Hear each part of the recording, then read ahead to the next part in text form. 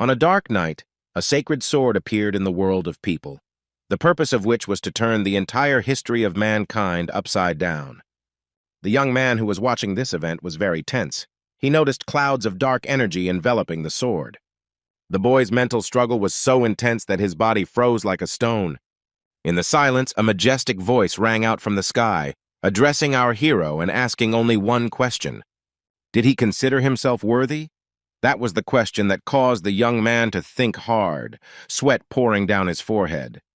He closed his eyes from the tension, realizing that this voice would determine his entire destiny in this world, his entire future life path. And so the decision was made. The guy stood right in front of the shining sword, and it was clear from his face that his doubts had receded.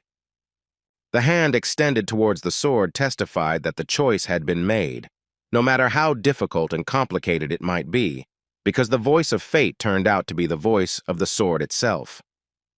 "Opportunity must be provided honestly, Leon," the sword said as the boy's fingers closed around its hilt. "Whether this vision was real, we will find out very soon." The events that followed took place in the academy, which, among the mountains under a clear sky, prepared young men and women to become worthy comrades of the emperor. Crossing their wooden swords on the training ground, each of them dreamed only of winning the battle. The dark-haired guy named Leon, whom we already knew, was fighting with a tall blonde guy, while his thoughts were that our world was terribly absurd. After another lunge, his training sword was thrown aside, and Leon himself practically flew back, grimacing in frustration. The enemy's sword drew a line on the ground. The sound from this was so unpleasant that it made our hero grimace even more.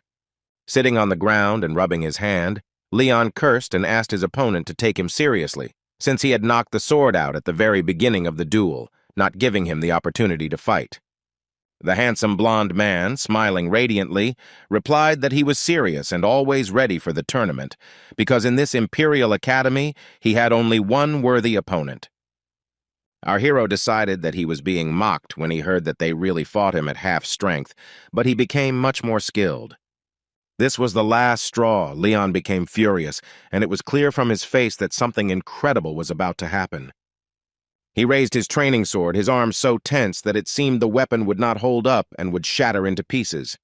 Shouting that he couldn't stand being pitied, the boy raised his sword over his head and rushed to attack his enemy again. Since the blonde again did not allow himself to be hit, deftly stepping aside, the duel did not take place, but instead, snide remarks from other students rained down from all sides. With a face twisted in annoyance, Leon listened as his opponent, Lion, fought him only because their names sounded the same, and that otherwise he would be destroyed in one blow. Lion himself was smiling kindly at this time, and it was obvious that he liked both Leon's rage and what he heard behind their backs. Suddenly, a disgruntled voice from the sky joined the chorus of students. A dark shadow hovered there, hissing that another defeat was a bad sign. Completely devastated by the failed duel, Leon sat down in the shade of the trees, placing his training sword next to him, his thoughts blacker than night. The young man thought sadly that it had been 3 years since Lion had been transferred to the academy, and he still had not been able to come close to his level of strength. Gritting his teeth in rage, our hero whispered that he would never surpass Lion in his mastery of combat and weapon handling, even with diligent training. Having imagined the image of the enemy, Leon noted that he was completely different, not at all similar to himself, despite the almost identical names. He imagined Lion walking majestically past a crowd of female fans and concluded that the young man's look, manners, and personality itself resembled a fairy tale hero, not a living person. Leon, sweating profusely, thought that the enemy's place was in the elite class. He was above them all, and besides, the guy was tormented by the thought that such behavior could be a show. At this time, Lion leaned towards him with a smile. He extended his hand to help him up and asked if everything was okay. His face was incredibly good-natured and literally glowed with joy, while our hero was ready to burst with anger. To the young man, most of all, I wanted the opponent to simply disappear, not remind me of the defeat. Not show superiority, not be condescending. Leon was almost ready to accept help out of politeness, but suddenly he heard his blonde friend, Chloe, calling out to him. The guy's face became stony and dissatisfied again.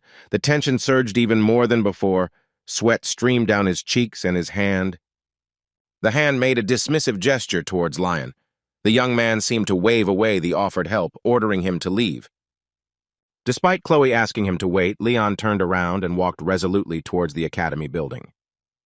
Chloe's questions flew at his back about why he continued to fight Lion when he couldn't win. The girl spoke indignantly. Leon didn't look back, but both the gate and the guy's figure itself indicated that he heard everything and was embarrassed. Lion tried to explain to the beauty with a smile that nothing serious had happened, but she didn't listen to him and continued to catch up with her friend. Grabbing our hero's arm to stop him, Chloe quickly noticed the blood. His finger was cut and a little swollen.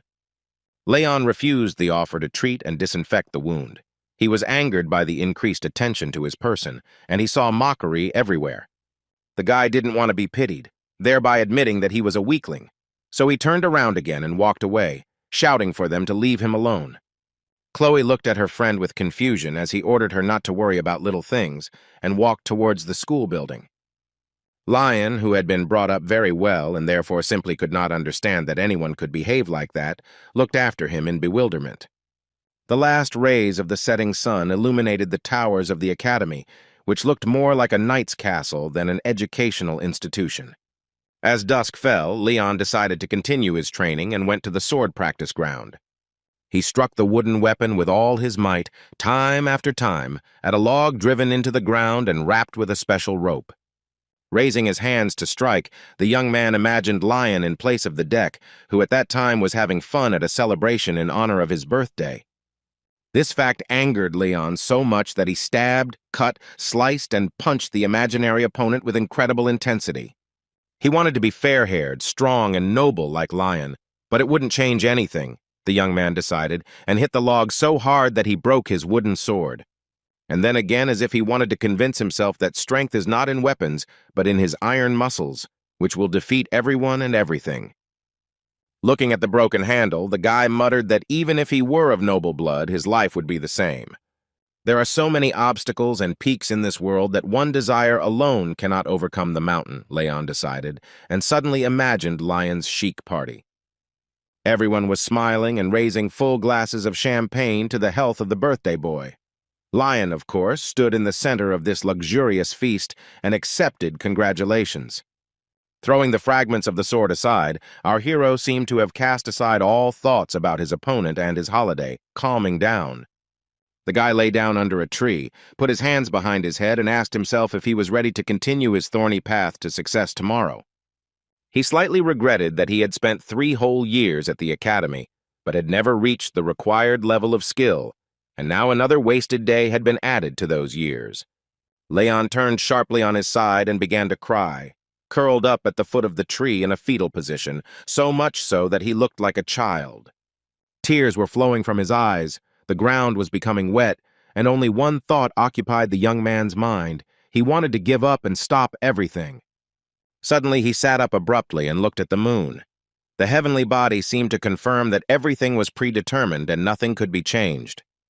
Leon screamed and screamed, asking the heavens and the moon and the trees and all the forest creatures why he had suffered such a sad fate.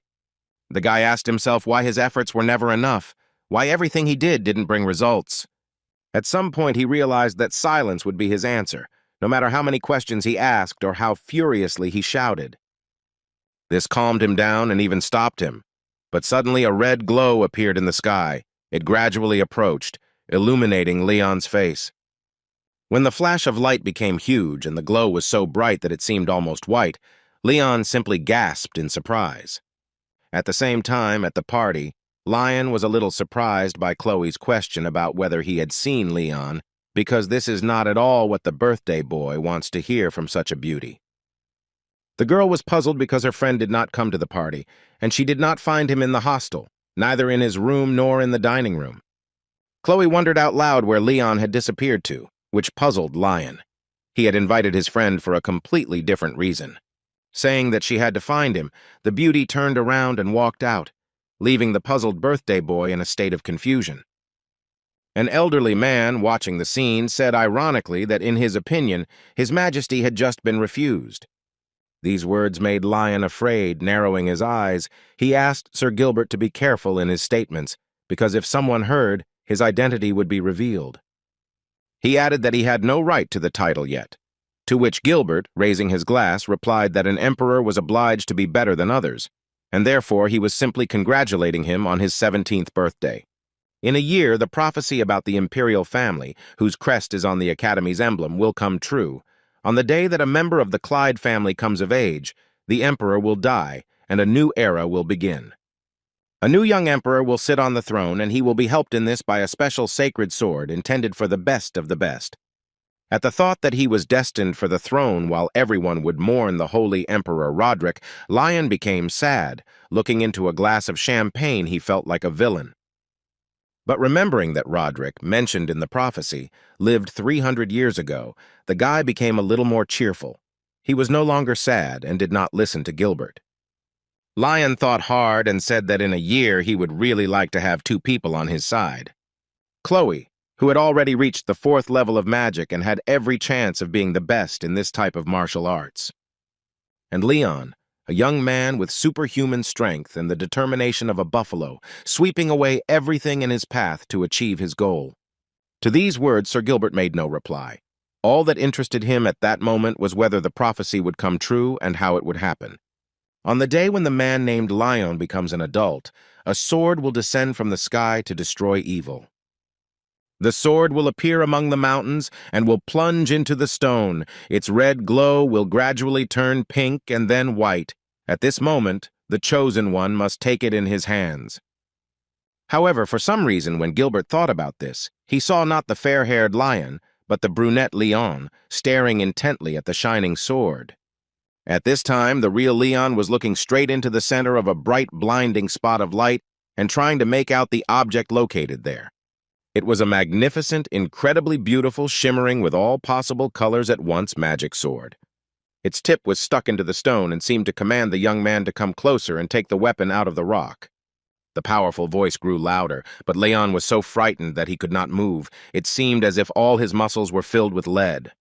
The voice continued to escalate the situation, asking if the guy knew who was in front of him, which made Leon feel like he was going to split in half. He was at once both eager to obey the order and doubtful that he was truly worthy of wielding such a weapon. Leon looked at the sword and thought that this was some kind of joke. The blade couldn't talk to him like a person, and also give orders. The guy suddenly realized that in front of him was the holy sword from the ancient prophecy, and in response to these thoughts, the voice said that the guess was correct. The sword revealed that it was Leon himself who had summoned him, which caused the young man to panic since he had not done it. It was all because the world was unfair, the sword continued, and Leon immediately remembered today's duel and the somewhat arrogant face of his opponent. The guy also remembered the voices behind him, and the thought that someone gets everything, for example, Lion, and he gets nothing, made him very bitter. It was as if he saw himself from the outside, standing alone in the middle of nowhere with a broken wooden sword. Then Leon's face suddenly became hard and very angry. He imagined Chloe with Lion. Beauties always choose noble winners. The young man thought over and over again about how hard he had worked for the past 3 years, and suddenly felt that he had earned this sword with sweat and blood. The weapon belonged to him. This sacred sword would be a reward for his efforts, making him invincible and the most powerful of all, the boy decided. Leon looked at the sword one last time and decided to take the weapon because he really deserved it. With a wild cry that he deserved it, the boy rushed towards the sword to take possession of it as quickly as possible. Stopping right in front of his target, Leon suddenly realized that this was not his decision. This weapon manipulates thoughts, makes you not be a weakling. Our hero remembered Lion's friendly face and helping hand, once again doubting his rights. The next image in her mind, where Chloe stayed with Lion while he walked away, reminded her that life wasn't fair. After all, he trained like crazy for many hours every day, but he only defeated a wooden block, not a living opponent. Leon shouted that he was not a coward and tried to prove it with his own strength. But when reality turned out to be cruel, he decided to destroy it. The glow from the sword became brighter. My efforts will not be in vain, Leon decided and clenched his fists, looking menacingly and decisively at the magnificent sword. Opportunities should be equal for everyone, the guy whispered, and the light of the sword reflected in his sad and huge eyes. The sword was silent, and our hero decided that even the weapon didn't care about him. The guy angrily turned his back on it, waving his hand. True, the warrior had proven his honesty, the voice proclaimed, and the sacred sword began to glow more brightly and rise from the rock into which it had been thrust. The rays of light literally blinded Leon. He covered his eyes with his hand and was ready to obey the voice that ordered him to raise his sword. The young man could not believe that the weapon had been entrusted to him, that he was now a warrior and would fulfill a sacred mission, that the desired reward was almost in his hands. "This is not trust, this is my will. The hero is the heart of a broken fate, born not of noble blood. You thirst not for glory and riches, but for justice," the sword proclaimed. Leon was no longer sure he wanted to continue. Calling him a hero who deserved reward and praise, the sword seemed to be lying. For a moment, the boy felt an irresistible desire to resist the will of the sacred weapon, but its power was enormous. This is his reward, the only chance to prove to the whole world that he is truly a warrior and a hero, Leon finally realized. Letting out a battle cry, he clenched his hand on the hilt of his weapon with a force he had never even suspected he had before. It was ecstasy. However, the boy's face was distorted with anger, not virtue. His eyes glowed blue, and he practically did not listen to what else the sword was saying. And he said that he was the sword of the Holy Emperor Rodrigo Caldeas el Vivar. He would direct the light into a new era, and Leon must do this with him, the weapon ordered. A new vision suddenly overtook Leon, as if in the sky the face of a beautiful fair-haired hero, either an angel or a demon or a god, was darkened with sadness. He explained to someone that he had not given the holy sword to a simple hero on a whim, because at least the prophecy passed on to the Clyde family spoke of a young man with a name that translated means lion. It didn't say that the sword was intended for anyone of their kind, he continued, adding that Lion had not lived up to his expectations at all, unlike Leon. The first one had talent and destiny. The second one had the will to achieve the goal and a pure heart. Besides, you liked him more. The fair-haired hero chuckled. Leon suddenly realized that this was the same Rodrigo, and he was speaking with his sword, explaining that it was not necessary to use the heirs to pay off debts. Then the voice of the sword asked Rodrigo to watch over the youth from heaven, and the Holy Emperor nodded, winking at someone invisible. The next moment, Leon realized that he was lying in bed, looking at the ceiling of his bedroom in the academy dorm. A bright beam of moonlight fell from the window. The young man's face and clothes were covered in beads of sweat and tears. The emotions he was experiencing did not fit any of the possible characteristics. He stood up to close the curtain, still not understanding how he could have seen such a strange and impressive dream. But if it was a dream, where did that beautiful shining sword in the corner come from? The young man thought in panic. It turns out that everything really happened. Leon climbed onto the bed with his legs and covered his face with his hands. It was obvious that the guy simply didn't know what to do with a weapon. Suddenly he heard the voice of the sword, which cheerfully informed him that this was not a dream, but his only chance to become stronger. The sword asked not to think that by using it one can instantly become better. Many serious tests await them ahead, the weapon clarified. The voice became more and more material with each phrase, and Leon suddenly noticed that he was visualizing himself as a blue ball with an eye, mouth, and eyebrows in the form of golden wings. The ball somehow reminded him of Rodrigo, but Leon didn't have time to think about it, because the voice of the sword added that the life of people with great power is terrible. It might be necessary to sacrifice relatives, a lover and close friends, the sword summed up, and an image of Chloe and Lion appeared in Leon's mind. The sword tried to hint that the young man had chosen this path himself, but the boy interrupted his speech in indignation that it was too thorny. But then our hero remembered that this was the very chance to prove that he was better than all these people, no matter how strong they were. Seeing Leon's enthusiasm, the ball added that now was the time to set out on the predestined path and complete the first test. Frowning, the ball ordered to prove that the guy was worthy of it. In order to teach him correctly, it was necessary to know the level of previous training. Leon's face expressed readiness to defeat all invisible enemies with one blow. He was sure that in reality this could very well happen. A few more seconds passed, and suddenly the ball, visualizing the voice of the sword, thoughtfully said that it was already dawn, the sun was about to rise. Leon was no longer able to count how many hours had passed since the beginning of the test. He was completely exhausted and shaking with nerves. That morning had come, and he was not yet at the academy. Besides, if anyone sees this weapon, they will immediately recognize it, the young man added, looking at the sword in his hand. The glowing blue ball calmly replied that there was one way to solve this problem, raising its index finger to confirm its importance. The blade glowed brightly again and slowly floated in the air towards the hand, scaring Leon literally to death.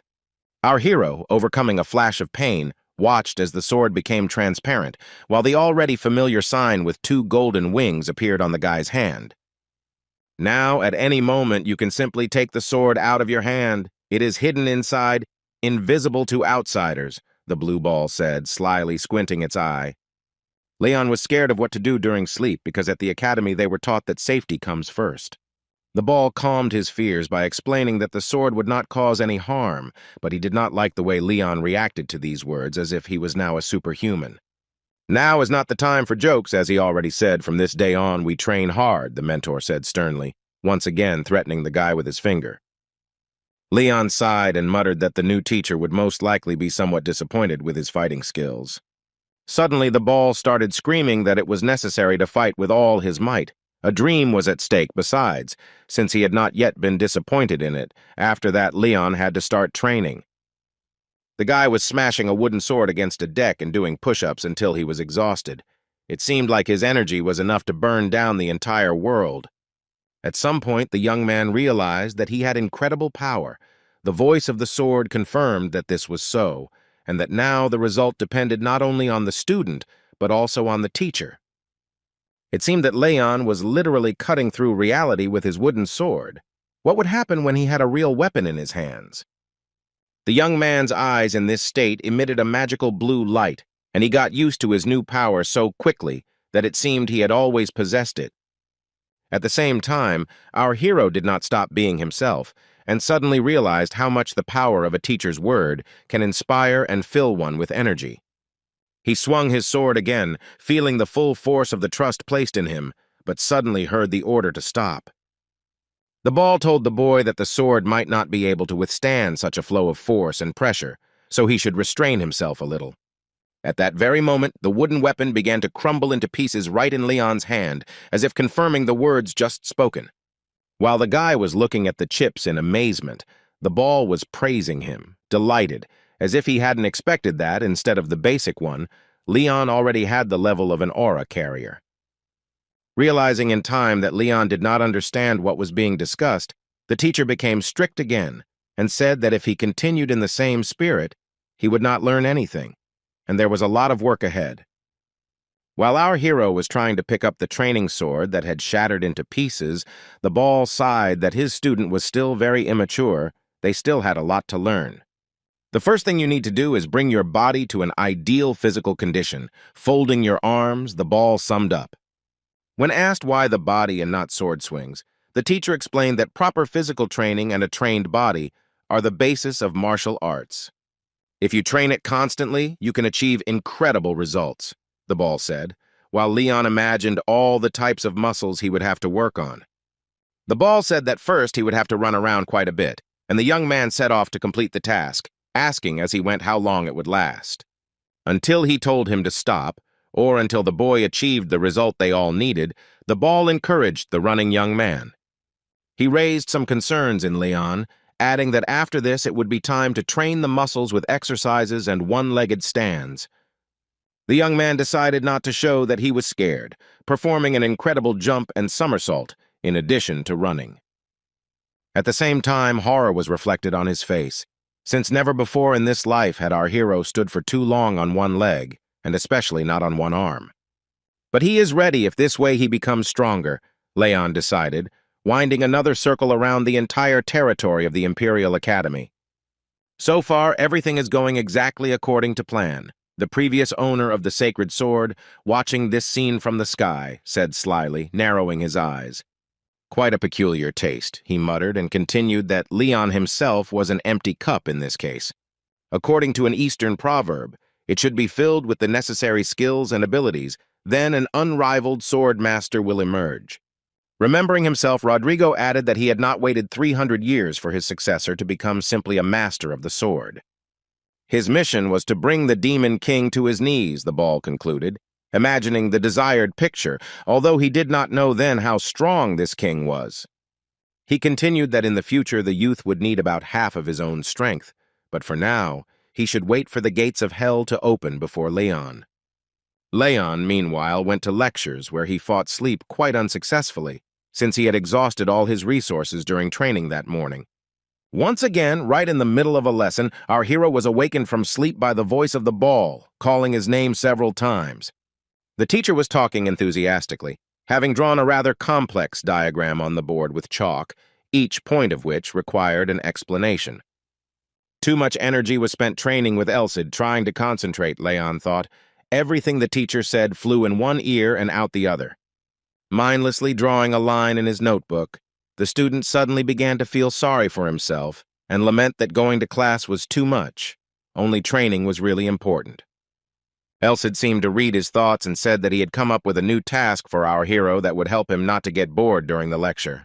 He asked what he thought Leon lacked, and the boy immediately thought of fencing skills, endurance, and strength. The sword's answer surprised him because it stated that, first of all, our hero lacks attention to detail and simply attentiveness. There is an Eastern proverb that 1 eye, 2 legs, 3 hearts, and 4 powers make a warrior invincible, Elsidur proclaimed. He explained that mindfulness is most important, followed by endurance and then courage and strength in that order. Leon was somewhat confused. The young man had not expected that strength would be named last, since he had just recently been told about physical training of the body. Noticing this, the sword clarified that he meant that there are 3 more important indicators than strength, which does not cancel out its importance. In many things, it is precisely attentiveness that plays a fundamental role, he concluded, laughing at Leon's thoughtful face as he digested what he had heard. Perhaps it was a matter of training his eyeballs, the boy thought, turning his head left and right to get the best possible view of everything around him. Now his student will be better, Elsidur proclaimed, and asked permission to show how useless the boy's eyes had just been. At this moment, our hero was afraid that the sacred sword would deprive him of his sight, and anyway, he had no problems with his eyes. What kind of talk was this? The sword's voice asked the boy to look closely at the teacher standing at the board to prove his statement. He wrote with chalk on the board and did not even suspect that he had become the center of attention not only of his students, but also of a magical entity. Leon concentrated all his attention on the teacher's actions, trying to catch the slightest movement of his quick fingers and remember his appearance well. It was a middle-aged man with gray hair, standing in front of a blue board with a pointer in his hand. That was all Leon remembered when Elsidur asked him to close his eyes in 10 seconds. The next question caught the guy off guard. The sword asked how many lines were written on the board behind the teacher, but only the image of the man himself appeared in his memory. No matter how hard Leon tried to remember at least some details, beyond this, he could not remember anything at all. Realizing that he was completely unable to cope with the task, he was indignant that he was told to look at the teacher.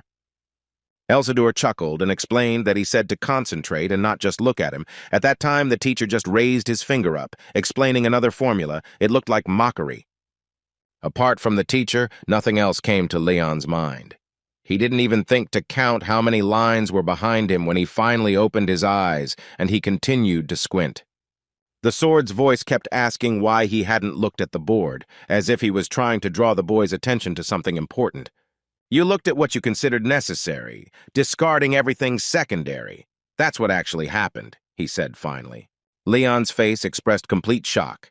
He suddenly realized that he had carried out the instructions at his own discretion, acted as he was accustomed to, and that this was a mistake.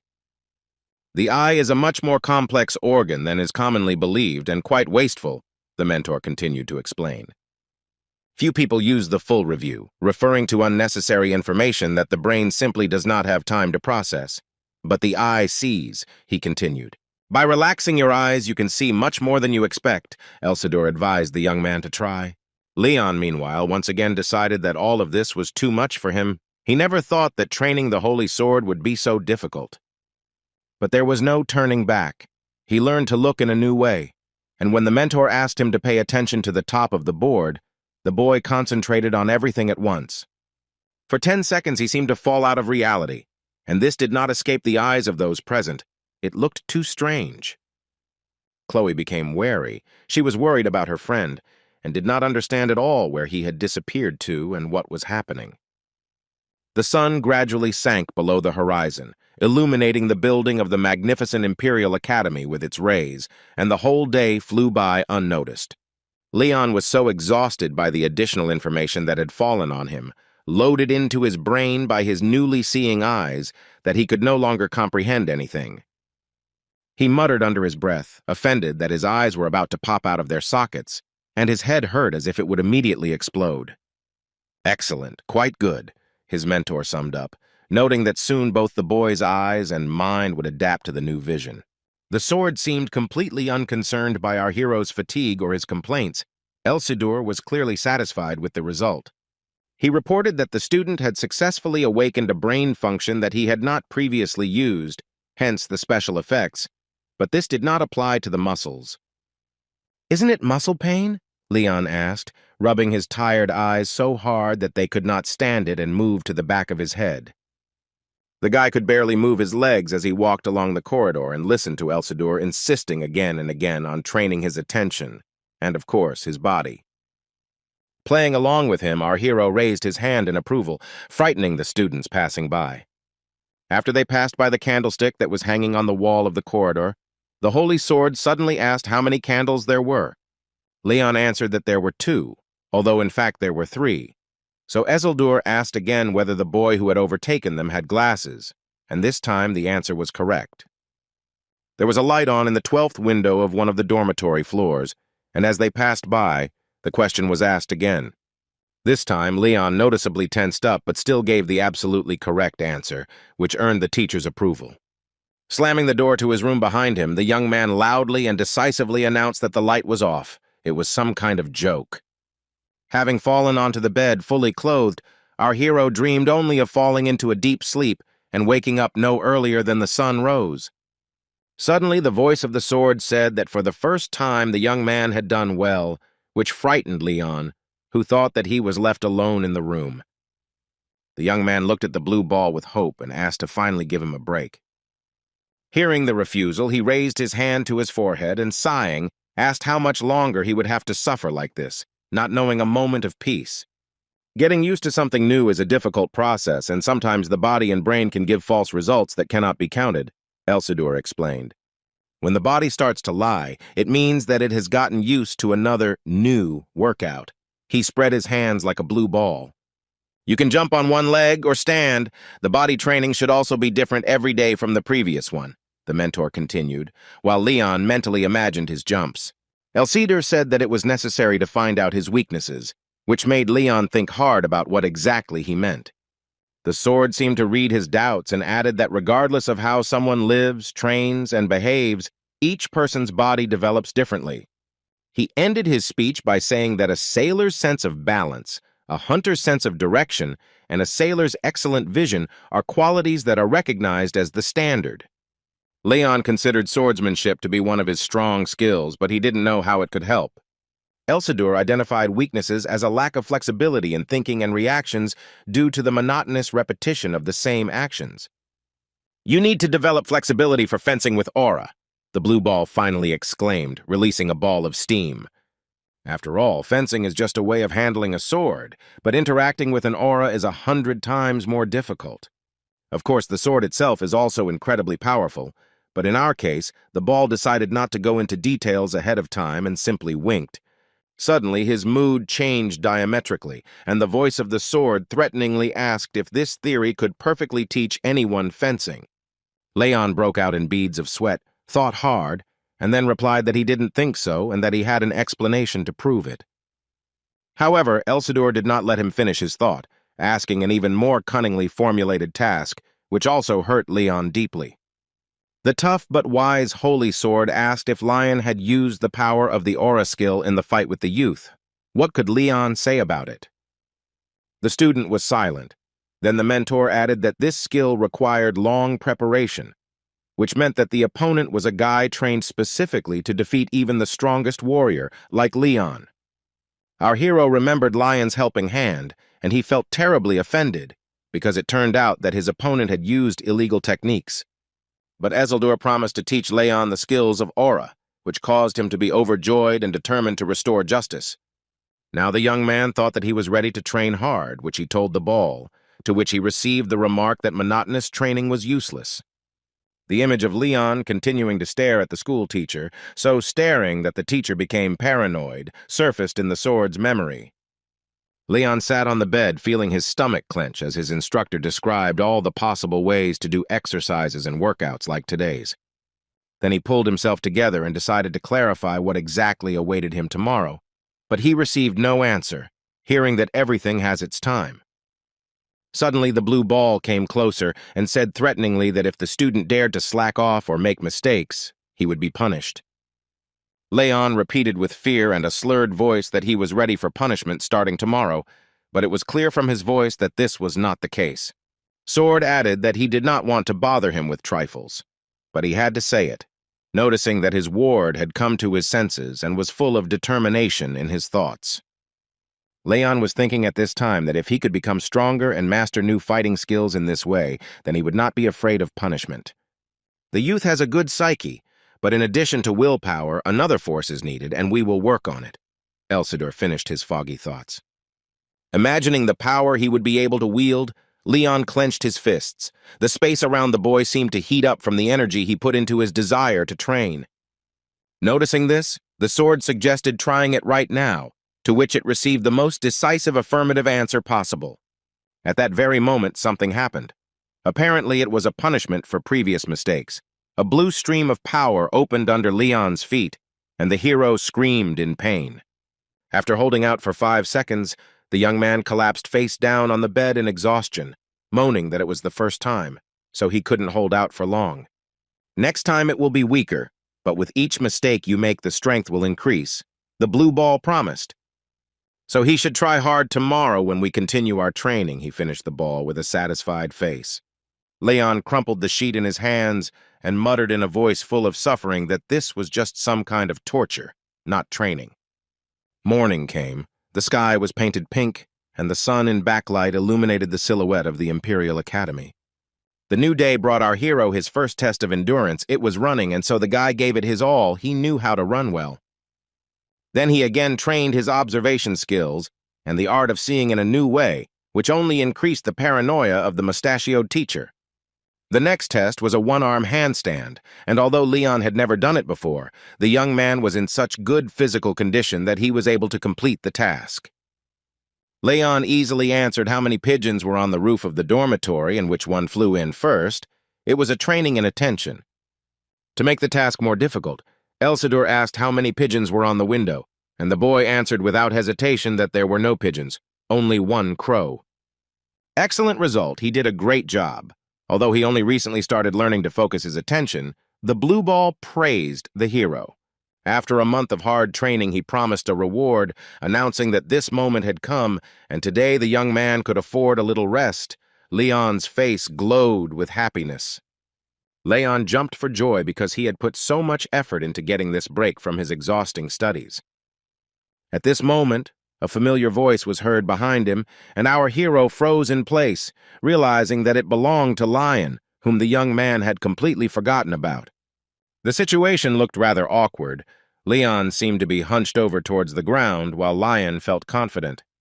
A second later, everything changed. Our hero straightened up and greeted his opponent in a calm, confident voice. They hadn't seen each other since the start of training. Leon suddenly realized that he had been so busy that he had even ignored Chloe's attempt to talk in his haste, brushing her off. Lion, without turning his face, said as if into space that he had been asked to call Leon into the hall for a meeting after lunch. He added that he was sure that he would find an opponent right there, near the tree on the territory where most of the training took place. Sitting on the ground and leaning his back against the bricked wall, Lion sighed sadly that a month had passed, and Leon had not once wanted to fight him. Looking at the young man's face, the opponent continued that he caught himself thinking that Leon had given up, and added that his face had changed. The blonde looked intently at our hero, his blue eyes reflecting some suspicion, surprise, and even fear. Leon asked him how serious he was and received the answer that he was completely serious, although Lion did not look that way. Finally, he smiled, and the tension between them eased a little, and the guy added that he knew well the faces of those who thought they couldn't beat him. Imagining these faces next to Leon's, he clearly realized that they were radically different, and this surprised him incredibly, because just recently it had been different. The young man listened to this statement calmly, as if paying tribute to the art of manipulation that his opponent possessed. Finally, Leon said that his friend was good, and added that if that was all, then their conversation could be considered over and they could leave. Lion was not taken aback and noted that the young man was as cold as always, but he would still decide to take a risk and ask him to talk a little longer. Our hero could not restrain himself and fell into his usual rage, hissing that he did not understand who Lion thought he was and why he expected to talk. "Just 10 minutes, the blonde continued softly, and Leon had no choice but to agree. He pulled himself together again, scratching the back of his head. The guy sat down in the shade of a tree next to his opponent, but for the first few minutes both were silent, not knowing where to start and how. They looked at the fluffy, snow-white clouds floating across the blue sky, and each one was painfully thinking about his own thing. Finally, Lion asked if Leon had ever encountered rumors that he was not a commoner, but was of noble birth. This caused some confusion and surprise in the opponent. He could not decide what to answer. Leon finally blurted out that he would not lie, and Lion himself was not particularly eager to hide his origins and manners. "He is no longer a newcomer to the academy and does not expect special treatment," Lion retorted, looking piercingly into the young man's face. He looked puzzled when the blonde added that although he did not hide his manners and upbringing, he did hide his identity. Lion asked if our hero understood that he accepted his challenge only because he studied at the academy, but this time Leon did not react violently, but only laughed. But then he remembered how their battles usually went and gradually began to get angry. In Leon's place, the more reasonable behavior would have been to simply not get involved with him, so as not to attract attention. But the young man acted differently. I wonder why. Leon thought hard because as the winner, his opponent treated him incredibly favorably and respectfully. Before our hero had time to feel gratitude towards Lion, he suddenly announced that this time was now over and changes were coming. Leon didn't fully understand whether this was a special technique for working with the aura or ordinary manipulation, but this thing worked. He tensed up. Thinking that they were talking about the possibility of getting into a fight, the guy yelled that it wasn't fair, so Lion had to smooth things over and explain that he meant something else. The blonde continued that he was not going to stop the rivalry, but was offering to fight one last time. No wooden sticks, only swords. Our hero raised an eyebrow in surprise and waited with interest to hear what else was included in the terms of Lion's offer, since it was clear that he had not said everything. The final chord struck him. His rival declared that if Leon lost, he would become his vassal for the rest of his time. He wondered if what he said was a challenge. It sounded like gambling. But what if he didn't keep his word after all? It wasn't a magical contract, just an agreement. Having voiced these thoughts, the young man received the answer that his opponent trusted his word and had no doubt that all conditions would be fulfilled with honor. This compliment was deserved and somewhat softened Leon's indignation, but the real confusion was caused by Lion's words that he was always ready to be on his side. Leon chuckled, accepted what was said, and asked what would happen if he won the fight, or if that option was not even considered. When he uttered these words, the most dazzling smile lit up the guy's face. It seemed as if he had never experienced such joy in his life. Leon's own impudence almost made steam come out of his nostrils, and it was his fair-haired friend's turn to tense up. However, years of training had taught Lion to hide his emotions, and he quickly pulled himself together and smiled mysteriously. He would do whatever our hero asked without endangering his family and honor, was his well-thought-out answer. Leon agreed after hearing that he also did not have access to secret skills, techniques, and magic tricks in his wishes, but he did have the privilege of setting the date of the duel himself. Finally, before leaving, Lion asked to warn him when the young man was ready, 3 days before the battle, and he would find a suitable place where it would take place. After walking a few steps, he stopped to catch his breath. In fact, this conversation was not as easy for the guy as the guy preferred to demonstrate. At this time, Rodrigo was watching this scene attentively from the sky. He seemed very pleased with the result and was almost rubbing his hands. This long-awaited moment has arrived, Prince Lion, claiming the throne, and the hero chosen by the whim of the Holy Sword will once again meet in a duel, the spirit rejoiced. At that moment, Leon was still standing in one place, his arms crossed over his chest, and he thought that he was just very scared and uneasy. He was not allowed to remain in this state in complete solitude. At that very moment, Elsidur's surprised and disapproving cry was heard. The ball continued to shout that Leon did not dare to be afraid, because so much effort had been put into winning the fight. Where was the will to fight? Our hero thought that everything was completely wrong. He was now so strong that he was worried about his opponent. The guy came to his senses in time. The ball was not prepared for this turn of events. It looked somewhat confused and did not know how to react to what it heard. Extending his hand forward, palm up, Leon said thoughtfully that he had trained a lot and could already see the results himself. Just a month ago, training seemed incredibly difficult and exhausting to him, but not now, the young man finished, decisively clenching his hand into a fist. Even though no one knows about it, the guy shouldn't worry so much, the blue ball replied after some thought. Leon was incredibly happy and asked again if it was true. His face was at once somewhat surprised and cheerful. Elsidur corrected this in an instant, informing him that spiritual strength is no less important than physical strength, and our hero has not yet trained much in this area. But confusion was again replaced by joy when the blue ball promised to help the guy correct this mistake. Leon wanted to pass the endurance test, suddenly remembered the sword spirit. He exclaimed that he was looking forward to seeing this intriguing spectacle. He asked the young man, suspiciously stretching out the vowel sounds in his words, whether he was about to panic again. Leon's face showed that panic was exactly what was happening to him, but the guy shook his head. At lunchtime, it became clear what Elsidur meant when, like a bolt from the blue, the coach's words came that the runners should line up in order. All the students of the school began to look for their places. Those of them who, due to health reasons, could not participate in the competition had to step aside. Leon frowned menacingly and thought chaotically about the fact that the promised test of endurance had finally arrived. Thanks to his physical fitness, he took 9th place last year, and all the prize money went to the children of high-ranking nobles, the young man recalled. The ball quietly whispered in the boy's ear that, among other things, the nobility had special stamina potions that they willingly took. When Elsidur asked who became the champion, Leon replied that it was Lion, and it was obvious that he had trained really hard. At this time, the conditions of the competition were announced to them. They had to run 2 laps around the stadium, each 400 meters long for a total of 800 meters of distance. The last record was held by Leon, who did it in 1 minute and 20 seconds, the coach continued, while Leon mumbled that he had done it in 1 minute and 40 seconds. Shah reported that the difference was significant, but there was no need to worry since this was last year and now everything has changed. Leon's face became serious when he heard from Elsidur that he now possessed the secrets of the Holy Sword and had greatly improved his physical fitness. The young man exclaimed that the Holy Sword could rely on him and prepared to start as successfully as possible in order to win the race.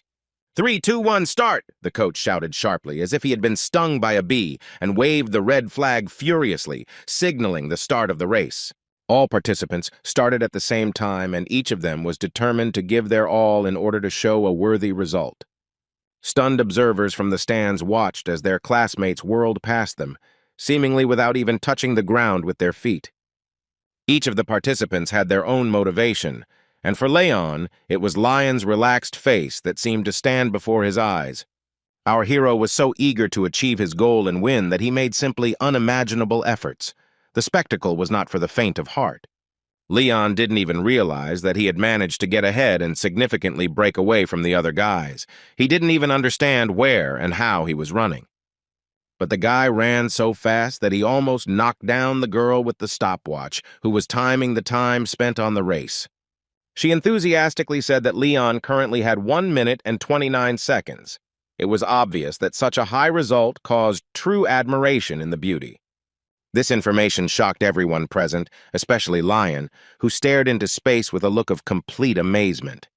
At this time, the trainer ran up to Leon and excitedly asked if the young man had learned to use aura, but the guy answered negatively. If this is not so, can he check? asked the coach, and without waiting for an answer, extended his hand towards our hero.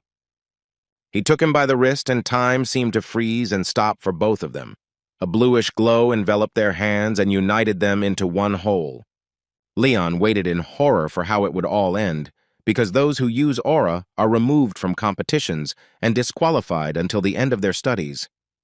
Leon said again that he did not use the aura, but the coach himself realized this, asking what kind of training the young man used to achieve such impressive progress. Our hero mumbled that he had only trained the basics. It was obvious that he was embarrassed by the praise and did not know how best to respond. The coach looked at the statistics and noted that Leon's performance had increased dramatically over the month, but the training had also become more difficult. When he allowed Leon to go, it was as if a weight had been lifted from the boy's shoulders, but the other students of the Imperial Academy literally stared at him. Lion was no exception. He sat thoughtfully in the shadows and tried to comprehend what had happened. He was especially concerned about what had caused such progress by his opponent. The first thing our hero did was ask his spiritual mentor what was happening as soon as they moved away from prying eyes and ears. The ball laughed joyfully and cheerfully, saying that he had no idea at all and was incredibly amused by Leon's lack of understanding and confusion. "Now he will explain everything," the sword continued when he stopped laughing, because strength is a rather complex concept that needs to be discussed in detail. The point is that strength is not only in muscles, as is commonly believed. Most people prefer to build muscle mass, but this is not the main thing. Muscle growth and density are only half the battle, Elsidor concluded, watching Leon's reaction. Then he asked the guy if he was familiar with the concept of the nervous system, because muscles also have nerves, and they are all closely interconnected. In connection with the development of the nerve, the limit of muscle strength is determined. So the main thing is not at all their size. The visible effect is of secondary importance, he summed up. Leon had never heard of such a thing, so he tried to imagine it all, and was especially interested in the connection between muscle strength and nerve strength. At this time, the mentor announced that Leon had trained his muscles to their physiological limit, and now it was time to train his nerves. The guy was interested in how much he had already succeeded in this, how well his neuromuscular system was developed at the moment. "To find out this and come up with punishments," the voice of the sword said, and Leon screamed in anger because he was expecting a different answer. Here the young man realized that he had caused confusion and fear among those around him with his scream and covered his mouth with his hands in panic. Elsidor, meanwhile, continued that everything the guy had been trying to achieve for 10 years, he had achieved in a couple of months, overcoming the pain and thereby training the nerve endings of the muscles. So, all this pain was not in vain. It was the goal of all the training, our hero asked his mentor. When asked why he had not spoken about this before, he replied that otherwise it would have bothered him even more. The training in mindfulness that had caused the teacher's paranoia was the key to this skill, the blue ball added. He said that his observation skills would have been reduced, and his concentration would have dropped if Leon had known about it in advance, and upon hearing this, the young man recalled the episode when he had not paid attention to Chloe. The ball wondered what results they could expect if he had warned the boy of the end goal before starting. As Leon looked dumbfounded and remained silent, the mentor folded his hands and said that simply saying thank you would be enough. "He only did what a holy sword should do, and he is very happy with the results. It has been a long time since he trained anyone like this," Elsidor exclaimed. Suddenly, Leon clearly saw a sword glowing with a red light, and the sinister face of a blue ball above it, looking longingly at the weapon. The boy had a sudden guess that his mentor was not a holy sword at all, but a piece of the soul of its previous owner, Rodrigo, and the great hero was actually a villain. Leon's thoughts returned to the recent events and began to remember how the competition actually took place, as if he was watching it along with the crowd. Lion were again as brilliant as ever, and it was now clear that they had won quite fairly and deservedly. The young man managed to perform brilliantly. He broke his record from last year and did not hide his pride about it. Leon was again tormented by doubts. He could not understand what kind of feelings he was experiencing: pride, envy, resentment, and surprise all at once. As our hero approached the stand where the results of the running competition were posted, the blue ball appeared behind his shoulder again. Clenching his fists, The young man muttered that he was unable to defeat his opponent, to which he received an immediate response that everything has its time. Last year you were first in 10th place. This year he stayed first and he took second. This is incredible progress. At that moment, Leon finally realized that he could defeat the enemy, and that this moment was just around the corner. Wings, symbols of the sword, flashed on his hand. In the evening, only a few windows were lit in the hostel, and one of them, the brightest, was in our hero's room.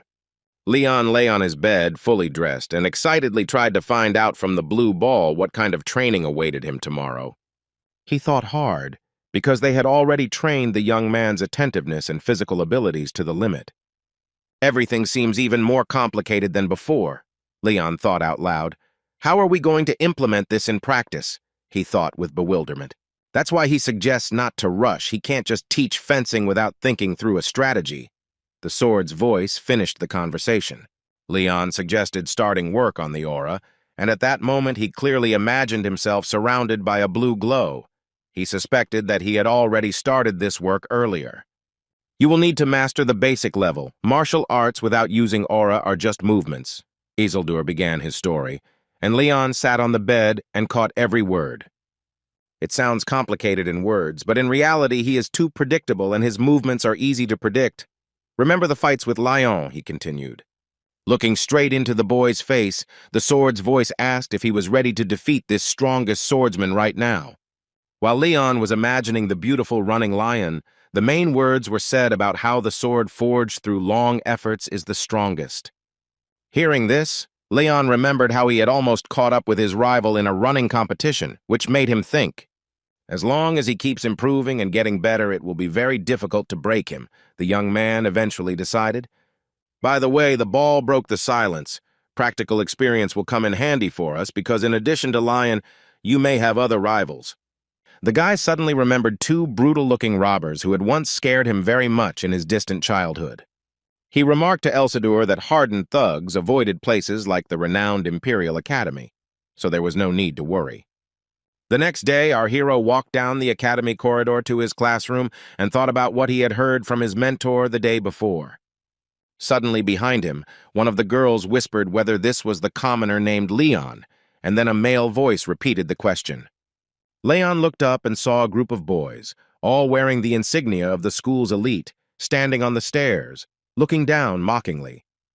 Looking at the glittering gold badges of the elite class students, the boy wondered why they could be interested in his humble person. Clarity came when one of them exclaimed that this was some kind of hell. There was no way such a tramp could have taken second place in the competition. Pointing their fingers at Leon, the boys loudly expressed their indignation and expressed furious assumptions that the coach had messed something up and that something needed to be sorted out. A whole crowd of onlookers had gathered behind Leon, and in order not to disappoint them, he calmly explained what was what, suggesting that they go to the curator and expose the deception. Such insolence caused a new wave of ridicule and indignation. It seemed as if the mouths of the school elite belonged to market traders. If they were surprised that a commoner boy had risen from 9th place to 2nd place without cheating, what were all their achievements worth? Leon asked. Was he just now revealing his true potential? What kind of family was he from? The elite class students continued their onslaught. Leon could hardly restrain himself from responding with another insolence. His natural irascibility fought with the voice of reason. Suddenly he noticed the blue glow in the eyes of the accusers and decided that they probably knew how to use aura, and therefore it was wiser not to mess with them now. At that moment, a loud voice came from the top of the stairs, calling for an end to all the proceedings and for calming down. Raising his finger in the air, an incredibly elegant young man with a pronounced passion for precious jewelry came down to them. His footsteps echoed as his voice continued to proclaim that all students at this academy had equal rights and even commoners sometimes needed to be allowed to stand out. The blue ball grimaced, realizing that someone was just showing off. There was no sense of equality here. Other members of the crowd reacted differently. Towering over everyone present, the elegant young man ended his speech by saying that it was the job of the nobility to stay out of the way while the common people worked hard. Having said this, he cast a haughty glance at the crowd and stopped, enjoying the impression his speech had made. While the spectators shouted that Elmont was right, and a commoner would always be a nobody, Leon whispered to the ball that Elmont was the second son of the Count of Bourbon. Recalling last year's running competition, our hero added that Elmont took second place that year, and now he was hurt by who he lost to. Elmont was truly furious that all these years he had been unable to overtake Lion, and now this upstart commoner had appeared. But he was well-mannered, so he approached Leon and said in an even voice that he regretted that their first meeting had gone the way it had. Extending his hand, Elmont added that there was no need to think that students of noble blood were fools and did not understand anything at all. The hand became even closer, and Leon received an offer to follow the instructions of the elite, and then everything would be in perfect order. Our hero retorted that he first wanted to hear what the instructions were, and only then would he make decisions. This caused indignation among those present. Many nasty words were spoken, but Elmont raised his hand gracefully and silence reigned again. He narrowed his eyes and suggested that Leon confirm the honesty of the results by going through a one-on-one competition under the supervision of an instructor. For several seconds, our hero could not figure out what they were talking about, what he was being accused of, and what he had to confirm. While Elmont humbly waited for an answer, Leon's mind was racing with thoughts, one more insane than the other, but he couldn't decide. He clenched his fists and doubted because the offer itself was tempting, but the accusations were humiliating and also false and unfounded. According to Elmont, the fact that he didn't use the aura was evidence that they were using it, the guy thought, once again noticing the glowing blue eyes of the elite. Leon closed his eyes and suddenly realized that if he refused, he would be branded a cheater, a rule breaker, and a coward. He immediately imagined the joy of his opponents if he agreed, and he realized just as clearly that he couldn't agree either. If they insist so much, it means they are planning to harm him in some way. Leon realized the duality of his position. Suddenly, somewhere behind the students' backs, our hero noticed Lion. He didn't even notice, but rather felt his presence. He could help get out of this mess, the boy thought feverishly, while the mood of the crowd became more and more impatient. Leon himself laughed at the absurdity of this thought because accepting help from an opponent was tantamount to admitting one's own weakness. He gritted his teeth, gathered his courage, and loudly and clearly announced that he accepted the offer of a one-on-one competition. As soon as he said this, sweat began to roll down his cheeks, and it took a huge effort for the young man not to burst into tears and run away. Demonstrating with all his appearance that he had received what he wanted, Elmont mockingly asked if everything in the stated conditions was clear. Introducing Instructor Helmet with his honest and stern face, Leon replied that everything was clear, but their coach would control the tournament, and the competition would take place in one day. If he wins, he demands that he swear never to doubt his abilities again or accuse him of foul play, Leon finished. Elmont thought that if the process was controlled by the Academy Instructor Helmet, then no one would dare to cheat. The instructor was struggling with hiccups at this time, trying to guess what was remembering him, going through the names of all his acquaintances and students. Finally, Elmont decided that he agreed. He said this with a very important air, which caused some surprise, but also respect on the part of our hero. True, immediately after he made a face, his only desire was to disgrace Leon, and it doesn't matter at all who the instructor is, it will happen anyway. In the evening, sitting on the bed in his room, the young man described to Elsidur what had happened, and he was especially struck by Elmont's face. The blue ball stuck to its guns and insisted that there was no need to pay attention to the face. The main thing was that there was a chance to gain useful, practical experience. Therefore, he was given a chance that he could not miss. He had to put aside all doubts and fight, the teacher insisted. Even after hearing Leon say that he had never fought an opponent who used aura and didn't know what it was like, the mentor stood his ground. Suddenly, a new thought lit up his face, and Elsidur cheerfully suggested that the young man demonstrate how this happens in practice. Leon was seriously scared and even stepped back. He had not expected the conversation to turn in this direction, and that he would have to strain himself again. The balloon was incredibly inspired and made several rapid flights straight into the night sky and back to the dorm room. He did not return empty-handed, unfolding before Leon magical manuscripts with information about all the skills and abilities of our hero. Leon read in amazement that his level was 18, His sword skills were weak, his aura skills were zero, but his physical abilities were astounding. A moment later, another glowing magical data block appeared in front of the young man's face. This time Elmont's, and it turned out to be incredibly weak. Most likely this young man uses strength potions. His noble origins allow this, the blue ball summed up. He added that potions alone are not enough. The young man in any case had to train a lot to reach the level he has. Second place is success. Using the diagram as an example, the mentor tried to explain that all physical capabilities have a limit, but it can be increased with the help of aura. But with its help, you can jump over this wall without it, the ball added, while Leon recalled all his grueling training. For example, running with a barrel full of heavy sand tied to his belt almost drove him crazy.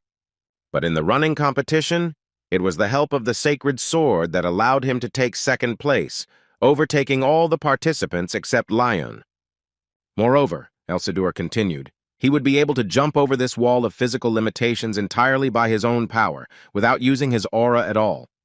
Looking at the young man's grateful face, the ball promised to make him so strong that all the idiots would get their fill and know their place. Leon agreed that there was no need to worry about his physical capabilities and assured his mentor that he was ready to submit to his will completely. Char made a face as if it was painful for him to hear gratitude, and in general, sentimentality is not something worth wasting oneself on. But our hero concentrated his thoughts on his goal and the path to it, not paying attention to how he expressed his feelings. He wanted to put someone like Elmont in his place so badly that his jaw clenched with impatience. It was time to start acting. On the day of the duel, the Imperial Academy still stood in its place under the blue sky among the high mountains and waited for students. Walking along one of the corridors of the alma mater, Leon thought about how honest a nobleman could be in a duel. "You've come!" exclaimed Instructor Helmet, standing by the wall as our hero came closer, lost in his sad thoughts. He was glad to see the coach who taught him a lot and showed himself to be a responsible, honest, and fair mentor. A lot had changed in a month, he told the instructor, adding that he had learned a lot and realized even more, and there was no doubt that he would not cheat. If you try to do something reckless, you will have to be stopped. But he is not like that. Helmet lowered his eyes to the floor.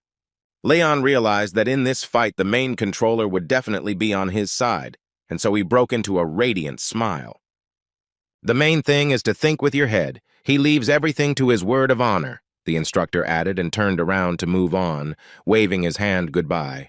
Turning around, he exclaimed with some youthful passion that it was time to teach these bastards a lesson, and Leon guessed that the coach could not boast of noble origins. Our hero clearly realized that now he would have to fight not only for his honor, but also for all the people who had been unfairly treated in this school. Full of dignity, he slowly and confidently walked out onto the site where the battle was to take place, and the spectators fell silent. Leon was beautiful as he stopped at the exit, and the cry that came from somewhere on the side sounded even more ridiculous. It was a rival, the noble Jeff Heinrich, who decided to make fun of the young man's appearance and called him a baboon. Ignoring the mockery, our hero simply asked the coach to quickly give the signal to start the fight, but certain conventions had to be observed. Standing between the two rivals, Helmet announced that you two, Jeff Heinrich and Leon, would now fight for your honor in my presence and before witnesses. He turned first to Leon's opponent, asking what his expectations were from the match and what reward the guy was counting on in the end.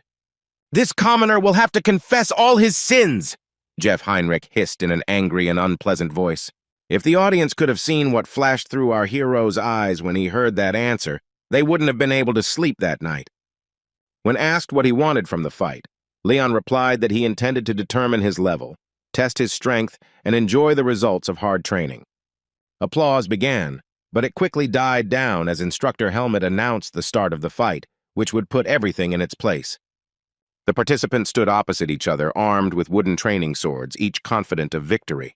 At this time, Lion, sitting next to a worried Chloe, was wondering if a tree could cut flesh with aura. Then it would be a problem for Leon, he summed up, not knowing that Elsador had already come to our hero's aid with advice. At this time, Leon was thinking that his opponent was just Elmont's pawn, so it didn't matter how strong he was. "There's no reason to use Elsid to defeat this guy," he whispered softly as he jumped off the ground. The opponent didn't hesitate either. He was full of determination and rushed into the attack like an enraged bull in front of a red rag. He swung his sword in midair, and Leon clearly sensed that Jeff intended to use a diagonal strike from the right side over the left side. It was too obvious a trajectory, and our hero guessed that it had to be a trick. It couldn't be that simple.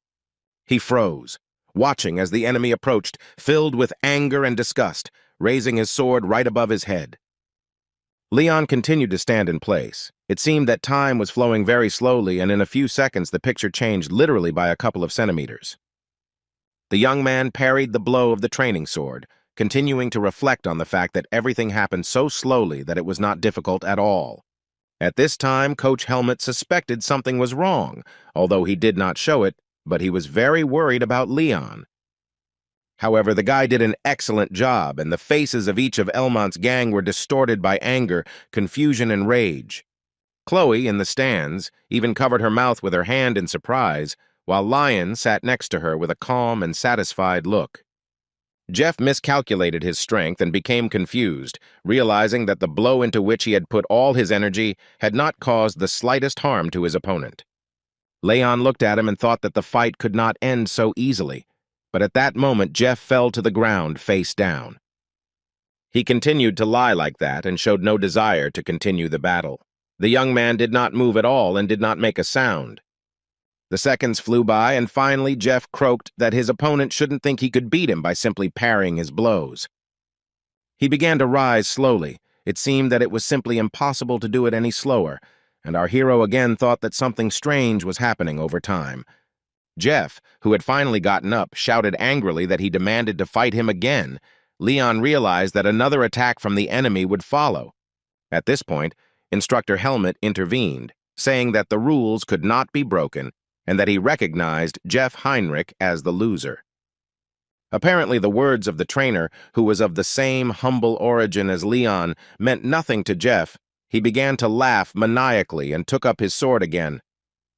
Pointing his finger at Helmet, he shouted at this commoner not to get cocky, his face blazing with anger and hatred. Taking a fighting stance, Jeff Heinrich intended to fight more seriously this time and announced that his blows would no longer be so easy to dodge. Leon looked puzzled, and the ball, not at all embarrassed, asked him not to defeat the opponent with one blow this time either. The signal sounded for the start of the second duel. The opponents stood facing each other with a menacing look, wondering who would be better off striking first. Before disappearing, Elsadur said that he was ready to come to his aid at any time, since this was Leon's first battle against a person with an aura, so it could be a great practice. Leon didn't intend to ask for a hint. All he wanted was to try his hand at fighting the aura as soon as possible. But the boy nodded. And then Jeff made an incredible leap and again raised his sword behind his head for a crushing blow. Noticing the streams of white light, our hero grabbed the sword very tightly and prepared to experience the power of the aura for the first time. The effect was created that the opponent was split into two. It seemed that he could be in not one, but several places at the same time. Shar also noticed the changes and that Jeff's movements had become different. He asked if our hero could see them. The young man nodded affirmatively, a blue glow reflected in his eyes. Leon already knew what the enemy would do and was ready. Then you can be sure of what will happen next. He tried to finish the ball, but Leon at that time had already managed to reflect the blow that fell on him. The young man was extremely focused and ready to fight to the end, gaining new experience in battle. His eyes didn't miss the blue glow around Jeff, who had taken on an incredibly sinister appearance. It was obvious that he was now using aura. "Stop dodging attacks!" the enemy shouted sarcastically, but Leon already realized that he was able to foresee his actions in advance. He came to the conclusion that now was not the time to attack, but to wear out his opponent a little and confuse him. Also, Elsadur advised using your stamina against forbidden skills, and that made sense. Jeff has his limitations too. You just have to wait until he shows these weaknesses, then there will be no time to hesitate. And so the tired enemy opened up, and Leon took advantage of this with lightning speed, striking with all the force he could muster. Jeff Heinrich held his ground but swore loudly and declared that he would not be given a second chance to defeat him. Another blow from Leon followed, and his opponent flew back like a rag doll, unable to stay on his feet. He stood up, leaning his hand on his knee, and hissed that he should have been gotten rid of at the beginning, but now the commoner would be in trouble. Jeff continued to shout curses, unable to control his rage. It seemed his will was not nearly as strong. Suddenly, the young man's eyes flashed ominously, and Leon guessed that a powerful attack using aura was about to follow. He stretched out his hands, and streams of white light began to envelop him, rapidly approaching the enemy. But Leon was ready. He struck again and muttered that in order to win, it was better to attack a stationary target rather than a moving one. Knocked down, Jeff Heinrich raised his hands in fear and, almost in tears, shouted that the fight was over and he surrendered.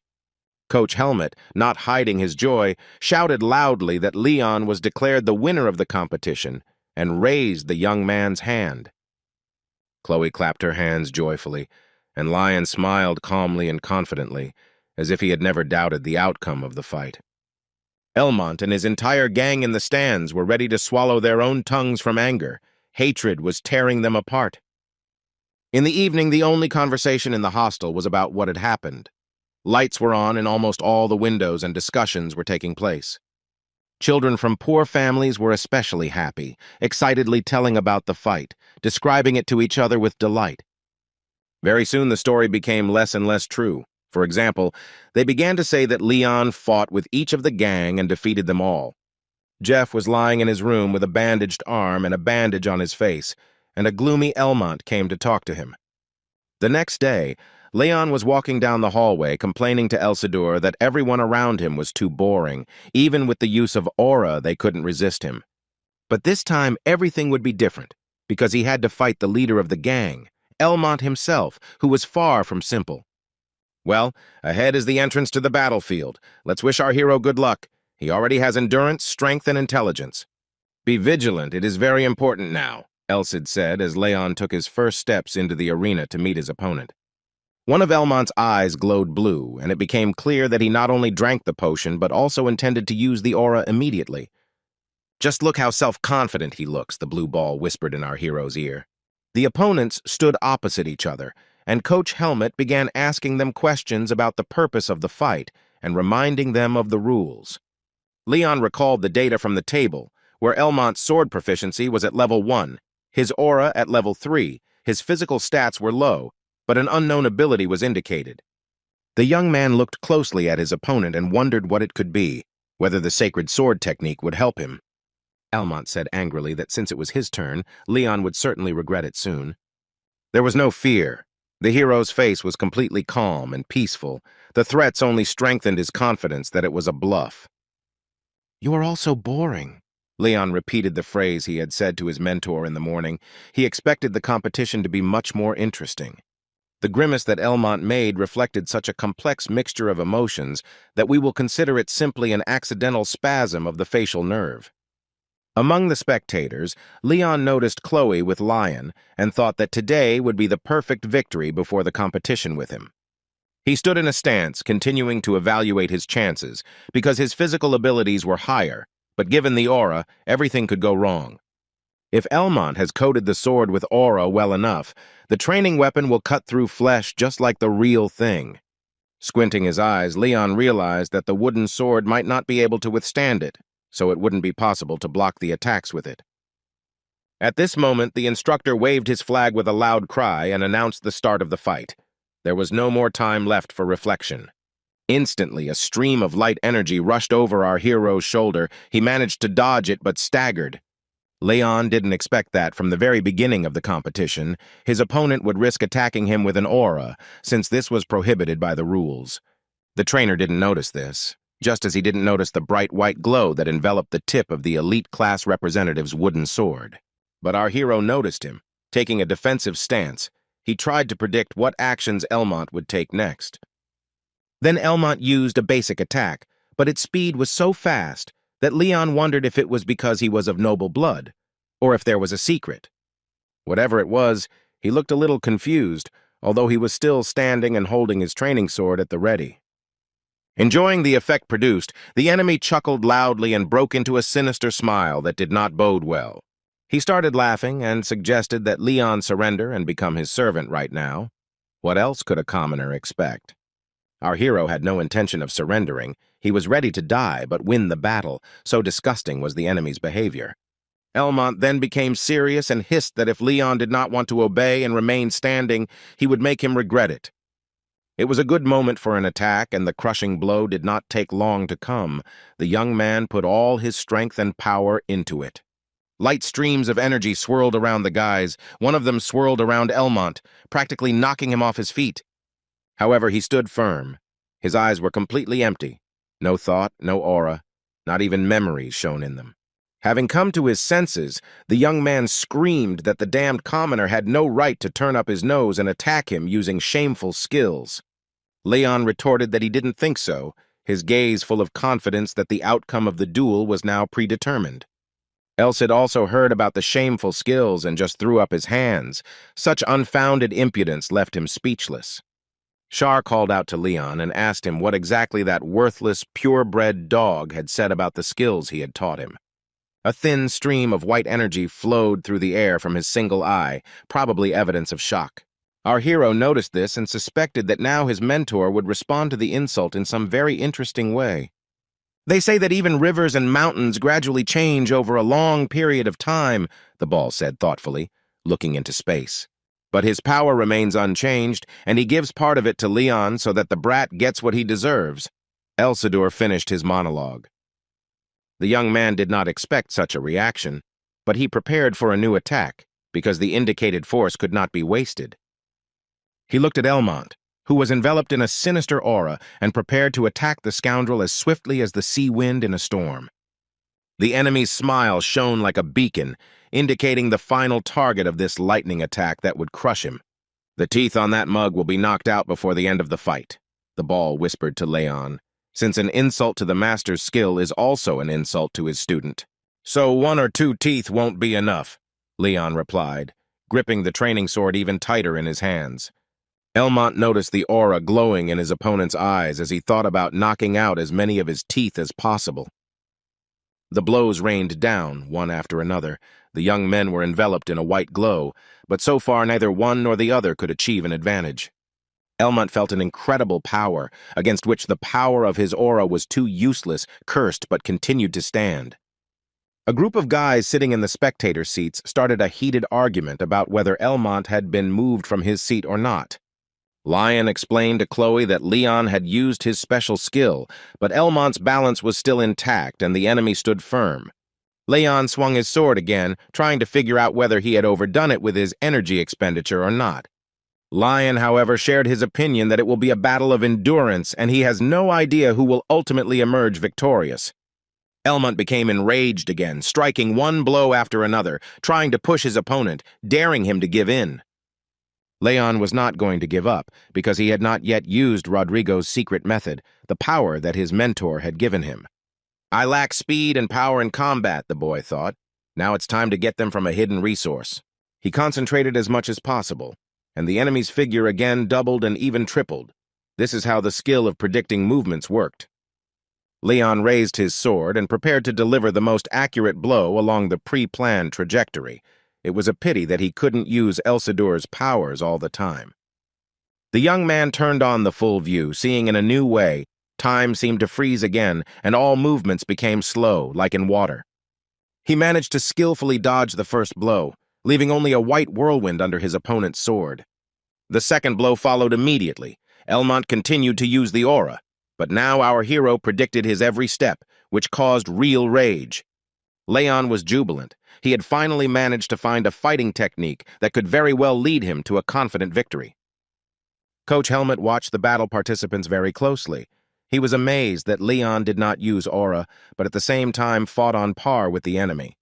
A beastly grin appeared on Elmont's face. The guy hissed that he hadn't expected to use a secret skill against such a weakling, but apparently he would have to. Leon realized that a new reception was about to follow and became wary. He needed to be as attentive as possible. Elmont extended his hand forward, pretending to prepare to strike with his aura, but his plan was to trick his opponent with a false pass. Leon saw clots of aura, but they were in a state of rest, which meant they were a deception, a special trap. As if in observation training, our hero tried to turn on the special vision with maximum force. His eye flashed with a blue fire. "Here it is," Elmont's special skill. The young man's face seemed to be hidden behind a mask, and his body rushed forward, following the extended sword. Everything happened at maximum speed, but Leon was also very fast. He dodged to the side and realized that it didn't work. Despite the fact that the sword, according to the laws of physics, should have moved forward past him, our hero suddenly noticed that Elmont's weapon had frozen. The next second, the young man realized that the sword would now hit him right in the ribs. This is a special secret skill. This is a sword that always hits its target. Time seemed to stop again. A wooden training sword hung in front of Leon's face, and he understood that it was impossible to dodge. Elmont proudly lifted his nose. The guy arrogantly demonstrated that his unique skill with weapons left no chance for his opponent. The opponent turned out to be no slouch. Having calculated how many ribs would be broken if nothing was changed, Leon came up with a way out. We need to compensate for his super ability with our own. Then there is a chance for salvation, our hero decided in a millisecond. A few centimeters away from the enemy's sword, which continued to pursue him, the guy clenched his teeth tightly and prepared to do the impossible.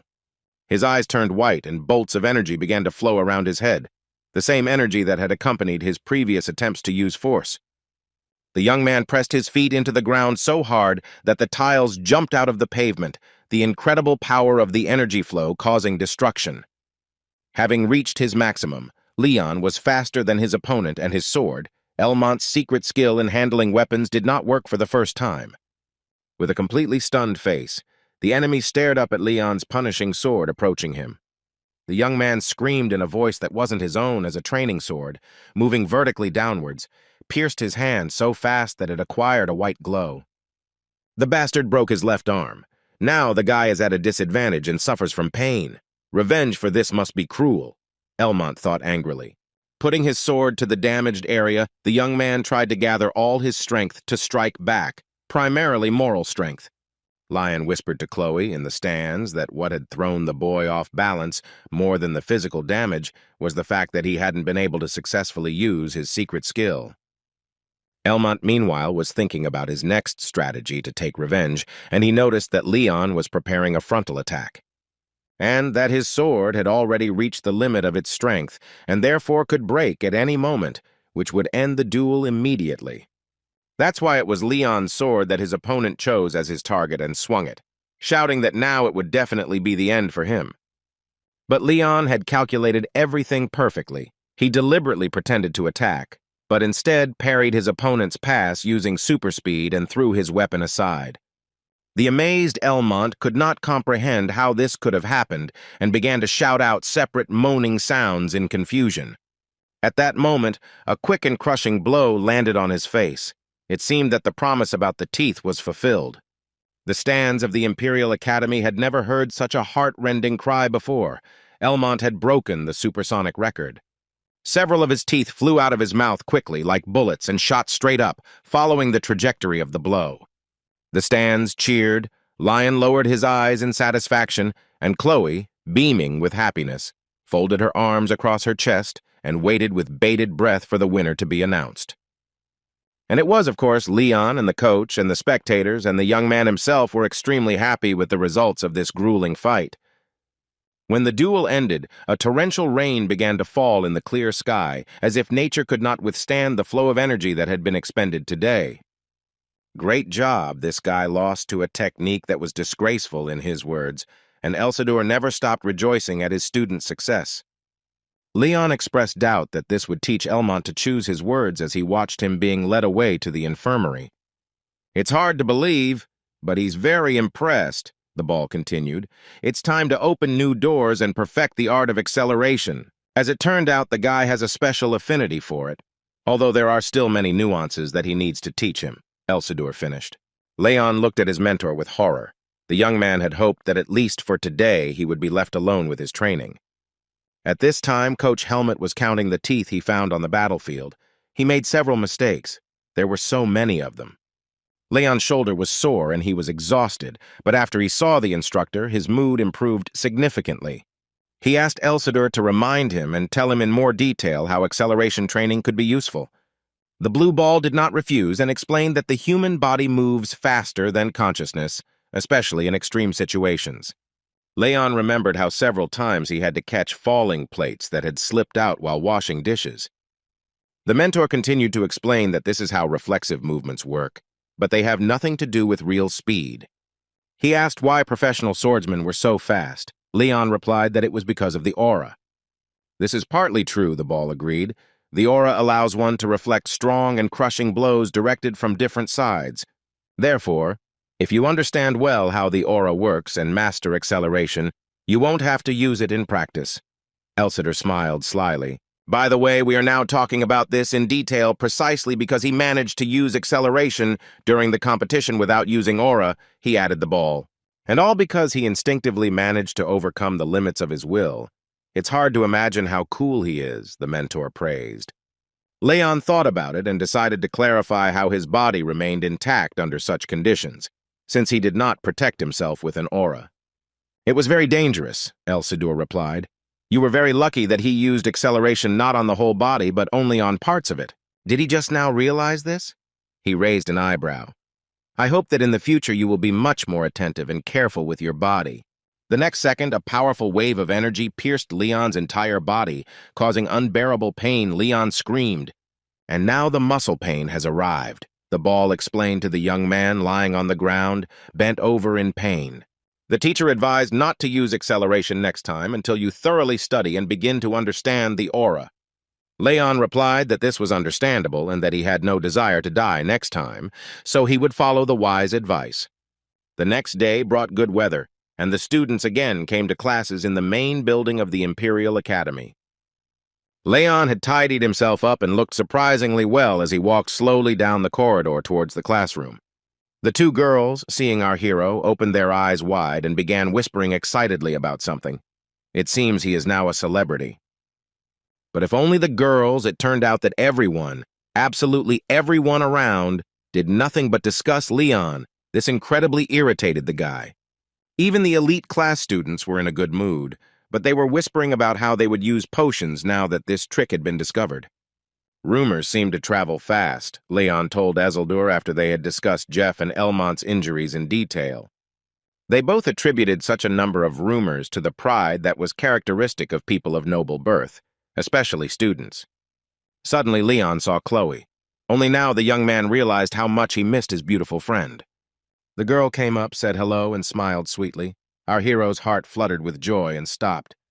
He looked at her as if he was seeing her for the first time in his life, completely not knowing what to say or where to start the conversation. Leon simply nodded and led the girl outside. They sat on a bench under the walls of the academy and were finally left alone. Our hero cheerfully asked why Chloe was skipping class and not in class, since their class had alchemy on the schedule. Chloe was angry. She just wanted to see her. The class was canceled. How could anyone think she was skipping? Chloe leaned back on the bench and sighed that Leon had changed a lot. She didn't understand why he had been avoiding her lately. In addition, he staged a battle with the noble students. The girl continued and added that she and Lion were very worried. Leon looked at her and was upset. With his constant training, he had completely abandoned his friends. He felt especially sorry for Chloe, although the news about Lion also caused unexpectedly strong emotions in the young man. Leon suddenly realized that he had never felt so comfortable communicating with Chloe before she took care of him, and now she spoke to him as if he were an equal. The young man even froze with joy. He realized that the reason was that he had become stronger, and this fact was not hidden from his girlfriend. Before, she used to run after him and coo, and he would wave her off. It's very ugly. How could he be so ungrateful? Especially on that day when Lion parried all attempts to attack and the battle never took place, Leon simply turned around and left. Then, of course, he was ashamed. The guy even broke his sword in rage, crushing a wooden block. But that's not the point. The hand that held the sword then was his hand, the hand of the same Leon, who had now become much stronger and more self-confident. That Leon who took possession of the sacred sword, for he was truly chosen, he is worthy of it thanks to his will and pure heart. Only an impeccable warrior, an ideal man, can wield a magical weapon that can change the entire course of history, and this is him, Leon suddenly realized.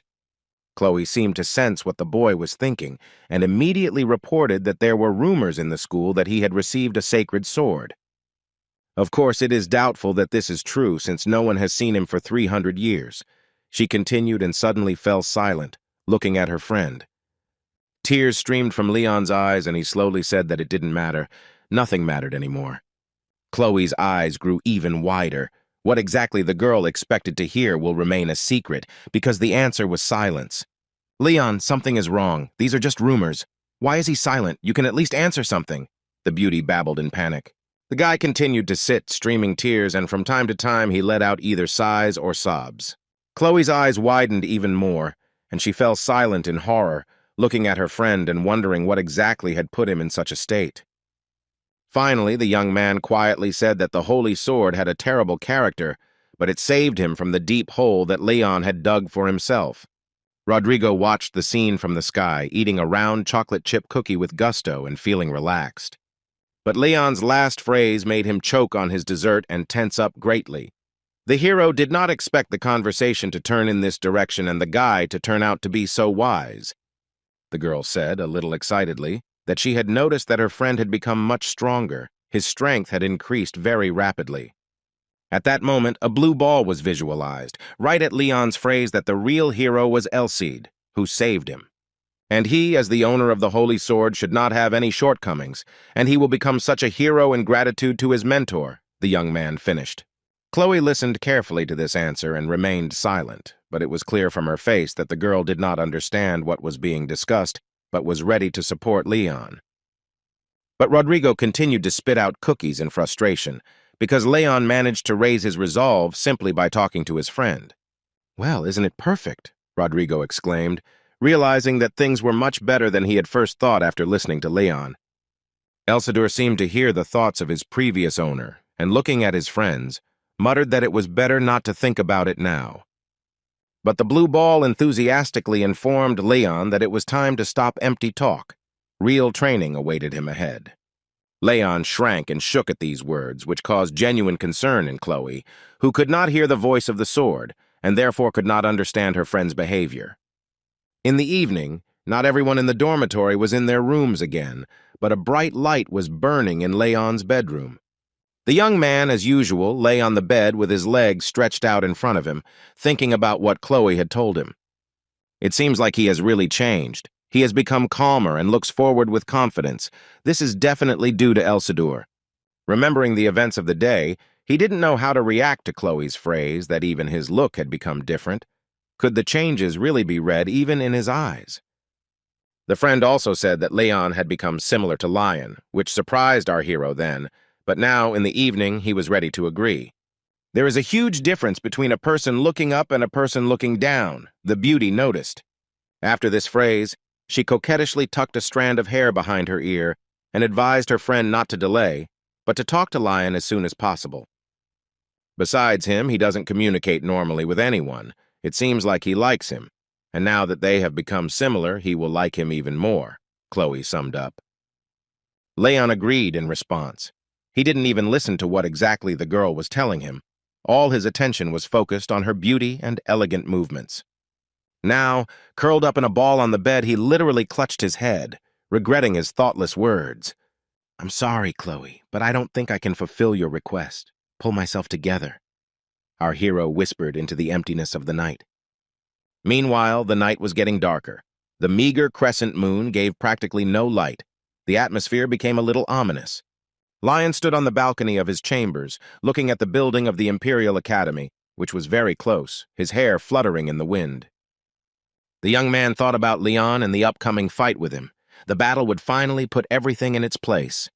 The morning was clear and sunny. Some of the dormitory residents woke up from the sounds of blows and loud exclamations. It was Leon who was training with a wooden block, encouraging himself with his voice. He had never gotten up so early of his own free will, but when he woke up, he also thought about the fight. The blows rained down like hail. They seemed incredibly strong, but the equipment was durable, but the training sword could not withstand it. At that moment, a blue ball materialized and noticed that wooden weapons wear out quickly, and a lot also depends on the sword.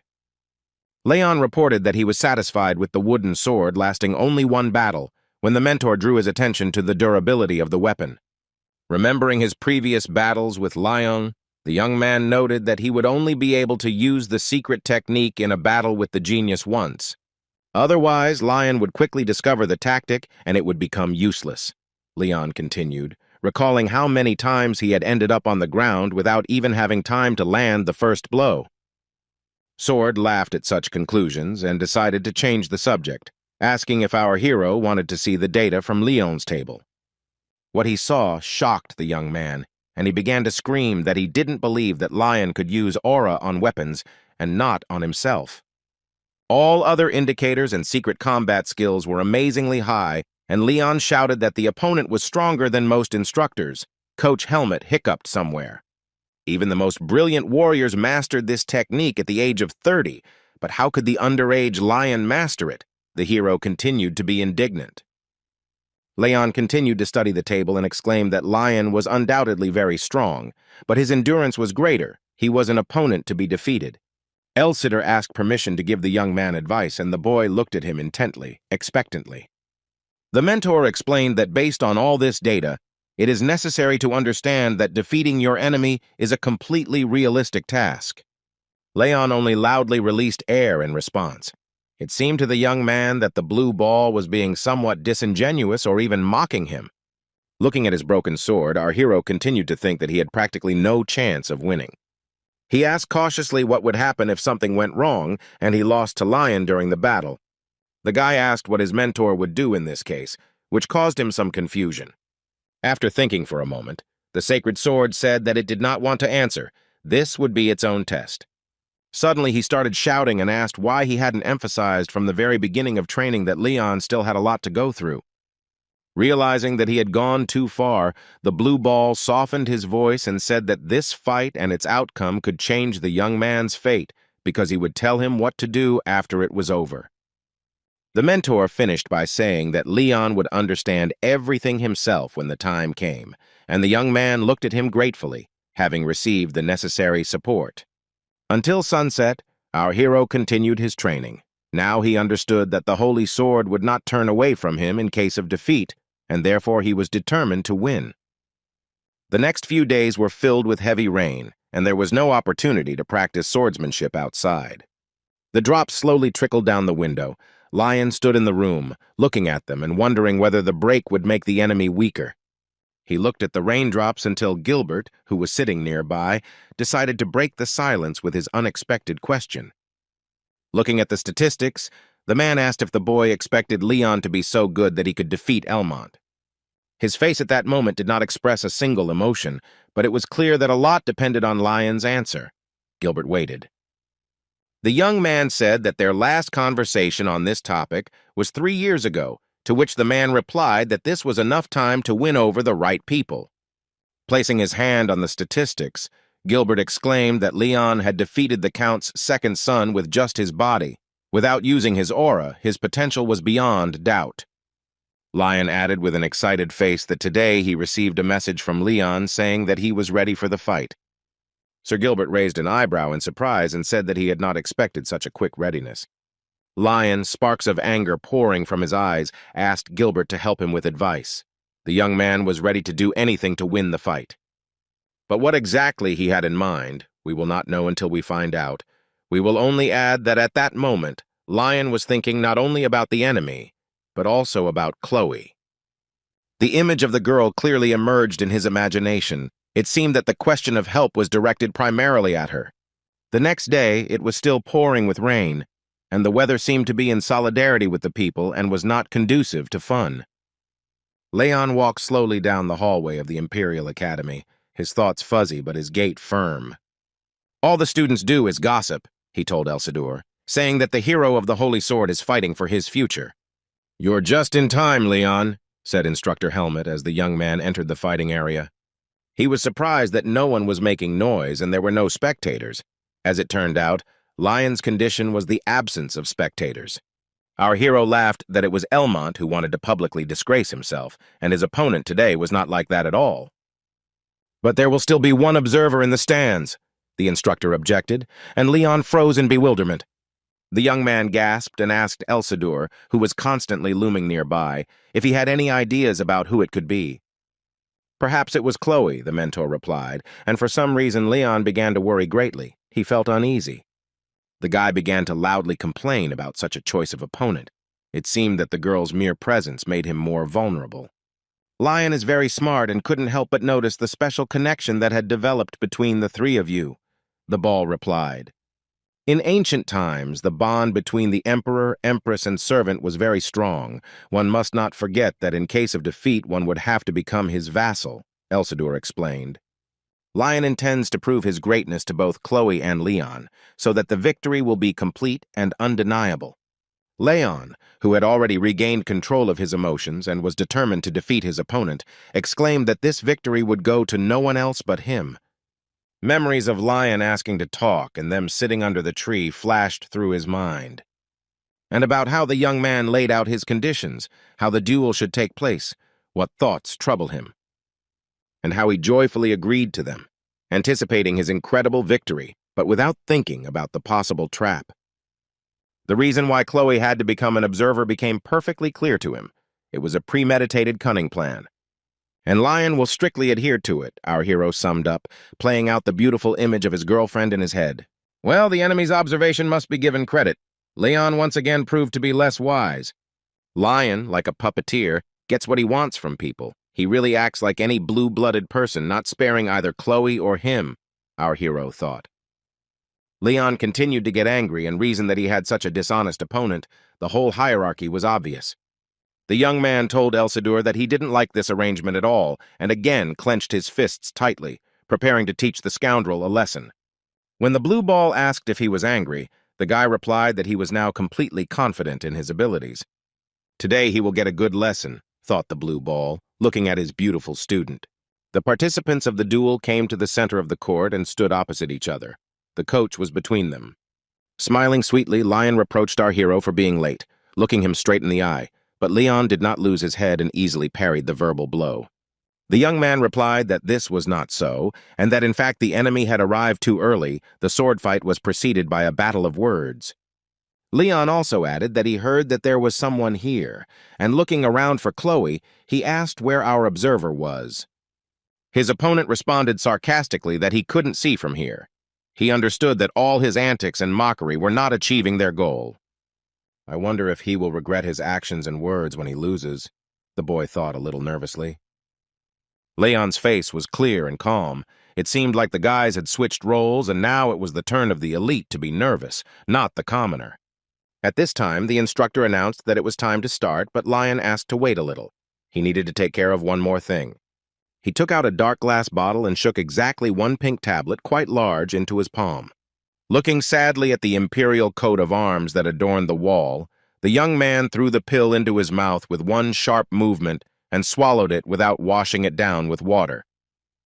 When Leon asked what kind of potion he had just taken, his opponent replied that it was a special pill that blocked the aura.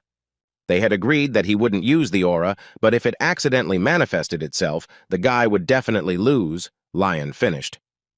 Leon just chuckled. For a moment it seemed to him that his opponent might be honest, but he had to get rid of these thoughts. The instructor held out the sword. It was time to begin the duel that would change the fate of our hero, and perhaps not only him. Lion was already in a fighting stance. There was no reason to hesitate, so our hero also took up his weapon and got ready. The aristocrat watched his opponent and caught himself thinking that he did not feel the same hostility from him that he felt from all the others. Still, he had to be vigilant, the young man concluded, looking at how determinedly Leon looked at him. Sharply throwing his hand out in front of him, Instructor Helmet shouted that the competition was beginning, and he seemed to be the most excited of all those present. The swords crossed for the first time with such force that bright orange sparks rained down on the opponents. Lion struck first, but our hero prudently dodged, the blade of the sword only grazing the metal protection on his shoulder. Leon stepped back, preparing to deliver his lightning-fast and crushing blow, his anger surging through him. The enemy was surprised. He did not expect such a quick reaction, and now tried to calculate where the enemy was aiming. The sound of swords clanging and sparks flying was heard again. It was impossible to follow the movement of the weapons. They were too fast. Leon struck again and again, but Lion somehow magically managed to anticipate and parry them all. During a short break, our hero thought hard about whether it was time for him to attack, and if it was time, how to do it correctly. If this continues, he won't last even 30 seconds, the aristocrat realized, and resolutely pointed the tip of his sword at his opponent. Leon managed to parry the blow, but it was obvious that it was not easy for him. The sword was so strong that it even sprang back. Everything is just as Elmont said, our hero thought. The aristocracy has its own secret tricks that make them better than us. At that moment, Lion also remembered the leader of the elite gang, who, after the battle with Leon, said that he managed to parry the special abilities of the nobility. Our hero tried to anticipate Lion's actions in advance, but it was not easy due to the excitement that suddenly overwhelmed the young man. He needed to calm down and concentrate immediately, otherwise he was finished, the young man decided, watching as Lion raised his sword wide in a new blow. Leon parried the blow. He understood that this was not the first time he had fought this opponent, and therefore he should be better at predicting him. Another blow followed. Sparks rained down again. Swords began to ring. It was completely impossible to understand what was happening, who was striking and who was parrying. Sir Gilbert looked at what was happening and could not believe that this was just a fight between two academy students. Instructor Helmet was in the same state of shock, and he also felt that none of the participants in the duel were using aura. The sparks and reflections of swords on the walls of the hall became like the glow of the imperial coat of arms, and it seemed as if a real knightly battle for honor was taking place. Strong, Leon noted with satisfaction about his opponent. No matter what, he deserved to be respected. Strong, Lion thought in a mirror-like manner. His face showed surprise and admiration at the same time, even delight in places. Leon was indeed a monster, but only up to this point, Lion decided, and delivered a special blow that made Sir Gilbert hold his breath. He knew that his master's opponent was strong, but now he was convinced that he was simply a genius, because the young man was able to withstand this blow. Lion was at a loss to understand how it was even possible that Leon was fighting on par with him and could easily resist him. He prepared to deliver a double blow, but Leon somehow anticipated the intention. It was evident on his face. Could he really do this? Our hero wondered, a special white glow appearing in his eyes. A whirlwind of sparks, a swing of the sword, a sharp turn, and here is the blow that should have put an end to the battle, quickly and skillfully repelled. Lion only managed to cut off pieces of skin from his opponent's protective chest plate, which fell down with a slight rustle. The shock that the young man experienced was indescribable. Lion had never been so scared in his life. Several strands of hair, cut off by Leon, fell from his head. His opponent, meanwhile, was full of determination. Without blinking an eye, he took a fighting stance and thought out his attack, while his blonde locks slowly fell to the floor. Brushing his hair away from his face, the puzzled aristocrat reflected on his failure to anticipate his opponent's counterattack and attack. Looking at him, Lion tried to unravel this secret, but he could not find a single idea of how a commoner could do it. Well, he should make every effort, and he was ready to do so, the young man concluded. Leon looked at his opponent and read in his eyes that since he couldn't exhaust the guy with a physical attack, an additional secret skill would be used. Lion held his sword firmly and prepared to carry out his goal. There was no longer any way for him to retreat. His opponent thought that his endurance had served him well, but it was not that, or not only that. He had managed to reduce his opponent's advantage in the battle. It was a difficult move that did not allow for mistakes, and he had succeeded, the young man decided. Leon raised his sword with determination. He realized that his tactics and strategy were working. He just needed to continue in the same spirit. But it was not easy to break Lion's will. His eyes lit up, and the intention to hit the enemy with a secret skill turned into action. Sir Gilbert leaned forward to get a better look at what was happening on the fighting ground, afraid that Lion would risk using another secret skill. Leon also realized that the critical moment had arrived. He was extremely focused, trying to figure out the enemy's weak points. The most attention was drawn to Lion's muscles, blood vessels, and nerves. Although the guy seemed fragile in clothes, underneath it was hidden a powerful muscle mass. Moreover, this mass was strengthened by an energy field that extended beyond the body. What kind of ability is this? Leon wondered. If the opponent can't use aura, then what is it? Our hero asked himself just as Lion narrowed his eyes and prepared to attack. Leon bared his teeth. realizing that he currently only had half of his opponent's strength available to him, and therefore he needed to focus on speed and agility. He jumped up and did an incredible somersault. It seemed as if a whirlwind or hurricane had passed over the area. Lion attacked quickly, putting all his hidden resources and capabilities into the strike, and his speed was also high. After the blow, the young man looked back to assess the result. Unfortunately, the damage was not as strong as planned, but it was still there. Our hero stood clutching the wound just below the metal guard on one arm with his other hand, looking ferocious. Leon managed to dodge. He wasn't hit hard, but blood dripped onto the stone floor, and his mind searched for an answer to the question of whether the opponent used aura or not. Elsidor reported that Lion did not use his aura, but he had access to other secret battle skills. Leon continued to press on the wound and furiously whispered to the blue ball that he wanted to quickly find out what he had to fear. The answer was that the human body can be much faster and stronger than is commonly believed, and the guy had already seen this for himself. Lion resorted to the same technique, but he also had access to the ability to make his body stronger, so none of his opponent's well-aimed blows, and there were some, caused him any injuries. Your horizons of knowledge are rather narrow, but try to use all your abilities to the maximum. The voice of the sword finished as Lion raised his sword again to attack. He already realized that somehow the enemy had learned his secret, and now he furiously shouted at him not to look away. The sound of swords clanged, and again no one could understand what exactly was happening, who was moving where, whose sword was attacking whom, and whose was deflecting the blows. Swinging his weapon, Lion planned to strike, but Leon dodged again, using the acceleration technique. The blade grazed his cheek, and our hero realized with horror that his opponent had intended to hit him right in the eye, or even just blow his head off. The drops of blood made the scene even more dramatic, highlighting the determination to win in the young man's eyes. Elsid didn't interfere, giving Leon the opportunity to concentrate, and he realized that he could push Lion to the edge of the court.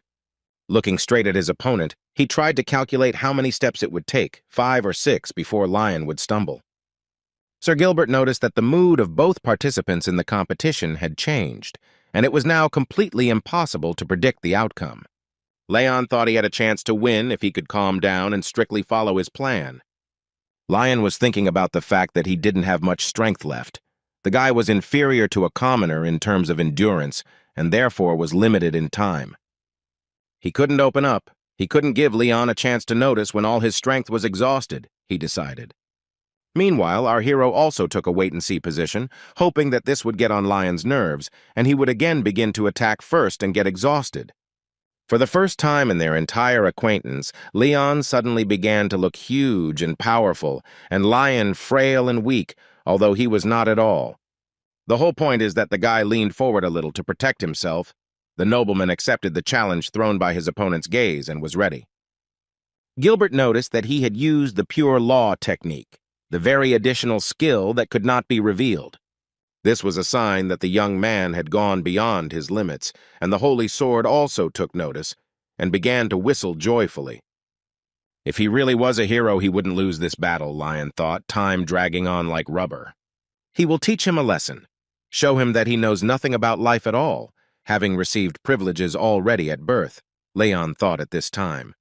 Our hero recalled how many times before Lion had parried all his attempts to attack, using secret knowledge. And then he persistently achieved his strength through grueling training, breaking many wooden swords in the process. This was the last straw, and the young man used all his skills at once, strength, speed, and special vision. He flew at Lion like a lightning bolt of retribution. But the enemy, with maximum concentration, was ready to repel this swift and crushing attack. He would have held up, but the weapon couldn't. This time it wasn't Leon's sword that broke, but the blade of his opponent, who didn't expect it at all. Sparks and a glow from the blow developed behind Leon for several seconds, who still had not understood the result of his technique. But Lion froze in place, his face illuminated by orange sparks, showing complete shock. A minute later, he was looking at his broken blade, his mouth open, trying to comprehend that the competition could be considered over. Yes, it was worth all the training we did, Elsidor muttered with satisfaction, and Leon could only nod. He admitted that he used the same technique he used in the battle with Elmont, and the result was similar. This is an unusual sword technique that attacks only the upper part of the opponent's weapon, but directs every drop of energy into the weapon. Leon imagined that all the swords broken during his life were rushing into outer space with lightning speed, finding their final resting place there. It's all thanks to you, he turned to Lion. Even if I count them, their number will remain beyond my imagination. Lion looked at him with a clear gaze. It was all over, so there was no anger left.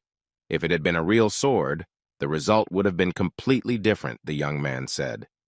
His opponent, towering over the loser and holding out his weapon, whole and unharmed and now safe, retorted that he had won.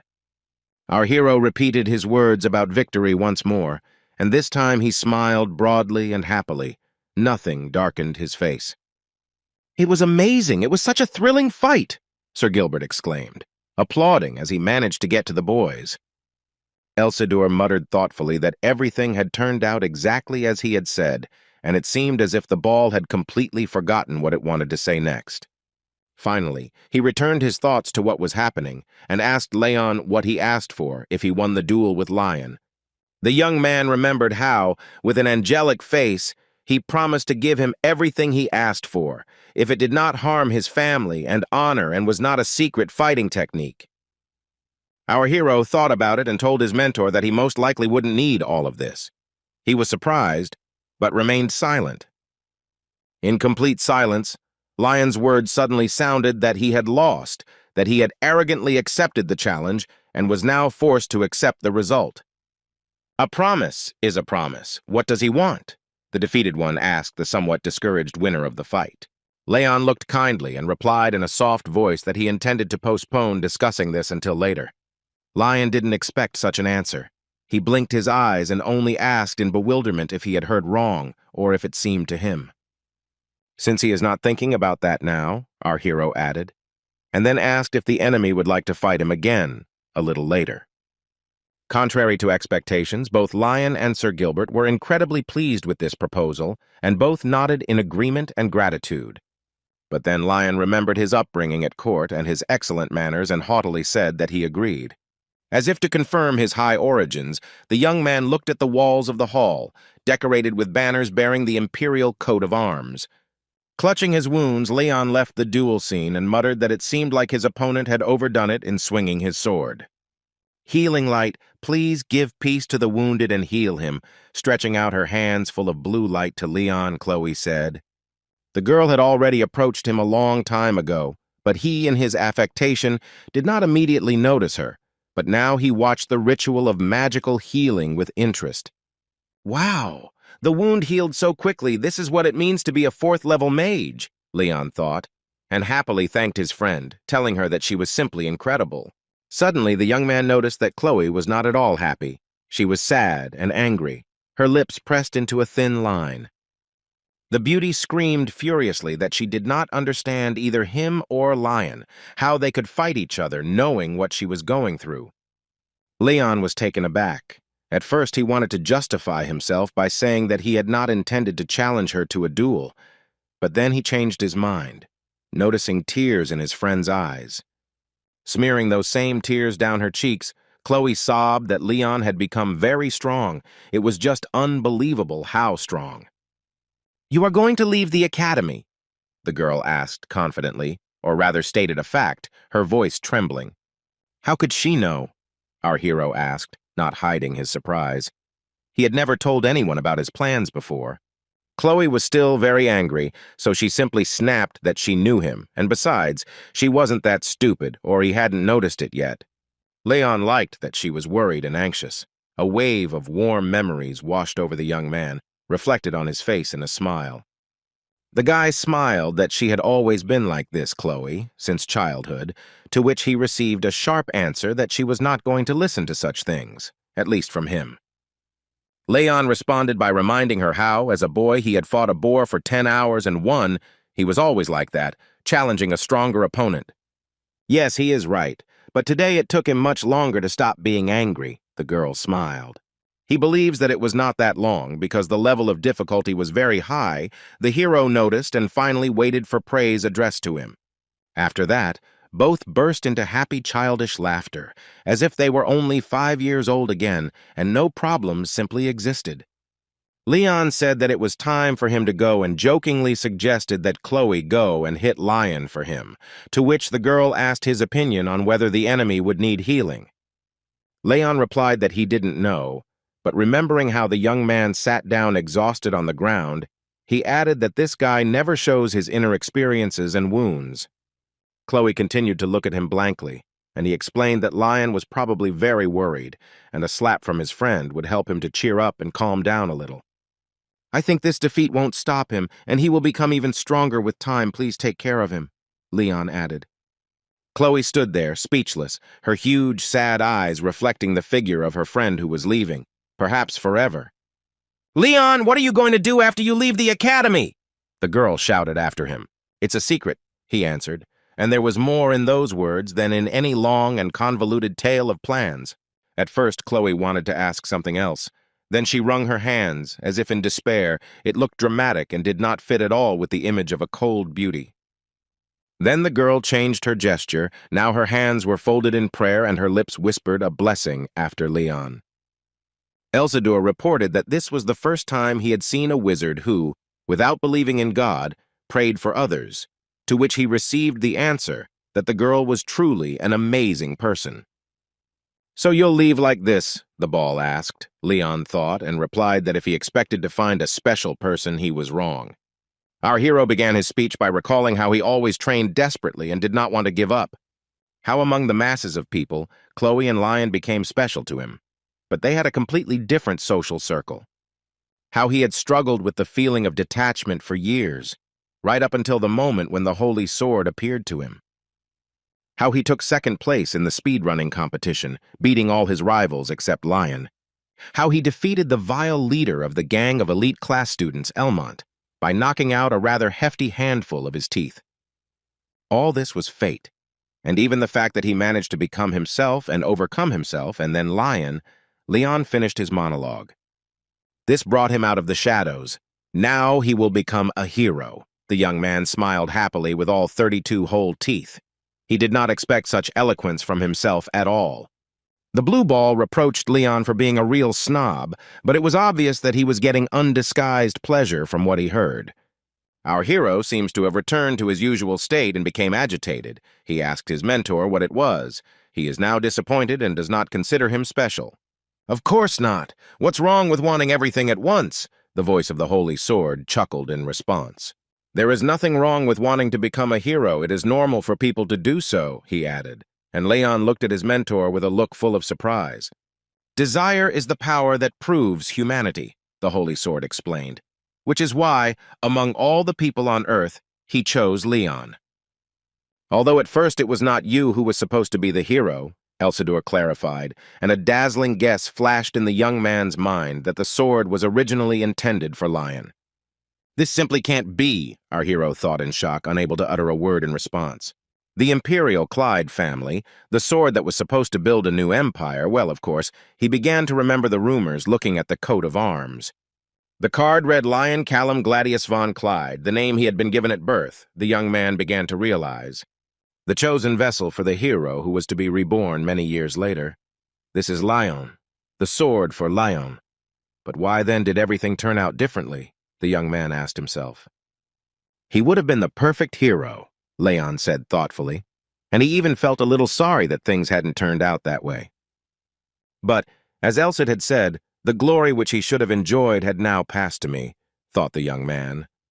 He turned sharply to his mentor and indignantly asked whether his last fight with his opponent had been a test, to which he received an affirmative answer.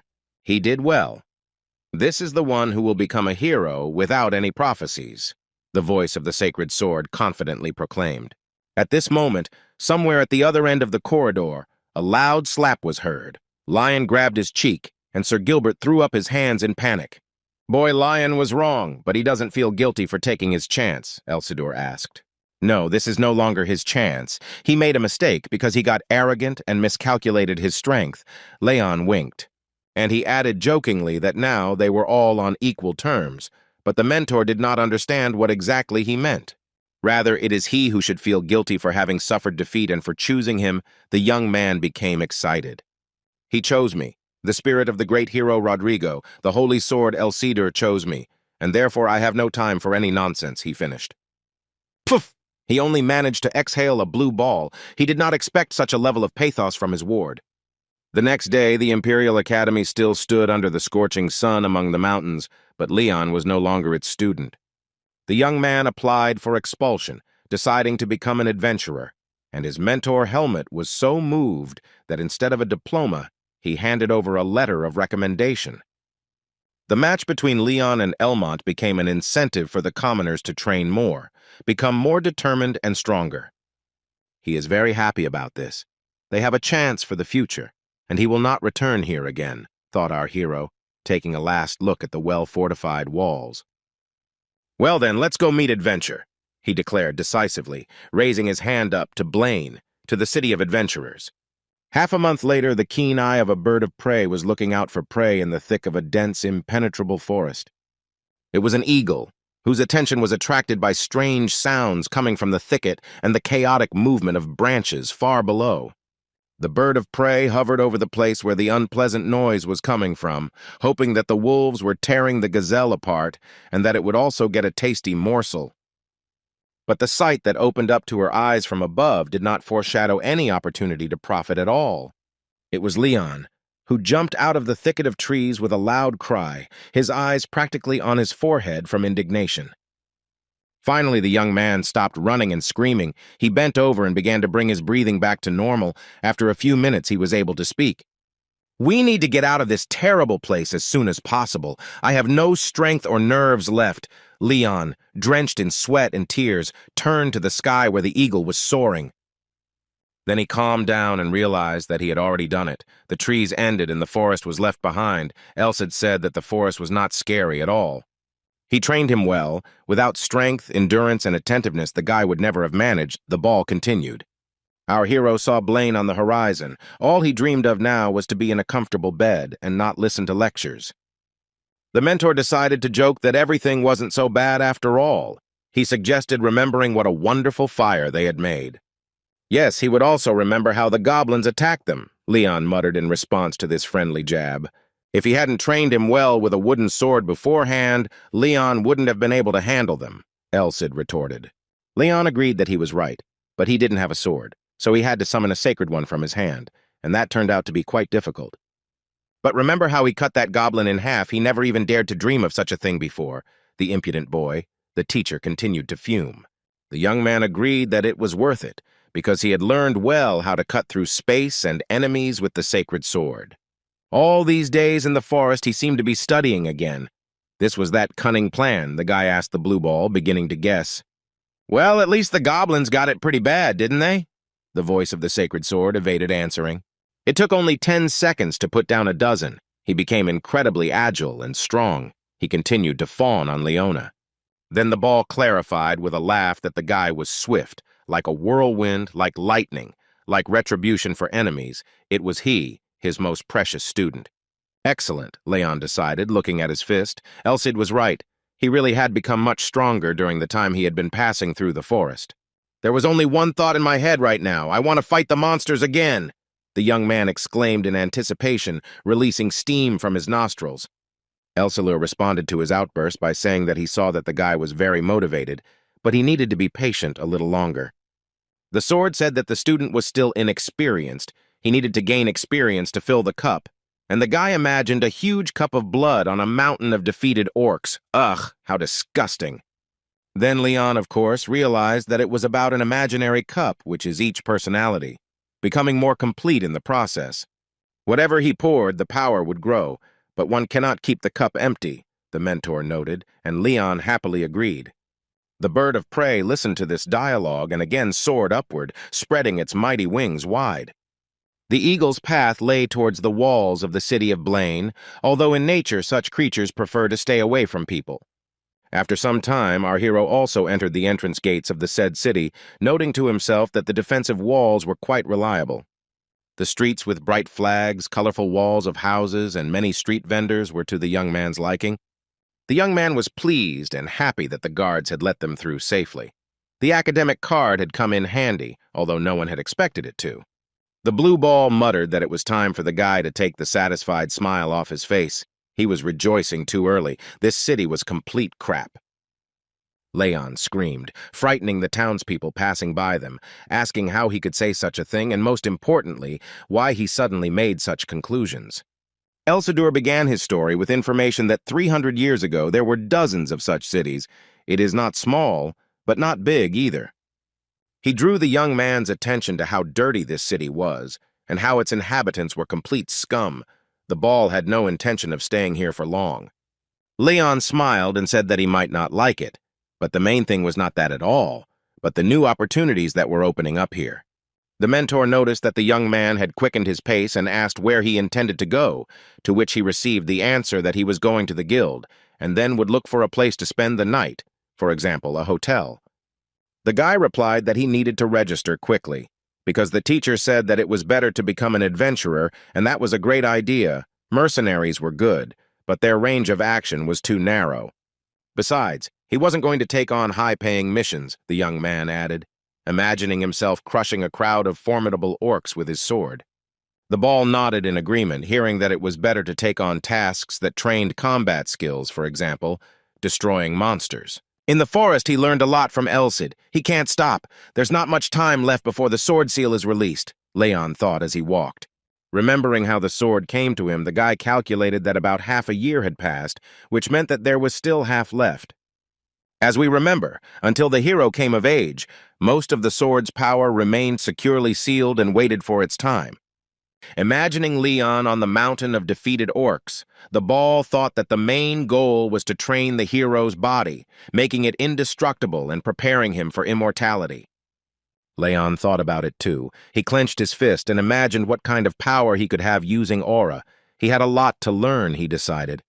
Unnoticed, our hero reached the majestic guild building, illuminated by the rays of the setting sun. It seemed beautiful. After placing his fingerprint on the form, Leon listened to the thanks for registering as an adventurer and waited for further instructions. The red-haired girl who was registering said that they were confirming their studies at the academy and accepting Sir Helmut's letter of recommendation. She added good-naturedly, seeing Leon pull out a piece of paper with a note that if the boy intended to become an adventurer, he could start with rank D. The girl added that this is the rank from which you can start taking tasks, and if he does well, he will receive rank C, then B, where an aura is used. Our hero tensed up. If mastering the aura was a prerequisite for rank advancement, he would have to work hard, but it was still for the best, he decided. The girl finished the briefing by saying that at rank B, one should master the aura so that the sword could cut through stones and metal without breaking. Leon was horrified to think about what kind of abilities he would need to develop in order to reach ranks A and S, the highest. After listening to her, Elsid chuckled that the Adventurers Guild was an interesting organization and drew his students' attention to the creatures waiting in line. They were all of different races. A catman was sitting on the bench, and from under the fur, someone with a lion's head was shining with eyes. Nearby were probably Dunmer or elves. And they all looked intently at our hero because it seemed that the guy was talking to himself. The lion man and the cat were especially interested. Unlike werewolves, elves, or half-elves did not look angry but rather arrogant and contemptuous. Shar was surprised that the races that were at odds with each other 300 years ago were now united for one goal. The man who created this organization is good. He had to try hard, Leon concluded, noticing the storm of emotions on the young man's face. The red-haired girl sweetly asked what was going on. Our hero remembered her existence and became embarrassed. After making sure that everything was in order, the beauty announced that the registration process was complete, and now you can take the first task. Showing some document, she added that according to the rules, this task is done for free.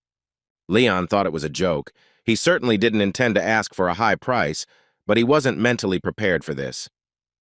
"The task is free?" he asked again, to which the girl happily nodded. That for those who are going to become an adventurer and receive a guild certificate, a check has been established. "Well, not everything comes easy," the ball muttered cheerfully as they left the room, but Leon was in a bad mood and asked him to shut up. To complete the task, it was necessary to go down into the city sewers. The day was clear, the weather was good, and the guy headed to the river. Under the bridge, All the city's waste flowed there, which meant it was possible to reach the desired place. The water, which looked clean and clear in the light, turned out to be far from attractive under the bridge. Leon saw a sewer grate. He climbed over it, took the first step, and was immediately attacked by werewolf rats who were just waiting to profit. However, our hero learned to draw the sacred sword so quickly that within a second the enemies were defeated, and only drops of blood on the guy's forehead reminded him of them. The young man fought several opponents at once for the first time and quickly got tired, to which the ball replied that it was a useful skill. The main thing was to concentrate. It was very good practice, he added, but Leon didn't think so, as a whole horde of rats was approaching him. Since the task of cleaning the sewers had been chosen, it had to be completed, Elsador reminded, and Leon moved forward decisively. The monsters attacked first, but our hero's sword quickly cooled their ardor, destroying one rank after another. Our hero made his way deeper, methodically and confidently, clearing his path with a shining sword. At this moment, he truly felt like an adventurer. But suddenly his attention was drawn to something at the end of the tunnel. One of the monsters was larger than the others and somewhat different. "Why does this rat man have a horn on his head?" the guy asked his mentor, to which he received the answer that he probably mutated. Leon decided to clarify what else it meant, to which he received a story about how, by absorbing rivals, monsters sometimes adopt some of their distinctive features. The rat man with a shining horn on his forehead was not only larger, but also much more ferocious than his fellows. It was unpleasant and scary to look at him. It seemed that he had acquired some kind of magical aura after absorbing a lot of resources, and the blue ball was pondering while our hero tried to decide what was the best way to proceed in this situation. The sword's voice explained that the horn proved that the creatures had special abilities. The larger the horn, the greater its power. "Such rats are the most dangerous and should be destroyed first," he advised a slightly confused Leon. Sword mentally imagined his hand hammering a nail into the rat's straw voodoo doll, and continued that there was no need to worry. The opponent was of low rank. Elsador finished his thought by saying that with the help of the holy sword, which is a divine weapon, one can cut off the horn. Then the monster will immediately die. Before the mentor could finish speaking, Leon was already rushing forward, ready to crush the enemy with one blow. Less than 2 seconds had passed before he was already assessing the trajectory of the blow to the next rat man with a horn. And then the next and the next, the monsters advanced, wondering only one question: when will this guy get tired and stop? Leon's eyes were shining, and he wasn't going to stop until there was a single living rat left in the sewers. That same evening, our hero returned to the guild building. Now it didn't seem so majestic to him, but it still attracted him. Leon slammed a whole bag of tails cut off from mutant rats onto the table as proof of the mission completed. The girl registrar, whom we already knew, wrung her hands in amazement. She did not expect the young man to return alive and with such a trophy. She weighed the bag and exclaimed that it was incredible. The guy brought 23 kilograms of ratmen tails. "Even by the simplest calculations, we are talking about no less than 230 rats, the registrar continued, but Leon remembered that he still had something. "These are the horns of mutant ratmen." He saw many of them, but he only managed to catch up with 4, the guy proudly said. Seeing the admiration in the beauty's eyes, the young man took one of the horns and showed it to her closer, turning it first one side and then the other. Leon narrowed his eyes slyly and asked if he could sell them right now. The girl nodded, a little embarrassed. She went into the next room and soon returned, carrying a reward on a wooden tray, 13 silver and 50 copper coins. Leon poured the money into a bag and said that it was more than he expected, to which the receptionist noted that the Ratman's horns were expensive. "They are in high demand," she added, and then explained to the dumbfounded guy that Leon was the first one who managed to pass the introductory mission so well. The girl joked that she was surprised, but she would have been even more surprised if he had brought a live Ratman. Then the beauty folded her hands and dreamily added that she wished our hero to subjugate all 4 evolutionary species without any problems. Then she suggested that Leon was also good at using aura, which completely threw the guy off track. She took a heavy box from the shelf and congratulated Leon. From that day on, he was officially registered as a D-rank adventurer. When the girl opened the box, the guy saw a shining seal on a golden plate depicting the city of Blaine. The young man asked whether he could use the certificate at his own discretion and received the answer that, in general, yes, that is exactly how it is. But it should be taken into account that if the adventurer has a rank lower than B, the parameters of his missions will be changed to the second priority, the girl clarified. She explained that this measure was aimed at people who only agreed to profitable missions, and Leon looked back at the crowd of adventurers choosing a mission. He is no longer a student at the academy, Leon whispered quietly to the ball, the plate with the seal glittering in his hand. From now on, he's a real adventurer, the guy muttered, continuing to look at the engraved image of the city. Leon had already turned to leave when he heard the voice of a girl following him, who promised to help him if any special mission request was required. Our hero chuckled with satisfaction, and it became clear that he was not going to neglect such a wonderful opportunity. Leaving the guild building, the young man proudly stopped on the steps and looked down on the city. Elsid chuckled over his shoulder, seeming to mistake his student for a powerful hero by the lady at the front desk. "It makes sense. We might need her help," he added, reiterating that people love heroes. The guy remembered how he behaved with the receptionist and chuckled, which was doubtful. He had no money, no fame, no power yet. Shar noticed that up to a certain point, the heroes hide their identity, but the young man waved it off and said that later we will see. But for now, it is not about him. As Leon imagined the red-haired old lady at the front desk, Elsidor thought that perhaps, decades later, his protege would become a legend in this guild. "Everyone will know about him. Maybe they will even write a book," the mentor continued, and Leon presented a whole stack of books and the girl again. "If you think about it, he likes this future," admitted the guy, who has already received gratitude from residents in his dreams. Continuing to walk, our hero told the mentor that he was going to stay in Blaine for a while. This would help him improve his skills. Once he gets promoted to B rank, he'll leave. Leon whispered quietly to himself, hoping the blue ball wouldn't hear. But Elsidor had good hearing, and the ball hung in space in silent bewilderment, the sun slowly setting behind its back. "I wonder how long this will take?" Leon continued to think, looking at the plate with the seal and completely ignoring the teacher's reaction. 100 days will be enough," the guy suddenly heard the confident voice of his mentor. It scared, surprised, and pleased him at the same time. Our hero asked Elsidor how he managed to always know everything and hear everything. The guy was pleased that he never left him for a second. The mentor promised that he would train the young man for 6 months and guaranteed that he would succeed if he was persistent. Elsidor assured in a slightly menacing voice that this would be intense training and the student would know no mercy, but the result was worth it. Noticing that Leon was mentally counting the tails and horns of the rats, the ball suddenly sighed in resignation, saying that this was a blow to his honor and simply a disgrace. Imagining a more worthy opponent for his student, Elsidor imagined a dragon. He pompously proclaimed that one should train so well that one could defeat even a dragon, which made an indelible impression on the student. Our hero asked if he had missed too many ranks, since the dragon was level 2S, the highest possible. "He has now fully mastered the skills he received from me," Elsidor replied, shocking the young man for the second time in a row. "But there is much more knowledge and skills ahead of you. Don't relax," the mentor insisted once again.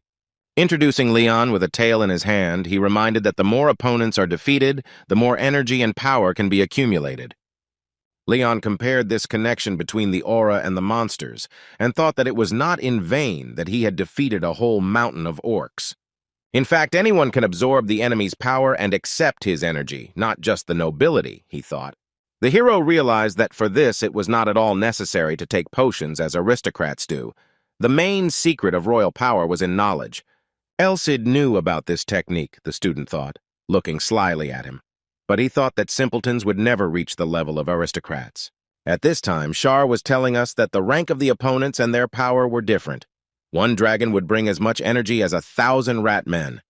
He once again imagined Leon's battle with the dragon and ordered them to prepare for the upcoming fight with the most powerful creatures right now. Leon asked again if the teacher was joking and immediately learned the power of his anger. The ball screamed that cleaning the sewers was not a task for a student of such a great mentor as him. The guy remembered that when he came out of the sewer, it smelled like a cesspool. It was unbearable. And Elsidor used the art of purification, ridding him of the stench and dirt with just his gaze. It seemed that something had really changed, the young man decided, and he asked why exactly dragons were so exciting to his mentor. The blue ball thoughtfully replied that the whole point was that their next target would be the Titan Mountains, and continued on his way. This was a place where even dragons couldn't go. This was a land ruled by a Titan, Leon exclaimed with fear and delight at the same time. The place which Rodrigo had failed to conquer. But why were they going there? The young man asked, to which he received a lengthy answer that it would be to his advantage. True, his body remained there, the blue ball thought. He forgot about it. Well, he didn't expect that from himself. Elsidor suggested putting this goal on the calendar in about 6 months, and the guy decided that he agreed. But it's quite dangerous there, our hero reminded, to which the ball objected that with him the student was practically not in any danger. Well, almost. The mentor very persistently asked him to believe him, and it seemed to the young man that a bright silhouette of a holy sword shone behind his back. The ball proclaimed that he should be trusted, because he is a holy sword, and Leon pretended not to realize that in fact his teacher is a part of Rodrigo's soul. After all, he had always done this. Why ask for it now? The young man asked slyly. It was a matter, of course. After some time, conversations began in the guild that did not bode well for our hero. "Hey, friend," the lion-like man called out to his comrade. "You're going to go kill rats again, or that guy won't leave you any work at all." Another mutant asked if Leon was a cat, since he destroys hordes of ratmen every day, even though he is still very young. Our hero became too popular because he hunted rats. They began to call him a cat, Leon understood, hearing the whispers the next time he brought a bag of tails. Putting the bag on the counter, he tried to figure out what could be changed in the current situation. "Just look, there isn't much prey today," the red-haired beauty we already knew exclaimed affably. Leon, remembering today's raid, muttered that the rat men didn't really show themselves to him these days, and there were fewer of them. "He would like to see other tasks," the young man noted, and the girl nodded her head, raising her finger. After rummaging through the papers, she poked that finger at 4 separate pieces of paper, as if it would help her think. The receptionist exclaimed that she had been waiting for this moment for a long time, and that she had 4 incredibly interesting special tasks for our hero. The young man and the blue ball carefully studied each of the order forms several times. There was a lot of information. Leon thought hard, and it was clear that he was trying to make a decision, which was not easy. He had to weigh the pros and cons. "It seems like I looked at everything. This one is quite old," said the young man, and put his hand on one of the sheets of paper, as if hinting that the choice had been made. "An interesting option," Elsid intervened, "although they don't pay as much for it as we would like," he noted. "Yeah," Leon replied, "that's exactly why he wants to take on a mission like this. He thinks it's perfect for the purpose." Leaving the guild and going outside, the young man began to wonder where the stone slime was found, which he had just taken it upon himself to destroy. The order stated that the slime was eating the stones in the underground passage near the wall, so the fortress in this place was rapidly losing strength. The document listed the Knights of Blaine as the customers, and this surprised Leon a little. How could the Knights not overcome the mold, he thought. "I think it's now clear why the task pays so little," the young man smiled, deciding that the Knights didn't have time to waste on trifles like mold. After some time, he was already standing in front of the exit to the fortress wall and greeting the guards. The guards let the guy through reluctantly. True, the guard began to assure that he had never heard of stone slime, which plunged the young man into some confusion.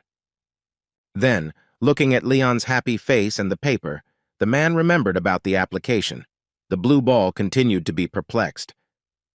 Our hero impatiently asked where they were, where the slugs were, because he had an official order from the guild to destroy them, and as a result the guy finally got the answer he needed. As he walked down the corridor, the young man heard the knights talking among themselves and discussing whether this was the same cat adventurer who had cleaned out the sewers. He was incredibly happy to see an adventurer. There should be more heroes like him, the man in the helmet exclaimed cheerfully. The guard put his hand on Leon's shoulder and continued to talk about the intricacies of the adventurer's profession, joking and having fun. Then the man slyly noted that these days there are not the same kind of heroes. They are all brats, incapable of handling even the simplest task. Finally, Leon got rid of him and went down into the dungeon in search of slugs. He walked with a sword in his hand and carefully looked around the corners. The young man remembered how the knight had promised to increase the reward depending on his success, and this had made him a little angry. It's not as dirty here as in the sewers, but the floor is very slippery, our hero noted. It will be difficult to move and keep balance. However, this is the perfect workout for the legs, the blue ball declared, at which point the young man noticed something and hissed at him, asking for silence. A green glow approached from the darkness, shaped like several balls. It seemed that these were stone slugs. "3 at once, get ready, Leon," Elsidor whispered. He understood that a lot depended on the first encounter with the enemy. If it were a regular slime, knights wouldn't hire adventurers, he added. "Come on, my friend, don't hesitate." The young man agreed that his mentor was right, and at exactly that moment, a hefty stone flew into his eye at great speed.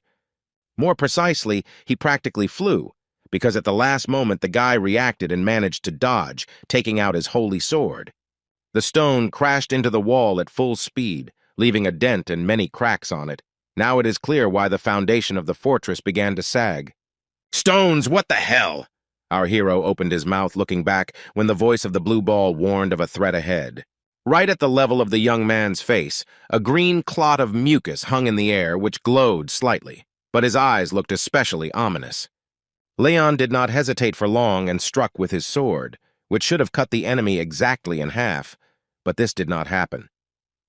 The weapon sprang back and threw Leon back, but the slug remained whole and unharmed, just as it had been before the blow.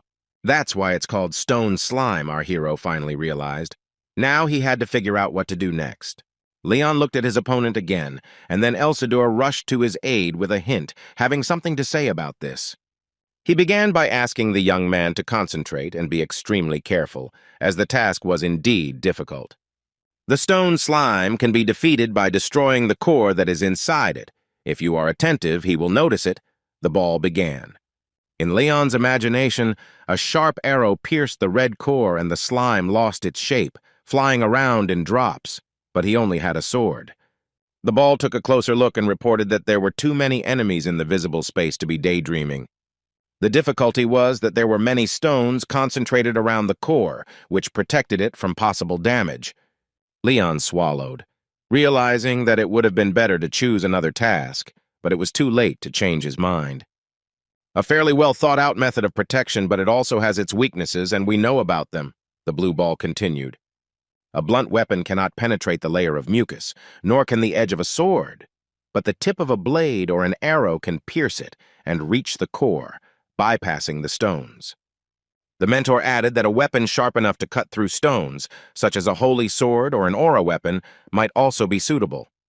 Leon was about to answer something, but at that moment the slugs opened their mouths and whole streams of boulders flew from these round holes at the young man. The stones flew at breakneck speed and with incredible force, but for our hero, time seemed to stand still as he thought through his strategy of defense and attack. The main thing was to repel the attack, the young man decided, and he began to wield his sword so quickly that he was able to throw away all the boulders flying at him. The opponents clearly didn't expect this, so they stopped their attack. Leon, who had used super speed, was a little tired, but didn't lose his determination. Our hero stood there trying to figure out how best to strike the slime with his sword, but at that moment his mentor distracted him. Elsidor said that he needed to attack quickly himself, since the slugs understood that he would not be able to knock off all the stones and would soon start hitting vital organs. They started shooting from a distance of 5 meters. There was a short break between the volleys of stones that could be taken advantage of. Leon realized that he would have time to make 1 or 2 attacks during this period, but he was not sure whether he would be able to break through the defense. Since the stones were rotating inside the mucus around the core, this would be far from easy, but it was worth a try. Leon was determined and ready to attack. He needed to concentrate as much as possible and calculate the timing correctly. The blue ball watched with interest his concentrated face and the actions of the stone slugs, who also did not waste time. Leon had a clear plan in his mind of how he should move in order to get within striking distance in time, and without risking his health. He already saw himself cutting through the core, and finally understood that he would again need to move as quickly as possible. Our hero's face became satisfied. He again began to dream, but the mentor's voice brought him back to reality with a question. The blue ball asked his student if he understood how to defeat the slugs, to which he did not receive a clear answer, so he began to prompt. When the slime created a firing hole, the flow of rocks around the core would stop, and the creature would become vulnerable. With the combat skills and physical training he had at that time, the student could only break the cannonball when the hole was opening. The boy looked at his mentor reproachfully, and the ball realized that it was necessary to share the information earlier. Leon spent a lot of time figuring out how to defeat the slime.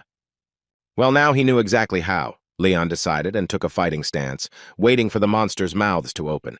The next moment he was already attacking. It seemed that nothing that existed in this world could stop the young man. He had to do it. An incredible blue glow appeared in his eyes, similar to the glow of a holy sword.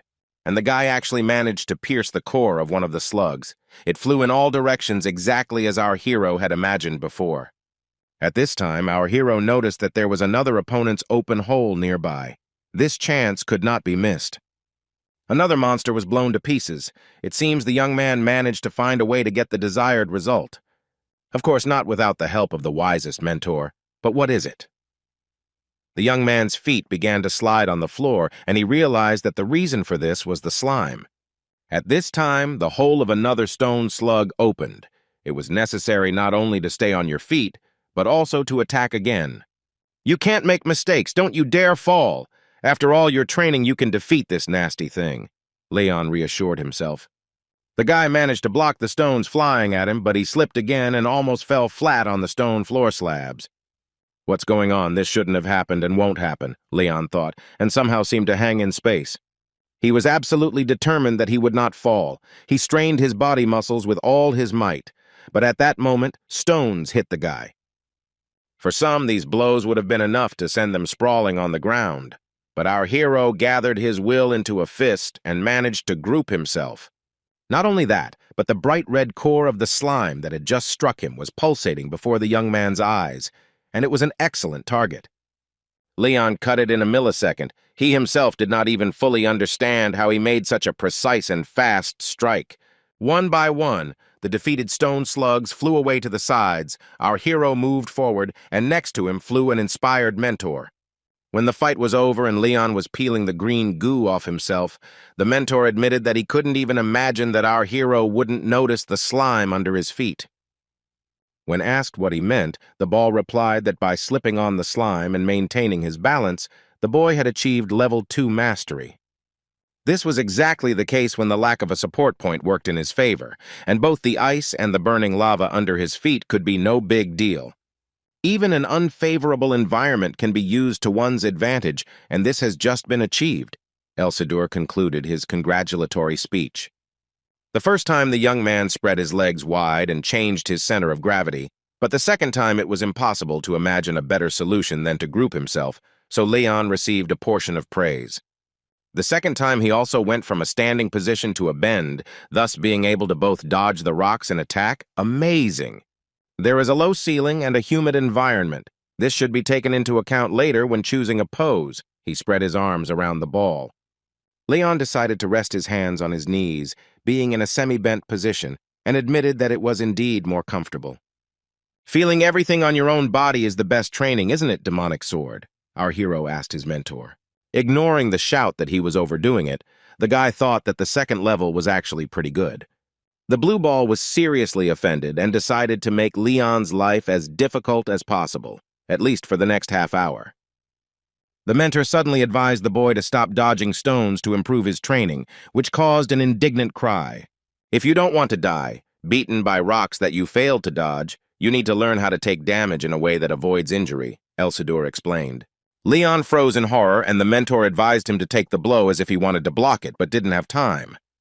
Hearing the advice, Leon screamed at the top of his lungs that this demonic sword just wanted him dead, his face distorted with rage and uncontrollable anger. "This is for your own good! You will gain experience and master new skills!" The sword shouted into the back of our hero, who felt like hundreds of slugs were rushing after him. A lot of time passed since that moment. One day the knights gathered near the exit of the dungeon and discussed what was happening. One of them asked how far Leon had come in 2 weeks of fighting the slugs. The comrade replied that the young man had destroyed almost everyone. He was very strong, for example. Today he had already fought for more than 10 hours straight. The first time he thought it would be another failure, but that same day the guy came out with a full bag of mucus, said the first. After all, it's not that easy to defeat stone slugs, he added, just as someone shouted that Leon had finished and was leaving. His face was tired but determined, and in each hand the young man carried a heavy bag filled with trophies. All the knights froze, looking after him with admiration. It seemed that Leon had never encountered such respect for his person. Today was the last day, he proudly announced, which caused jubilation and a wave of gratitude addressed to him. These creatures won't bother you anymore, our hero happily promised. He smiled broadly and was clearly very pleased with himself. You will live in cleanliness for some time. They grow very slowly, the young man added at last and left the fortress. While counting his steps, he remembered that he needed to report to the guild and ask the knights to do it themselves, because he had important business. The young man asked his mentor if he had accumulated enough energy by defeating the slugs, if it would be enough to carry out the plan. Definitely yes, he answered, and they hurried back to the hotel where Leon had settled during his stay in the city. It was time for the aura to activate, and it happened earlier than he had planned, Leon noted as he sat down on the bed. The mentor praised the young man, noting that he fought like a lion and accelerated their plan by almost a month, which was a reason for congratulations. They had accumulated so much energy that they could begin experiments with the aura right now, he told Leon. Else had asked his student if he really wanted this and was ready. It was necessary to take into account the seriousness of the undertaking. Leon could have answered that he was ready, but the expression on his face did it for the young man, and he could only nod silently. Remembering the elites from his school who used potions to open their aura, he was extremely proud of himself because he would be able to do without potions. How many times he broke his sword, considering himself weaker and not knowing about the secret tricks of the aristocracy, our hero recalled with resentment.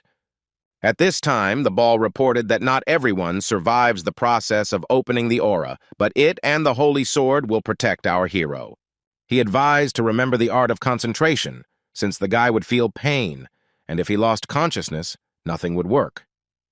Whether you awaken the aura or not depends on you, and only you, Leon, the mentor concluded. It was clear that he was excited. Elsidor rose above the ground, and suddenly the young man noticed glowing swords that rose up with him. What are these hallucinations, or are these really swords? Our hero asked his mentor in an excited voice. The young man learned the answer at the same moment when one of these weapons unexpectedly and with lightning speed entered his body. Leon couldn't hold back and let out a heart-rending scream. The window panes shook and the light flickered. The pain was incomparable to his feelings. The guy's body arched, his face twisted in pain, but he quickly regained control of himself and endured. At that moment, the rest of the swords began to shine brighter, and it became obvious that they would all now plunge into Leon's back. After some time, only a dark silhouette sitting on the bed reminded of the guy. His entire body was permeated with the light of swords sticking out with their handles upward. The young man's face was distorted with pain and determination to endure the test, his eyes glowing no less than the weapons thrust into his body. He must withstand 10 swords, Elsidor said in a calm voice, already realizing that the student was capable of handling the task. At that moment, the young man leaned forward and the mentor thought that he had made a mistake. Was all the suffering in vain? He became frightened. However, Leon continued to remain conscious and endure unbearable pain. One can only envy the young man's willpower. The blue ball glanced at the window. The light in all the windows of the hotel began to flicker, and in some it went out completely. The same thing was happening throughout the city. The test lasted for a very long time. Evening turned into night, and Leon continued to try to awaken his aura in a small hotel on the edge of the city. Suddenly, the young man's eyes opened wide, and nothing else could be seen because of the bright white glow that covered the room. Streams of energy flowed through his body. Leon stood up and looked at his hands. Streams of orange light flowed through his veins. This is energy moving through me, the young man guessed. He suddenly felt like the strongest person in the world. It's just an illusion, the blue ball said in a calm and even voice. It won't move mountains, but it really is strong. Leon looked at him disappointed and even scared. How dare he say such a thing at that moment? Funny boy, Rodrigo thought, looking down from the sky. He was really interested in how it would all end. How could one expect that the aura could be awakened so quickly? He said, addressing someone invisible. Leon was Rodrigo's successor, the bearer of the Holy Sword. The stronger he was, the better for everyone, the interlocutor said. Perhaps it would be better for him not to interfere for the time being. The hour will come a little later, but for now, continue in the same spirit, he laughed. The blue ball advised him to sleep peacefully and keep an eye on them. Leon realized that this was not said to him. By the way, he was sure that the young man would only be able to withstand 5 swords. The mentor addressed the young man this time. All we managed to do was open the channels of the aura, awakening it. Now you are in for hard and painful training to learn how to use it, he added. Right now, Leon is like a little child who has awakened a power channel. He needs to practice a lot, Elsador insisted, and Leon had to assure that he understood it. And yet, thought the young man, looking slyly to the side, my physical abilities have not changed, but I can feel the energy. It is not only inside my body, but also seething outside like a protective shell, the young man said, stretching his hand forward. The blue ball explained that he could now feel his aura, and there was a hidden joy and satisfaction in his voice. If you can concentrate, you can control her, the ball added, and Leon's eyes flashed with delight. The mentor continued to explain the basics of the theory and explained that the aura has an individual attribute. Most often, there are attributes of one of the 5 elements: fire, water, wood, earth, iron. But this does not apply to you. You are lucky with the aura, Elsador said, and fiery rays suddenly flared up around him. Your aura has the attribute of the sun, he said proudly, emphasizing each word. This is a very rare case, or rather unique. Light and fire, this highest attribute personifies justice, concluded the mentor, and Leon's eyes became huge. With a cry of greatness, the young man jumped to his feet, and Elsador quietly added that the great hero had the same attribute. Shar became serious and suggested that they sum up the theoretical results before they started training. He snapped his fingers, and a table with his data flashed before Leon's eyes. Several new skills appeared in it at once, and the indicators increased. This statistic is very different from the previous one, exclaimed the surprised and delighted young man. Leon asked why it said it was a level 3 aura when he had never used it before, to which he was told it was because he had mastered acceleration without having an aura. Leon remembered his battle with Elmont and suddenly felt something like gratitude towards his enemy. When the young man awakened his aura, his combat body reached the 2nd level, and therefore he can now safely be taught to use a sword. The ball giggled. He was almost as happy as the student, starting to describe chaotic circles around the jumping Leon. The guy repeated several times that he had been waiting for this for so long that he was so impatient he simply couldn't stand still. When shall we start today? Our hero asked, and bright stars seemed to shine in his eyes. If the guy had already managed to recover, he should tell him one more thing before training, said the ball. The windows in the hotel began to go out one by one. Night came. Our enemies have appeared in the city, Elsador said and looked meaningfully out the window. This look did not bode well. Leon's jaw dropped in surprise, and he only asked again what the mentor had said. What other enemies? Why in the city? I don't know exactly where they are, the blue ball reported. He again looked out the window at the sleeping night city. But he feels their aura very well, thoughtfully added the ball and sighed. Leon's face became thoughtful and a little sad. The young man asked who they were, and the answer he received made him even sadder. These are the hero's enemies, and since he has now become his successor, they are now also his enemies, dangerous enemies, Elsador concluded without hiding his rage. If he needs to call them something, he can use the word evil, the young man heard and clenched his fists. But now the young man was too exhausted for new battles, so he shouldn't bother his head with this, the blue ball added, as if nothing had happened. Why doesn't he feel them now? Leon looked at his mentor and received the answer that the enemies were hiding. That's why. He assumed that in about 2 months they would start to move, so they needed to continue training and accumulate the maximum amount of energy. Well, and then we will fight them back, having learned our true goal, full of blood and hatred, Elsador finished pathetically. After 4 days of hard training, Leon finally stood before the high walls of the guild building. Recently, a guard reported the destruction of the stone slugs, but there was no news from you for several days. Our hero was met by an excited red-haired girl. Our hero began to justify himself and apologize, but the beauty suddenly interrupted him, saying that the young man had changed. She could feel it. He had achieved a lot by destroying monsters, the young man answered evasively. But his heart sank. Had the girl really sensed his aura, the hero thought. Well, this is a reason to celebrate your promotion. The receptionist clapped her hands, her eyes shining with joy. What kind of promotion? Leon raised his eyebrows and widened his eyes. He had not expected such news at all. Can we repeat what was said again? Our hero asked, looking at the coats of arms on the walls. He was a little taken aback. Of course, the little girl smiled and handed him a new plate with a seal. Congratulations on receiving the C rank.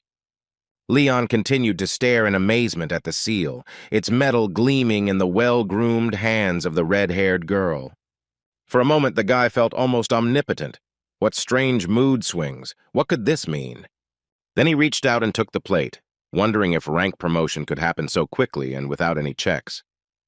Well, it's quite unexpected, but such a young man destroyed many ratmen and all the stone slugs and also received several grateful reviews, the beauty explained. Because of the letters of thanks he had received a promotion so quickly, Leon still didn't believe in his luck, continuing to look at the seal. After just 2 tasks, not bad, not bad, Elsidor praised the student. Now you can take on more difficult tasks. This will make it easier to find evil.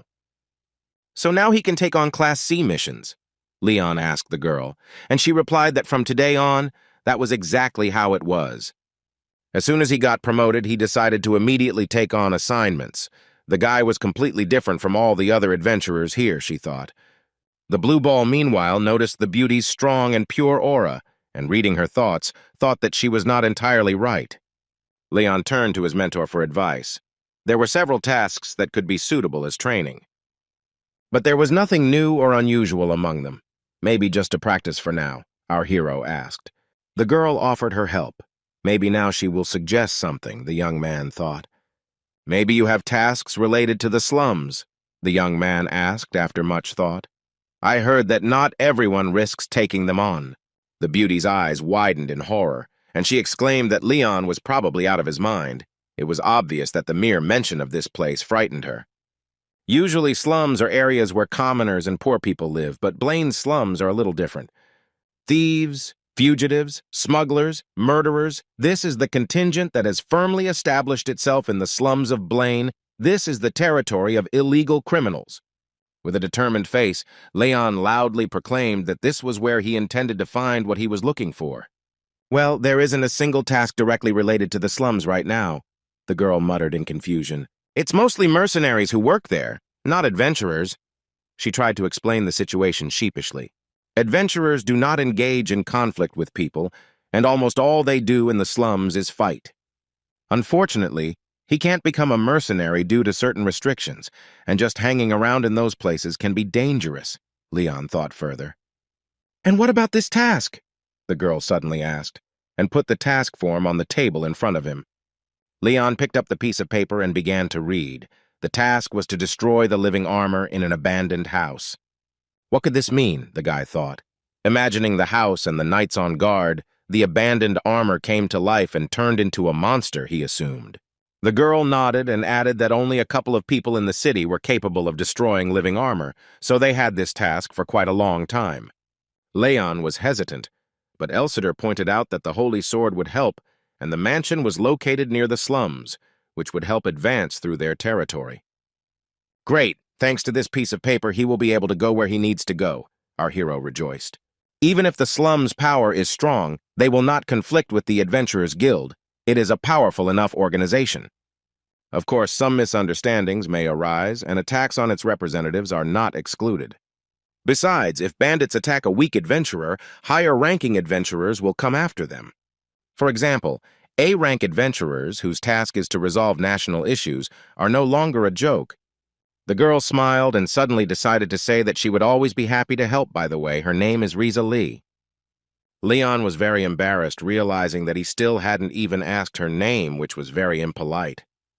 Thanks, Lee, he muttered, to which he received the answer that the beauty was happy to try after all. That was her job. By the way, here's your reward for clearing the dungeons of stone slugs. The girl held out a heavy bag. The sum was considerable. Since the commander of the knight's platoon had decided to increase the fee considerably, she explained to the surprised Leon. Heh heh, the blue ball exhaled in surprise. It seems that my student is gradually developing the necessary connections. Can I ask one more question? I promise, the last one. The young man addressed Lee, raising his index finger up, showing a number. "Can you tell me where Blaine's church is?" The young man blurted out with a determined look. The beauty's eyes became so big from surprise that they seemed to take up her entire face, leaving no free space. Lee screamed in horror and asked what exactly he meant, to which Leon evasively replied that he needed to see something. The girl was so shocked that she couldn't find the words to react. Beads of sweat appeared on her forehead and her hand clenched into a fist. The young man seemed to be expecting exactly this reaction. Else had warned that if she took him for a new hero, then the help of the Holy Order would be required. There are cases when a simple church can help, but we will consider this as a backup option. No one will dare to desecrate this monastery after this. Regardless of your origin, the rules will be the same for everyone, the same rules for the Knights of the Iron Chain.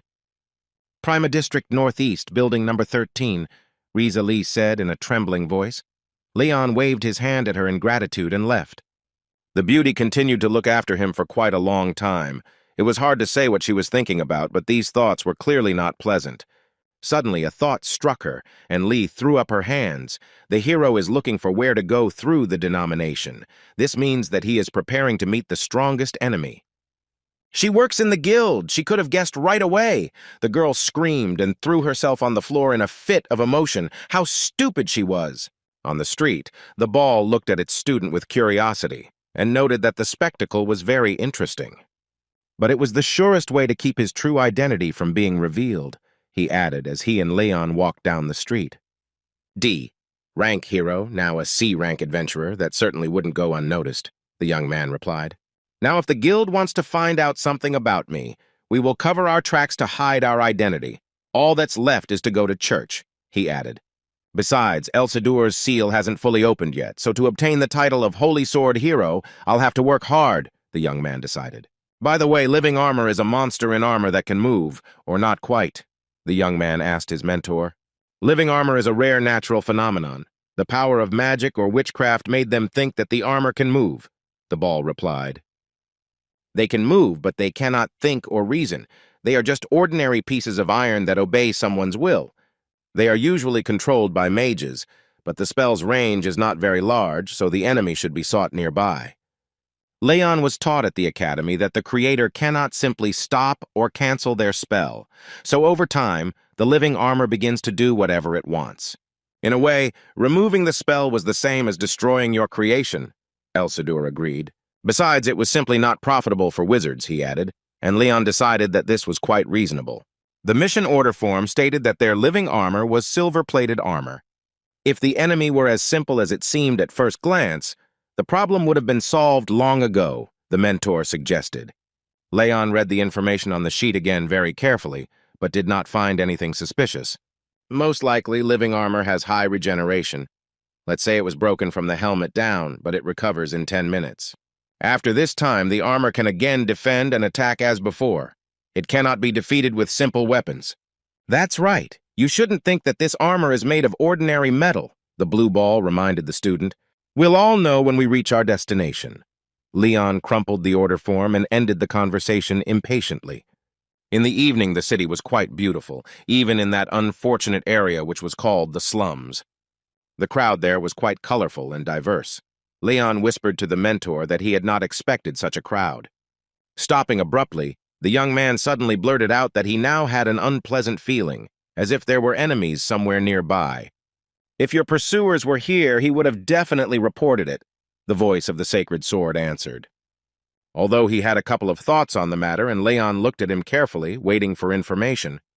It's because of the essence. The solar aura is sensitive to the dark aura, so he simply cannot help but sense it, he explained to Leon. Well, since the hero looked very young, he attracted a lot of attention to his person, hence the uncomfortable feeling. Now he feels even worse. He can feel all these angry looks on his skin, the young man complained. These looks are like a needle poking at me, a terrible feeling. I need to get out of here as soon as possible, he added. Be careful, the ball advised. Their evil aura will not harm you, but they themselves can be dangerous. Besides, people here are generally wary of strangers. Let's still focus on the task. Following the flying blue ball, our hero thought that the advice was really good. The moon was shining brightly in the sky, and in its light all the mansions and houses around began to take on a somewhat ominous appearance. Approaching the open-work, wrought iron fence of one of the estates, Leon stopped and said that they had come to the place indicated in the order. There were no lights in the windows of the building, as it was abandoned. Flocks of crows were sitting on the tree branches, and it was not at all desirable to go inside. Leon stood at the fence for several minutes and did not dare to step onto the estate grounds. He felt completely uneasy. Finally, he looked at the broken windows, sighed that since living armor lived here, there was no point in delaying, and went forward. As he walked along the corridor of the house, the young man carefully examined the interior, but apart from a large number of cobwebs, he did not notice anything unusual. Under one of the web clusters, an outline appeared that vaguely resembled a full suit of knightly armor. Suddenly, an eye flashed from under the helmet with a bright orange light, and the young man realized that he had found what he was looking for.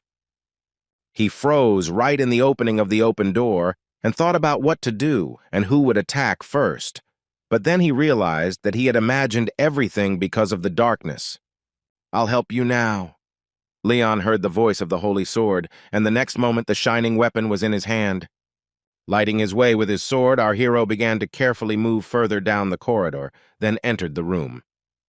"This is so convenient, thank you, Elsador. He didn't even know it was possible," Leon whispered happily. "Next time we need to take a flashlight, it's lucky there are no other people here," the mentor muttered, and the guy agreed. "He can't really see, but someone is walking down the corridor. Footsteps can be heard," the blue ball added, peering ahead. It was a huge suit of armor made of dark metal, and in his hands a heavy halberd gleamed menacingly. From under the helmet, a pair of eyes sparkled with an ominous orange-pink light, which Leon at first mistook for fireflies. A second later, the halberd whistled past our hero's ear and crashed into the wall, leaving a mark on the wallpaper. The blow had no effect, and the armor was holding the weapon in its hands again, as if it had not just used it. This was the first time he encountered an opponent using such a weapon, and Leon didn't know how to fight against a halberd. The armor could, for example, swing and deliver cutting blows, pierce through, or chop from the shoulder with this thing. But what was more important was that they were separated by a distance of 2 meters, the young man realized after assessing the situation. The distance that it takes me several steps to cover, he compensates for only with the length of his weapon. Just at that moment, the enemy swung wide again, and our hero had to jump back to avoid the blow. Holding the sword out in front of him and hiding in the stream of light, Leon suddenly realized that the halberd's advantage was only possible when it had an owner. When fighting with empty armor, the enemy's strike force is too weak, our hero realized after several skirmishes. When the empty armor hit the holy sword with the halberd, his weapon simply shattered into pieces as if it were made of wood. "This is the price for closing the distance with his feet," the young man said with a menacing face, addressing the living armor. With his next blow, he severed the shaft of the halberd, and at the same time the hand that was holding it. With a loud crash, pieces of metal rolled across the floor. "That's not all," Leon whispered, and one could see the aura discharges suddenly running between him and the sword. The blade flashed like lightning. It was impossible to track its movement, but the result was an even greater roar. All the armor was cut into pieces. Arms, legs, torso, helmet, not a single piece of armor remained intact after Leon's attack. Pieces of metal fell to the floor, each of them no bigger than a palm. The sword literally chopped the enemy into cabbage. Although no, the helmet was simply torn off the shoulders, the blue ball did not find any damage on it, although he looked quite closely. "The young man used acceleration," the mentor noted with satisfaction. "If you don't take into account the chaotic movements of the sword, it was quite good," he praised. However, he dealt with the enemy in a few seconds. Leon happily objected. Thanks to the use of aura, he was able to wield the weapon more freely. By the way, the report said that even if the armor was smashed to pieces, it would be reborn, he muttered, looking at the pieces of metal on the floor. The mentor said that such individuals have a high ability to recover, but apparently this is not so. Leon continued to look down in confusion. Perhaps the information was wrong, and these pieces of abuse would have remained lying underfoot, and our heroes could have simply left. Of course, that could happen, but false reports are considered a second-degree crime in the guild, Elsador replied. If such a mistake results in a fatal incident, The guild will offer a cash reward for the capture of the would-be informant. Leon tensed and noted that it was highly doubtful that anyone would take such a risk, and therefore his opponent could not be considered defeated. If you think about it, this task seemed strange to him from the very beginning, the young man added. The blue ball thought hard. Nothing came to mind except that perhaps there were differences between different specimens of living armor. Alternatively, he could catch a few more to check, Leon suggested, looking at the sword's hilt. We don't have to go far. It seems they are advancing from that side, he added, pointing to several more pairs of glowing eyes at the end of the corridor. This time, the armor was darker in color and they moved more confidently, and they all had different weapons.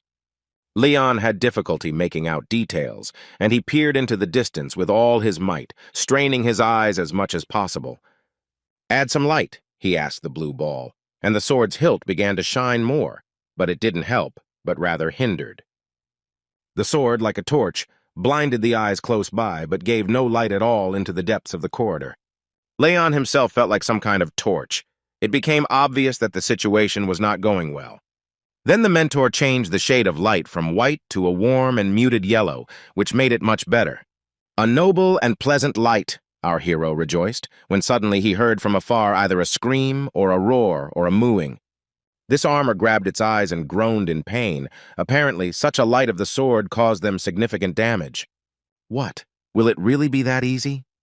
Leon couldn't believe his luck. He was ready to run along the corridor and destroy his opponents with just the light of his sword. Smoke was pouring out from under the helmets with a terrible sound. The armor was clearly suffering and experiencing unbearable pain. But suddenly their eyes lit up with a different fire. The living armor straightened up and took an attack stance. A spear, a halberd, and some other type of weapon that our hero simply did not have time to identify fell upon Leon at the same time. The first thing the young man did was put up a few blocks and parried the blows of his opponents, which turned out to be not so difficult because they were not strong. Then it was his turn to attack, and again everything happened very quickly. One after another, severed pieces of armor flew to the floor. Leon concentrated and suddenly realized that he could predict the movements of the living armor. The outcome of the battle was predetermined. The sword flashed like lightning, and the next moment every single piece of armor was broken and fell down. Leon, our hero, suddenly heard the call of the holy sword. The mentor was clearly very worried about something and warned of danger. What could have happened? What is happening? He defeated everyone. The young man began to think chaotically. Suddenly he realized that another living armor had jumped out at him from a dark corner and was about to strike the young man straight in the solar plexus. But this blow was also successfully parried, and our hero jumped back several meters with one jump. "Elcid," Leon exclaimed and asked if the mentor understood what was happening. "I don't think these creatures are living armor," the guy added. The blue ball suggested paying attention to their eyes and the smoke that was pouring out from under their helmets. "Living armor has no feelings or emotions. They would not react to the light of your sword, much less scream in pain," Elcidur said. "Take a closer look. Use your aura and turn on additional vision so you can understand who your opponent is. Under the armor, fire and smoke are visible, as are burning faces and body parts. But it is completely unclear who it could be," Leon replied. "If you see smoke from your eyes, this is a sign of using the death breath technique. Do not expect anything good from contact with this enemy," said the blue ball. "And this enemy is of a demonic nature and is called phantom armor. Now he will tell you in more detail," added the ball. "The most interesting thing is that the sacred sword should have destroyed them quite easily, but this did not happen. The smoke of the deadly breath absorbs life force. For the carrier of the solar aura, it is most dangerous and can also separate from the armor. By the way, if we had ordinary living armor in front of us, it would not be able to scream. It simply does not have vocal cords.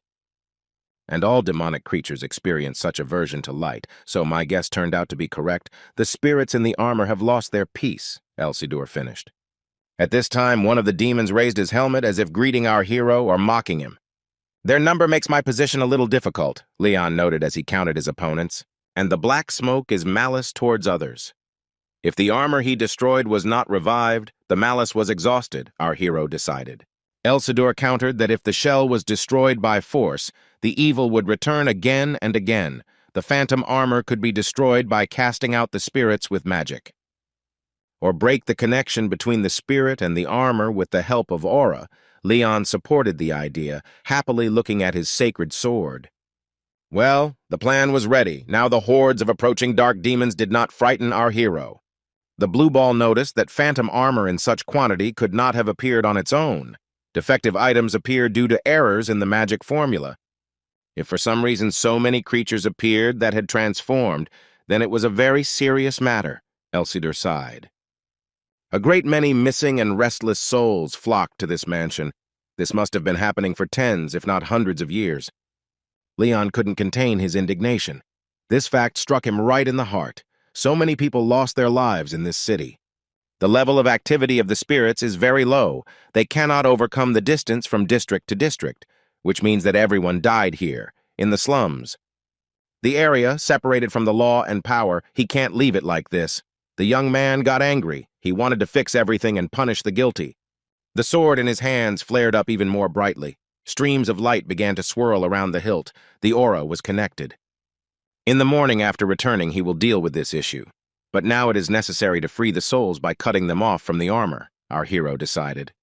Leon cut the first suit of armor in half like ice cream and started on the next one. The work progressed quite quickly.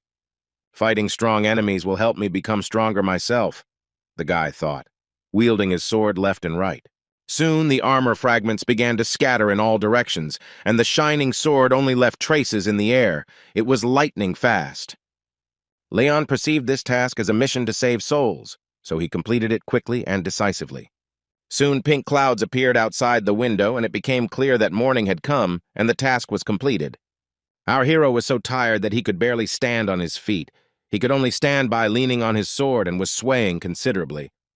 He happily informed the sword that fighting while being deliberately surrounded was not that easy, but he managed to cope. "Do you think that if it weren't for these blind spots, perhaps I would have managed it faster?" the blue ball asked.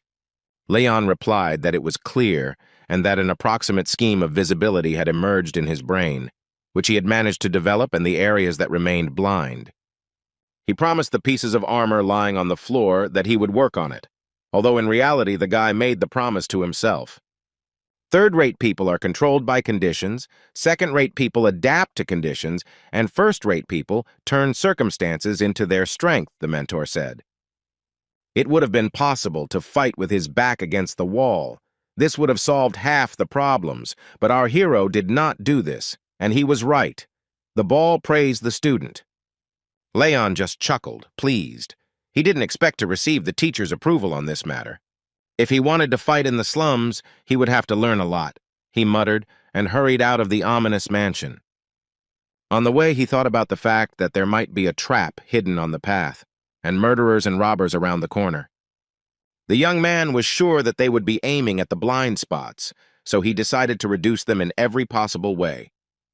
Looking at the blue sky, Leon thought that one could actually fall into a trap at any time, and not only in the slums.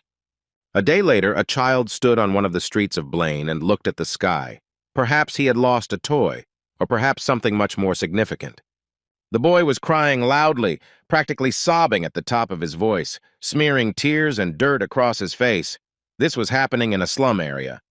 Heavy steps were heard behind the baby. This gate was familiar even to the stones here. The child was also familiar with them, and he listened for a while to understand whether his guess was correct. Suddenly his eyes widened in horror. The boy covered his mouth with both hands. He still continued to cry, but tried not to make another sound. Behind him stood a tall, muscular man with long black hair, wearing a coat lined with leopard fur. He walked up to the baby, who continued to cover his mouth with his hands, and stopped behind him. The slum dwellers watched what was happening with fear, but also with interest. It was impossible to predict what would happen next. It was Khan, the leader of the bastards, the strongest gang in Blaine, now walking away, surrounded by an entourage of guys in identical vests and pink mohawks. It was not far at all to the estate where the gang leader and most of his charges lived. Few knew why the group members chose a bald head and a pink-dyed mohawk as their distinguishing mark, but it looked a little ridiculous. Two of the retinue began their report to Khan by saying that they had surveyed the 23rd and 25th districts, but had not seen any of the slaves who could return if they got there. Khan sat on his makeshift throne and listened lazily, finally giving the order to continue monitoring the target, but to observe from a distance, not approaching the estate. "We'll only attract unnecessary attention if we come any closer," he added, and ordered the next two bandits to come up and report on the progress of affairs. They analyzed the wastewater from the 23rd and 25th districts and found the remains of approximately 30 people who died at the same time, they reported. Khan asked what the magician had said and was told that nothing specific had happened. Even a ritual would have been less wasteful. At these words, the gang leader coughed, making it clear that he shouldn't blab too much in front of a large crowd of listeners. "Gather all this data into one report so that both the guild and the church have enough evidence to take action," he commanded. "But boss," the bandits objected, "even though we don't know what they're doing there, the commissions we get from the slave traders will stop in that case." Drops of blood splashed onto the bandit who stood next to the one who uttered the last phrase. He looked back to see what had happened and saw his colleague, whose body lay lifeless on the red carpet. "If you don't know when to stop, you die just like this dog," Khan declared with a menacing look at those present. What a magnificent technique. No one even had time to notice anything. It seemed like he just shook his hand. The bandit who remained alive thought at that moment. "They are not like us, and we cannot use them for our own purposes. Forming relationships with them will only harm us," Khan continued, imagining possible enemies. "It doesn't matter if they are cult fanatics or spies from another country, there is no reason to mess with them," Khan shouted. "Let the church's special squad, the Knights of the Holy Iron Castle, deal with them. They will drive us into a corner of the continent if we share a coin with these scum." All the bandits, as one, listened to what was said. Not a single thought could be read on their faces, only fear and a readiness to obey.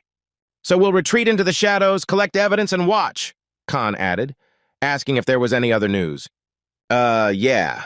About the abandoned estate at the entrance to the area, one of the men with the pink mohawk wheezed. An adventurer came there on order." "What are you talking about?" asked the boss, his eyes flashing an ominous red light that did not bode well. "He takes on orders thrown in by others and has made a name for himself by clearing the city of monsters. At first they were ratmen," the bandit explained. "Then it was the turn of the stone slugs, which undermined the foundations of the fortress," he continued, before they called him a cat, now a cleaner.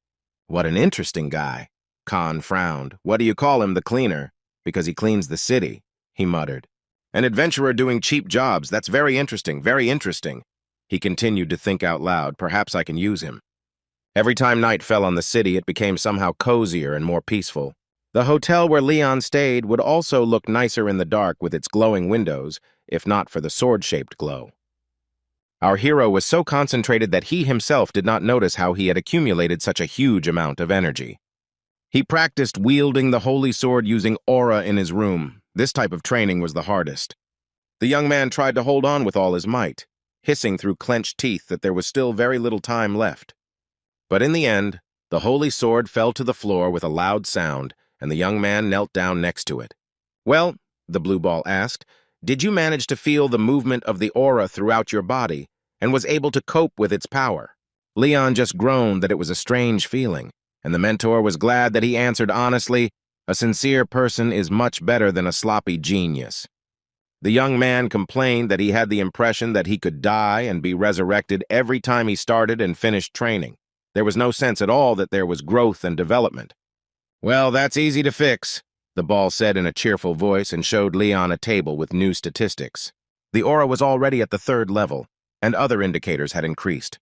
"Why so quickly?" the young man rejoiced, while the mentor smiled. "Because you are taught by the best teacher without hiding his own importance," the blue ball said expressively and winked. Leon continued to point his finger into empty space. Why wasn't the 7-star sword technique added? Leon blurted out and received an answer that was indecent to voice. It boiled down to the fact that more training was needed. The technique in question was also known as the Great Chariot, a secret sword art developed by Rodrigo in his youth. One could even call oneself a master by mastering all 7 sword skills developed by Rodrigo Yu and nothing more. Leon sighed and noted that it would be a good idea to master at least one of them well before meeting the enemies. "If you combine the technique of the 7-star sword and the saint," Leon began, "then any opponent except for a rank A master will die." Elsador finished for him. The young man said that this was quite enough for him. Once in 2 months, it was impossible to surpass all the enemies in the slums in skill. It would be enough to have an ace up his sleeve in the form of a secret technique. The blue ball nodded affirmatively. Knowing how to use the secret technique and mastering the aura, one could count on success. Leon started rolling up his shirt sleeves and exclaimed that it was time to start right now. He could train until he dropped today. The blue ball stopped him, saying that it was happy that the student was full of enthusiasm, but it was time to finish for today. Because we have guests, the mentor continued and glanced out the window. A crowd of men with pink mohawks and sleeveless jackets stood outside the hotel walls. Leon also went to the window and asked again why there were guests, receiving the answer that judging by their appearance, they were definitely not guests. "Then who are they? Our enemies! They came for me!" The young man bombarded the mentor with questions. There were no monsters here. The blue ball looked at the men and reported that it also did not feel a threat, did not feel enemies, and did not even feel anyone stronger than its student. "Judging by their appearance, they are hooligans, but I am not sure whether they are from the slums, although it looks very much like it," Eselder stated. The mentor and student went downstairs while Leon opened the door. The ball confirmed that the guests were not hostile. Maybe they would tell them where to look for those enemies who were looking for them. "There's a cleaner in front of us," the man with the bandaged face asked Leon when the doors were finally opened and the guests came out onto the porch. "Yes, man, that's exactly it. I recognized you. Sorry for coming without warning," laughed another of those who came. "We are here on orders from above and we hope for understanding, so let's talk. Give us a couple of minutes," the guests continued. "What does it mean, not of your own free will and by order from above, who sent you?" asked our hero. He was really interested. "We are members of the Bastards gang," the men sang proudly and raised their hands, closing one eye in an identical gesture. Like cabaret dancers, all the men with mohawks who came suddenly assumed this identical pose, and it seemed as if they were about to sing a song. Elsidor reported that he had heard about them while gathering information. They were a gang led by Kan Feng, a famous man who divided the slums into 3 parts. "The boss is looking for you. We were told not to insist if you don't want to go, but it would be better not to refuse." One of the men turned to Leon. Our hero calmly asked to be shown the way quickly and added that he had long wanted to meet their boss. The fact that he was not afraid amazed those who came, while Leon himself thought that Khan would not have called him openly if he had planned to harm him. Besides, this is quite a useful acquaintance, the young man decided. When I mention the name Kan Feng, most will give way to me in fear.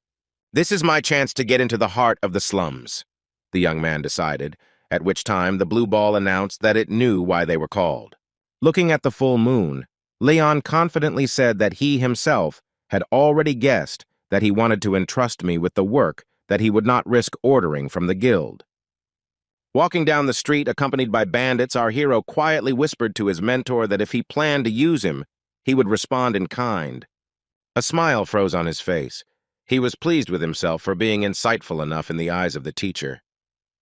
When they approached the gates of the desired estate, one of the men with a mohawk pointed to the door, not noticing that someone with a bag was moving behind him. The bandit's movement was so sharp that his finger poked into the fabric base of the bag quite hard. The man who was carrying it fell onto the pavement, and several beautiful red apples spilled out of the bag. And although he began to apologize in fear, the villain with the mohawk froze in rage. It became obvious that assault would occur. Shouting that he had to watch where he was going, the bandit began to shuffle his feet vigorously over the man sitting on the floor. Leon's face showed that he was terrified and was about to draw his sword to protect the innocent, but his mentor ordered him to be patient and not to interfere. This angered the young man even more. Sparks were almost pouring from his eyes, but Eseldur again asked him to keep his emotions to himself. "If you show a thirst for justice and no fear of blood in front of Khan, nothing will come of it," the blue ball explained.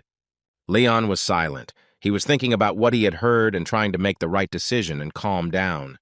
"Okay, everything is fine. I will be careful," he said finally, his voice making it clear that he had fully regained control of himself. Finally, the building of the Bastard's base itself appeared ahead. It was quite large, and lights were on in almost all the windows. Entering inside, our hero was amazed by the amount of dirt and garbage. Kicking something with his foot, he muttered that they seemed not familiar with the concept of cleaning. He noticed drops of blood on the upholstery of the sofa. It seemed that the concept of getting rid of evidence was also unfamiliar to him. "It looks like they were left there on purpose, a classic form of intimidation," the mentor explained to the young man. "Oh, they call you the cleaner." Leon suddenly heard a hoarse and important voice. He guessed that Khan was talking to him. Our hero's first reaction was to grab his sword, which is what he always did when someone was sneaking up on him from behind. The young man turned around and brought down a powerful blow on the one who dared to do this, but the blade hit something and bounced off. That something turned out to be Khan's hand, which remained completely whole and unharmed, although after this it should have been lying on the floor cut off. "Ha! What an inappropriate nickname, Cleaner!" the leader of the bandit gang laughed, baring his teeth. Leon looked at him in horror. He had never encountered this type of invisible armor before, and tried to figure out whether the enemy was using aura or magical skills. At this time, Khan swung his arm to make his counterpunch, his long hair flying beautifully. Leon froze and looked at the enemy's exposed steel press, at his huge muscles and at the way his hand made a swing.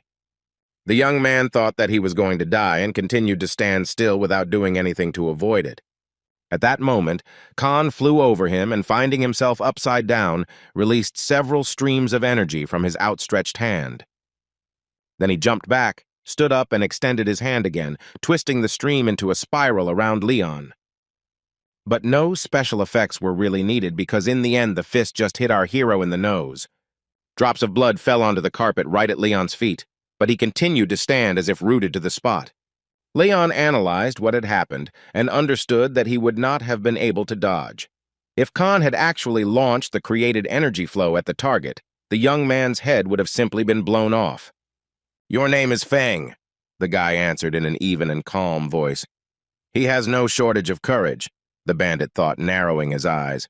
"Yes," the man replied and gave Leon a friendly punch on the shoulder. He had decided on the young man's account and was confident that he could handle it. Wiping the blood from his face, the boy asked what he meant and what he would have to deal with. "With my task, isn't it clear I could have guessed while I was walking here?" Khan literally read his thoughts. It was alarming. He continued that he was ready to give the young man what he needed, and in exchange he would do him a favor. Leon was literally taken aback and again asked what he meant. "Forgive me, but I know about your past." Khan looked back at him, having already managed to walk quite far down the corridor while our hero continued to stand. It was about the Imperial Academy, our hero finally realized after a few seconds. The guy who kicked the asses of incompetent nobles with his own hands, who took second place for 2 years in a row without an aura and potions. That's who he needs, Khan shouted joyfully, spreading his arms. Then he became an adventurer and completed tasks to gain strength and energy, the slum leader continued, and Leon realized that his informants were excellent. "He fully understands why our hero dropped out of the academy?" Feng suddenly said in a much softer voice. After all, the man himself did not want to become a knight and serve vile, incompetent aristocrats. He did not want to obey anyone. He continued. Both Leon and, most surprisingly, the blue ball that had calculated everything in advance froze in shock at this turn of events. "Having defeated the nobles, the commoner decided to become an adventurer," Khan said, and Leon began to reminisce about the battles. Several memories were connected with Elmont, and the bandit just started talking about money, which is also important. The next memory was of the coach declaring him the winner while Khan was talking about glory. The man really could read minds. He then went on to talk about how Leon had no shame in cleaning the sewers of ratmen and had succeeded in doing so. And then the young man remembered how he had managed to find a way to defeat the stone slugs that had been bothering the knights for many years. The bandit continued that in front of him was the one who tries to go ahead to become strong and influential, always succeeding, so the young man managed to increase his rank by completing only 2 tasks. "He's right," Khan finally asked, and Leon and the ball didn't know how to answer no in this situation.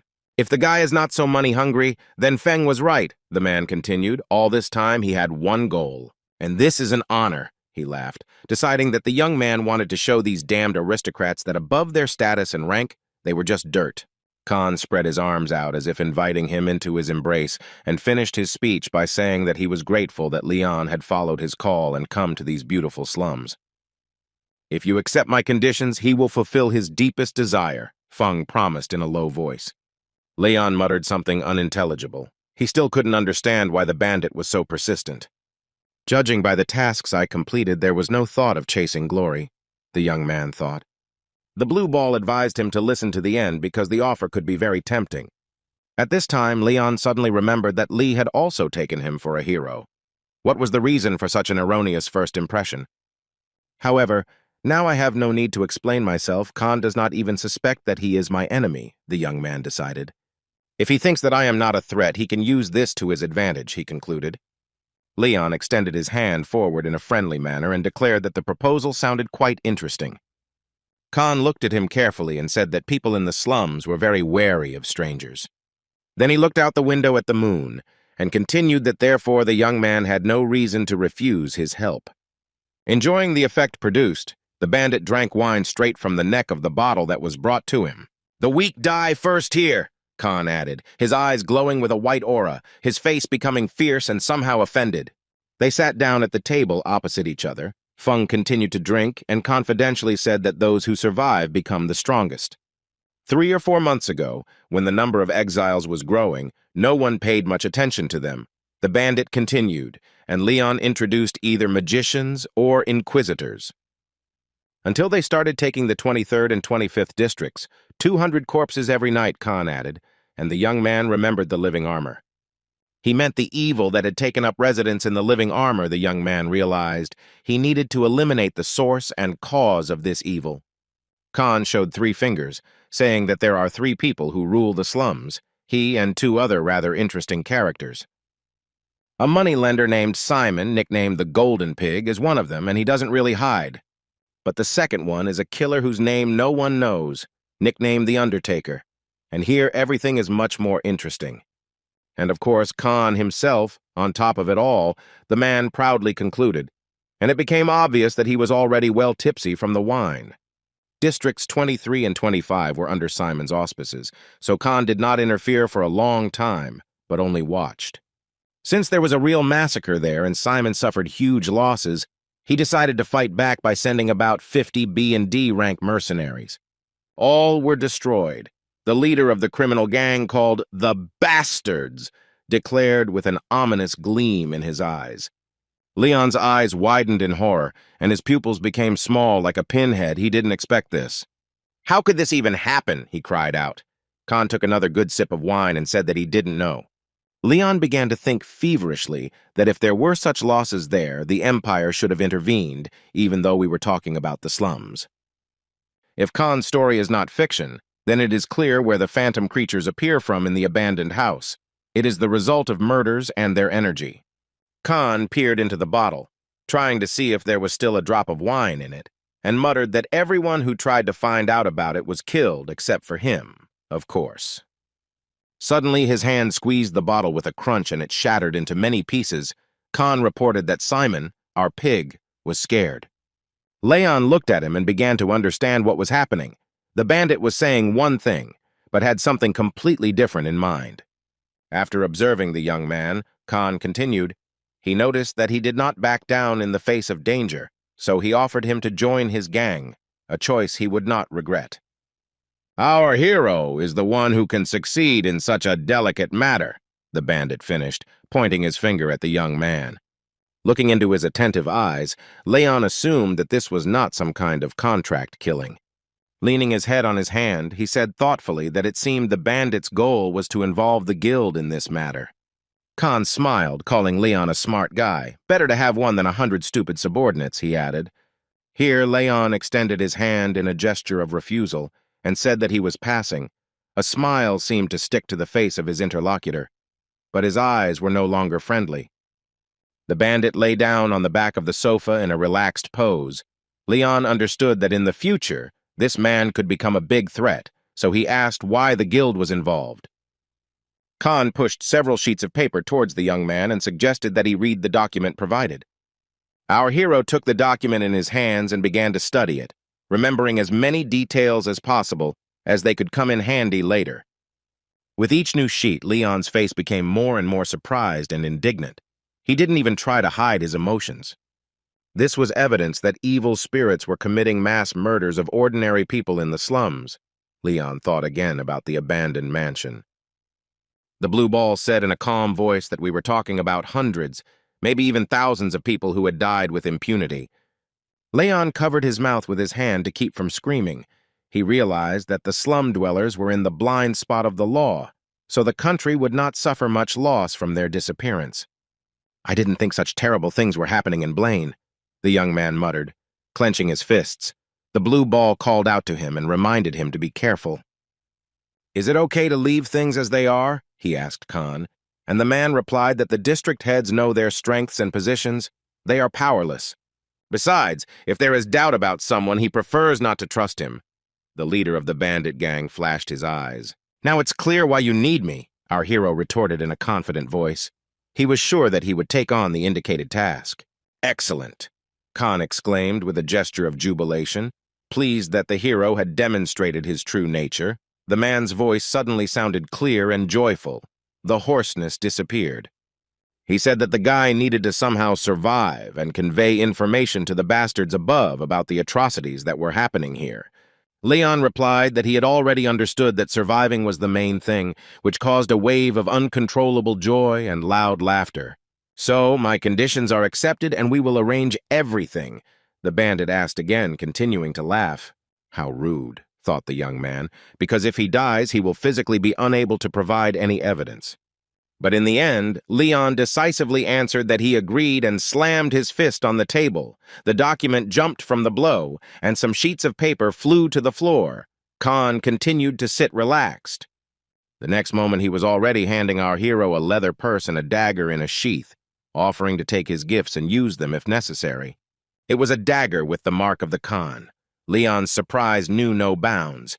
He understood that this was his pass to the most hidden places of the slums. "If someone is being cheeky, just show the mark and all the problems on my territory will at least be resolved quickly," the bandit advised, "or use weapons." Then the man hastened to clarify that the wallet did not contain money but magic scrolls. The meaning of his gifts became increasingly complex. "If you don't need them, you can simply sell them, or consider this my modest advance," he explained. Leon nodded and, lowering his head, said that he had one more question that was bothering him. Our hero remembered how Khan twirled the flow of energy, how he flew at him several times, creating a flow of white glow. How, standing in the whirlwind of this stream, the bandit grouped himself and stretched his hand forward to deliver a crushing blow. And how he stopped his hand a millimeter from the young man's face without ever unleashing the generated power on him. The young man frowned and finally asked his question, which was whether Khan had planned to stop the fist in advance. The man looked at him seriously, his lips pressed into a hard, thin line like lightning. "Of course not," he replied, and that same expression of sinister amusement that frightened Leon most of all reappeared on his face. When the young man left the Khan, the sight of the sleeping city with shining lights calmed him down quite quickly. Our hero hurried back to his hotel. His stay in the slums had seriously tickled his nerves. Sitting on the bed in his room, Leon imagined the image of Khan. He thought that he was incredibly strong and could be very dangerous. He needed to train more, he decided, noticed his mentor and asked if he had any guesses regarding the documents collected by the bandits. "Yes, that's true," El Cid replied. "Dark magic most likely has nothing to do with it. The matter seems much more serious." Leon remembered the things he had been given and asked if the teacher meant that he needed to find out everything himself.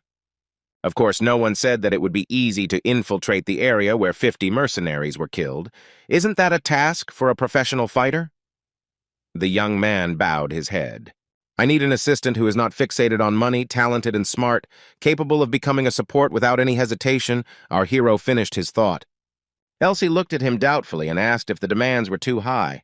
"No," Leon answered decisively, "because no one will ask us there," he added, raising his index finger up. The next day, our hero went to the address indicated in the papers, on 13th Street in that area. "This is a church," he exclaimed in surprise. Why a church in the slums, the young man could not understand and looked at Elsidor. "Priests have long been sent to such places, looking at the majestic building," the blue ball answered. There was someone sitting by the porch who looked like a beggar. White sheets of paper were flying around. It all looked rather suspicious. "Those who are obsessed with money are easily seduced. Those who are obsessed with lust are easily manipulated," the teacher continued. looking at the praying girl. The priest does not belong to any of the sides, therefore he is different from everyone else. The only thing they adhere to is their beliefs and the commandments of the goddess, he added. Leon clarified that if he meant that cheap tricks wouldn't work on them, he didn't want to call himself a newbie, but he still decided to try. He couldn't reveal his identity. There was no way he could get to the priests, so he had to act quietly, under the grass. By the way, the people in the slums turned out to be not so bad. Many just lived their lives quietly. They were not interested in other people's belongings. There was even trust between them. Perhaps it is the influence of the Holy Church, our hero finished his long and convoluted thought. I wonder who is the bishop in the slums, he thought, and he reached out and knocked on the cathedral door. A loud voice came from the church asking who was there. Leon, embarrassed, gave his name and introduced himself as an adventurer. I have something to tell the bishop, he added, and suddenly realized that something unusual was happening. The guy suddenly felt that his aura had activated and was enveloping his body without any action on his part. At that moment, the doors opened, and the young man noticed the hem of a white robe with a gold trim. Could the aura really react to this person like that? The hero thought. In the darkness of the doorway stood someone tall in white clothes. His hair was light, and his face was hidden in shadow due to his height. Finally, the stranger took another step forward and came into the light, announcing that he was the bishop in charge of the place. Leon and the ball stared at the bishop. It was an elf, beautiful and wise. He said his name, Jezar. In his wrinkled hand was a snow-white cup with something hot. This was obvious from the light steam rising from it. Soon they were sitting at the table opposite each other, and the same cup appeared in front of Leon. You were shocked to see an elf bishop, but the goddess loves all races equally. Smiling, Jezar waved his hand. That is why he decided to devote himself to the church, and their exploits are well known to him. Bishop Leon was stunned once again.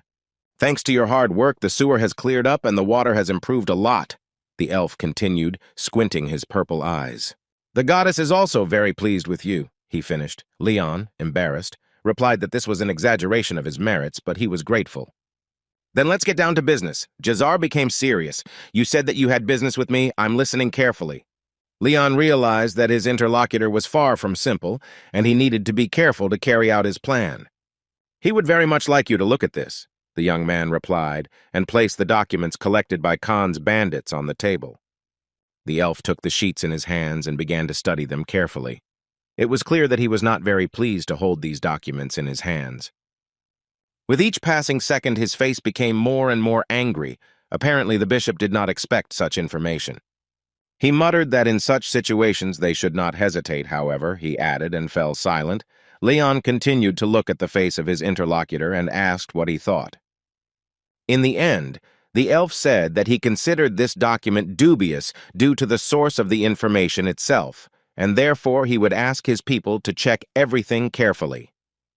He informed Leon that he would refrain from giving an immediate answer while the investigation was ongoing, and the young man nodded. Perhaps you can recommend someone to help me explore the 23rd and 25th districts, the young man asked.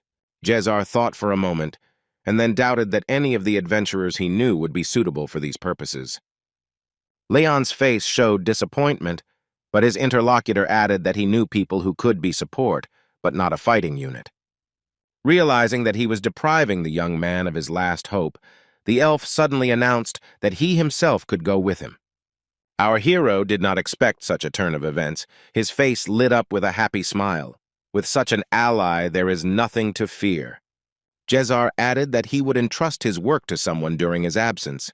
His position as a bishop did not allow him to avoid the dark forces. Leon suddenly wondered if the bishop could fight at all, so he asked in confusion if the elf was sure of his decision. The answer was such a displeased look that our hero regretted not swallowing his tongue.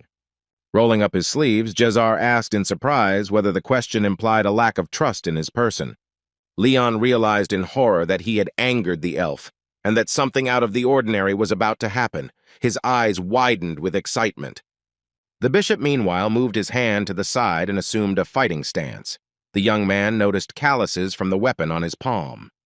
Then a white aura glow enveloped her, and small scratches and other damage to her skin became visible. Suddenly, a fireball materialized above his hand, and our hero realized that the elf possessed a very strong fire aura. Having reached the limit of its power, it materialized outside and increased its power, burning the atmosphere. This is enough to release a destructive fireball that will rip through even mithril armor like a piece of paper, the blue ball exclaimed. This was clearly the result of long training. Snapping his fingers, the bishop, equal in strength to Khan, turned off his aura in an instant and smiled. Well, what do you think? Do you think I shouldn't cling to you? He asked the astonished Leon with a laugh. Although 50 years ago he was a member of the knightly order of the Holy Iron Castle, now before you is just a tired old man. The elf continued to flirt.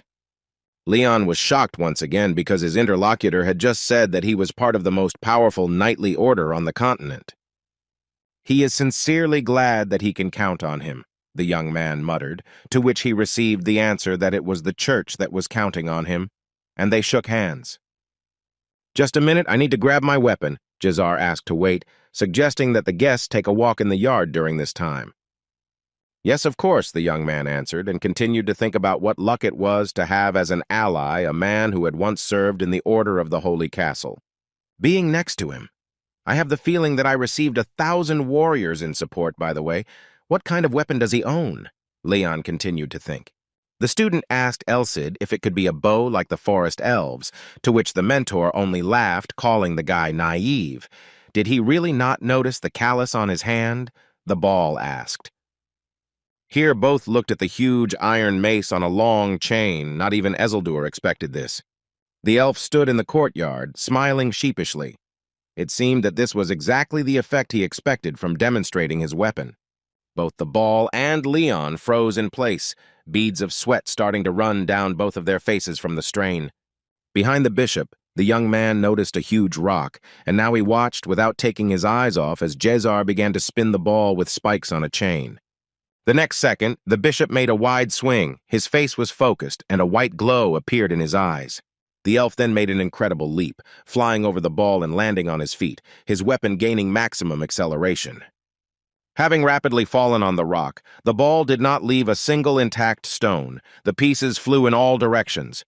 Enjoying the effect produced, the elf sweetly remarked that he missed those wonderful times when he used this weapon on the heads of heretics.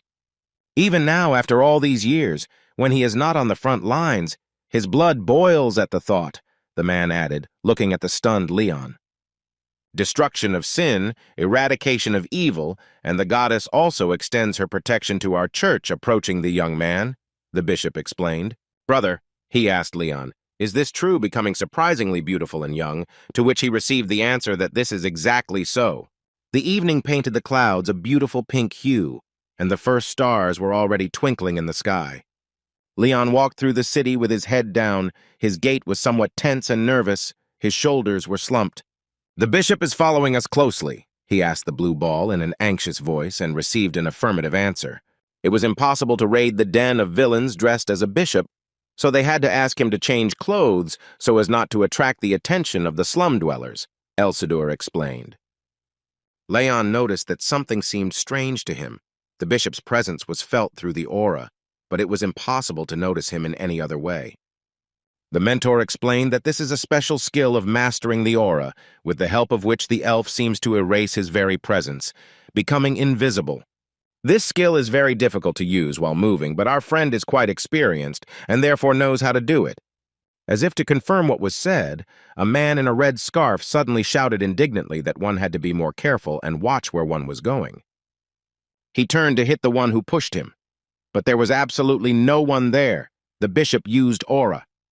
It's incredible. The bishop is really very experienced in disguise, like an invisible man, but he also senses the aura, Leon continued to think.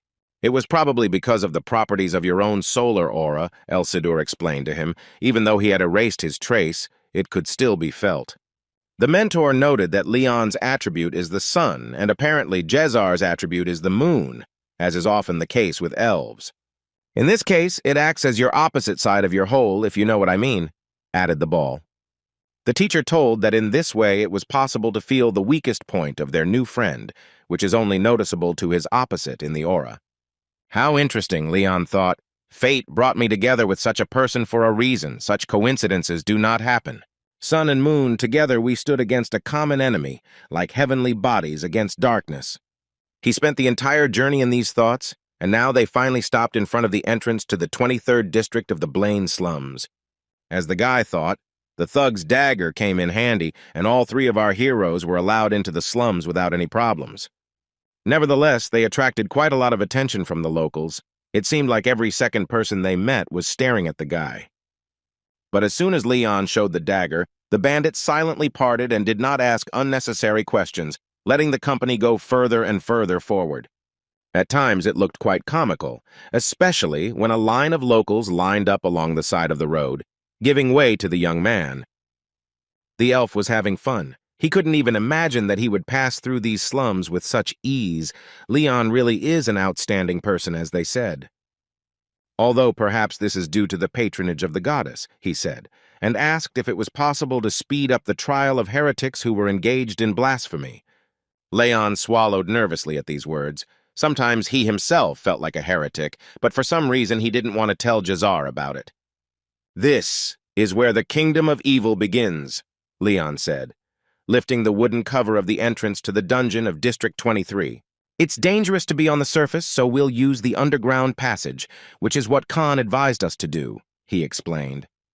They moved along the sewers, the elf lighting the way with a ball of fire that hovered just above his hand. Suddenly, he abruptly turned it off and asked for silence. Leon listened and also heard a suspicious conversation.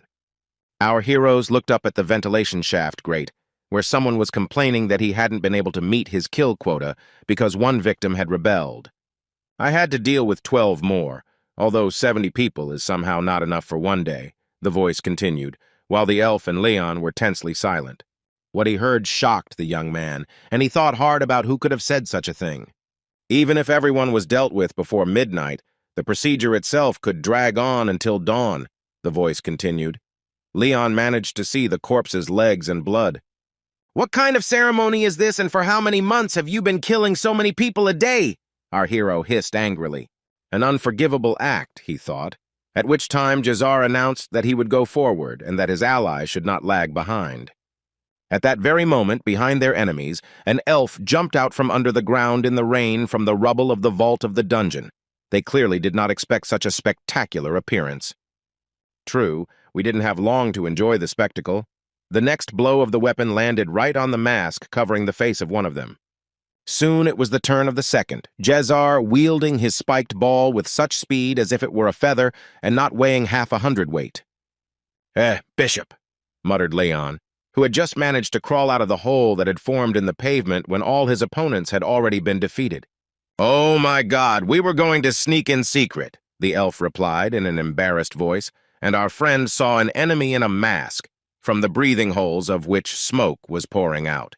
And again the elf's reaction was lightning fast. The iron ball knocked off the opponent's head along with the mask. Suddenly the bishop's face became serious. After attacking another enemy, he discovered that blows did not work against him. A pinkish-orange glow appeared from under the mask, and an ominous and extremely unpleasant laugh was heard. One of the opponents had a flat cleaver in his hands, which created a protective armor field, making him invulnerable. "You dared to attack! You are madmen, as I see! You wanted death!" the man with the cleaver said in a creaky voice. "How wonderful everything turned out. We just needed victims," he managed to say before the sacred sword cut off his head. It was Leon who finally joined the bishop and struck his first blow in this battle, for he had to start somewhere. A blue glow gleamed in the young man's eyes, as it almost always did when he summoned his powerful weapon. Another masked man began to ask if they knew who they dared to disturb, but he didn't have time to finish either. The elf twisted his neck with his bare hands. Leon and Jazar spent the next few minutes trying to eliminate all of their opponents as quickly and efficiently as possible. When the deed was done, the young man looked at the dead bodies, and all he wanted to say was curse at them. Here he heard the voice of Jazar, reporting that his brother had dealt with them splendidly. Leon answered boldly that the bishop should have been more careful with his praise. "By the way, they are armed with some pretty cool swords," Leon commented on the cleaver he was holding in his hands and now examining. "Not bad, Elcide. Thanks for the advice," Leon thanked his mentor. "I didn't think I could handle a cleaver as well as a sword." Shar smiled slyly, and both he and Leon knew that he had simply cast a spell on the holy sword to make it look like a cleaver to those around him and not attract attention. The elf, for example, decided that Leon managed with a cleaver because this magical weapon worked against its own charms. Anyone who knew the story of the Emperor or the hero Rodrigo would have recognized the holy sword simply by its shape, so Elsidor came up with a disguise for it. The penetration cannot be called quiet, but our heroes managed to do the main thing. To understand the true nature of the enemy, these people perform witchcraft rituals prohibited by the church. As if reading Leon's thoughts, the elf objected that there were no witnesses, so there was no crime, meaning that no one would know that they had entered here, because no one had survived. If we exterminate everyone, can't we call the penetration secret? The bishop continued to rejoice. He took extraordinary pleasure in the weapon in his hands. Leon and the blue ball could only smile stupidly. They did not expect such jokes from a cleric. Looking at the impressive-sized door in front of them, Leon invited the bishop to go inside first again. "An excellent idea, my brother," the elf agreed and stepped into the room, peering into the darkness that opened up before him. The sight was like a nightmare. Pools of blood, skulls, and bones lay underfoot, mixed with the instruments of either a surgeon or a butcher. Leon almost threw up in disgust. He was not used to such surprises. How many people were sacrificed here, the guy thought. "It seems that the sacrifices are much more terrible than we thought," said the blue ball. "Hold on, you can't get used to this," he addressed the student. "Don't turn away from tragedy, look at it. The hero must know, must remember, even if everyone has forgotten," he instructed. Leon looked at the skulls and bones again, his mind literally burning with rage, his anger ready to burst out. The boy's face showed a determination to destroy everyone who wore the mask, everyone who was involved in these bloody murders.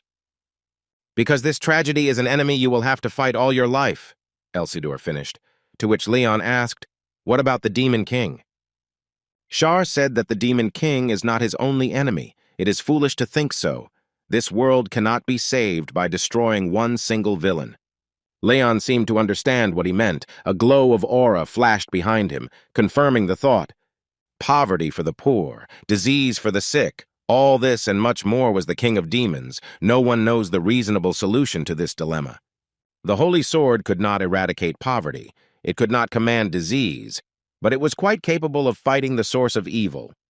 A hero is someone who tries to make tomorrow a little better than today. The blue ball finished his fiery speech. Leon watched, not looking away. He understood that only when he could perceive such horrors as a challenge, he would be able to eradicate their cause, driven by a thirst for revenge. The young man exhaled a little air and tried to find the words to answer his mentor, but changed his mind. He continued to look at the gruesome evidence beneath his feet and gather his courage to move on without thinking. The bishop watched the young man unnoticed, and was amazed at his willpower. Even after seeing such a sight, he made a decision in a matter of seconds. The elf was amazed. Leon called out to the bishop and said that this room was only a place where they got rid of corpses, but further on there would be a well-fortified and protected area. The elf listened to his feelings and reported that there were at least 2 enemies ahead. "If we entered blindly, there could be problems," he said thoughtfully. Suddenly, Leon remembered the scrolls that Khan had given him, saying that they could be used if needed. The guy reached into his bag and pulled one out at random. Why not try it, he thought. It couldn't hurt. He unfolded it and saw that in the middle there was an all-seeing eye. The bishop looked questioningly at the guy. The elf muttered somewhat warily that it was a scroll called Insight, and it wouldn't be very wise to use it. Leon didn't answer. He had already started to recite the spell and had no intention of stopping. When the last of the written words were spoken, the young man raised his face. His eyes became huge and burned with fire. "Magic of this kind gives the user the temporary ability to see through space," Elsidor noted admiringly.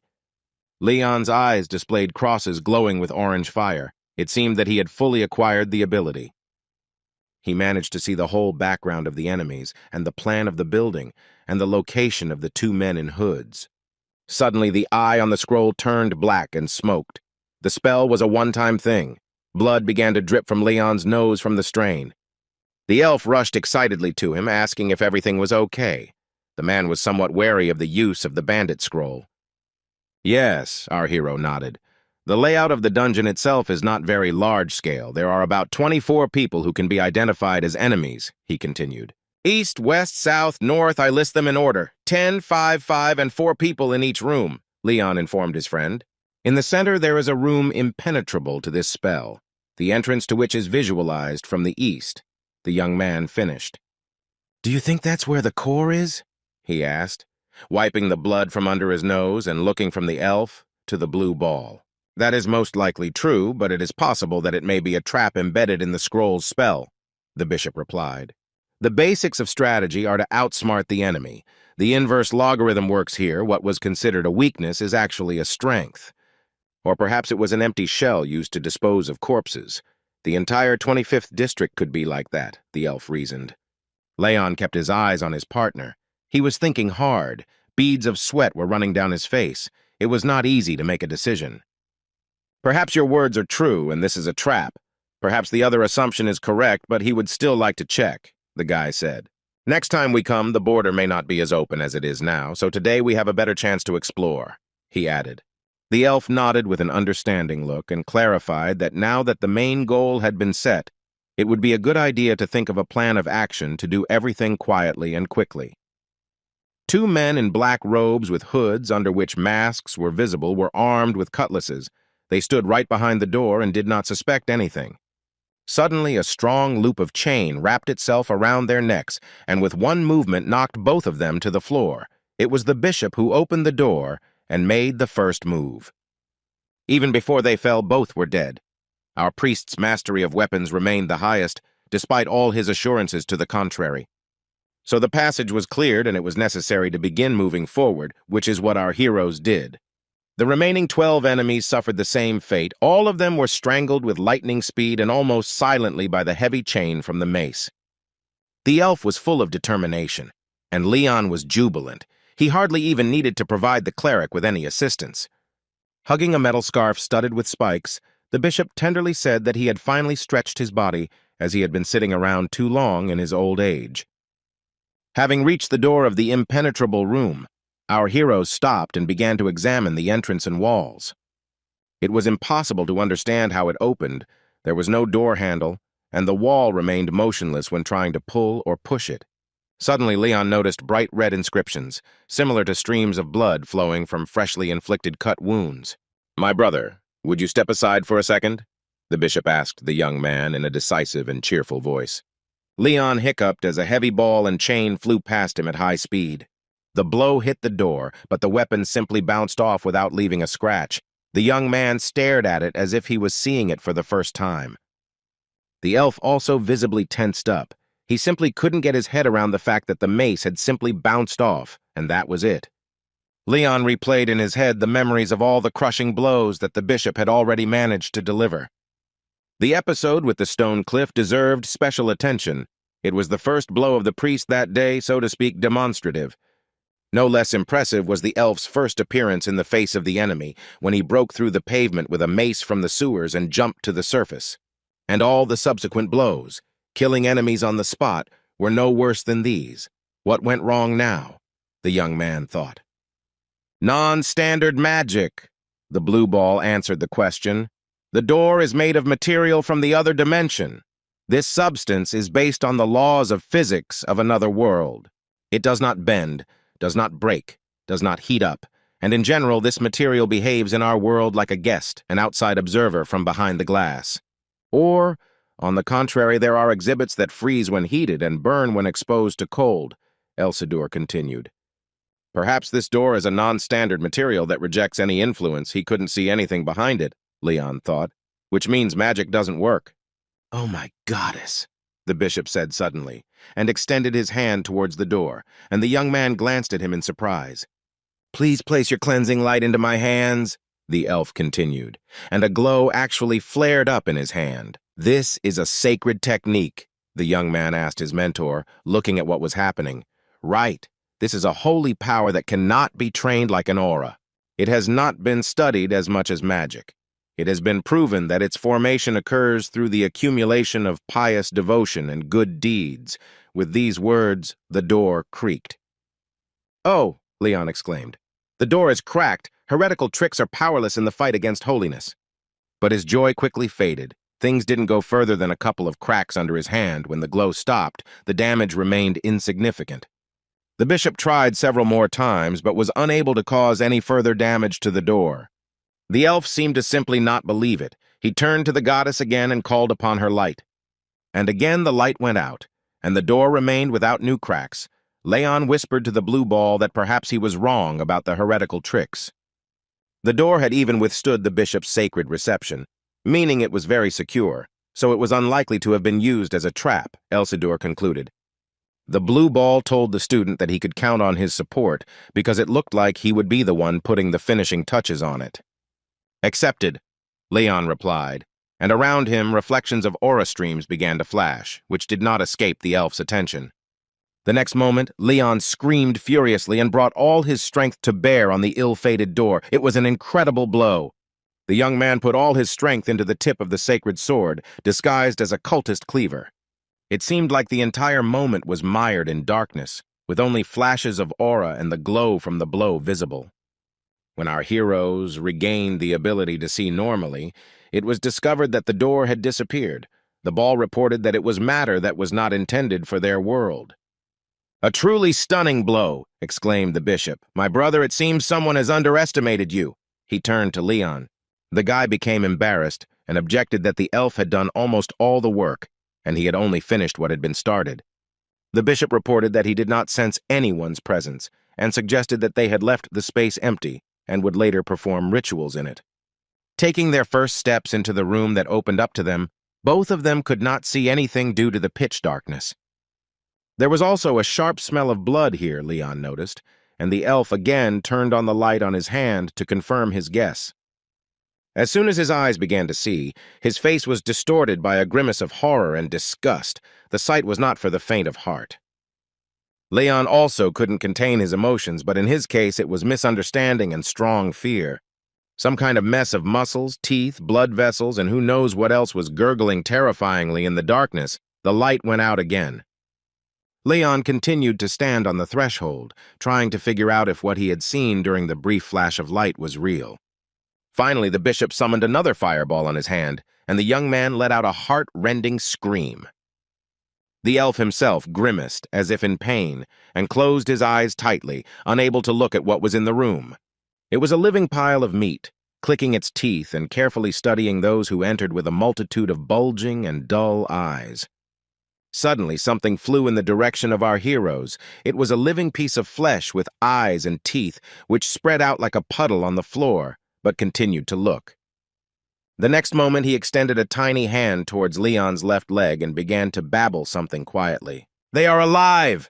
the young man cried out and covered his mouth with his hands, frightened by the sound of his voice, tears running down his fingers. "God knows what's going on here," said the elf, looking at the flasks with some creatures placed along the walls. All the fragments were alive and breathing.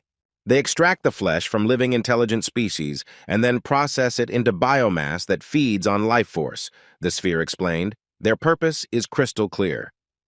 "This is a satanic art of summoning a monster using sacrifices as bait. It will devour the city," Elsidor added, and Leon almost choked on his saliva. "This monster is called the City Devourer," the blue ball finished explaining, looking as stunned as the student. "It takes a lot of time and effort to summon it, but once it starts working, nothing will help." Leon heard the elf's voice. "It is an extra-dimensional being that even the best of the best would not dare to fight. It will be summoned into this world and swallow the city in one bite, and then simply return to its dimension."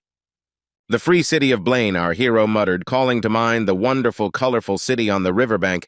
Could it really become food for this creature? Although this ritual regularly attracts the attention of heretics, almost all of their attempts end in failure. The mentor tried to calm the young man.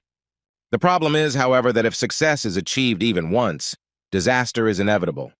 Leon collected his thoughts and asked if such a ritual had been successful before, to which Elsidor replied that if there were records in the chronicles, it was for a reason. "The peculiarity of the satanic arts is that no one knows what the result will be until the ritual is completed. All countermeasures against heretics are taken by the church after the fact." "Then what are the countermeasures against the City Devourer? We have a plan!" Leon yelled. The blue ball was silent with a tense face. It was obvious that something was bothering him. Finally, he said that the volume was insufficient. "The room contains too little material for a city devourer. I fear many more casualties have been made," the mentor added. "And the level of security is extremely low." Elsidor finished his thought. He needs some more time to think. The young man asked if he meant to say that they had already collected the required amount of sacrifices and were using it to begin their ritual. Most likely, as soon as we tried to evacuate the townspeople, the ritual would be completed, the ball would end, and the guy's eyes would widen in horror. "Let's go straight ahead," the Holy Sword's voice suddenly suggested in a cheerful voice, and Leon asked again what exactly he meant. "We will gather all the armed forces in the city to conquer the 25th district," the blue ball told him his plan. While the young man was imagining the burning 25th district, the teacher added that the satanic arts required a large-scale ritual, so we would win if we attacked first. "Total war," our hero said thoughtfully, and Elsidor agreed. Cornered, they would decide to use the last resort. Like turtles, Satanists hide in their shells. In our case, it is the other world. Any force except the sacred is powerless there. However, they had every chance to win. The blue ball stood its ground. It was optimistic. He proudly added that the reason for this was his very existence, after which Leon clearly imagined a shining holy sword, and next to it the brilliant hero Rodrigo. "We will reduce their forces through total war, and then immediately destroy the small, exhausted elite," the blue ball cried out. "They still have no idea about the existence of the holy sword," he said proudly, and Leon felt like a pawn in someone else's game. "They will be given a checkmate from which it is impossible to escape, yes. This is the best way," our hero decided. "However, the cultists are not idiots and have already realized that something is wrong. They must make their move," Leon declared decisively. All this time, the young man did not think about the elf, when suddenly he heard his voice calling him by name. "It looks like we should get out of here," the bishop advised. "Those bastards have noticed that someone has invaded their territory." "Okay, then let's go," Leon agreed and bent down to pick up a piece of living biomass from the ground. "I wonder what the point is in keeping such a creature alive," he thought, looking at the piece of flesh in his hand. While he was thinking, the bishop did not hesitate. The iron ball had long been ready for battle and was quickly put into action. A couple of blows, and the creature of muscles with eyes and teeth was defeated, no longer posing any threat. Leon suddenly felt an overwhelming desire to pay his debt to the souls of the people who died to create this monster. He froze and folded his hands in prayer. Another minute, and he and the elf were running down the corridor, taking with him the surviving piece of biomass in a bag. "Let's speed up," the bishop suggested, and Leon thought that this was the best option if they wanted to stay alive. The intruders escape, and behind them they heard the screams of masked men, but they also discovered the dead biomass, and this delayed the pursuit. As our heroes ran out of the 23rd district, they heard a voice commanding them to destroy the place once it had been discovered. The moon was shining over the peaceful town of Blaine. The same moon, still over the same peaceful town. "It seems they decided not to pursue us. The energy of those who were chasing us is gradually receding." Leon and Jezar talked to each other, stopping. The elf confessed that once, as a child, he had disturbed a wasp's nest, and now the bishop was experiencing similar feelings. Then it occurred to him that they could simply jump into the pond, but now they had no suitable body of water nearby to save themselves, the elf added. He also had a presentiment that any reinforcements that might be requested from the church would arrive too late. He said sadly that during this time the vile cultists would have time to completely destroy the city, all its inhabitants, and themselves. "What do you think about this, Brother Leon?" The bishop looked at our hero with hope. Leon did not answer at first. He was wondering where to find an unrivaled orator to implement Elsidor's plan. The blue ball was undoubtedly right, but it was necessary to present his thoughts as my own. At first, Leon had not planned to show the holy sword, but now it was unavoidable. The young man summoned the weapon, and the elf could not hold back a cry of surprise. Leon imagined how he and the elf fought side by side and decided that he could trust him, but no one else. "I have a wonderful plan," said our hero, holding out his hand as if the brilliant solution to all problems could be touched. Our heroes headed to the church to discuss further actions and, of course, to rest a little. They sat down at the table again. The elf prepared hot tea again. The only thing that had changed was the piece of living flesh that lay between them. Jezar thought hard, even propped his face up with his hand. It was obvious that he had no answer to the question of what to do. Leon did most of the talking, saying that although there are a few nuances, it's worth trying. They both looked at the creature lying right in the middle of the dining table. The creature looked at them. The explanation would be too complicated. No one would believe us without evidence. Leon voiced the general opinion. Thank God we have it now. All that's left is to tell the right people about the city devourer. And we have a wonderful way to neutralize the barrier between worlds. It is a holy sword, the young man added. By the way, the solar aura is very effective against everything satanic. Even in the Holy Church, the solar aura is considered #1 when it comes to attack, the elf agreed. The bishop added that it was so rare that in his entire life he had only seen it on Leon, and it seemed that only now did he begin to understand why. The decision has been made. We will mobilize the guilds and the army to cut off their breathing, force them to close in, and then penetrate inside with the help of the elite, the young man summed up. So they had 2 mandatory conditions. The bishop raised 2 fingers in the air as if confirming his words. First, the mobilization of the guild and the army. Second, the preparation of an elite team that was supposed to finally destroy the enemy. And if the first problem was solvable, then they did not know where to find people capable of withstanding the satanic art.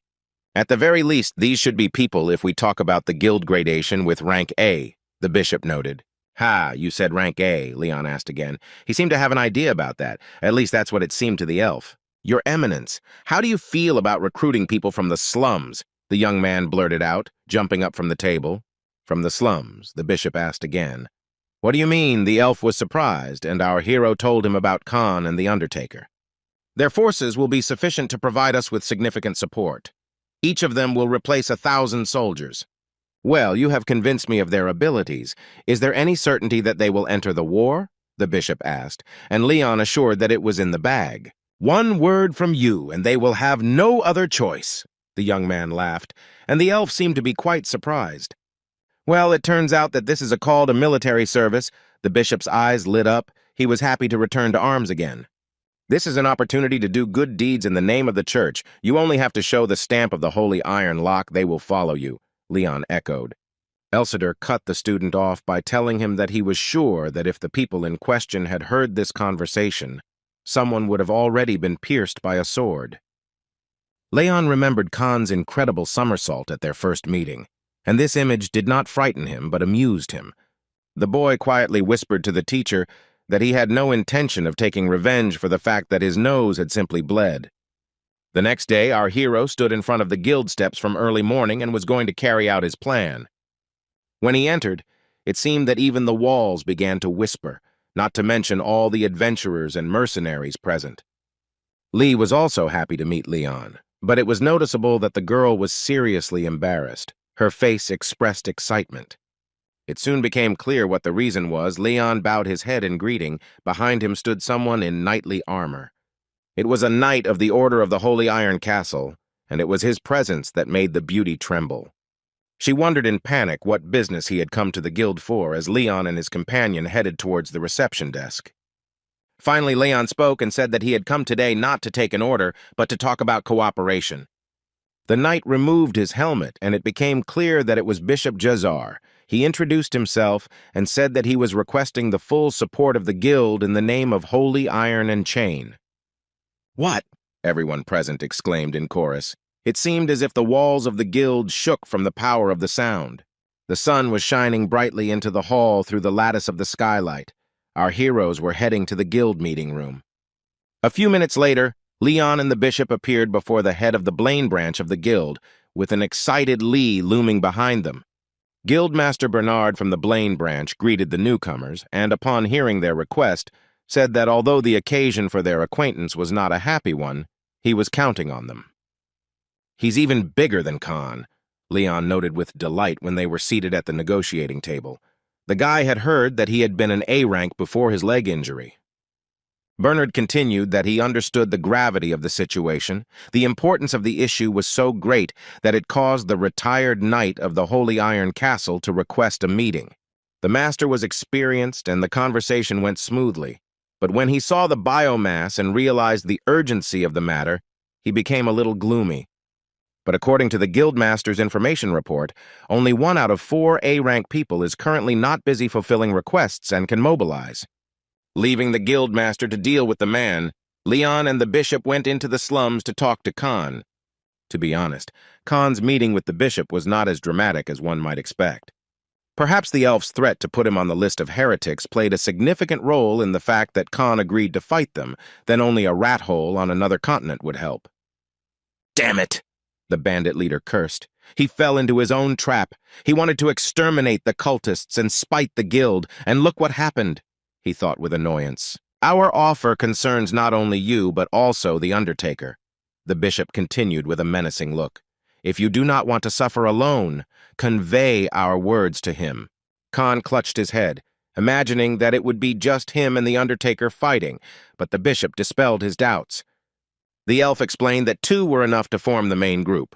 Everyone would find out about the rest later, when the evacuation of the residents of the 25th district was over and the cleanup began.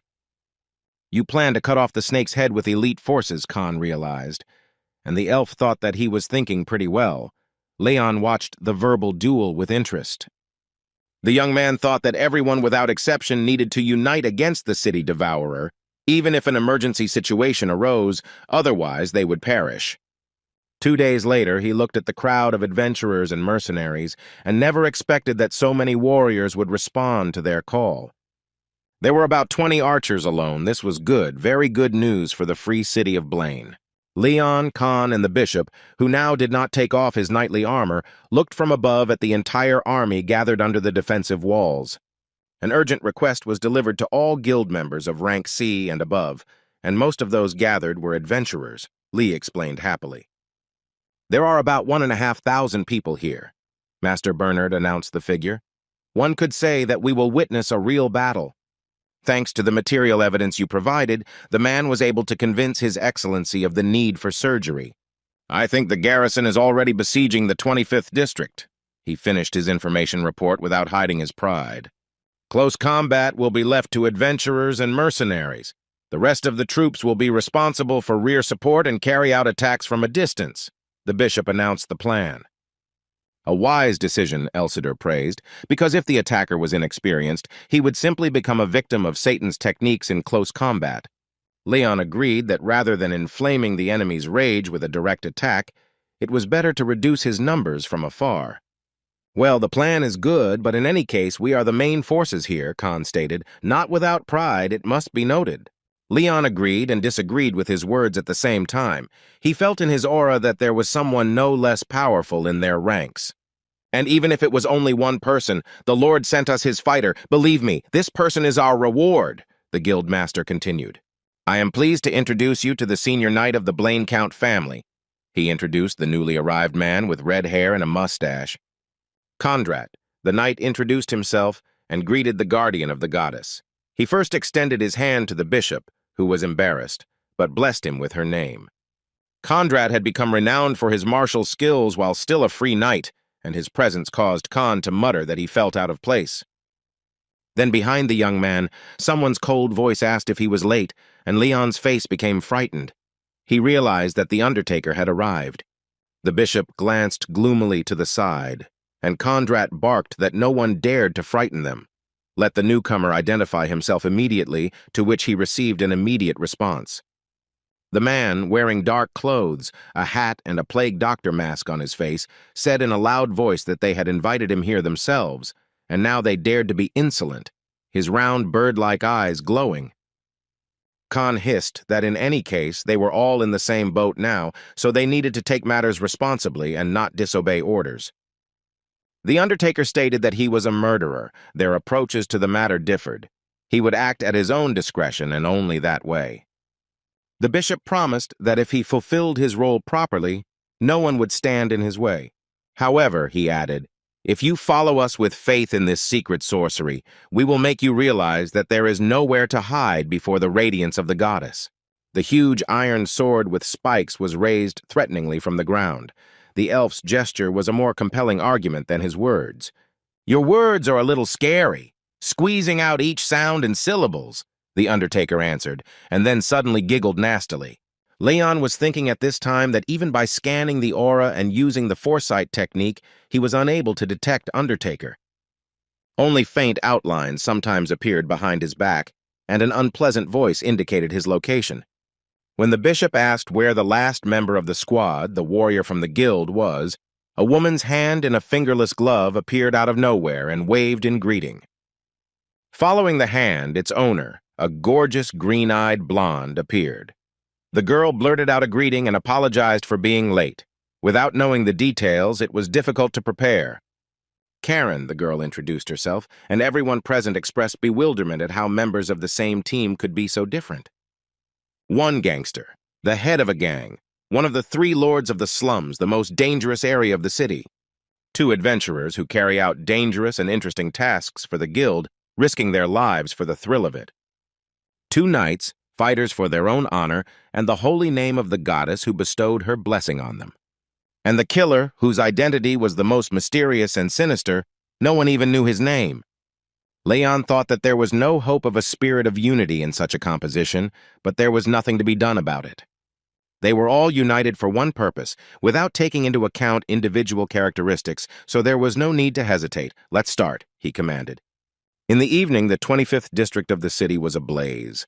All residents were prudently evacuated, but they will never be able to return to their homes. Everything was burning. Archers sent volleys of arrows wrapped in rags soaked in a flammable mixture over the walls. It seemed that even at the entrance gate itself, marked 25, there was no chance to survive in this wall of fire. The sudden attack caught the cultists by surprise. They did not know where the fire came from or what to do. Immediately, one of the men tried to shout in panic to the main building, but at that moment a heavy shell fell right on him and the words froze in his throat, unspoken. One of the leaders in a black hood stood at a distance and looked at the fiery rain of arrows. The sight apparently did not frighten him. Right up until the moment when flaming arrows began to destroy their comrades, piercing their masks almost right through. "Quick! Unseal the abomination!" one of the cultists shouted, probably referring to the biomass in the impenetrable room. The pavement rose, cracks spreading in all directions, revealing corpses in white masks, pierced by arrows. With a terrible roar, a monster appeared from under the ground. It was the same pink biomass with eyes and teeth, but of astonishingly huge size. The size of several houses, it hung over the archers, and they, dumbfounded, stopped shooting. What could an arrow do to such a monster? Perhaps, for example, pierce the eye, thought the bishop, and decisively and loudly commanded the archers to open fire. A huge hand-like thing shot into the air. The monster didn't like being shot at all. And this half-tentacle, half-hand swept away a whole row of shooters.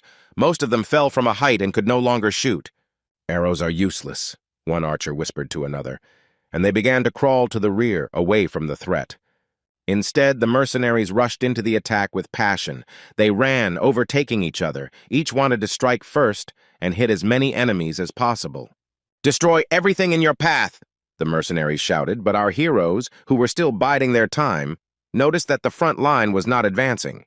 The countermeasure was executed brilliantly, but the abomination is not such a simple opponent, the blue ball muttered to Leon. "He will be able to resist their attacks for at least an hour." Elsidor shared his thoughts. "Here it is, our turtle." Kondrat looked thoughtfully at what was happening and seemed to be thinking about the same thing. The most important mission was approaching inexorably. What is this, a tornado? Leon suddenly thought in horror, but then he realized that the resulting whirlwind looked little like a natural phenomenon. Elsidor laughed and said that they shouldn't forget about the strength and fighting skills of their friends. This is an elite team rushing into battle. All of his companions had the ability of super speed and were so fast that a tornado formed. The bishop turned around and apologized for not waiting for him. And while the other heroes were flying forward, Leon also activated his speed skill and rushed to catch up with his own. Everyone stood and watched. Kondrat brought down his tornado on the remnants of the enemy's combat forces, but there were still others, elite ones. Phew! He finally caught up. Leon ran up to his comrades, out of breath. The young man realized how much training he needed to get closer to the skill of the others. "So I'll start first," Kondrat said. "I wonder how strong the barrier created by their satanic witchcraft is." He raised his sword and it burst into flames. The Blaine family knight had a fiery aura that he wielded masterfully. A wave of flame engulfed everything around, and in the midst of it stood a red-haired man with a calm face. Another second, and the wave began to twist into a fiery tornado. Few had a chance of escaping from such a weapon. A powerful fiery aura, as expected from Sir Kondrat, Leon bowed to the knight without hiding his admiration. The cultist's protective wall was still active. The tornado of flame stopped in front of the invisible barrier. "Weaklings should step aside," Khan said pompously, casually placing his hand on Kondrat's shoulder. The bandit leader took a fighting stance and prepared his striking fist to strike, a white aura glowing in his eyes. Nobody expected such a jump. It seemed as if the sky and the earth had changed places and were spinning in a spiral.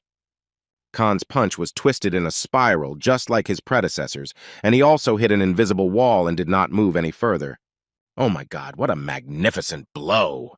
The knight began to laugh, not hiding his glee, which further infuriated the bandit. While they were arguing, the bishop said that he could destroy the wall with a sacred technique, but he needed to conserve his strength, since it was unknown what awaited them inside.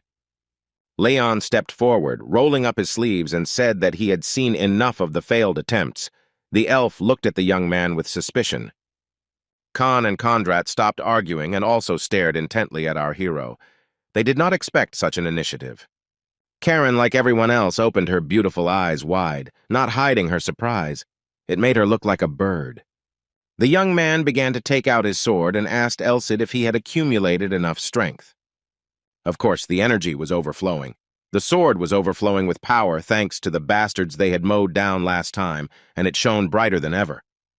Leon stood in a whole cloud of aura and holy power and sword. His appearance was menacing and terrifying. The young man possessed the power of such a level of strength for the first time. It seems that one heretic brings more benefit than 1,000 monsters. Don't drag it out. Don't save your strength. Just hit with all your might, the blue ball advised the hero.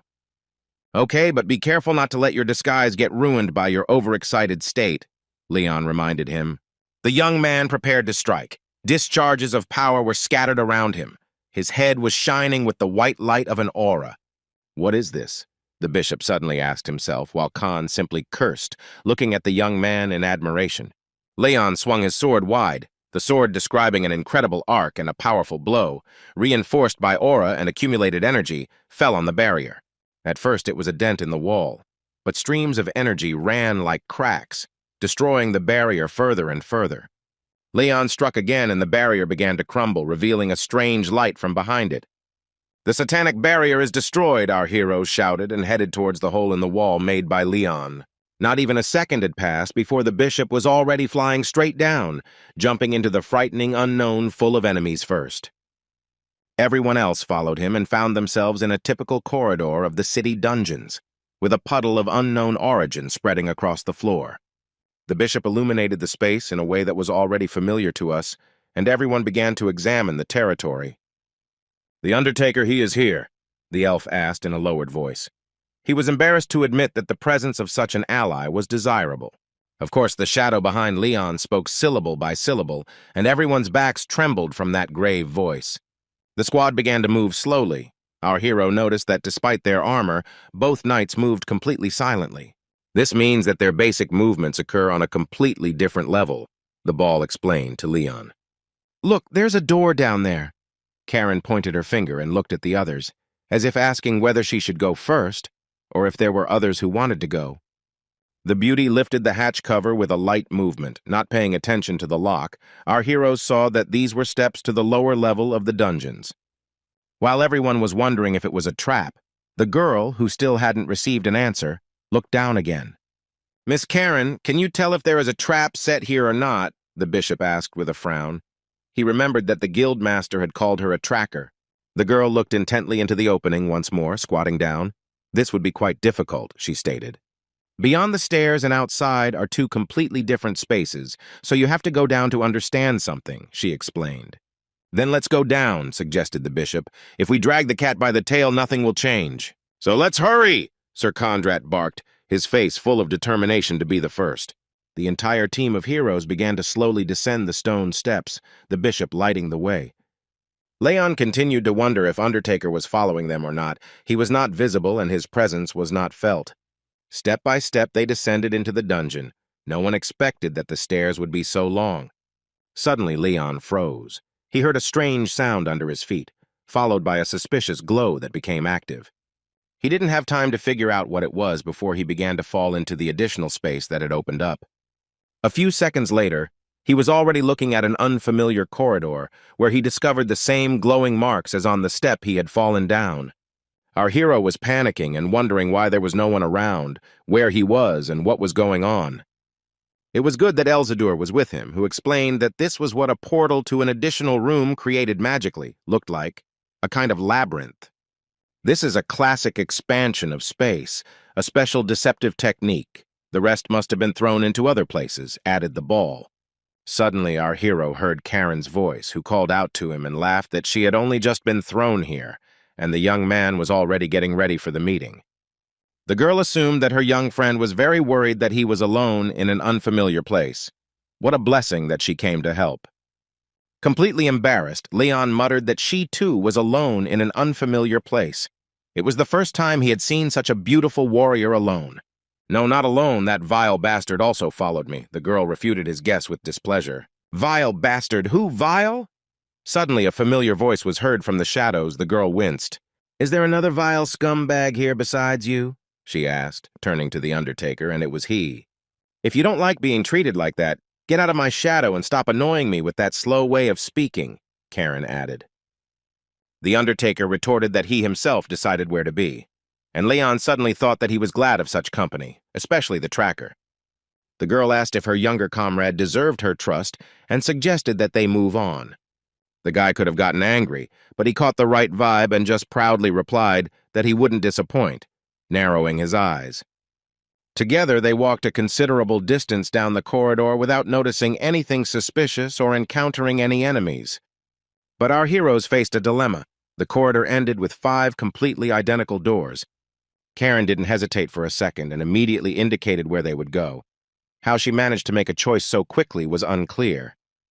Even if he relied on natural instincts, it was impossible to move that fast, Leon thought as he followed her. She's never made a mistake, so just do as you're told, the blue ball noticed as Leon began to doubt.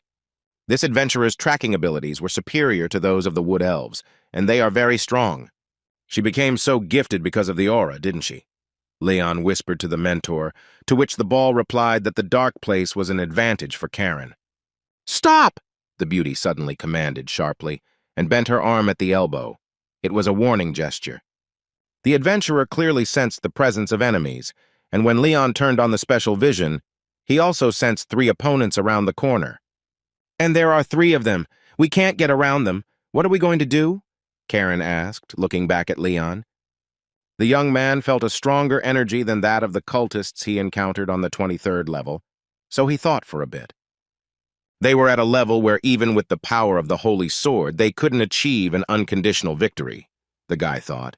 He needed to get rid of them, he said. Karen asked if he would be ashamed to ask for help later, since for a C rank it was quite a bold decision. Leon replied that if his senior comrade lost, she would be the one who would be ashamed. Well, okay, the beauty replied. Then let's have a competition, the girl added, pulling out throwing daggers. Leon looked at the beauty with admiration. She was beautiful in the light of the green aura. I wonder what kind of aura this is, the guy suddenly thought. At that moment, having performed some kind of pirouette, the adventurer found herself on the ceiling of the corridor. Only a white tail of radiance managed to flash. This is also an aura skill, Leon asked his mentor in shock, continuing to look at his companion upside down. Yes, considering the speed at which she does it, the skill has been honed over the years. Hurry if you want to make it, added the ball. Leon yelled that he knew it himself, when he suddenly realized that Karen had stopped and was still on the ceiling, but no longer moving. She was right above the cultists' heads. Leon hid around the corner and watched what would happen next. Suddenly one of them raised his head up. It seems their plan is exposed, the young man thought. He looked at the girl for a few seconds, who was smiling sweetly, and it seemed that in another moment she would wave her hand. There's an enemy there, the masked man yelled. Fear was evident in his voice. The other 2 cultists froze but did nothing. The next moment, their masks were pierced by the tips of daggers, and all 3 fell to the ground like sacks of straw. It was amazing, Leon marveled. She threw the daggers upside down and with such speed. At this time, one of the cultists released his claws and hissed that this was a terrible and unforgivable impudence. Under the masks were mutants. One was a lion. The other was some kind of octopus-starfish hybrid, reminiscent of Cthulhu. The third one had green skin and was screwing some kind of metal object into his eyebrow. What a company, our hero thought. "Do you even know where you are?" the lion growled, to which Karen asked what kind of stupid question it was. It was not comme il faut to ask. Of course, in the slums without a master, she added, and, together with the daggers, fell on the enemies from the ceiling down. The weapon flew at a breakneck speed. If it weren't for the aura, Leon wouldn't have been able to figure out what was going on at all. "These trinkets won't harm us," roared the octopus, deflecting the daggers one after another. Suddenly, a strong rope wrapped around his leg, and the mutant didn't have time to think about what was happening before he fell to the floor for the second time. He lay there, his tentacles spread out helplessly, and had no idea what awaited him in the near future. It was Karen who pulled the rope. The girl said that the daggers were a diversionary tactic. But the mutant didn't hear this. His severed head rolled across the floor. The satisfied girl nodded gratefully. The Undertaker did his job quickly and reliably. The tracker was absolutely satisfied. The second enemy was destroyed just as professionally. Leon stood proudly in the middle of the corridor, swinging his sword, but he still didn't fully understand what kind of enemy he had been dealt. And then he saw him. It was that same huge mutant with green skin. "Oh my God, why him?" the young man thought. "What kind of bad luck is this?" the guy thought. "He is the strongest, so it's not fair. Why should he be the one to defeat him?" At this time, the mutant came closer and closer, carnivorously baring his sharp teeth, and finally he stood right in front of Leon. The guy turned on his aura and started looking for a weak spot, then used foresight, but it didn't help. At that moment, something flew past our hero's face and hit the wall with a loud crash. While the young man was trying to figure out what had been thrown at him, the mutant bared his torso and released a multitude of sharp spikes from his chest. "Ah, so that's what it is," our hero realized, and he thought it was a sweet bun. Well, he'll have to fight this one too. At that moment, 3 more stone slugs attacked Leon with their streams of stones. Good thing he already knew what to do. But not everything was so simple. The mutant was not idle at this time either and launched all the spikes at the same time. Our hero was really angry and started swinging his sword left and right like never before. All the spikes were knocked off or cut in half. All the stones flew at the mutant, painfully hitting his impenetrable skin. Leon leaned forward low, so the probability that the spike would hit him was several times lower. The mutant also bent down, resting on his knees. Launching the spikes took almost all of his strength. He didn't expect the enemy to be able to get close. "It can't be! You mean to say that you tore my thorns?" he cried out in anger, baring his sharp teeth. At that moment, the sharpest blade split his essence in two, or rather his physical shell as well. The holy sword had never failed its new owner, and after completing its task, it shone dazzlingly. The materialized Elsidor praised the student, saying that it was mainly because he had put in a lot of effort to cope with this power, although he was still far from perfect. "Wow, already finished." Karen was surprised. The girl stood smiling. One of her daggers had a mutant tentacle stuck on it, as if she was about to get some food. She did not leave Leon without praise, noting that although he had knocked out his opponent a few seconds later than her, the younger comrade was still a good fellow. The beauty continued to be surprised that despite the C rank, the youth had taken down the heretic. He seemed to be one of those who lacked achievements compared to skills, and Leon, embarrassed, thought about sashimi. "Think as you wish," our hero answered. At the same moment, he felt something strange near the dead mutant. The guy felt that the marks of the swords of 2 people who had nothing in common, Undertaker and Karen, were completely identical in aura. The mutant that the girl had laid down and the cultist that Undertaker had defeated looked like they had been destroyed by the same person. The glow of the aura and the trace were identical. Could it be, the young man began to guess, but he did not let the blue ball finish the thought, wondering if he had just noticed it. "Yes, my friend, it is indeed so," the mentor informed the student with a completely calm face. The daggers that Karen wore on her belt left exactly the same wounds and had the same energy as the weapons of their mysterious companion. "Hey," the beauty called out to the guy and winked. "Thanks to you, Dealing with this gang turned out to be much easier, she said. She added that, to be honest, she wasn't sure about one vile bastard, but she didn't think the young man would be able to keep up with her. The girl admitted with a coquettish look that she seemed to have made a mistake, but Leon was in no mood for flirting. He was still pondering over what he had seen. "Show me," he asked the blue ball in a breaking voice, meaning that he wanted to see Karen's statistics. And here the data appeared in front of him. The title, profession, Undertaker Killer, physical parameters and endurance at a high level, aura and agility of rank A, special skill Shadow Clone. To say that Leon was in shock would be an understatement. The young man was ready to scream at the top of his voice, but was afraid of attracting attention. "So, little comrade, let's continue our journey, looking back and making eyes," the beauty suggested at that moment.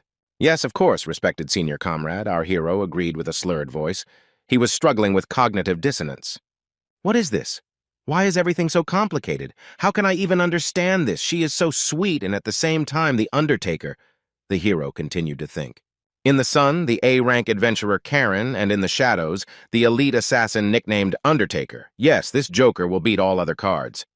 The young man realized that right now he was exploring the labyrinth with one of the three great evils of the slums, Leon, continuing to follow his companion, but he thought it was very risky. A beautiful adventurer who creates a cheerful and pleasant atmosphere around herself could be known as a flirt. But she was one of the sinister leaders of the slums. It is not surprising that no one knew anything about the Undertaker. Wondered if there was anyone else who had discovered the girl's dual nature. It felt like Khan wasn't in the know at all, and the guildmaster didn't seem to have any idea either. Okay, the rest. But if the bishop discovers the deception, then it's unlikely that the girl will cope with the consequences. Our hero mentally addressed Karen. The young man began to panic. That only he knew the terrible secret. Oh my God, what had he gotten himself into? Karen would never leave him alone. For the killer, his identity has always been the most secretive secret. It is an unspoken truth that no one will dispute. I think the girl uses all methods to ensure that it remains a secret. Leon decided to be extremely careful, to control his facial expression because the killer was watching him closely. Suddenly, the girl stopped abruptly and raised her hand again, asking for silence. "Here we go to the left, there are enemies ahead," she warned. Our heroes carefully looked around the corner and saw a huge mutant dog. He had 4 glowing eyes and 3 tails. The saliva that dripped from the slightly open purple mouth looked disgusting, but that was not the main feature. Falling onto the stone floor, this saliva left dents. It was some kind of powerful acid that corroded any material. "Ugh, not cute at all. His appearance made him lose all desire to fight," Karen giggled, to which Leon noted that it wasn't just about his appearance. Then a ball appeared and said that it would be difficult for the girl to resist him using daggers if the monster was summoned by Satanists. His regeneration capabilities are at their best. Having drawn his conclusions, Leon asked if there was any way to get around it, to which the beauty replied that it would take an extra half-hour, and they didn't have it. The girl added that she could not say with certainty that she would not encounter the same monster on the way around. "Well, let's fight. The bastards intended to stall for time until the city devourer was ready," Leon decided. If they succeeded, victory was in their pocket. Suddenly, the young man called out to the Undertaker and asked if he was there, if he was following them, if he could harm this creature. The terrifying shadow on the wall became more distinct, and the grave voice slowly said yes, and asked what if yes. "My weapon can inflict a mortal wound on such a monster," the shadow killer added syllable by syllable. Leon explained that he and his older friend Karen would tie the monster's hands and feet, and the killer would have to be ready to strike, whether he liked it or not. But they were now in the same boat. "So wouldn't it be more profitable to give us full assistance now?" he asked, noticing that Karen pursed her lips. "Okay," Undertaker said slowly, his shadow on the wall once again appearing brighter and then disappearing without a trace. Clenching his fist and assessing his condition, the young man realized that almost all the stamina expended on the previous fight and journey had been restored. "Now I'll have to try my best," he thought, turning his gaze to the mutant dog, who had already become wary. But before the monster could rise to its paws, our hero flew at it in an incredible jump, swinging his holy sword. The dog's mouth opened and a hefty amount of acidic saliva sprayed out in Leon's direction. The stream of acid, overpowered by the action of the creature's purple aura, flew in all directions and risked dissolving the young man completely.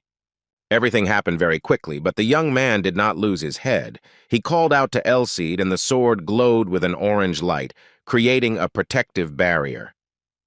The shining rays from the holy sword also spread in all directions, preventing the drops of saliva from falling on the hero, which continued to fly at the dog from above to deliver his crushing blow. Time froze. It seemed that Leon was floating in the air. This is one of the functions of the holy sword, which erases any energy and substance that is dangerous to the owner's life. The monster was not dangerous, but by opening its mouth, it became vulnerable. Leon reached the ground, leaned on one leg, turned around, and slashed his sword with all his might from right to left across the mutant's neck. To his credit, the dog was so huge that the wound inflicted by our hero was superficial. At this time, a strong white glow began to blind the young man, but in its light he saw approaching huge tails. With their help, the monster tried to nail our hero to the stone floor slabs but missed. Leon managed to react and jump back. Damn, he might not have had time to dodge, the guy thought. He should use his insight skill. At least one more time, he added, watching the huge, ferocious mutant dog advance inexorably.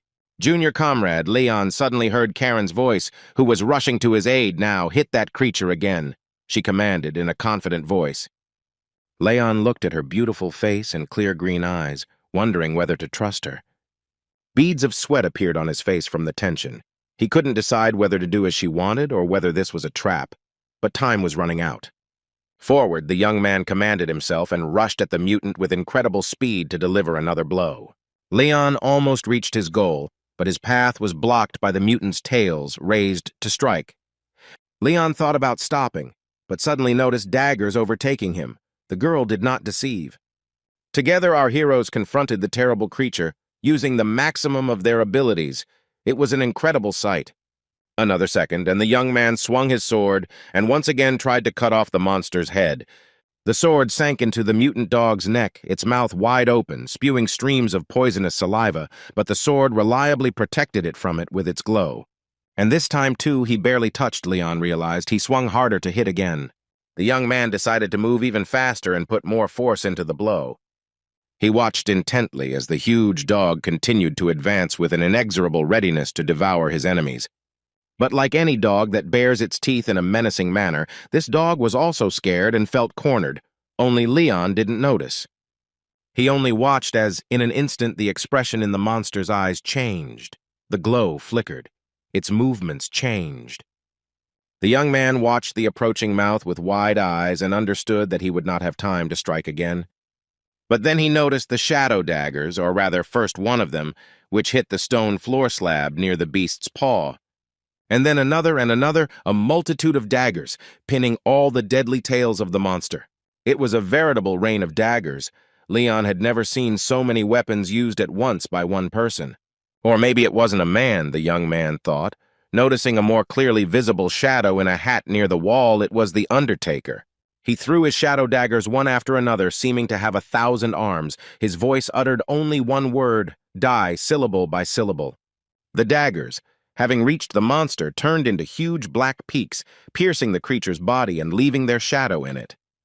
Even the gaping mouth was pierced by a spear, as if by a huge needle. The dog's eyes still glowed, but with an otherworldly radiance. He let out his last roar and fell to the ground, his entire body riddled with pike holes, but the weapon itself was gone, a mere shadow. Amazing, this is an A-rank ability, Leon asked his mentor, but he didn't answer, only saying that wounds don't regenerate. The attack must have exceeded his ability to recover. The deadly thrust had defeated the enemy once and for all, the orb concluded. Leon remembered the rain of black daggers with a purple aura, and thought that not many people possessed such a deadly weapon as this attack. As if to confirm this thought, he saw the Undertaker materialize against the wall, holding a dagger on his finger, his eyes glowing with a blue light.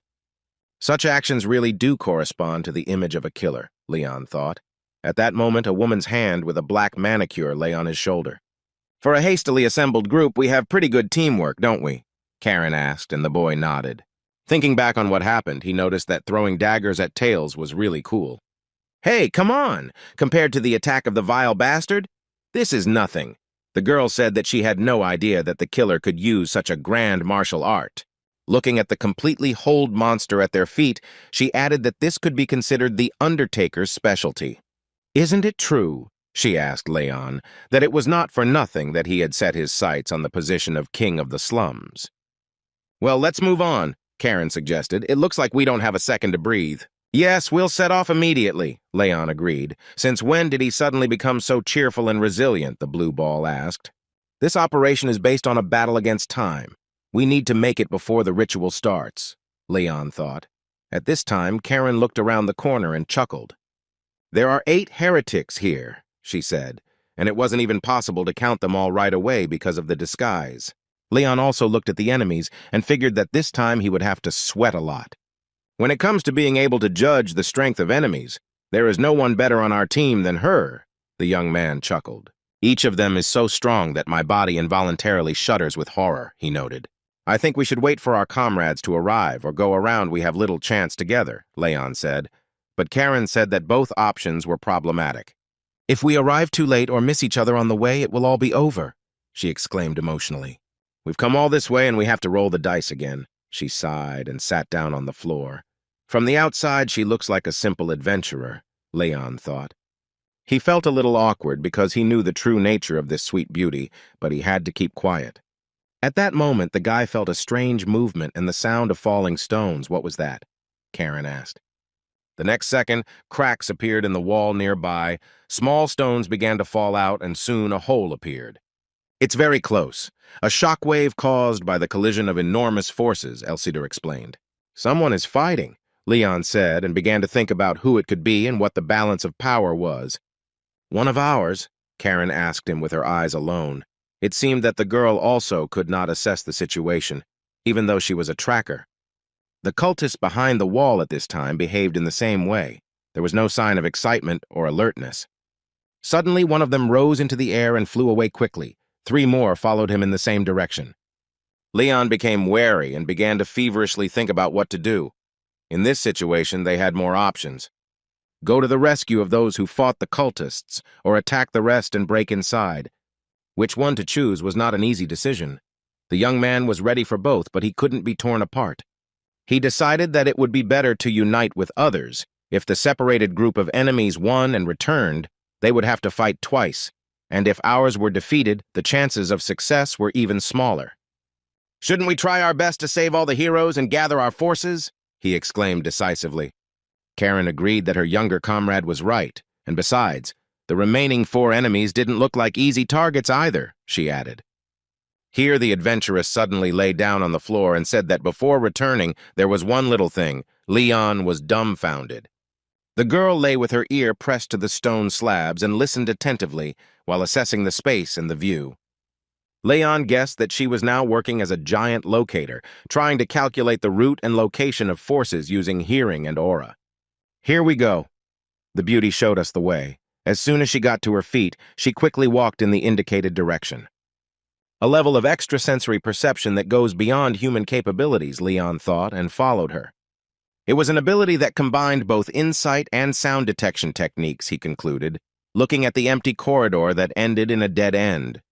What he saw next was shocking. It was a sharp thorn piercing a human body. Both Karen and Leon were dumbfounded, continuing to stare at what was happening right in front of them. It was not a dead end, but a sharp turn. A monster was moving towards them from there. But for now, they saw only the shadow of the thorns, and one of them that pierced the man. The head knight of the Blaine family hung from a tentacle thorn. His body seemed lifeless, his head dropped to his chest. His face was covered in blood. His eyes were closed. Sir Conrad hung lifelessly on the monster's huge spike. The monster itself was still not visible. Leon screamed that it was Sir Conrad, and he rushed forward with fury, seemingly against any force that could stop him. The young man began to cut off the sharp thorns one by one, which turned out to be the ends of the monster's tentacles. A cultist appeared around the corner. From under whose robe these tentacles appeared, he raised his hands, calling on the satanic forces. The red glow grew. There was another one standing nearby. "Leave this kid to me," he said. Leon was a little confused. He glanced to the side and saw 2 more people approaching Karen.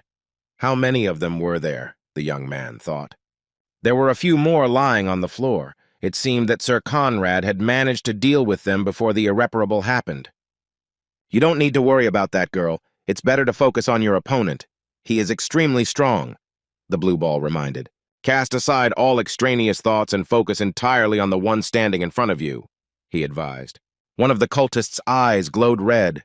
Energy of the same color flowed from under his hands. The strange passes that these hands made were a spell. Suddenly, the Satanist's figure was enveloped in a blue glow. Everything around was flooded with the magic of this color. He spread his arms wide to the sides. Leon lowered his sword a little.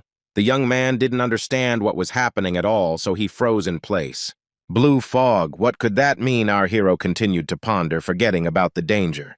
The order was given to accept death for honor, to turn to dust, to touch the darkness, to use the wandering ghost on some small fry like this. Youth meant to grant a luxurious death. The blue ball parted, indicating that one of the cultists was a summoner, but Leon didn't know what that meant. Cultists have always been divided into two main categories, the first being mutants who use skills on their own bodies, and the second were summoners who pulled out energy or beings from other dimensions, like the one standing before them. "You say a luxurious death," Leon shouted and pointed the holy sword at his opponent. It seemed that he was not distinguished by prudence. Leon yelled that was supposed to be his line as the cultist began shouting words like honor, courage, faith, and love one by one. The young man, in a rage, used super speed and swung his sword with all the force he could muster. The masked man asked sarcastically if the young man was really so stupid as to attack a physical body.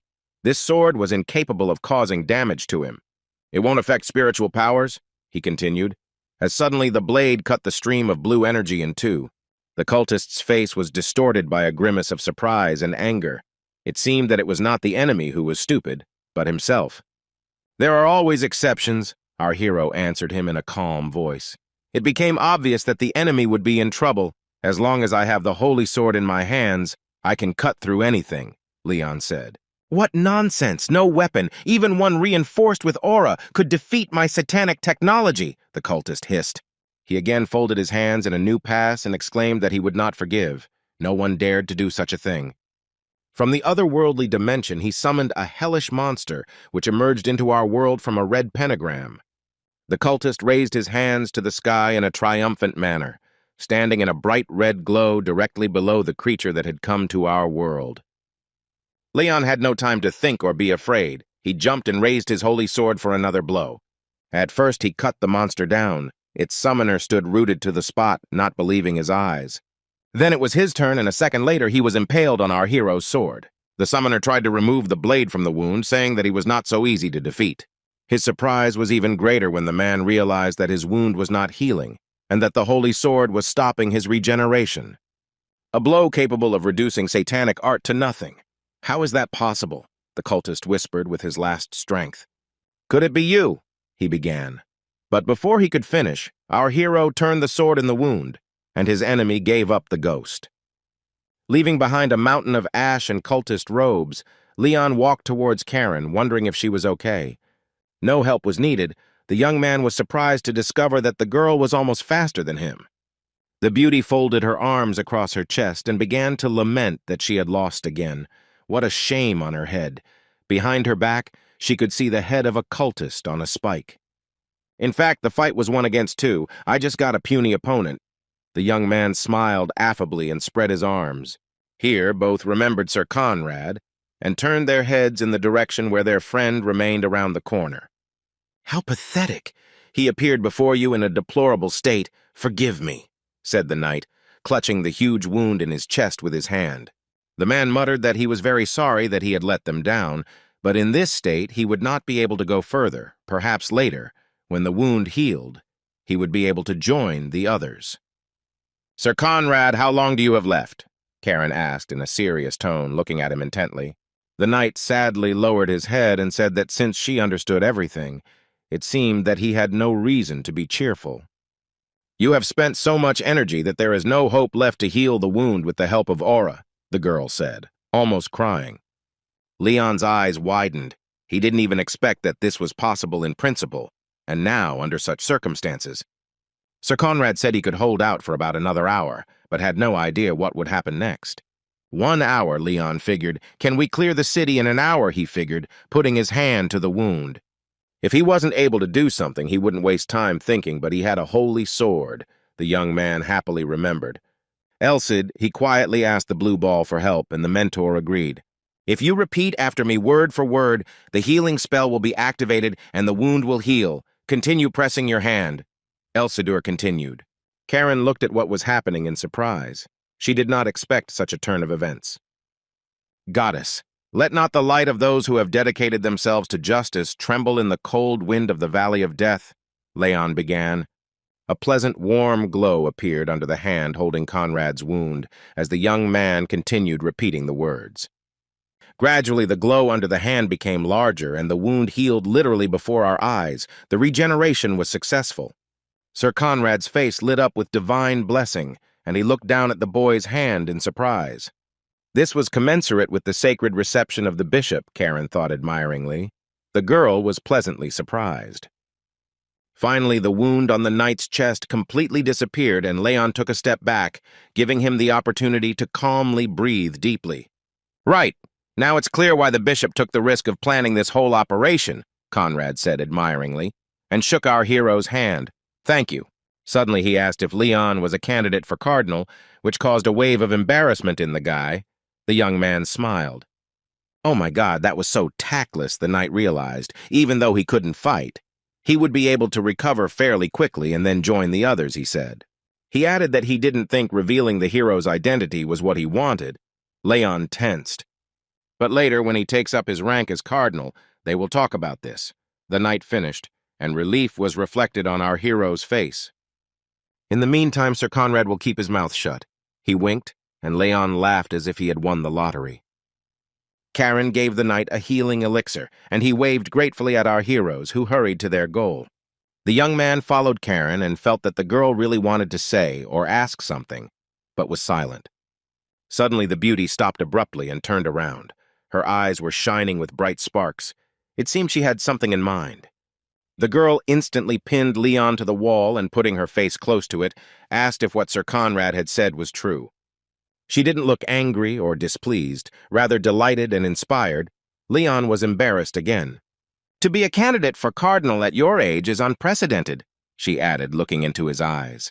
Karen continued her onslaught, stating that he had a solar aura, had mastered the skills of a bishop, and was also an excellent weapon user. Who taught you this? The beauty asked.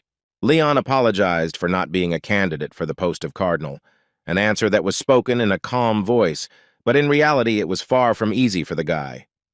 The girl assumed that he was a student of the Order of the Holy Iron Castle and asked him to teach her too, adding that she was simply burning with curiosity. If he hadn't known Karen's true nature, he might have given in to her persuasion, Leon thought as they moved on. Contrary to my expectations, he turned out to be an impregnable wall. All the guys from the Order are like that, the girl playfully remarked at the end, but Leon did not answer. He only narrowed his eyes. The beauty did not calm down. She decided to fix her hair, putting an elastic band in her mouth, and continued that usually men rushed to fulfill her request at the drop of a hat. Who could possibly remain indifferent to such a brazen seduction, Leon thought, but he only said out loud that they should hurry. Should we look for other team members or try to break in together? What do you say? He asked. Karen muttered, twisting her ponytail with an elastic band, that they didn't have to worry about that at all. The young man now understood nothing at all, neither in the girl's behavior nor in her words. It was literally written on his forehead.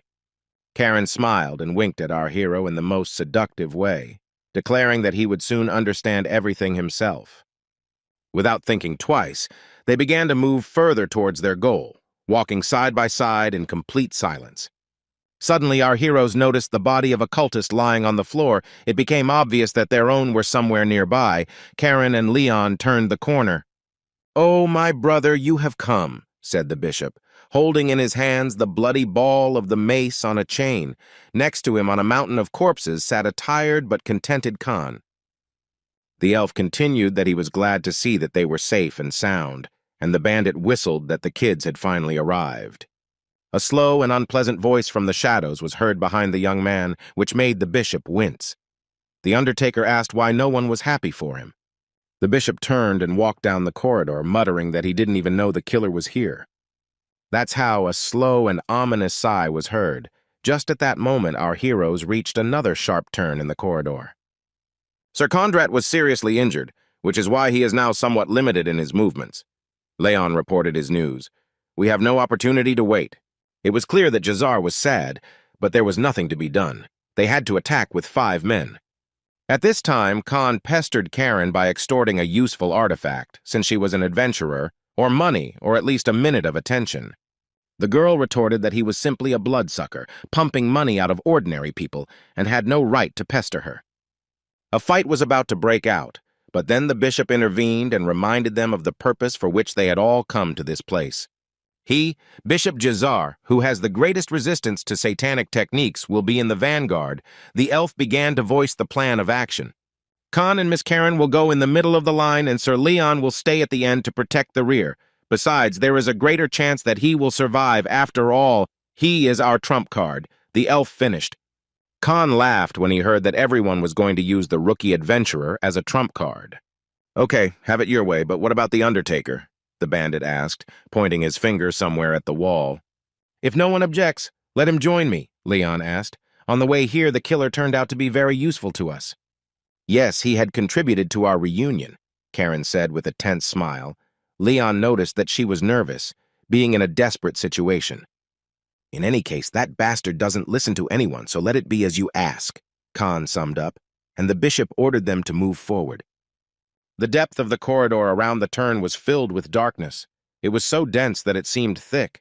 Suddenly, a blue glow appeared ahead, similar to the blue summoner mist we were already familiar with. The air is filled with vile energy, the head of the slum gang hissed through his teeth.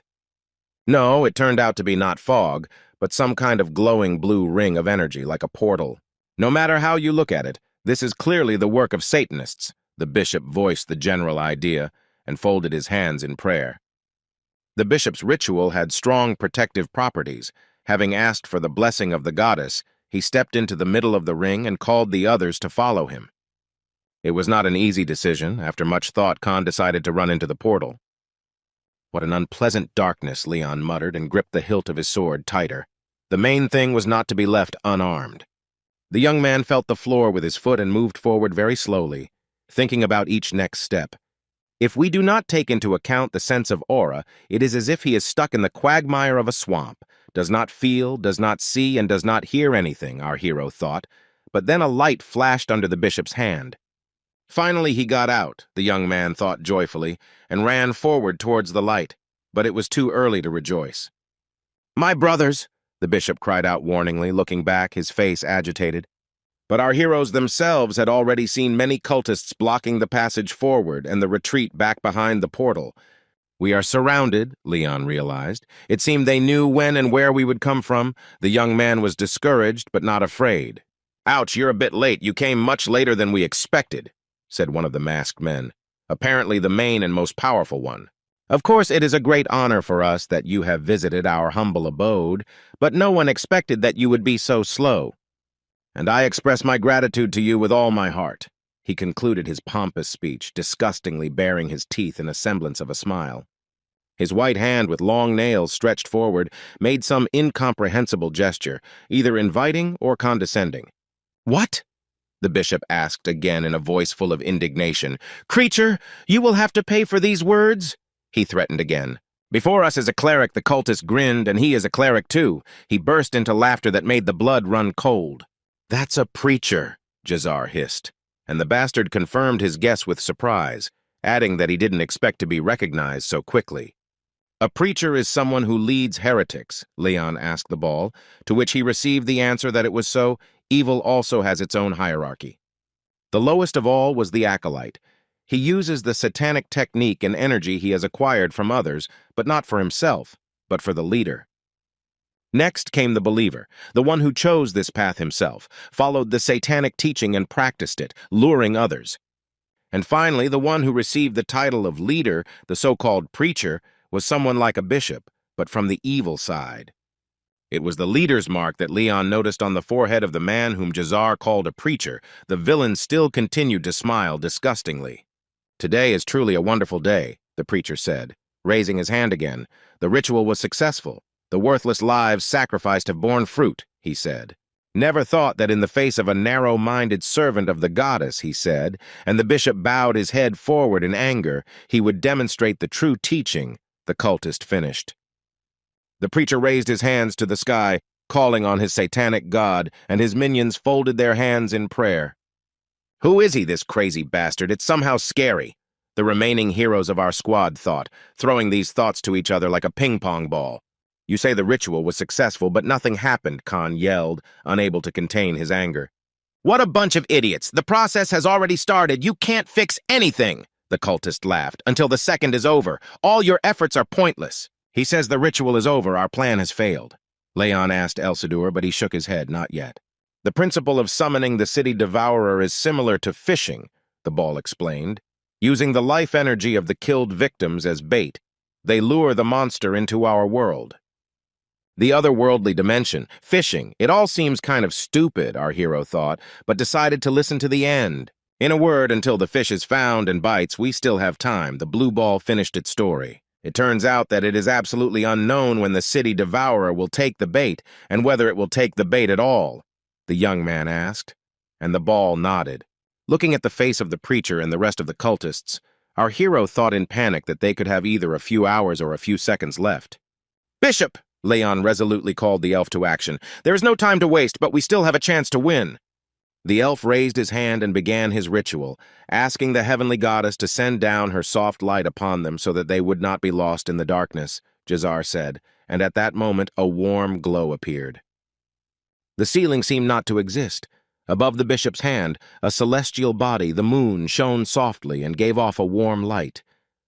The cultists, one after another, began to lift their heads. The light became brighter and brighter. Their curiosity grew. The masks flew to the floor.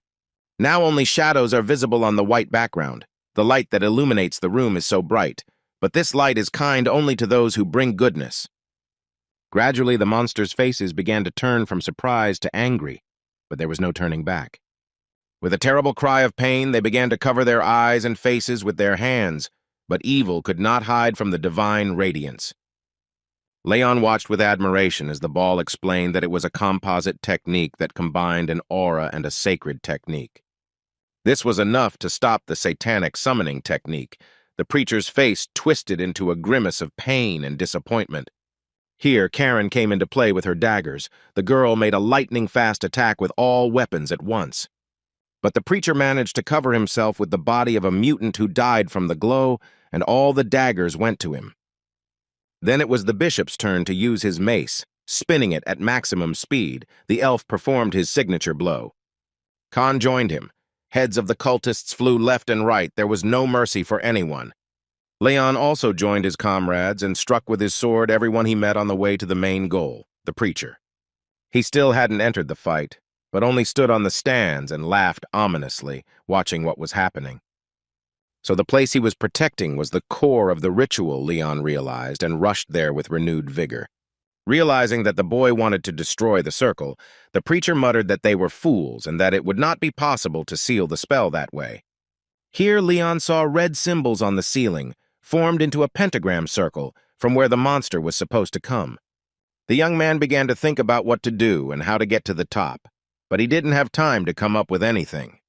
A bony hand with long claws emerged from the pentagram, and the otherworldly monster began its journey into our dimension.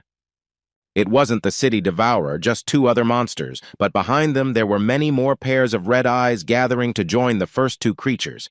Why do they all look like dogs? Leon suddenly thought. Maybe because we managed to disrupt the satanic summoning technique, he suggested. It seems that these are imperfect creatures, so-called chimeras, the blue ball explained to the student. They will destroy themselves, don't worry.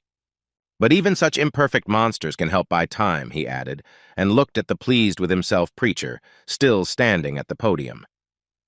Did this mean that the activation of the ritual was inevitable, Leon thought, watching as Khan showed the chimera where the crayfish hibernate.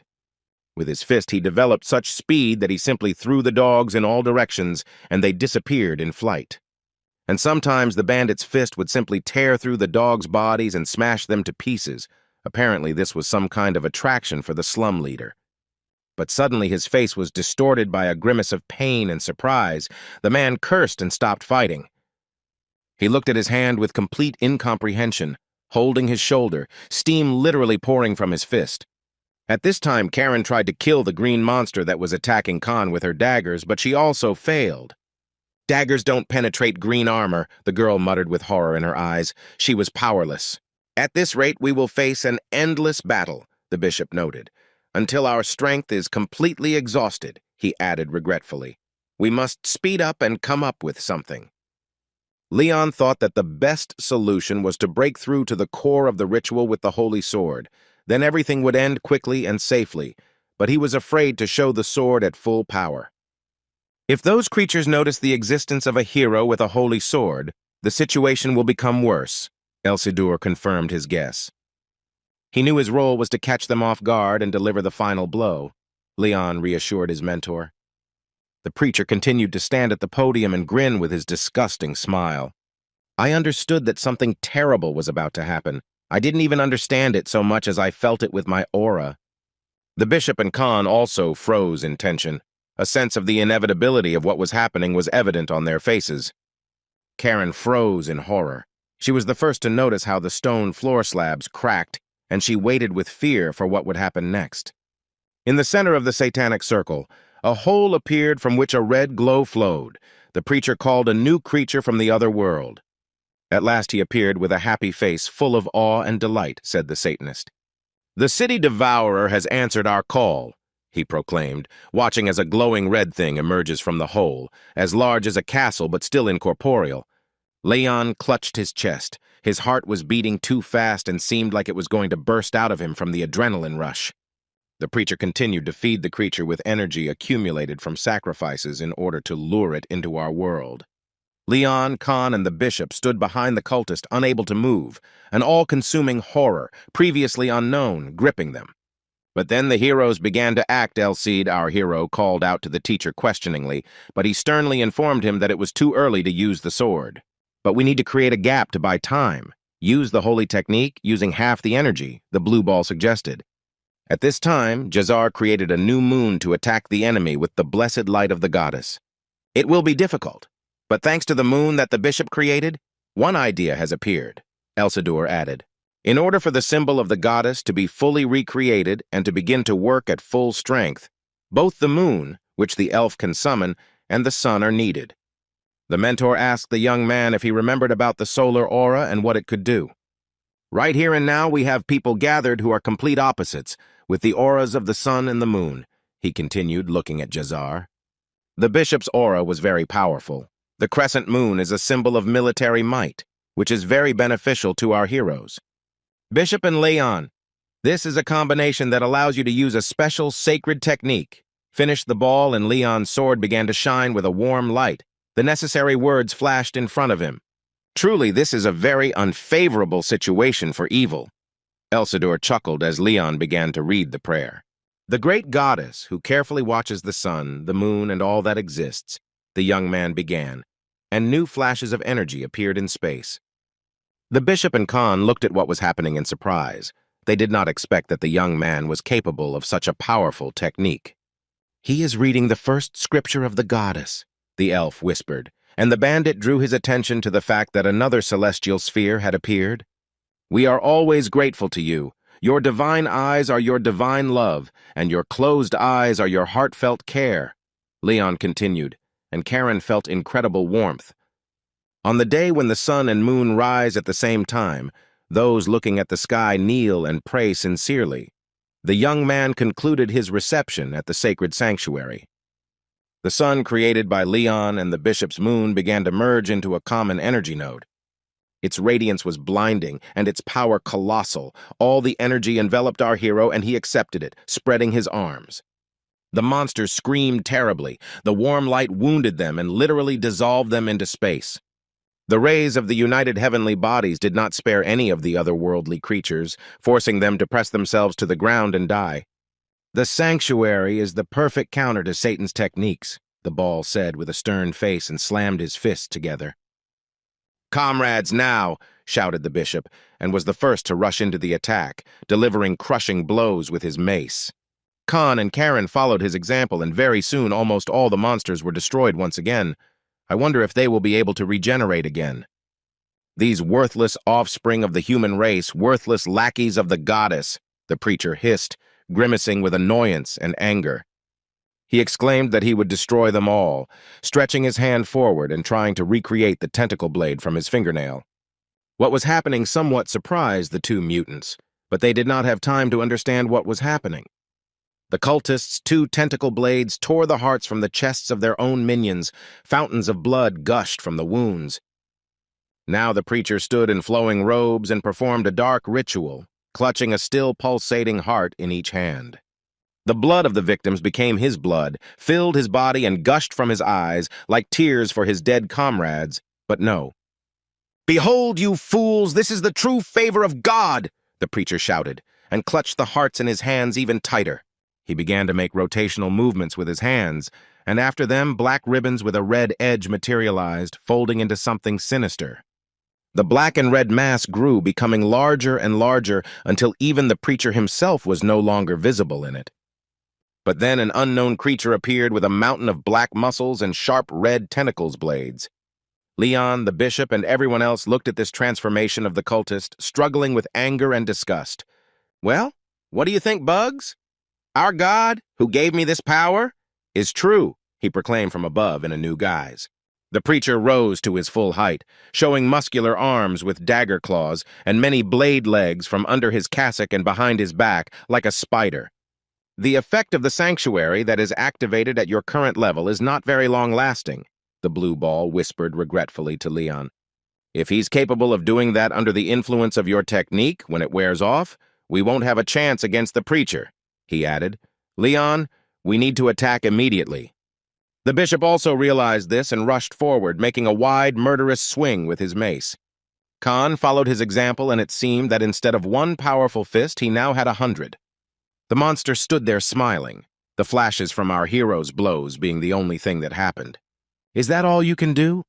the preacher asked as the attack petered out and our heroes sagged, their strength spent, his eyes glowing red. "Now it's my turn," he grinned ominously, and in the form of a giant spider began his attack. The sharp dagger leg was the first to reach Khan. The man could not hold back a cry of pain. This was his first serious injury. Then it was the bishop's turn, but the elf managed to jump back, anticipating the blow. The entire force of the enemy fell on the floor slabs, destroying them and lifting the debris into the air. The difference in size was too great, Leon cried, and the young man realized that the bishop was planning a counterattack. "He has amazing strength and the ability to regenerate. We don't have a chance unless it's a holy sword," the guy thought, and squeezed the handle. If he used the full force of the sword, he could defeat him with one blow, Leon thought, as he watched his opponent straighten his arm again to strike with his claws. "Well, now we will check it." Leon made his final decision and prepared himself. He was filled with strength to the brim, the monster proclaimed at that time. Leon glanced at him, assessing the chances of ending all this here and now, at which time the preacher called him a bug. The bishop, who had fallen to the ground from a great height, continued to lie on the broken stones of the floor. Khan was also half sitting and half lying in the other corner. The leader of the slum bandits also no longer had the strength to fight. "Damn it, he's on top of all the heroes in just a few seconds," Leon cursed. He still doubted that the force of his blow was enough for such an opponent. At this time, he heard Karen coughing up dust and blood. The girl's temple was scratched, but overall she was holding up. "Senior comrade Karen, are you okay?" Leon asked and received the answer that it seemed yes. There was no serious damage.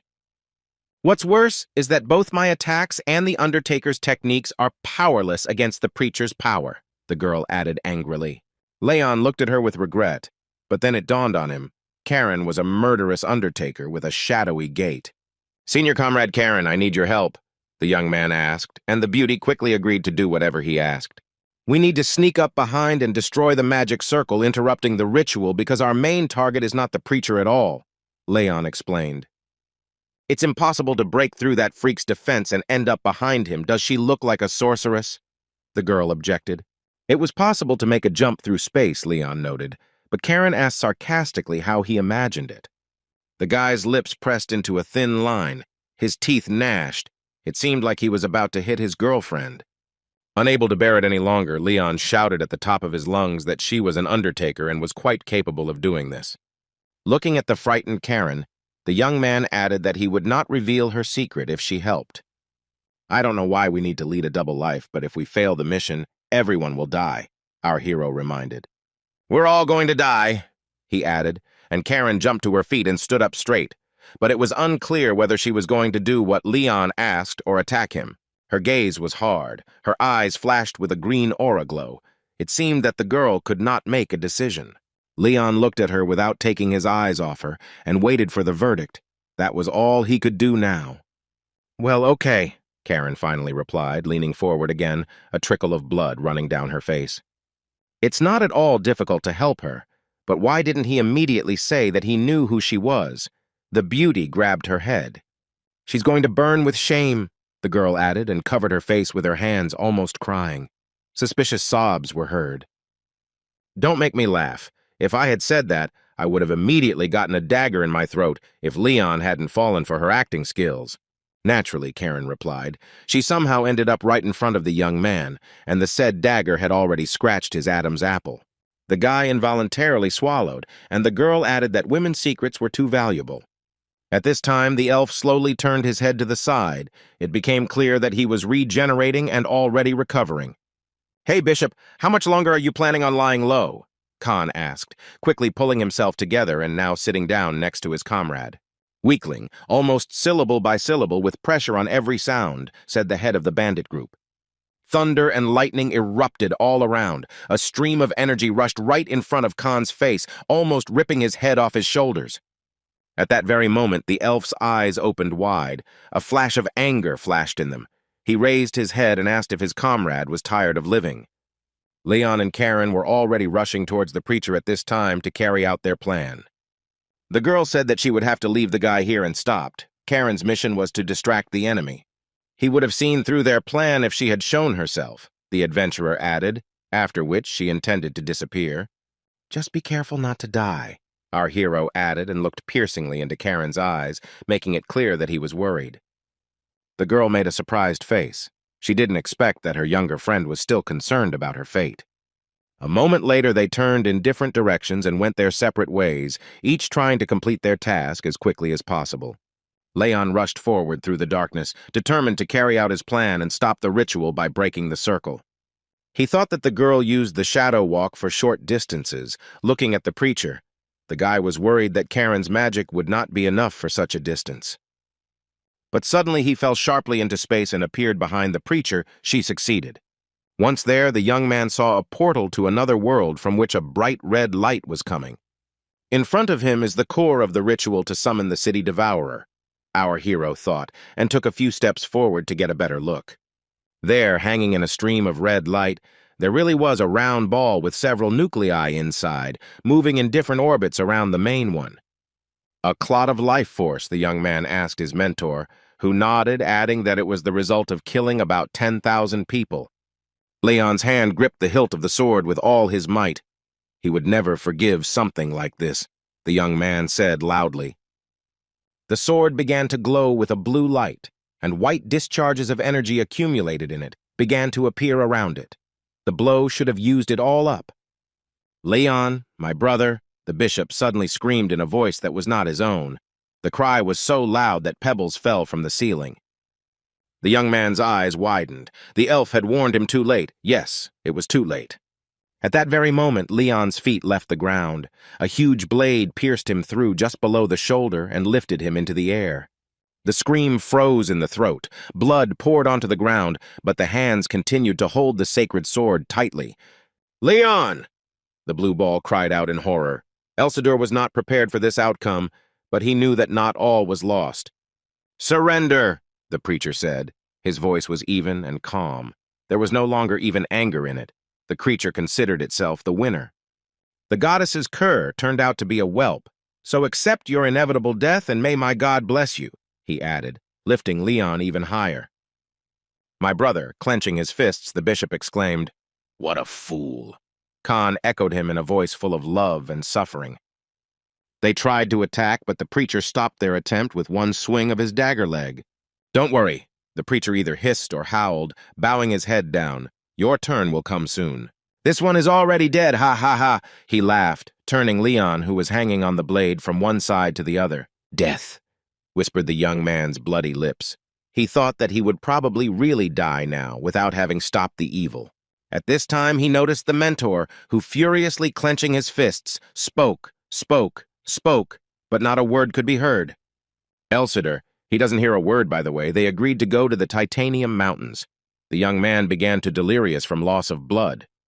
Perhaps he will be able to keep that promise, the promise. He believes in the promise, the hero continued to mutter. Suddenly, his imagination conjured up an image of a smiling lion extending his helping hand. I am sure that you will fulfill it no matter what. Leon heard the voice and his eyes shone, filled with warm energy that Elsidur transmitted to him through the holy sword. Leon grabbed the tip of the blade with his free hand to get a foothold. He already knew what to do. The next moment, the young man cut off the end of the spider's leg with his sword and freed himself, and the fall downwards began. The preacher winced in pain and rage. He clearly hadn't foreseen this. The bug turned out to be not so weak. The monster looked down and tried with all his might to smear Leon across the floor with a blow of the blade, but the young man managed to roll away, leaving streams of blood behind him. Leon leaned on his elbows but continued to lie there. He assessed his condition and realized that there was no chance of success. But the destiny of a warrior is to fight and strive for victory by rising, he said. So my mentor taught me, and he was always right. The blue ball, stunned by what was happening, hung in the air, feeling an incredible sense of respect and gratitude towards Leon. The young man took a fighting stance and prepared to use his sword for the last time, determination shining in his eyes. Ha ha ha ha ha ha, bug. I must say his willpower, even when he was twitching with his last breath, he didn't let go of the sword. The preacher laughed. In that case, try to resist this and directed all your blade legs at Leon at the same time and from all sides. He was simply left with no choice. Rodrigo commented on what was happening from the sky. The hero was sad, but not too much. He had already done everything he could, he said, and Leon seemed to sense the hero's presence. It became easier for the young man to hold the sword. Therefore, the hero added, so be it, he will help him. Look carefully, my stupid student. Leon actually turned his head in the direction where his image was. The young man looked attentively. The great chariot, the constellation of the Big Dipper, flashed under the ceiling. It was Rodrigo who activated the sacred technique. Merak, the largest star in the constellation, has sent its first ray downwards, and it seems that everything will be decided now. The beam passed Leon without harming him, but when it touched the preacher, it pierced him, impaling him like a spider on a pin. What? What's going on? When did he manage to slip past me? The preacher exclaimed, noticing that while he was distracted by the beam, Leon was behind him. The cultist's head was cut off by the blade of the sacred sword, and the same fate befell one of the paws raised to strike. What?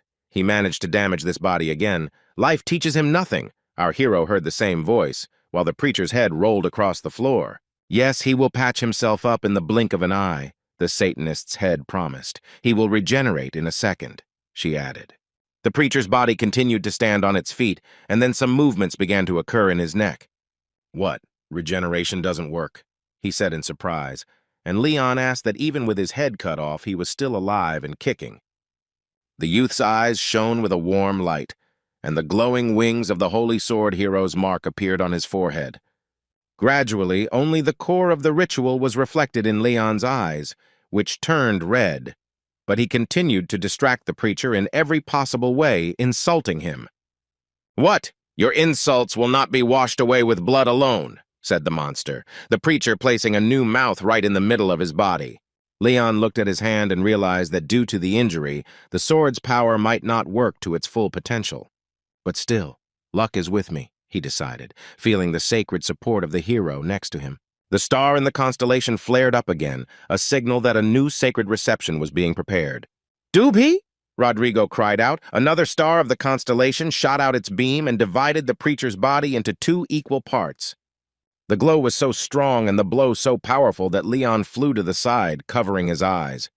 Ah, what is it? Why isn't my regeneration working? The remaining parts of the preacher screamed, falling to the ground.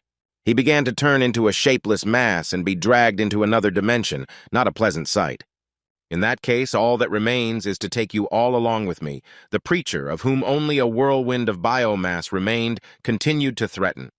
He knew that this would happen, so he didn't attack with full force, the holy sword informed Leon.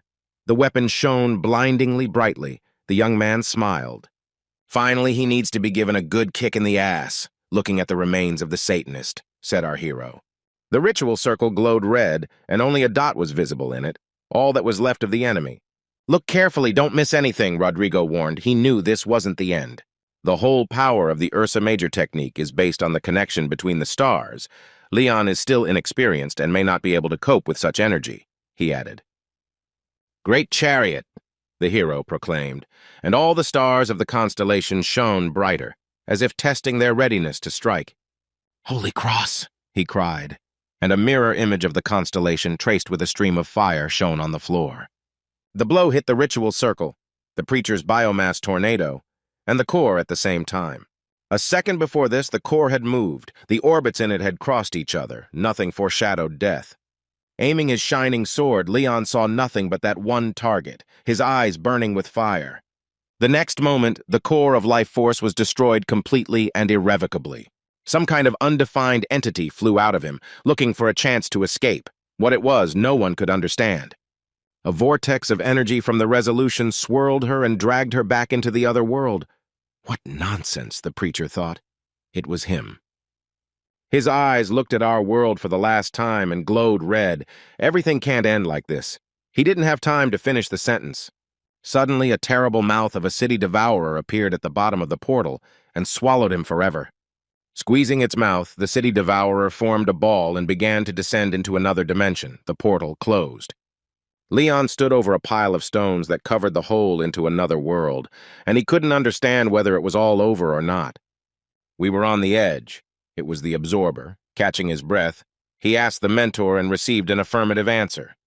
If we were late even by a split second, we too would have become his victims, our hero realized with horror. The bishop and Khan sat clutching their heads, trying to comprehend what had happened, looking exhausted. Elsadur wanted to praise the student, telling him that he had done an excellent job, but he didn't have time to finish his sentence because of the noise. Leon leaned on his knees, holding the sacred sword in his hands. The young man laughed loudly and couldn't stop. It seemed like he was having a nervous breakdown. My brother, the bishop, leaned towards him and asked him not to waste his energy on talking. He would immediately begin treatment. Jazar's hand reached out to the wound in his shoulder. It was huge. Disaster almost happened, the elf said gloomily. But his face instantly broke into a smile when he realized that it was all over. What a blessing that we managed to sort it all out in time, he sighed. Leon stopped him by saying that the others needed the bishop's medical help first. Junior comrade, we won, yes, winked Karen, who approached as always unnoticed. When she came to her senses, she saw a bright flash. It was the hero who laid out the monster. Exactly screaming, Khan raised his hands. What happened with that bastard ritual? He screamed that he was waiting for at least some kind of explanation. Looking at the portal littered with rubble, Leon reported that the summoning ritual had been stopped. The preacher had been sucked into his own interdimensional portal. Bishop, he suddenly interrupted his story. Take care of me. I think I'm about to pass out. With these words, Leon fell on his back, and Karen screamed in fear. She still did not quite understand what was happening. The blue ball looked at his lying student with pride and gratitude. Well done, he praised, even though Leon couldn't hear him. The bishop finished healing. The wound on his shoulder was completely healed. An expression of calm and peace appeared on his face. The guy was sleeping. Leon. Suddenly someone's voice sounded from above. It was the bishop who raised his head and looked at the ceiling. Cracks were running across it. The building was collapsing. We need to run away quickly. The main thing is not to forget to take Sir Conrad with us, everyone shouted in chorus, but the knight at this time was already making his way to the exit. Surprisingly, many buildings in the 25th quarter survived. Even the sign at the entrance was preserved. Phew, this time it was dangerous. He hadn't even learned how to work with the aura properly, Rodrigo thought. It seemed he was talking to someone who was also in heaven, trying to figure out why she hadn't helped if she had been watching. Well, the guy actually did a great job. If this continues, he'll soon get rank B, the hero sighed. No, why didn't the goddess intervene? She could have helped at least a little. He continued to be indignant. He hopes that the boy will be able to advance at least 2 steps in the demonstrated sword technique, Rodrigo added. But he still has a lot to learn because the Titan Mountains await him. And no one will joke there, so he hopes that the guy will be persistent in training, he concluded. Leon should be able to take care of himself without help, Elsidur's hints and the goddess's protection, even though she did not interfere today. The guild building stood in its place, as always. The sun brightly illuminated both the coat of arms on the wall and the flag on the tower. It seemed that nothing had changed. There were several hospital rooms inside the building, and the guildmaster provided adventurers with the opportunity to recover and receive treatment. On the bed, in the middle of the sun-drenched room, lay Leon, his arms stretched out along his body, his eyes closed. The young man opened one eye and looked around the room, but he still couldn't figure out where he was. This led to a panic attack. Leon sat up in bed and screamed, but there was no one to answer. The sudden movement sent hellish pain through his entire body. His aura reacted, but more slowly than it should have. Leon screamed again, this time from pain and surprise. The pain shock caused flashbacks in the hero. His hands were wrapped in bandages. There was a plaster on his chin. The young man was sitting on the bed, leaning forward and making inarticulate sounds. Now he remembered how the prophet, in the guise of a hellish monster, pierced his body and lifted him into the air, and how he cut off the spider's leg blade with a sword. How he fell with a piece of this blade in his shoulder, from a great height onto the fragments of the stone floor. And how a previously unknown flow of energy passed through his body thanks to the new sword technique. And how he performed the sacred act, releasing the warm glow of the goddess's blessing, which neutralized the monsters. And how the bishop healed him, healing the wound, and how he told him that he would now leave. Yes, this was the last thing Leon managed to remember. Finally, the young man finally came to his senses and realized that he was in the guild's infirmary, which was quite luxurious for a C-rank adventurer, he noted cheerfully. "Ah, Elsid, is he here?" the young man asked, feeling a tickling sensation on his wrists under the bandages. An uneven stream of yellow light emerged from under the bandages, but the ball did not appear round, but rather somehow crumpled and fuzzy. What is this? What happened? Why is the appearance not as usual? Leon thought with wide eyes.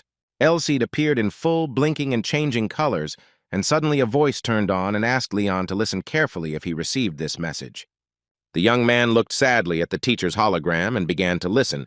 First of all, congratulations on your recovery, the ball began. I won't congratulate you on your victory because it was achieved thanks to me. Well, let's finish with the jokes and get to the main thing, the mentor continued. From now on, for 1 month, I am not allowed to talk to you. This was a punishment for my unauthorized appearance.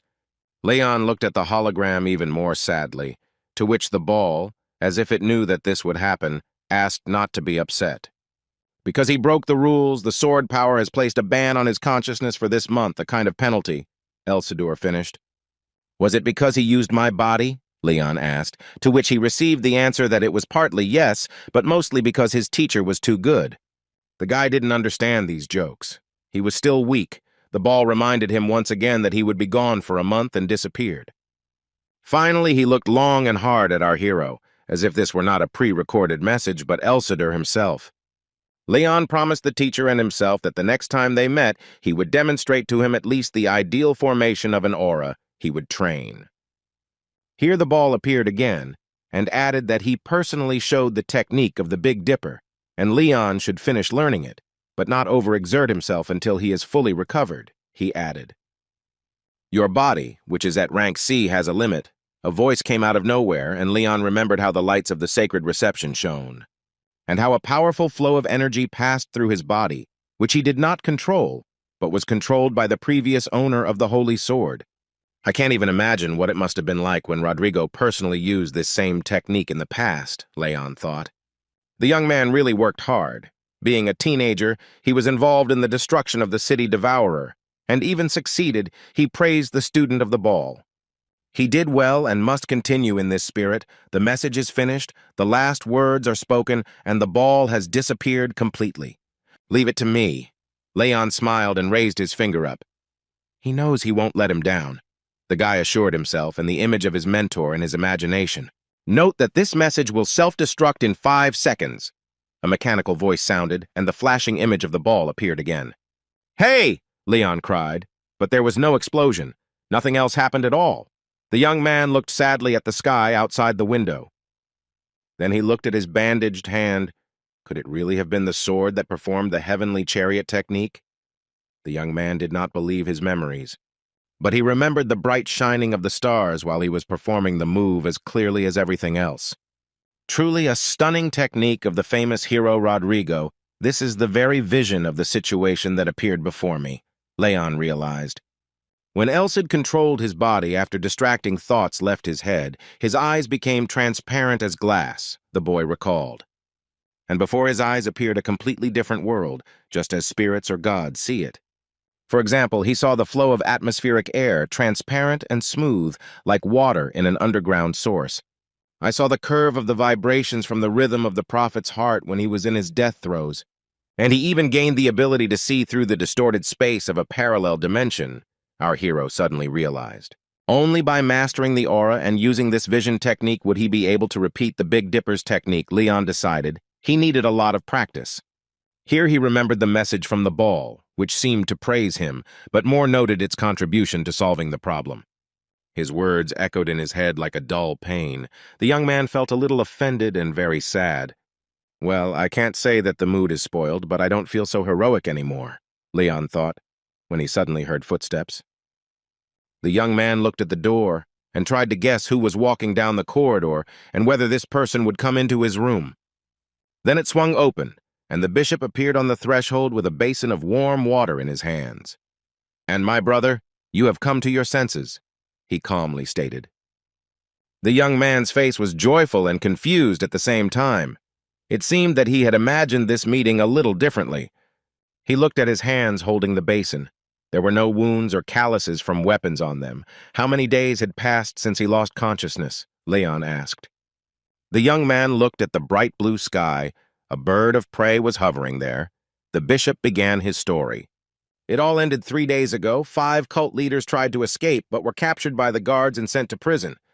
The satanic monster destroyed almost all the main buildings of the 25th district, and after its expulsion, even the surviving houses collapsed. The slum dwellers also suffered. 56 people died. 106 were seriously injured, many more lightly. In general, many victims were needed to defeat the Satanists. But the operation was successful, and we did not allow evil to realize its plans. Closing the curtains, the elf finished his story. He regretted the losses, but if the city devourer had been summoned, the number of victims would have been in the hundreds of thousands, the elf added, so their result could be considered a victory. Jazar looked at Leon and said that this victory was due to him. The guy was embarrassed and replied that nothing of the sort. The bishop did not continue the exchange of pleasantries. Now he was looking out the window at the bird of prey soaring in the sky. All members of the team had contributed, the elf thought. Each had fulfilled his assigned role. And again he followed the eagle with his gaze, to see if it was the same eagle that had followed Elsidur and Leon in the forest on their way to Blaine. Looking at him softly with his violet eyes, the bishop simply thanked Leon for not turning away from his goal and his comrades. The young man realized that the bishop knew everything even before the operation began. Sweat began to run down the boy's face. Leon's jaw dropped and he wanted to say something, but the bishop was so sweet that all the words froze in a lump somewhere in his throat. The elf looked out the window again and began by saying that he had a lot of experience in military affairs, so he understood that the solar aura alone was not enough to deliver such blows as the young man. After all, he is a knight of the Iron Castle, and he has lived for many centuries. Everyone remembers that the life expectancy of elves is high. Leon bowed his head. He was not ready to hear that he himself had become part of the bishop's plan, who had figured him out at the beginning of this epic. So, the bishop continued. He noticed that the abilities of the respected hero were not yet honed, but his blows were incredibly powerful. Leon remembered how he had delivered his crushing blow. He was once again overcome with trembling, the aura making itself known. The young man admitted that to his shame he had to agree with him here, to which the bishop replied that there was nothing to be ashamed of. On the contrary, he admires his courage, and understanding his inexperience, he still did not refuse to participate in the operation. The man continued. And the blow dealt at the end turned out to be decisive. the elf suddenly said solemnly in a louder voice. He looked Leon in the eye and spoke the name of the sacred technique created by the greatest hero, Rodrigo. The technique of the great bear sword, the heavenly chariot, that was the blow our hero performed, concluded Jazar. The bishop remembered the mention of this technique in the book about Rodrigo, but he had long since left this world. Therefore, the probability that he will show his face in our world again tends to 0, said the elf, and looked questioningly at Leon. The young man smiled and admitted that now he could no longer avoid answering the question. He would have to tell everything. If you remember the sword that was used in the labyrinth, then it's all about it. Our hero began from afar, trying to lead the bishop to the right thought. Yes, if my memory serves me right, at some point he suddenly disappeared, the elf replied. We looked but didn't find it. That's why you don't have a weapon on you. Elcid said that in his absence he could use the sword. Leon remembered and made up his mind. He looked at his hand and asked the holy blade to show its true form. The next moment, from one of his hands, Leon revealed to the world a sacred sword, the radiance of which blinded even himself. The bishop's eyes widened. He certainly didn't expect this. It was probably the first time Leon had seen him in such a state. The young man drew his sword completely and held it up so that the mighty weapon could be seen in all its glory. Ah, was all the bishop said. He stood and looked, not uttering another sound. Reverence reflected in his eyes.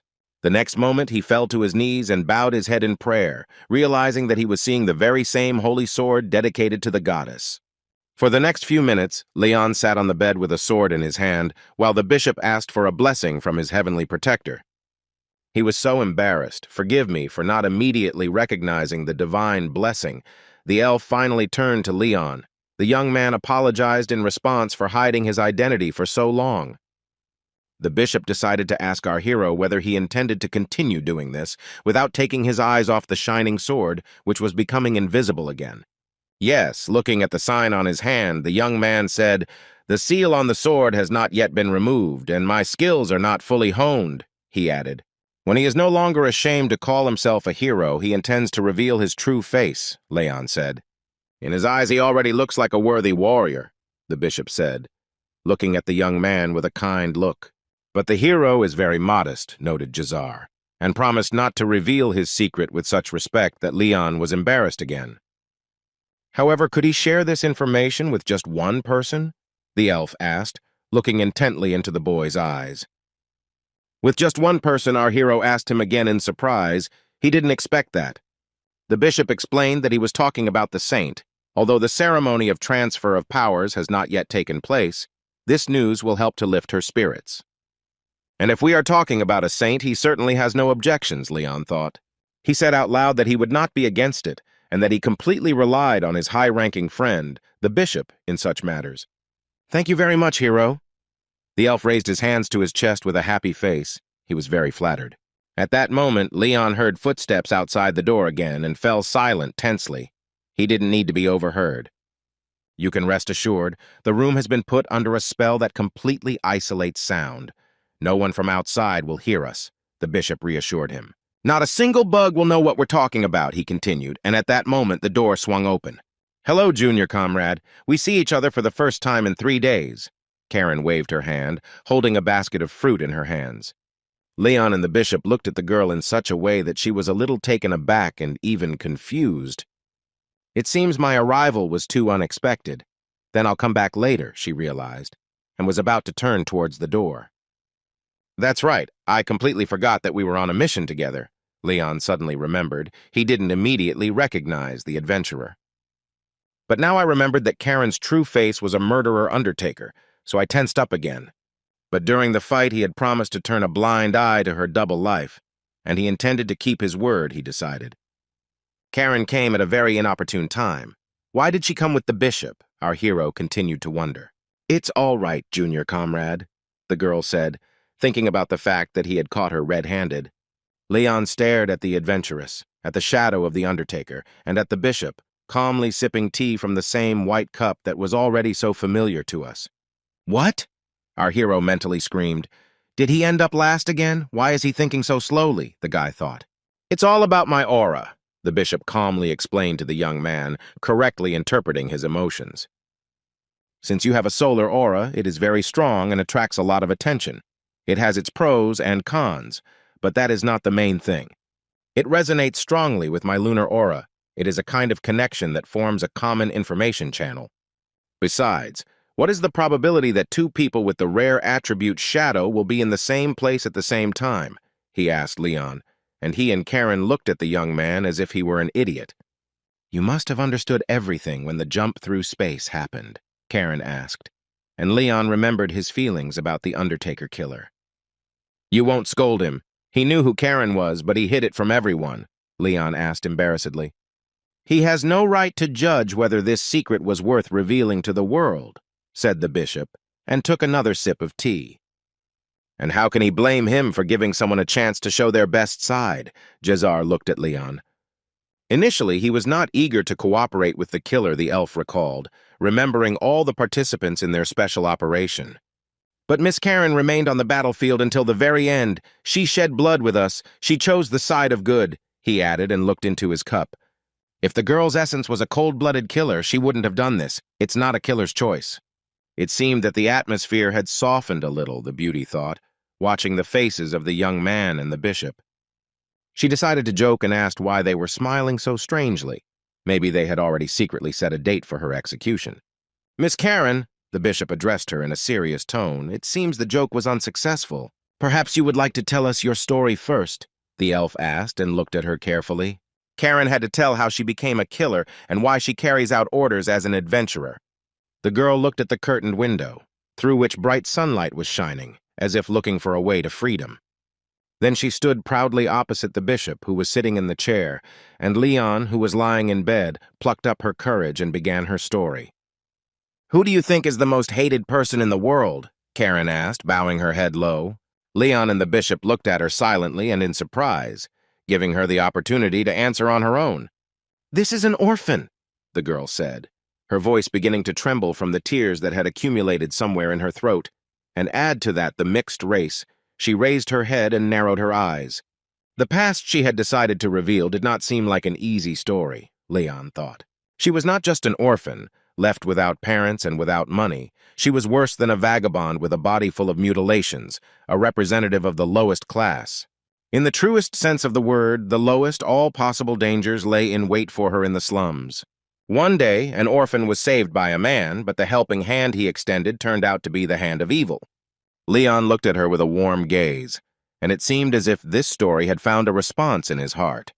So this man picked up orphans that no one cared about and raised them to be professional killers. 1 child out of 100 survived, Karen continued. But even he was surprised that she, the child of a human and a dark elf, had succeeded so much that for all her numerous murders she had received the nickname Undertaker. The faster and more accurately her daggers flew towards their target, the more the status of the organization that looked after her increased. And in the end, the girl took the second step. Only the boss was above me. Karen finished her story. It was as easy as pie, she added. Well, it took only 7 seconds to finish what she started, and so she became the main one and took 3rd place in influence in the slums. But over time, Karen became an undesirable person. She committed murders that many did not like. But the main thing is that she didn't want to work as an undertaker anymore, the girl noted. After clearing the slums of garbage, she freed the orphans so that they wouldn't repeat her sad fate. Her work as an undertaker was reduced to a minimum, and she tried to live a normal life by signing up as an adventurer. Well, in the end, her deception was exposed in this way. Karen finished and looked at the reactions of the bishop and Leon. They were shocked but not angry. The girl clenched her hand into a fist and said that she was not going to run away from retribution. But she immediately asked the bishop to soften the punishment in view of recent events and her participation in the operation. Leon and the bishop then listened to a long speech about how Karen hated prison bars. My brother! The elf suddenly turned not to the girl but to our hero, with a question about what had caused the panic attack in both of them. No, he wasn't going to take revenge for him. He wasn't trained for that, the young man thought. But the bishop continued to look at the young man with a piercing, pleading gaze. He urgently needed to say something. His soul was torn into pieces. More than anything, Leon wanted to jump up and run out of the room. Eventually, he began to think that although such behavior was quite logical, the passing of the sentence was usually entrusted to the hero. Usually they trust the hero, and he is the hero. The excited young man suddenly plucked up his courage. The young man remembered how he and Karen had overcome enemies in the dungeon together, how the girl had given it her all and never let him down. "She didn't become a killer by her own free will," Leon began, and his voice sounded clear and confident, leaving no doubt. "And Karen proved herself to be an excellent fighter against evil, albeit under a false identity. He sees no need to point his sword at someone who is full of remorse," our hero concluded his speech. The young man looked at the girl and called her by name. Hope flashed in the beauty's eyes. "Karen, there are two options. You can choose either one, and we will all respect your choice," Leon said. The girl could not hide her anxiety and surprise, but continued to listen silently, without interrupting. At the same time, she thought that everything seemed like some kind of nonsense, and the decision should be made by the bishop, and not by this young man who had fallen on her head from somewhere. Leon caught this vibe and thought in a panic that just before this, he had told the bishop that he did not want to reveal his identity, so it was unclear how to get out of it now. The young man thought that while the bishop and the saint knew about his secret, in the long run, he had to stop. Could he tell his secret to the undertaker, that is, Karen, or was that too much? The young man continued to think. At this time, the bishop seemed to read his thoughts and said that he thought it would be a good idea to tell Karen about everything. In the future, the girl could be useful to them. Leon was taken aback, and the beauty could not even figure out what was being discussed. The bishop added that it would be better to tell. "Karen," Leon began to prepare the ground, preparing to show the sword. "Make your choice after I demonstrate something." The girl's eyes widened again in surprise. She noticed the sword seal glowing under the bandages. Leon showed the holy weapon. It was reflected in Karen's beautiful eyes, which changed color from green to blue and back. We will find out later what choice the hero offered her. The young man fully recovered and left the infirmary only a week after fighting evil, but he visited the guild again a day later. Leon thanked the guildmaster for everything they had done, including the treatment, and in return received gratitude for saving the city and worthy of more. "By the way," Bernard added, regarding what they had talked about earlier, "is Leon really happy with this arrangement?" the man asked. "Yes," the young man answered, shifting tensely from foot to foot. It seemed that our hero was somewhat embarrassed. Nevertheless, it was nice to see such a fine young man again," Bernard added in surprise. "If you change your mind, you can come to me again at any time," he suggested, and placed his hand on Leon's shoulder in a fatherly manner. "As you can see, I have extensive connections. He even knows street singers if he wants. His name will be sung even on the other side of the continent," the guild master added. But Leon shook his head, went outside, and looked at the sky. "This is a bit excessive," the young man thought, and looked back at the guild building. "That's all," he sighed. "Business is finished." The young man turned and walked down the street, step by step, leaving everything that had happened behind, Leon choosing to continue to hide his identity from the public. "Ah, little comrade. Hello." Karen was waiting for him. The girl was leaning on a column and was incredibly beautiful in a long black dress with a slit. "Karen," Leon was delighted. He also preferred total black that day. "Glad to see you," the young man exclaimed. The girl looked at him with wide eyes, as if she was seeing him for the first time. It seemed that something had happened. What nonsense! During the time they hadn't seen each other, he had matured a lot. The beauty nudged Leon with her elbow, to which the young man responded with a counterpoke and laughed. "Oh, by the way, she heard that right after being discharged, the young man met with the head of the guild," the beauty added. "Yes, it was about a reward for the help provided, to be honest. It was the first time he found himself in such a difficult situation," the guy answered. The master offered to raise the adventurer's rank to A, but he refused. Leon smiled sheepishly. Karen was taken aback. It was clear from her face that she had not expected this, and was very surprised by both the offered reward and the refusal. The beauty was ready to explode with indignation, but then Leon added that the head of the guild also offered to introduce him to the Lord. But here, too, he said no, and our hero laughed again, embarrassed, and it seemed that he himself understood the curiousness of the situation. "Maybe someone here is an idiot?" Karen asked with a dumbfounded look. The girl no longer understood anything at all. Leon was silent. Then she continued that it turns out he is a hero and also an idiot. It's like taking out a lottery ticket and throwing it in the trash. If he had taken up the offer, his role in the decisive battle would have become public knowledge, Leon explained. Karen remembered the vile Satanists and grabbed her head. She hadn't thought of that. This would mean that his existence would be known to other evil groups. He borrowed the power of the Holy Sword to confront the occultists. He is not sure he could deal with the enemies on his own, Leon clarified. He must train more and develop his skills to become a warrior worthy of the sword, the young man finished. That's why he made her such an offer that day. The beauty guessed and the girl's face became mysterious. In the hospital room, the young man called himself the hero of the current generation, chosen by the Holy Sword, and invited her to become his ally, walking under the banner of the sword El Cid. She asked for a little time to think. Now the answer has matured. The guy clarified and realized that during the conversation they had left the city and were now climbing a beautiful green hill. "Ah, this is the perfect place," Karen muttered. It seemed the girl had led him like an obedient bull on a string. They approached a tall tree, the leaves of which cast an open-work shadow, resembling a wonderful ornament. To the elves, forests and trees are sacred, as is the goddess. She is half-elf. And his question was like a choice between light and shadow, Karen declared. Before accepting this offer, she wants to say that she does not feel remorse for the blood already spilled.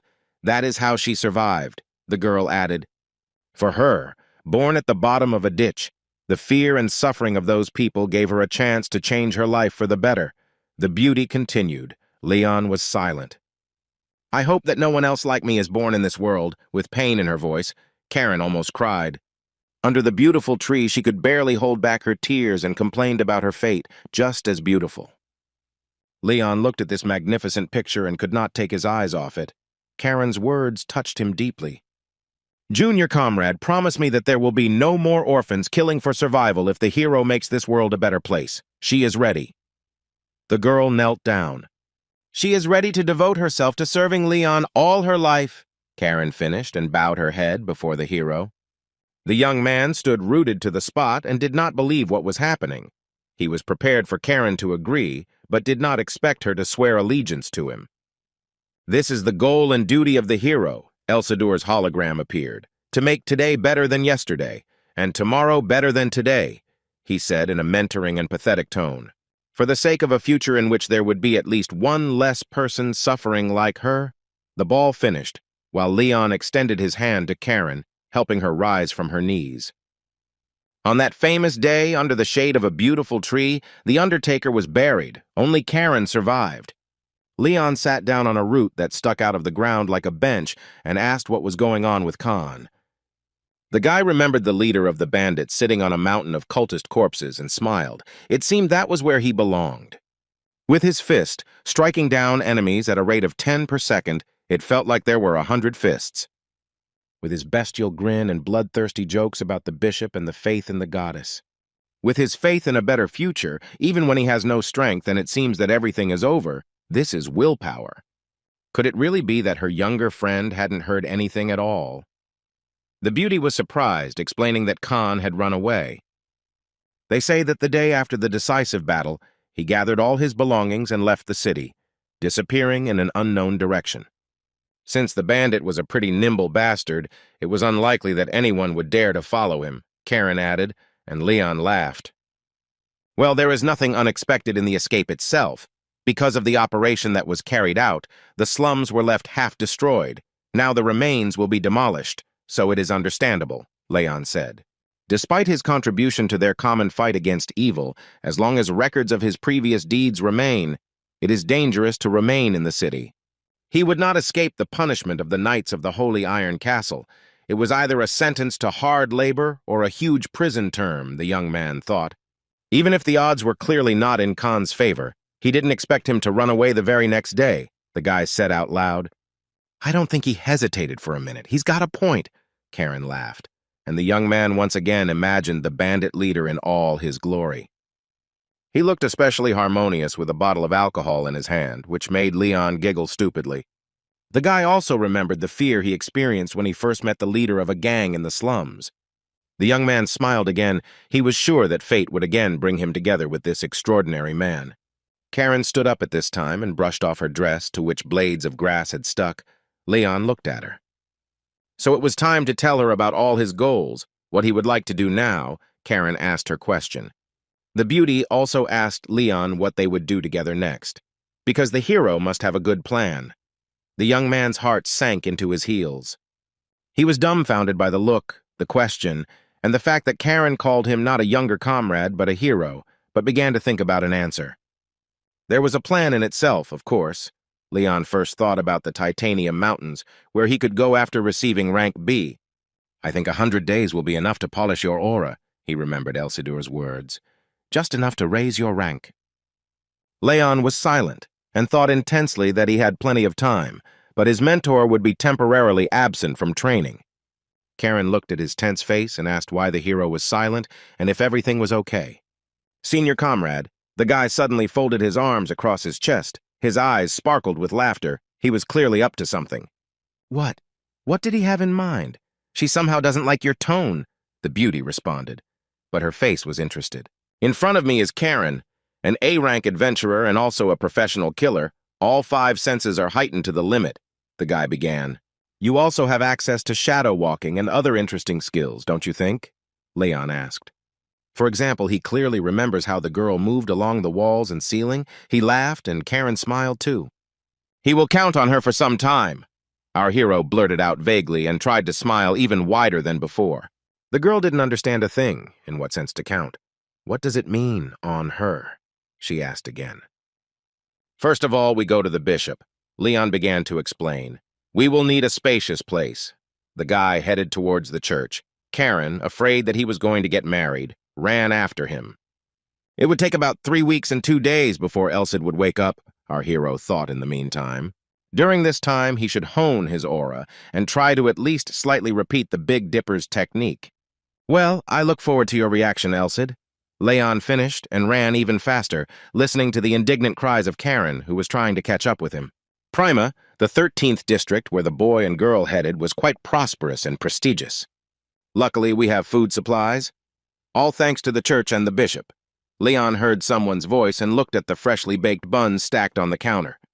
A mustachioed man in an apron was handing them out to anyone who wanted them. Bottles of drinking water were visible next to the buns. "Here, take another one. There are 2 kids after all." He handed an extra loaf of bread to a woman in a headscarf with 2 children. "Did you have a hard time during the evacuation from the 23rd district?"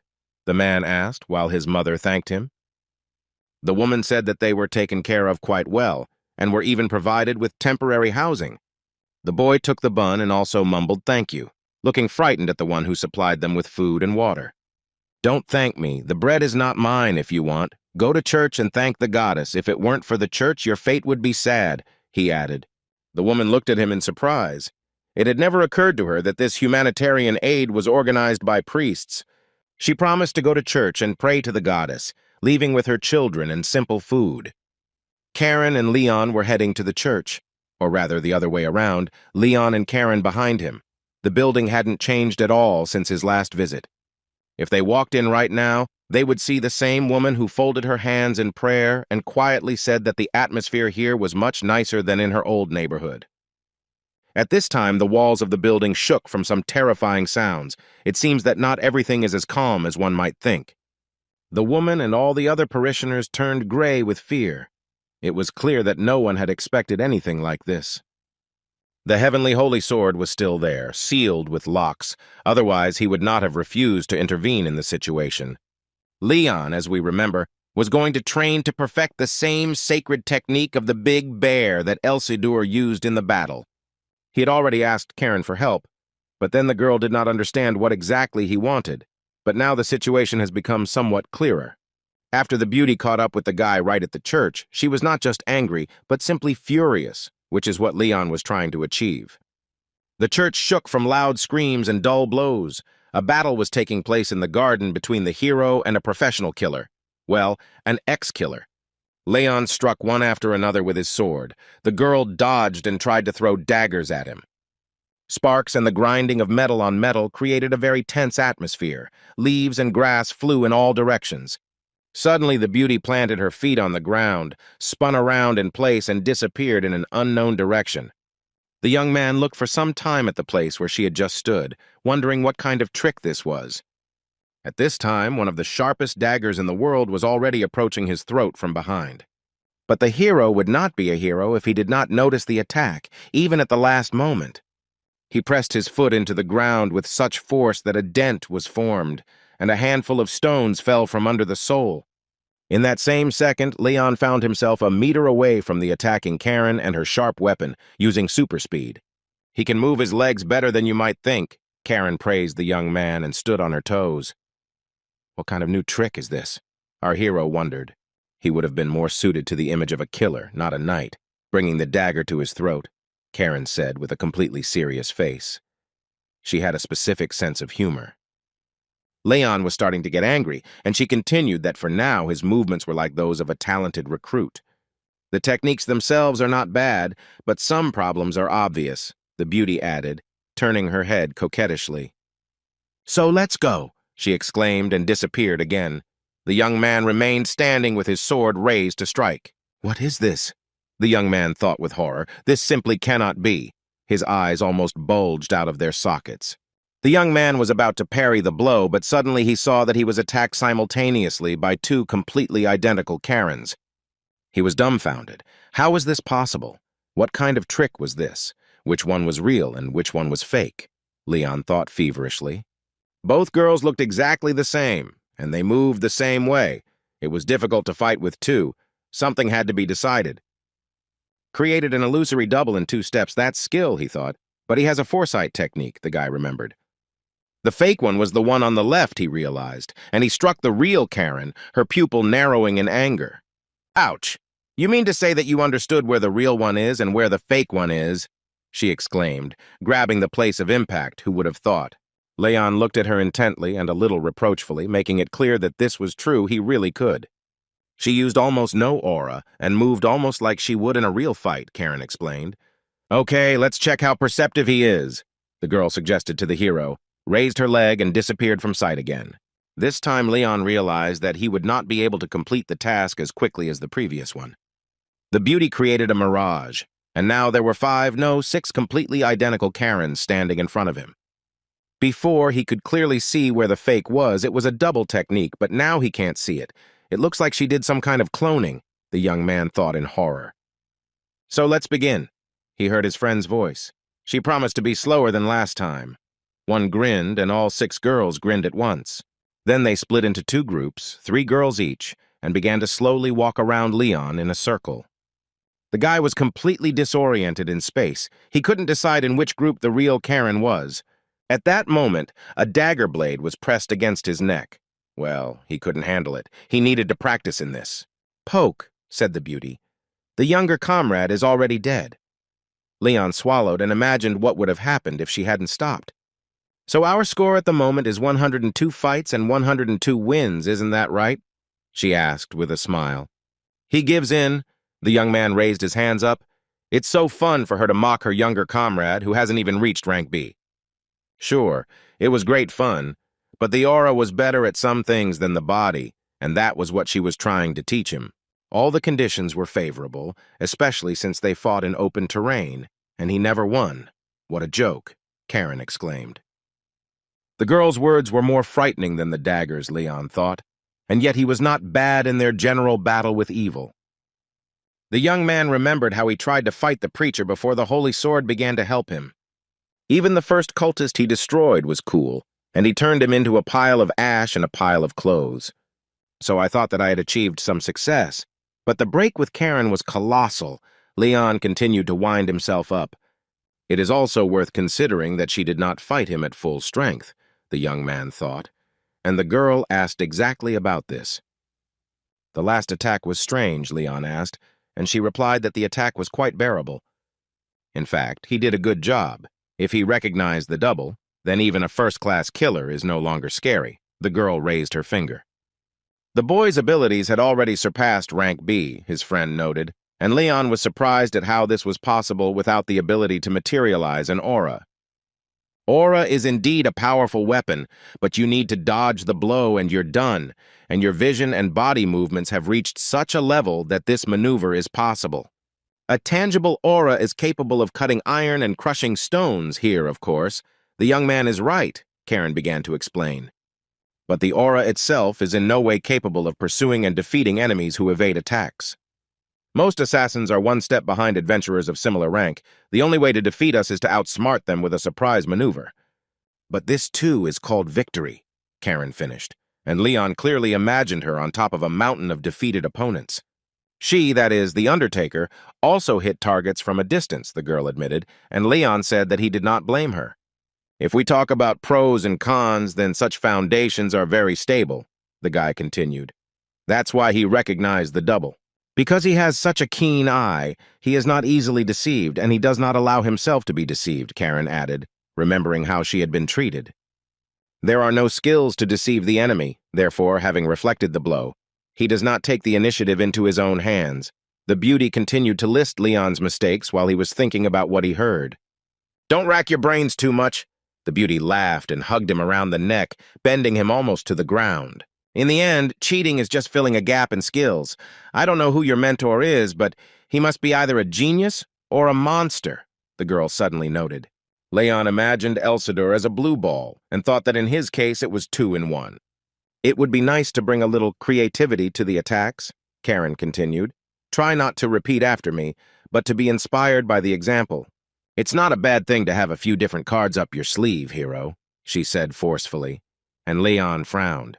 Perhaps it is true that one should not neglect various tricks if they can help one to achieve victory. Suddenly, an invisible hand fell on his shoulder, and a terrible voice said that for today there were enough one-on-one fights.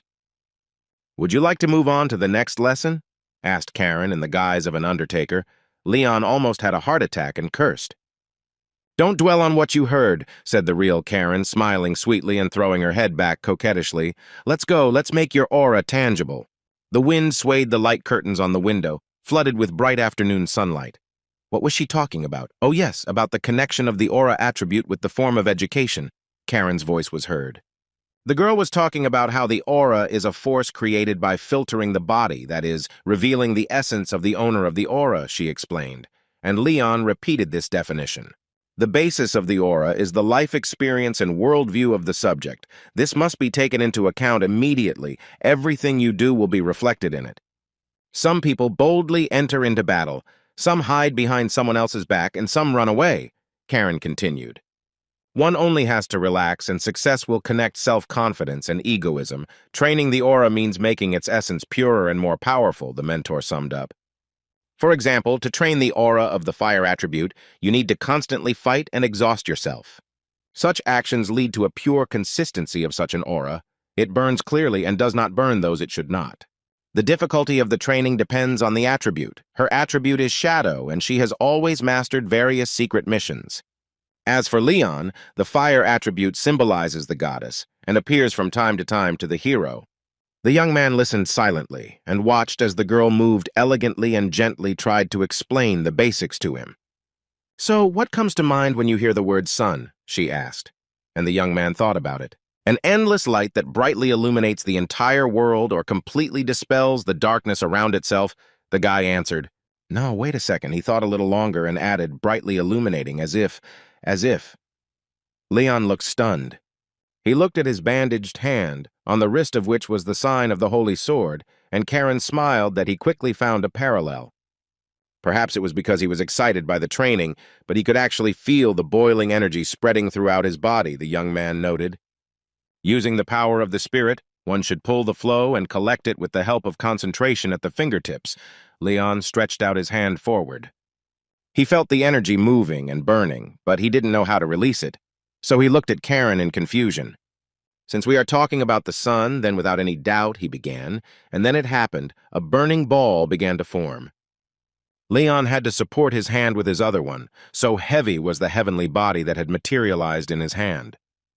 Karen's eyes widened and sparkled. It was all about the light. He imagined the sun. She breathed out in admiration. Although the volume is not large enough to be used as a weapon, I was able to release the aura for the first time, Leon rejoiced. It was obvious that he was having a hard time maintaining concentration, and his energy began to run out quite quickly. The shining ball disappeared. The young man quickly grabbed his hand. It hurt. Karen asked if everything was okay. Yes, the young man replied. He simply remembered how much energy Elsider had managed to build up during the fight. It was incredible. If he wanted to repeat that Big Dipper move, he would need to train a lot, the young man realized. Amazing, Leon. The basis of control over the material aura is control over the body, and you are very good at that, the girl supported him. Even though it was a small stream of light, he managed to release it and hold it, the guy confirmed. There's not much difference between what he just did and using aura, Karen encouraged. If he could improve the stability and increase the range, then it would be a done deal, she said, and Leon was very pleased. It is like recognizing the flow of the aura that touches all the nerves and spreads throughout the body. In order to come out of it in the right volume and at the right moment, stable circulation is important. But the materialization of an aura based on just one image is some kind of gambling. The young people heard the bishop's voice.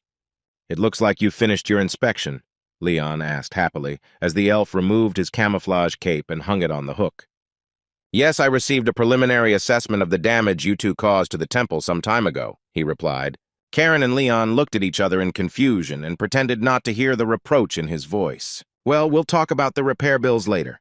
Now about the main thing. He picked up the envelope. It was a message from the saint. Leon stared with wide eyes at the piece of paper with the seal in his hand. For the first time in his life, our hero saw a real letter from a saint. If his memory serves him right, the title succession ceremony in the mountains is currently in full swing, the elf explained. Tall buildings with virtually no windows are hidden among snow-covered cliffs in a hard-to-reach place. Only two sources of sacred power illuminate the surrounding space, where the mystical, sacred ritual of the goddess takes place. Its warm light is already visible among the stones, and soon it will descend into the said structures to illuminate with its presence those who thirst for it. The saint is already taking her first breaths of the heavenly essence of her goddess, tasting her energy, accepting it. She has to obtain the life force of 10 bishops. This will require unprecedented skill. An unprepared person would simply explode. Who would have thought that this power would break through the body of the former saint during the succession procedure? Thus the 8th Saint Elahan came into our world, the bishop said, holding his breath at every word. Today, the most powerful saint who supports the hero was born, he solemnly proclaimed. After the procedure was completed, the bishops left the hall and each went to his own district. 300 years ago, the first saint supporting the hero Rodrigo realized that prayers were not enough.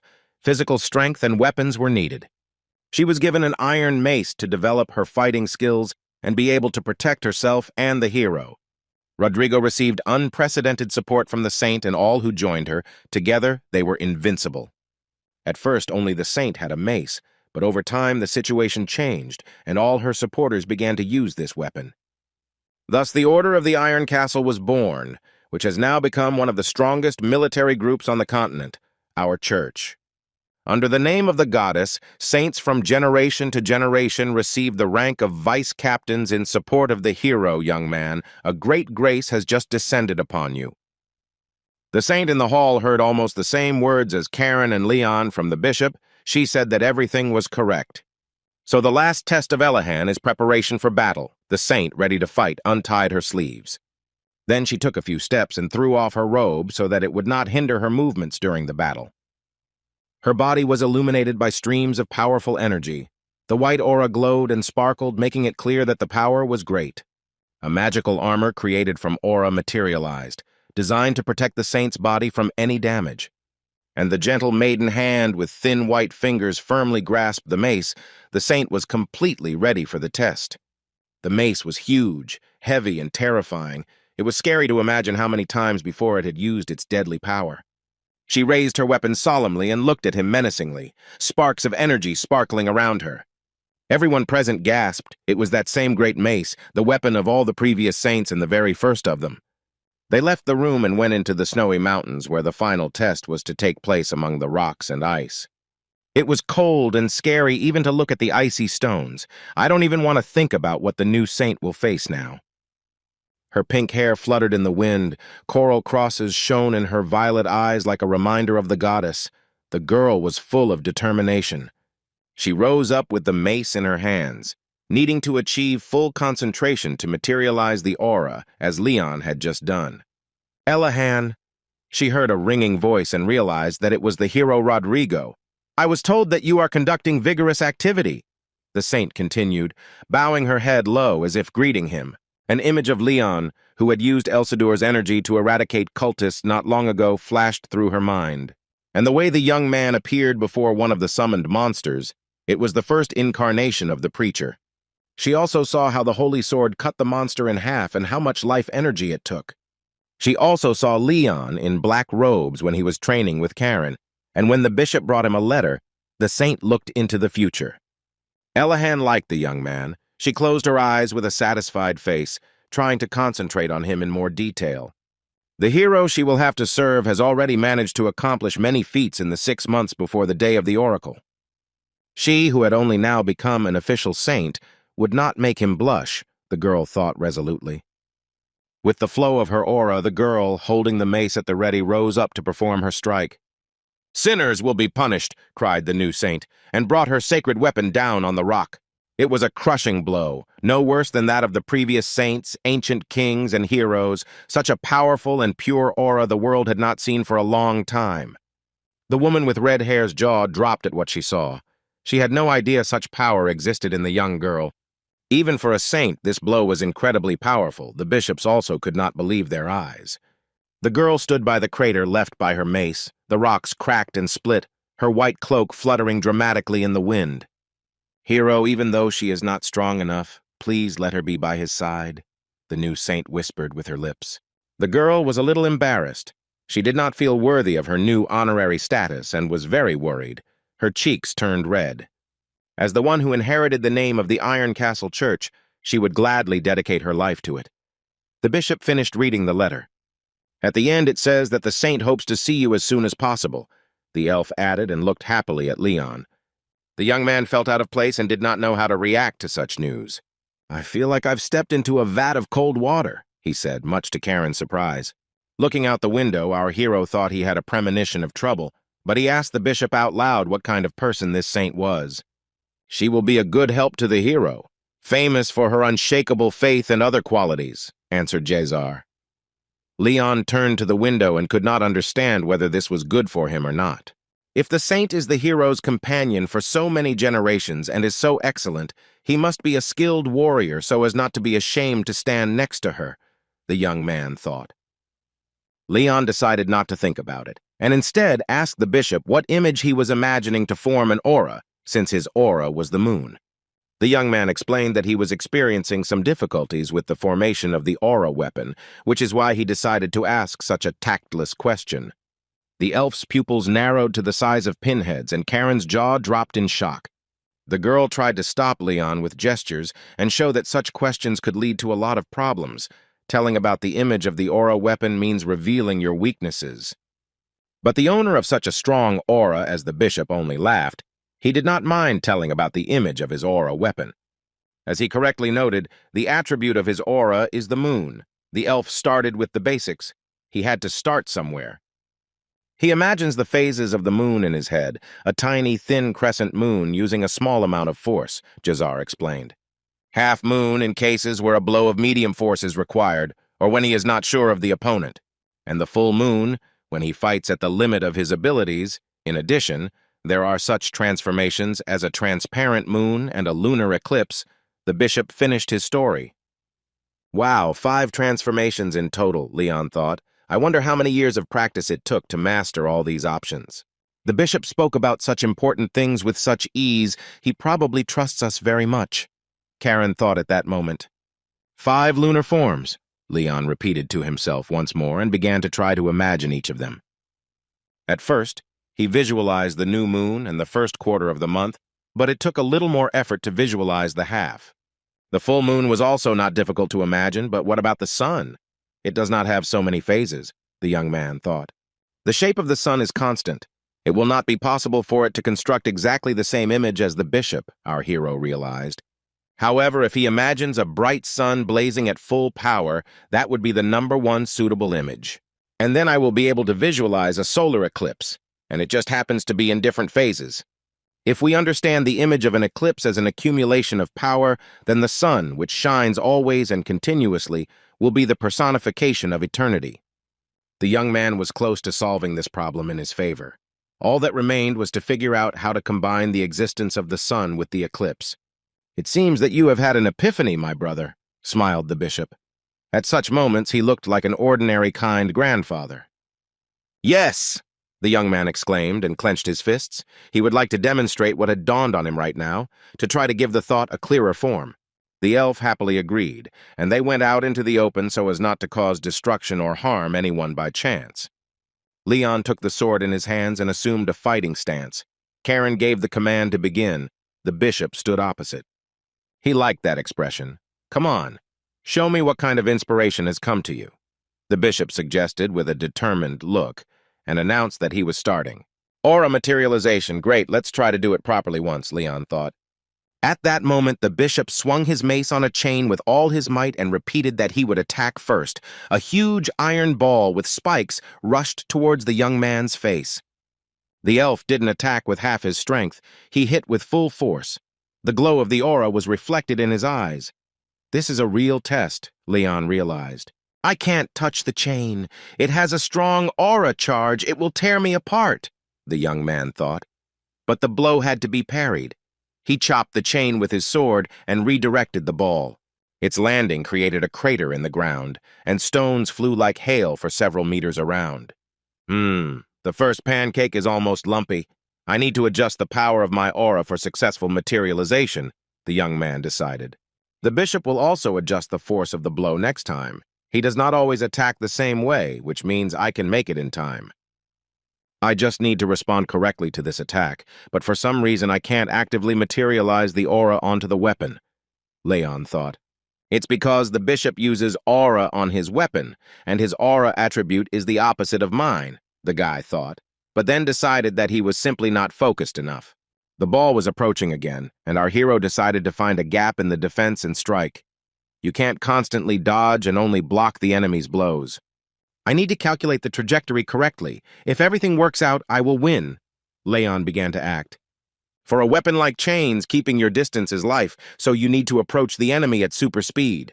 But first I need to dodge. Otherwise, the chain will wrap around my neck and just rip my head off. There's no point in delaying. The chains began to move not only around Leon's neck, but around his entire body. It was a very complex technique. Are you sure you can dodge this time, hero? Asked Jezar almost sarcastically. Oh no, he shouldn't have played with Leon's emotions. Everyone knew how to get angry, but this time the guy held back. Is this possible? The boy thought. He pressed his foot into the ground, looking for a point of support to make a strike.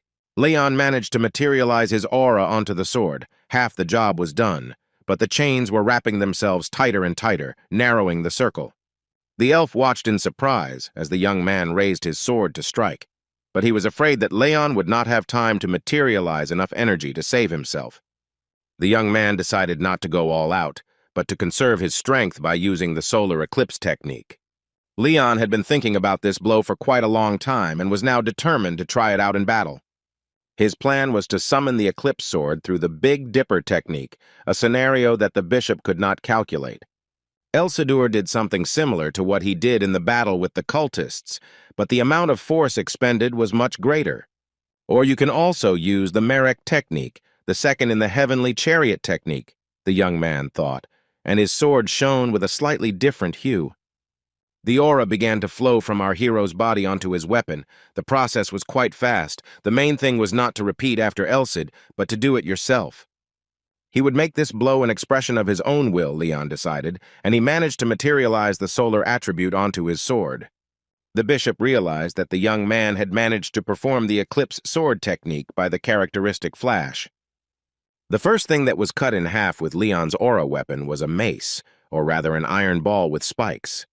But our hero did not stop and continued to strike, chopping the heavy chain, reinforced by the elf's aura like cabbage. My brother, you have just devised and executed your own trick superbly, exclaimed the bishop. Yes, he took the Big Dipper technique as a basis, but the aura materialization is still unstable, so he simplified it and summoned the eclipse sword, the guy explained. Of course, it's dangerous to use technology in an unfinished form, Leon began to justify himself. But then the jubilation took over, and he shouted that now he had a technique that allowed him to attack an enemy with a weapon enhanced by aura. It was my favorite weapon, the elf suddenly said with annoyance, and our hero had no choice but to ask for forgiveness in a breaking voice. Look who's come! Karen suddenly shouted towards Leon and the bishop. The girl was somewhat distracted from the duel by the guest. Sir Leon, how many years, how many winters? The red-haired beauty clasped her hands, looking at the hero with delight. Ah, Lee, hello, I'm very glad to see you, the young man replied, smiling and a little embarrassed. This is our first time meeting outside the guild walls, and she was a little worried, the girl continued, looking at the church. How are you, everything okay? Lee continued asking as they walked inside and sat at the table waiting for tea. As I already said, she was worried about him, so she took with her a high-toning potion, and the beauty handed Leon a bracelet. This is a reward given to you by the Lord, a bracelet with spatial charms, not very big, but she is sure that it will be useful, Lee explained. The charm of space, Karen exclaimed. Yes, they would have paid a lot of coins for it, if not for the simple design, then more than 1,000 in gold. As expected, Miss Karen only knows about such things, the girl noted. Your earrings have the same charm, don't they? She clarified. Since the capacity is small, she keeps all sorts of little things in there, Karen explained, and out of nowhere, one of her famous daggers appeared. Leon put the bracelet on his wrist. Now he had to figure out what to put there first. The young man decided to try the tonic potion brought by the red-haired beauty. He activated the bracelet, brought his hand to the bottle. A white magical glow appeared, and the deed was done. Moreover, the bracelet could tell what was inside it, a useful thing, the young man noted. Once he had played with his new toy to his heart's content, Lee announced that the second reason she was there was because he had been promoted to B rank. Since you already have all the conditions for the rank, just show the weapon to Aura and she will immediately give him the token, she smiled. Leon looked at her with wide eyes and could not believe that he had managed to achieve his desired goal so quickly.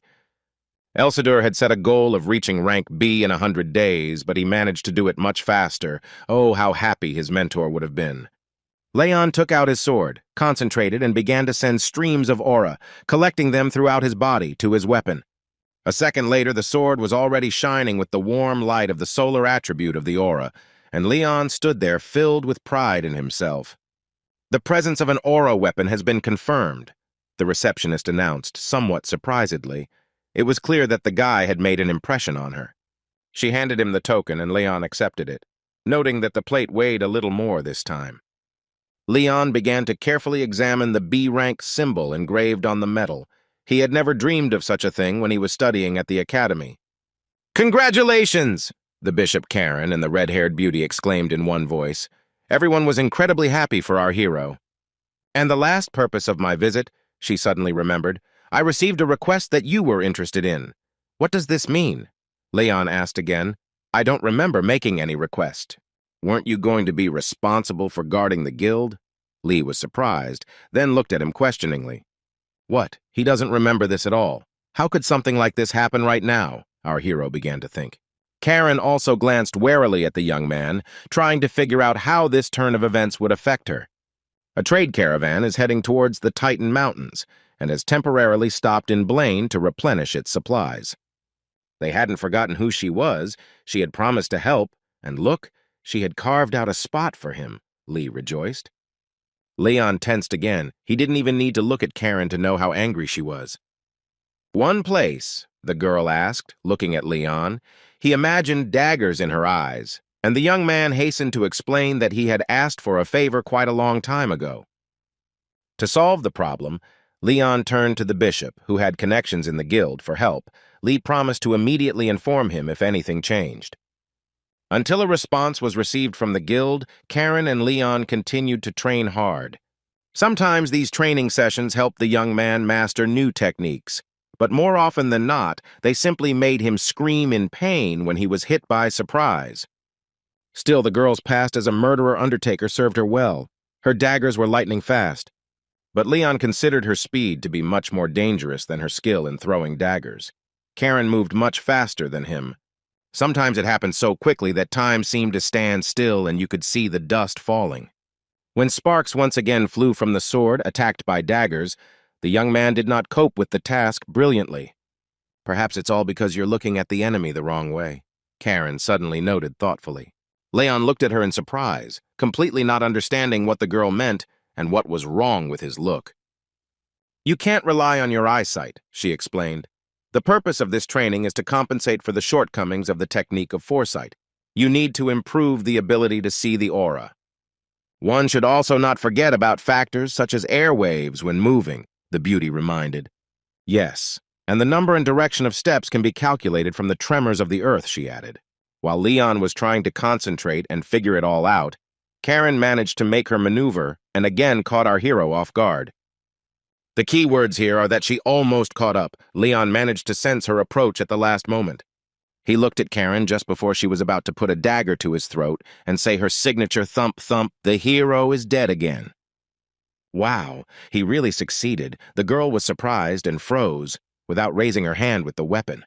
She spun around and jumped back to avoid being hit by the aura-enhanced sword that Leon was still holding in his hand. "Wow, he mastered the aura weapon so quickly she didn't even hope for that. You feel it very well," Karen praised. "It's all thanks to you, senior comrade. Thank you," the young man replied, smiling. He was proud. "What? What did he say?" the beauty asked again. At first the girl was embarrassed, but then it became noticeable that she was starting to boil.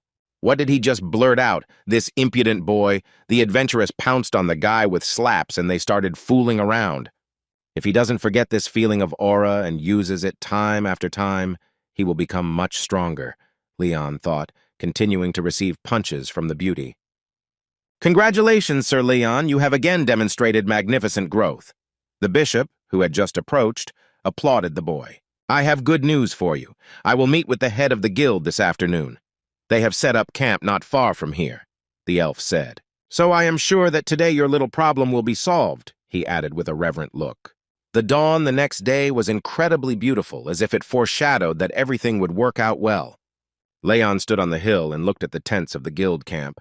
Soon he would have to go down there and join the caravan. "We arrived just in time. Let's go down, senior comrade." Our hero looked questioningly at the girl. "You are the man from the guild we are waiting for, aren't you?" the guard asked, before letting them into the tent. "Yes, he is a B-rank adventurer, Leon." The young man proudly showed off his brand-new badge. "He is Arnold from the Stom Guild." The man in the white turban introduced himself. His appearance was also quite oriental. "We are a small guild, so I hope for our mutual cooperation." The man extended his hand to the young man. He, too, reinforced the firm handshake with words from our hero, who had already begun to get used to the fact that he was being taken seriously. During the handshake, the guy noticed that the man's hands felt different from the usual ones. The man was also attentive to details. His palms had undergone the deformation typical of a scribe. Leon suddenly realized this man was clearly not a swordsman. "I think this man has lived conscientiously and sincerely much longer than he has been holding his sword in his hands," the young man decided. "Your handshake exudes courage." The new acquaintance smiled at him kindly. It seemed that he really was a worthy person. Leon smiled back, wanting to make a good impression on the man he liked.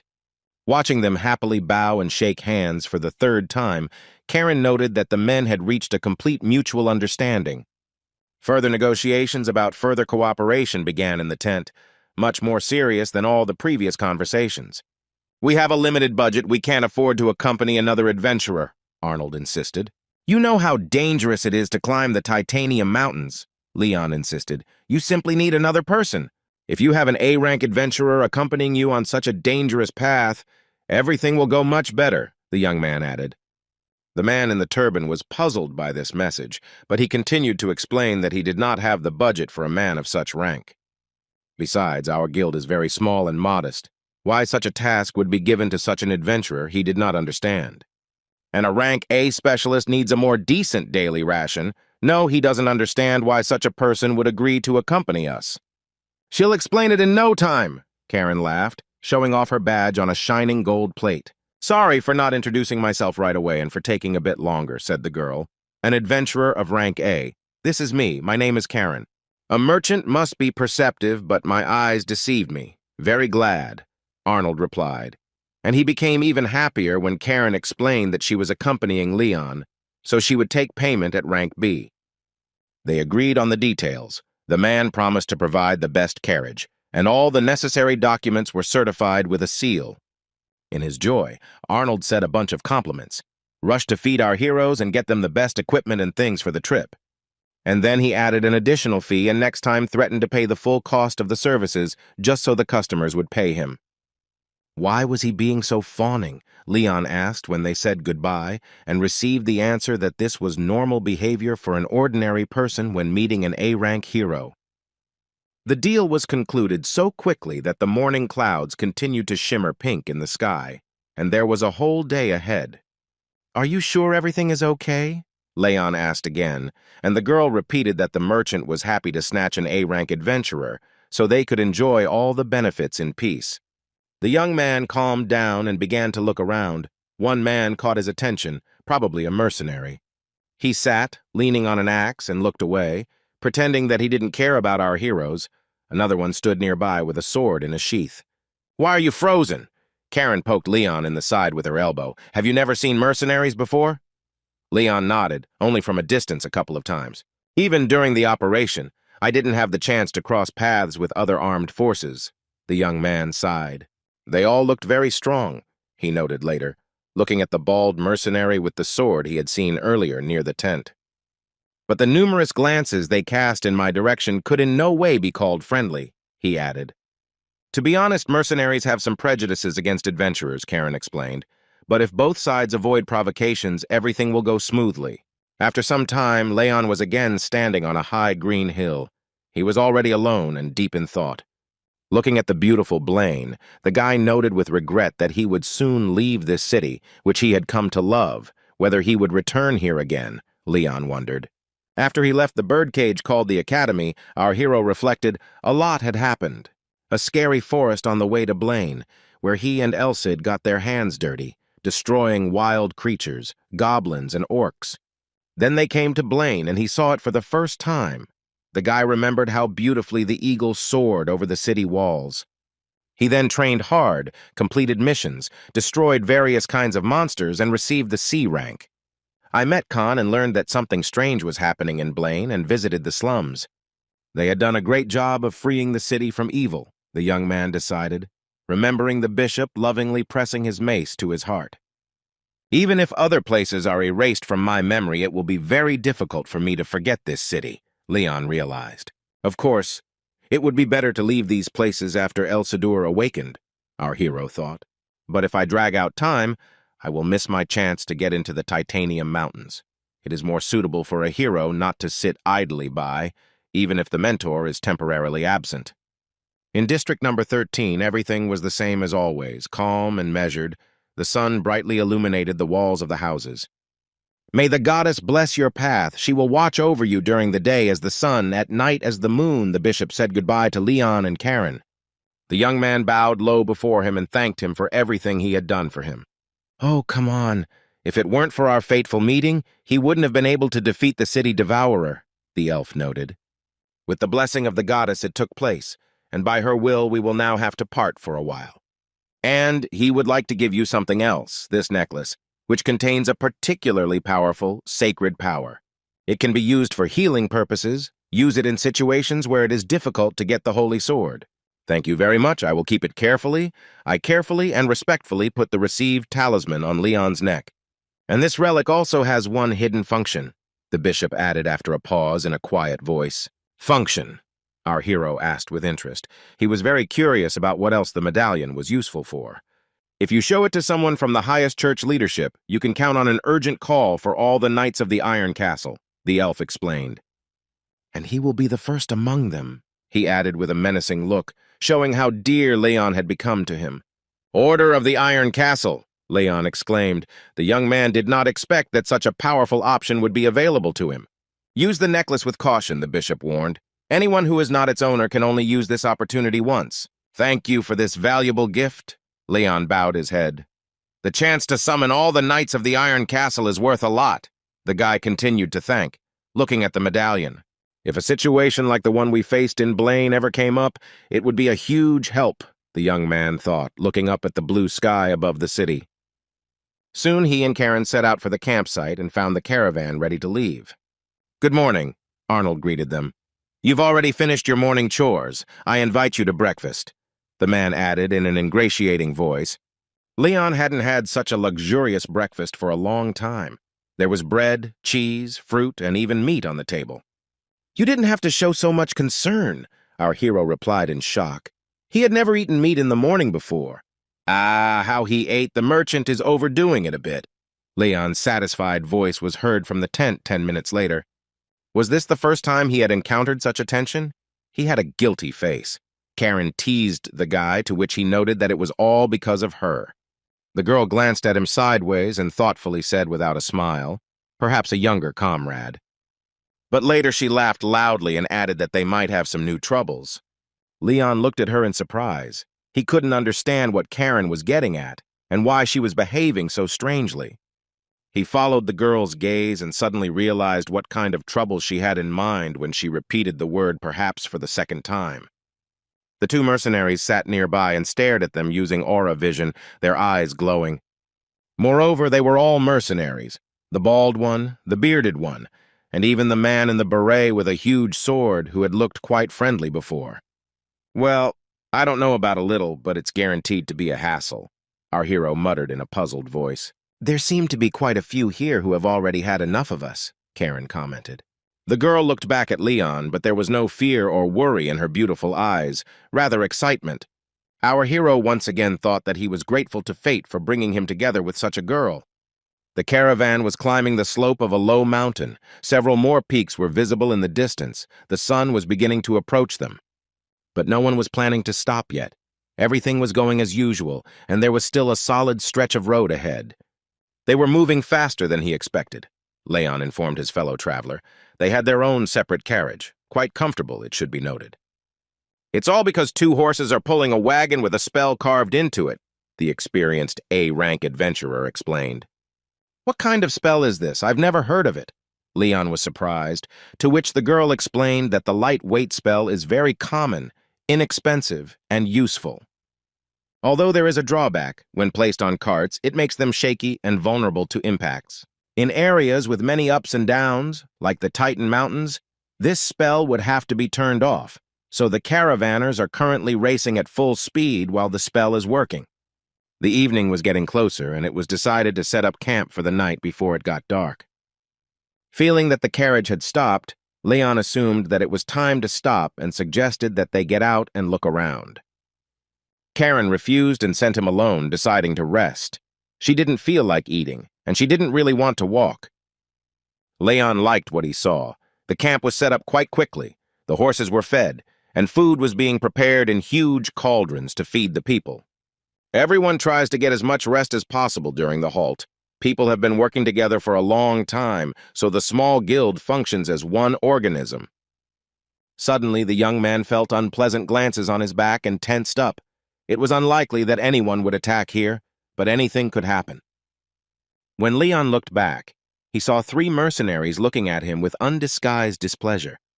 "I knew they would come as soon as they saw me alone," the guy thought, and asked out loud what business they had with him. "Damn it!" he swore. "You say it's like our employer," the thin, red-haired man said through his teeth.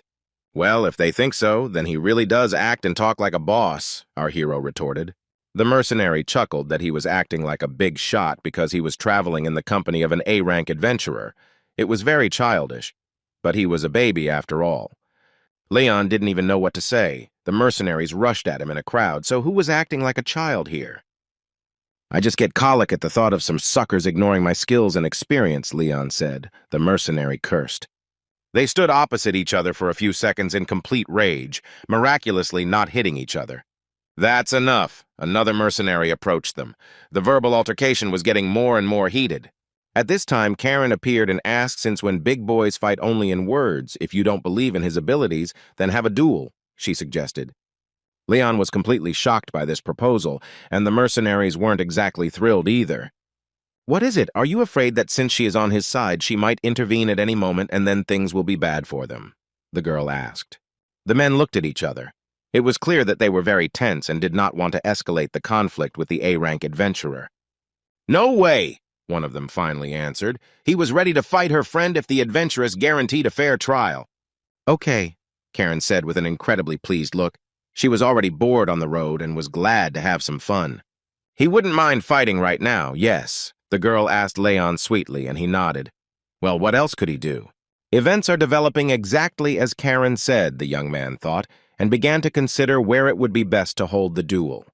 Thinking about the girl, he imagined her with a dagger in her hand and realized that here everything was decided by skills, and the only way to fight prejudice was with force. Our hero looked at the bracelet where the tonic potion was kept. Then his gaze fell on the sign of the holy sword. If Elsid were here now, I wonder what he would say. The guy was sad, but he quickly pulled himself together. All three mercenaries lined up and announced that they were ready to begin the duel. They were B-rank veterans. The young man looked at them carefully, assessing them. For some reason, it seemed to him that he would not lose.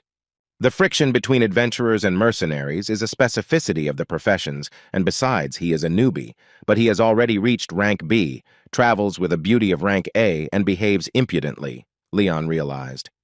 At this time, he noticed that Karen had organized the bidding. She announced that there were 10 seconds left until the bidding closed. There were quite a few people willing. They were betting on the adventurer just as willingly as on the mercenary. Leon caught himself thinking that he was not happy. The beauty had started this for fun and profit.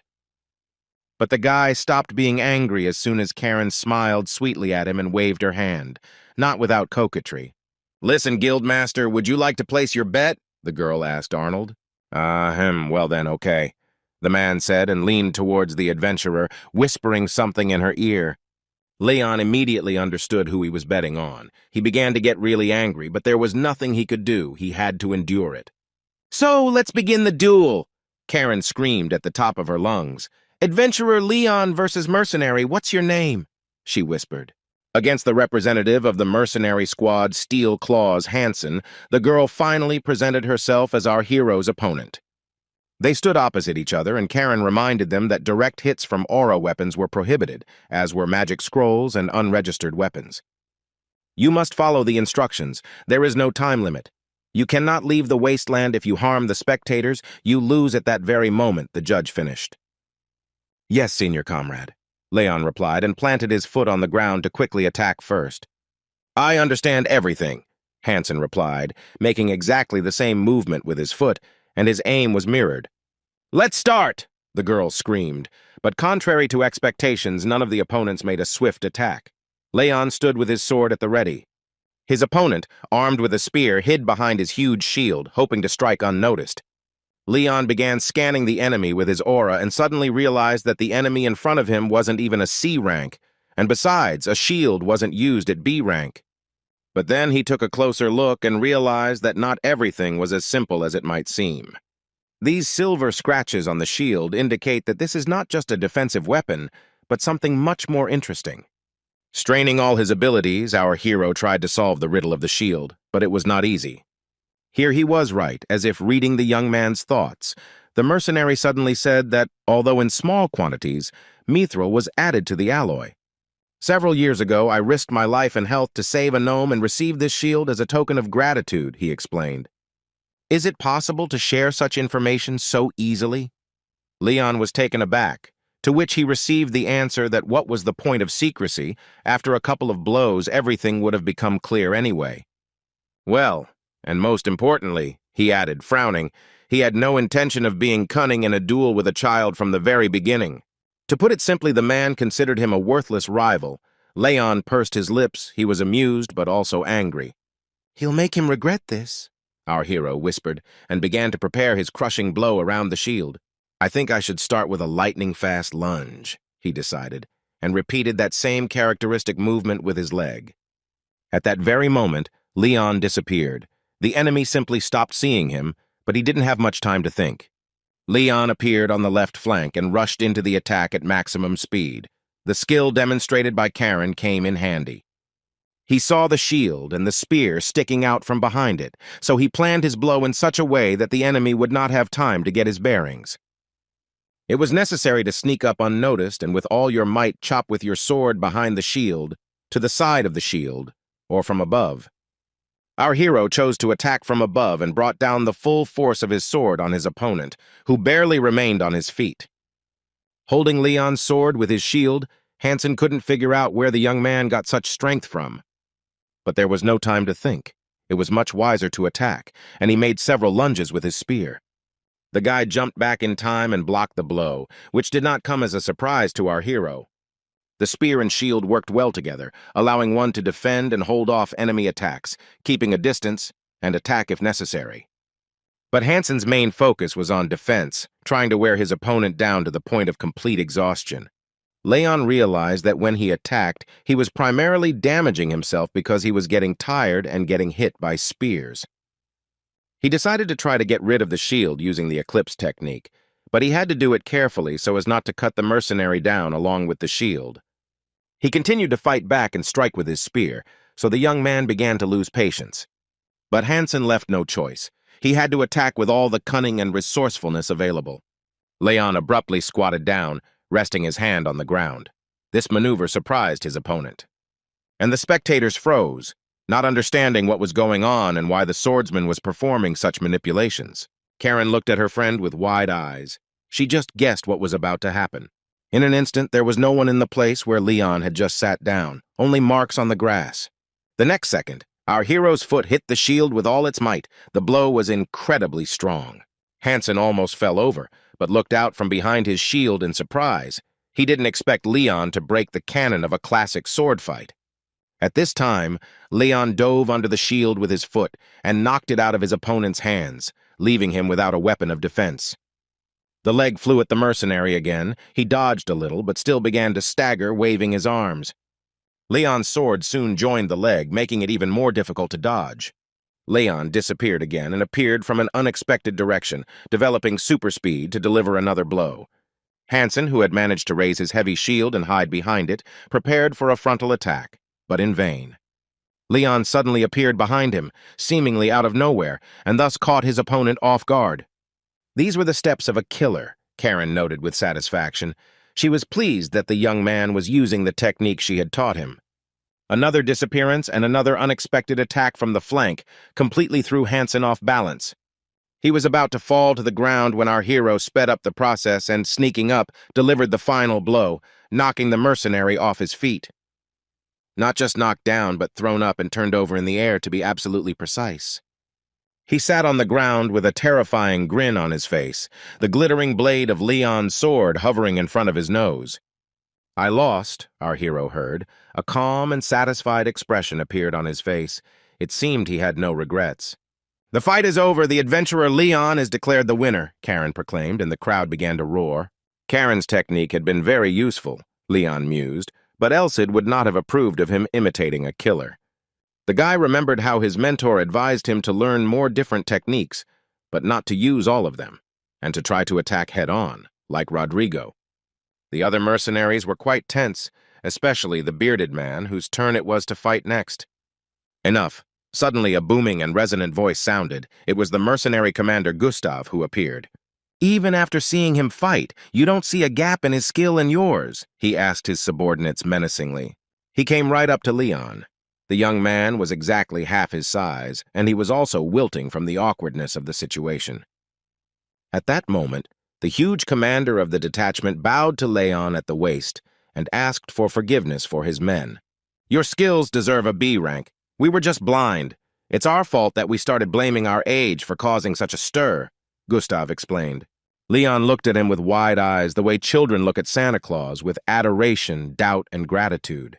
To be honest, it was a little sad to admit that he was so young, and they, veterans, were at the same level of skill.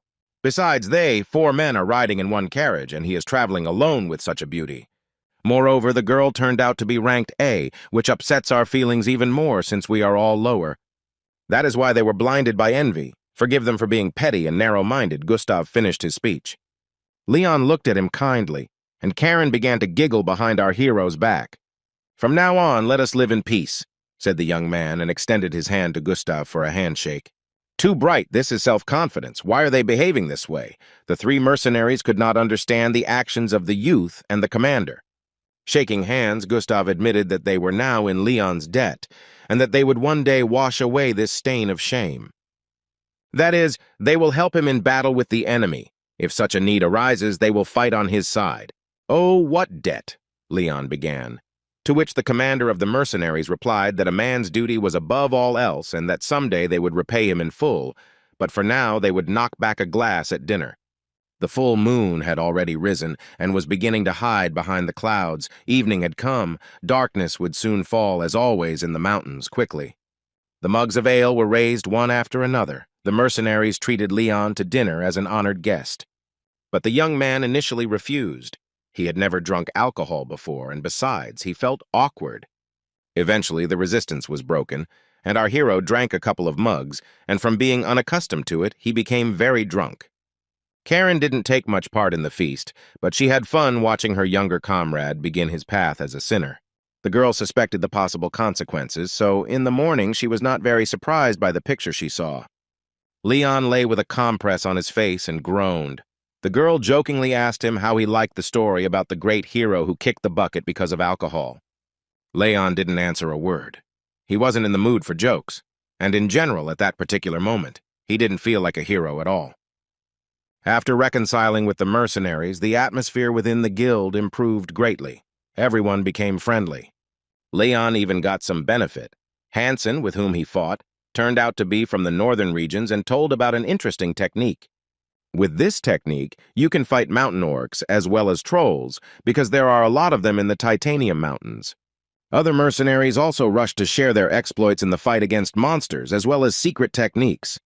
Leon happily thanked for the information, but one day, in response to his thanks, he heard a request to ask a question. "What is your real relationship with Miss Karen?" the huge, bearded man asked him, looking intently into his eyes.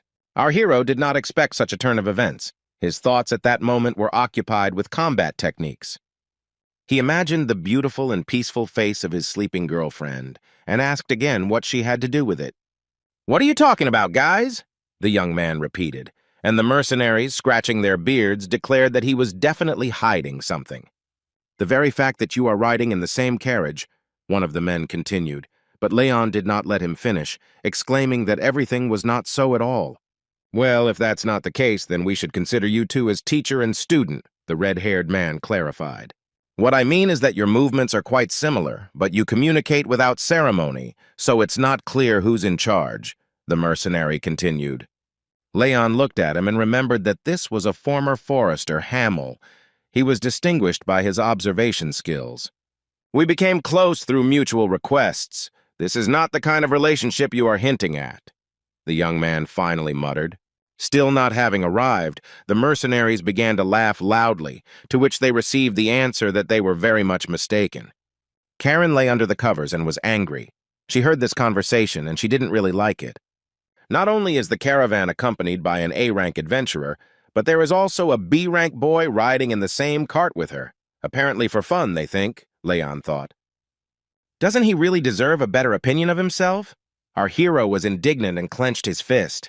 "I can't relax for a second, not when we're riding in a cart, not when we stop to rest, not even at night," he decided. At that moment, he almost ran into the mercenary commander, who turned around with a displeased look. The next moment, something happened, something as swift as lightning and just as unpredictable. Drops of blood appeared on the ground. Was it our hero's blood, or was it Gustav who was wounded? No, after all, it was the young man who was attacked. He barely managed to draw his sword and was now trying to parry the second blow of the huge enemy. Gustav's weapon was an incredibly large sword with an extra-long handle, and he knew how to use it. What? A duel with the mercenary commander Gustav? That guy is no pushover. The witnesses of what was happening began to talk. "Strong!" Gustav hissed through his teeth, never expecting him to withstand his direct attack. I can't say that he survived, since he barely stayed on his feet, but how many people does he know who would have reacted just as quickly? Leon asked. He didn't use any technique, he just decided to hit with all his might, but he couldn't even think that he wouldn't dodge, but would take the blow. Gustav straightened up and placed his giant weapon on his shoulder, looking somewhat puzzled. He was a little disappointed too, said a rumpled Leon, sitting on the ground in a hole left by his own feet. "What?" the mercenary commander laughed. "He's joking, but he likes the guy more and more. He's a great guy. Reacting to force with force, and to speed with speed is a rather stupid tactic." The young man began to raise his sword, realizing that if the fight were real, he would already be dead. "Thank you for fulfilling my request. It was a very good lesson," he thanked the departing Gustav. Feel free to contact me at any time. I would also be pleased to cross swords with such a talented fighter, the mercenary commander replied. Ah, damn, we won't be able to fight each other for a while, the man suddenly added. Leon looked questioningly. This evening we will cross the forest line, and there any noise will provoke an attack of all sorts of creatures, Gustav explained. Leon looked at him a little displeased, and how long it would take to cross the forest, he asked. In a good scenario, this will take about 3 days, but if something goes wrong, it could take 5 or 6 days. It turns out that we have to fight monsters, the young man clarified, and in response, the mercenary commander nodded and noted that how could we do without it. We have a small caravan and trouble may pass us by, but the forest has a medium level of danger. If we suddenly encounter a mid-level monster on our way, it will definitely attack, Gustav explained. The young man did not know what this meant and received the answer that there were trolls in the forest. The face of the man who had reached rank B and was close to reaching rank A showed genuine fear. Trolls, the young man exclaimed joyfully and decisively. Adults reach 4 or 5 meters and are quite agile. In our hero's mind, a planned scheme of the scale of a man and a troll, as well as combat options, was already presented. Despite the fact that many of them have a decent-sized belly, they can even climb trees, Gustav said.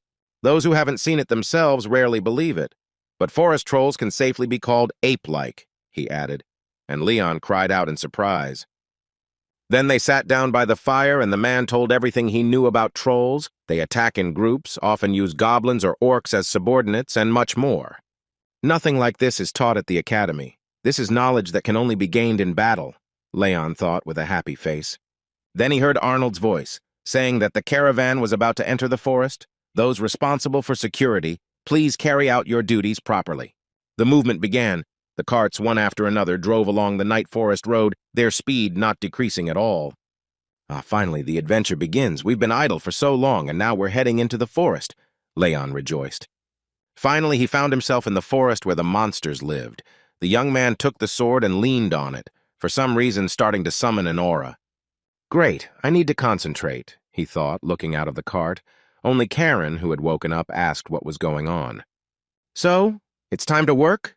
The girl asked cheerfully, watching as Leon huddled up and peered intently into the bushes. The younger comrade is a newbie, so he doesn't know much. Those creatures will appear at dawn, or even tomorrow afternoon. She laughed. The adventurer calmly and relaxedly lay down on the bed, putting her hands behind her head, and suggested that they just rest. Karen knows better. I won't argue, and I'll rest. I'm very tired after the fight with Captain Gustav. Leon agreed. Before fighting the monsters, it would be a good idea to get some sleep and get yourself in order, the guy decided. As the morning approached, the stars began to gradually disappear from the sky, and the troll attack never happened. The caravan of travelers moved through the forest quite quickly. It seemed that the sun would rise in a little while. Leon suddenly heard our hero Karen's muffled voice and instantly woke up, sat up and began to listen. A red-haired mercenary, I think his name was Hamel, who used to serve as a forester, climbed onto the roof of the carriage. He peered closely into the thicket and sniffed actively, which plunged the young man into genuine bewilderment. Suddenly he jumped to his feet and drew the string of his elven bow, apparently a trophy taken in battle. The arrow shot by the mercenary flew vertically upward, right up to the starry sky, illuminating it. Soon the light from it fell down on the man standing on the roof of the cart and on the entire caravan that he was assigned to guard. In its light, it became clear that a whole horde of green, vile orcs was emerging from the thicket, their eyes blazing menacingly. "It's an attack!" someone screamed heartbreakingly loudly, and Karen and Leon quickly jumped off their cart. "Forward, junior comrade," the girl commanded, watching as the mercenary launched one after another arrows of aura. The aura arrows released by Hamel flew faster than lightning towards several targets at once. They were so powerful that they left round holes in the orcs that looked exactly like holes in cheese. "Great job, Hamel. Now it's our turn to join the fight," Gustav praised enthusiastically and gratefully. "To the attack!" the commander commanded.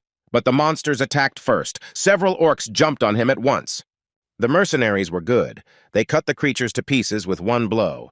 It was clear that the experience of teamwork was bearing fruit.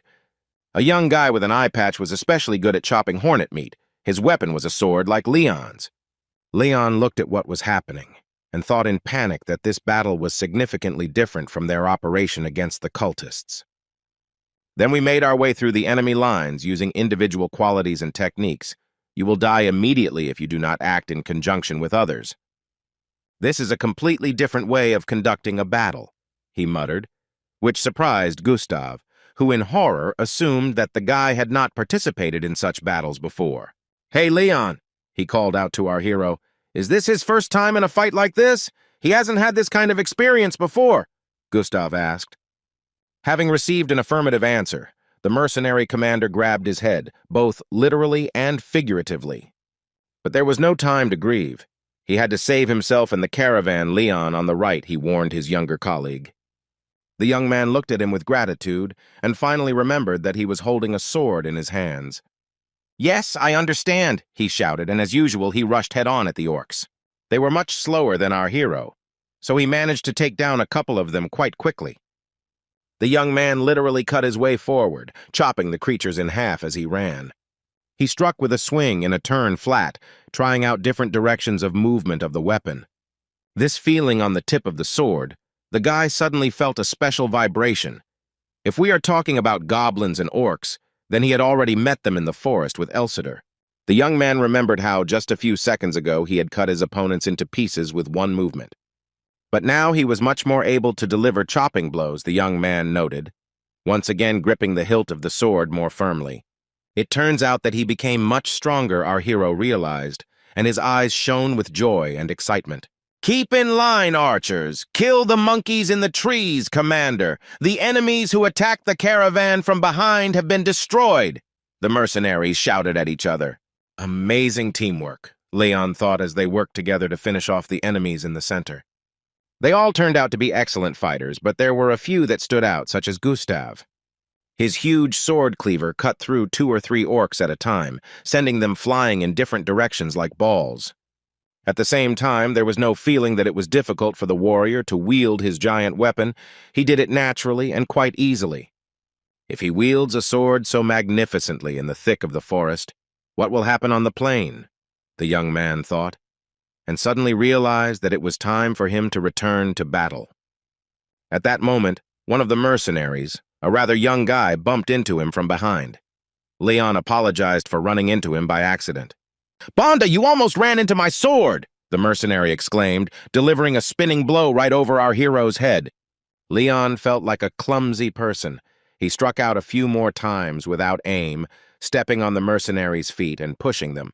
Then he sat down on the ground, deciding that it would be less of a hindrance.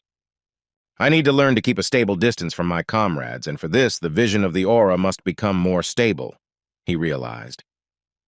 "You need to concentrate so as not to intersect with the trajectories of other fighters' strikes." Leon presented an approximate diagram. He needed to stick to his space and find gaps that he could fill with himself, Leon decided, looking at the guy in the bandage. Finally, he managed to calculate the trajectory and cover the enemy, cutting down the orc who wanted to attack him from behind. "Thank you," the mercenary thanked, and "sorry for yelling," he added, to which Leon replied that thanks were unnecessary. "You're growing up before our eyes, Leon," Karen muttered thoughtfully, smiling. The girl saw the last scene and was pleased. And now the last of the orcs who had attacked them lay sprawled on the ground, like a dot in the battle that had taken place. "Excellent, we destroyed them all," Gustav rejoiced.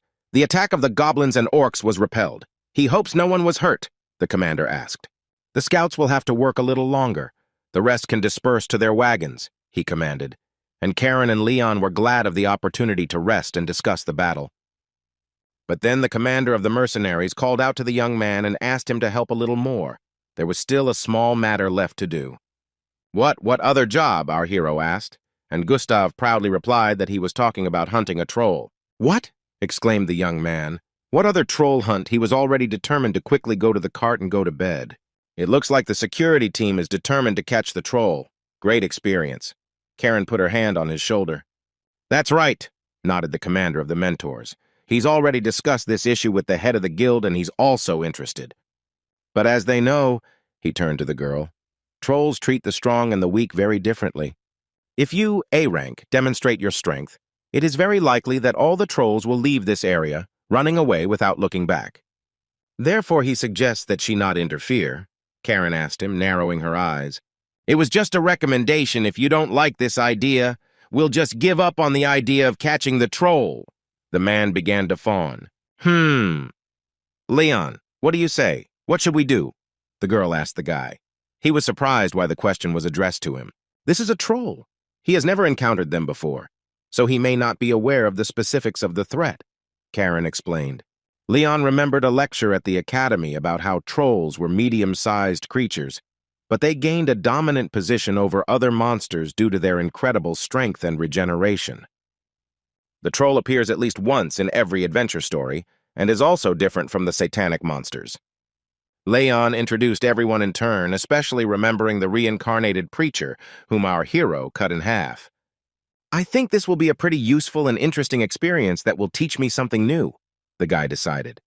I agree, I will take part in the troll hunt, the young man exclaimed enthusiastically, which pleased Gustav quite a bit. And Karen seemed to be glad that he didn't back down from possible troubles. The girl walked away with a satisfied look. I can't complain that on an expedition I am insured against any threats, and instead of fighting, I am resting. There is one condition, however, she said before finally walking away and going to bed in her carriage. Give Leon a chance to fight a troll one-on-one, she demanded.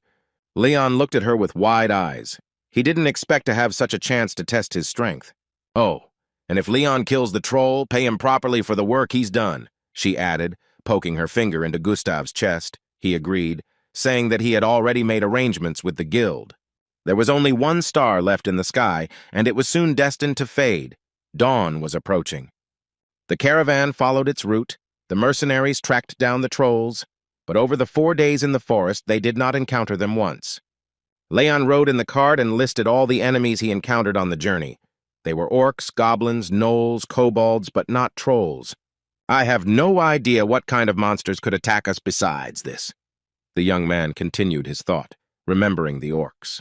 He imagined some kind of disgusting werewolves and mutants, but it was doubtful that such creatures lived in the thick of the forest. Monsters also know fear, the hero summed up, but be that as it may, we have been moving almost non-stop for the 4th day, and we have not yet overcome even half of the forest. Maybe it's the work of the trolls, he asked, presenting the map. The trolls have sent all the monsters of these places at us. The attacking forces did not cause us much damage, but I would like to defeat the one who set them on us, the one who began this manipulation from the shadows. Or could it be that the trolls are so scared that they won't attack? Leon asked Karen. The girl wanted to answer that this was also possible, but she fell silent mid-sentence. Her eyes became huge, and our heroine began to listen intently and peer ahead. Senior comrade, what's wrong with you? Leon asked. He hadn't yet seen a huge piece of rock fall right on their caravan. It wasn't just huge. The closer it got, the more obvious it became that the rock was the size of a house. Don't ask what happened. Instant death. We didn't lose anyone on the last raid. But here, in a second, a boulder destroyed 3 of us, the frightened travelers shouted to each other. What, this eye patch? Leon suddenly remembered the mercenary with whom he fought side by side. He felt sad. The young man clenched his fist very tightly. He was very angry at the enemy and wanted to avenge his comrade. Get ready, they're here, Karen commanded in a low whisper, looking ahead and up. Another piece of rock was rushing down the mountain straight at their caravan, risking crushing not only the cart, but at least a couple of travelers. Panic began. People began to rush about screaming that they didn't know where the next stone would land, while the mercenaries prepared to attack. This was the trolls' tactic. Leon also realized that these were trolls. He hurried to prepare for battle, quietly taking the holy sword out of its sheath. It looked like another stone was flying straight at him. Did our hero decide not to dodge but to take the blow? The young man began to think whether he would be able to cut this stone into 2 parts using the eclipse technique. While he was thinking, there was no time left as well as no choice. He had to do it. But then Gustav came to the rescue. The commander tried to stop the boulder with his huge sword. So that's what such a weapon is needed for, our hero thought. The man was incredibly strong, and he used all his strength, and for a moment it seemed to everyone that even that would not be enough. However, the very next second, the huge and heavy stone was cut into 2 almost identical parts. People gasped in horror and delight. The mercenaries froze in surprise. Someone called out to Commander Gustav. The man landed quite successfully and immediately began giving orders, commanding everyone to form Formation S. The three mercenaries hide the carts in the shelter. The adventurers avoid the monsters that can appear out of nowhere. Leon heard his commands. At this time, suspicious sounds and growling were heard from the thicket of the forest. It was not the trolls who attacked first, but their minions. These were werewolves and mutants, not such dangerous opponents, but a good distraction. Gustav saw through the tactics and commanded that the trolls would remain a priority. The rest of the monsters would disappear, left without leaders. Hamel Hansen, the commander, called out, "Take 4 mercenaries with you and go on reconnaissance. See trolls join the battle." "Finish off these damned creatures so they can no longer throw their stones!" Gustav shouted. "Commander, we're going to go to the troll that's furthest away from all the others," Karen said. She'd already figured out his location. "Forward, Leon!" The girl screamed and rushed into the thicket. Our hero followed her at maximum speed. The first to jump out at them were several orcs with axes. Dealing with them was not difficult. Karen also got into the swing of things, destroying the little creatures in droves, as if they were just annoying bugs to her. Leon didn't even try to help her, realizing that he would rather be a hindrance in this lightning-fast fight. Karen, having finished off the last one, rushed further in the direction of the trolls. The girl reported that she had warmed up well. Suddenly she announced that they were almost there and Leon needed to concentrate as much as possible. There he was, standing on the dais before them, a huge, muscular troll, his eyes glowing red. The monster held a huge boulder in his hand, like a ball, and a wooden club was visible behind his back. He did not expect to encounter an enemy here. "I'll block his escape route, so fight him as much as you like," Karen said. "You haven't forgotten about the one-on-one fight with the troll?" the girl asked, which puzzled Leon a little. Taking advantage of the distance from the other mercenaries, we approached him first. He didn't expect to notice us, the guy thought. "Monsters have night vision, and this can be used to some advantage," he concluded. Leon summoned the cleansing light technique he had learned from the bishop onto his sword, and it worked as expected. The troll screamed in pain and tried to cover his eyes with his hands, but it didn't help much. "Done," Leon thought and rushed towards the target, intending to destroy it with one blow. Small stones and all sorts of debris flew around, flying out from under the feet of the rushing monster. Soon arms were added to the legs, and the troll dug his fingers into the rock to tear off another huge boulder and throw it at the enemy.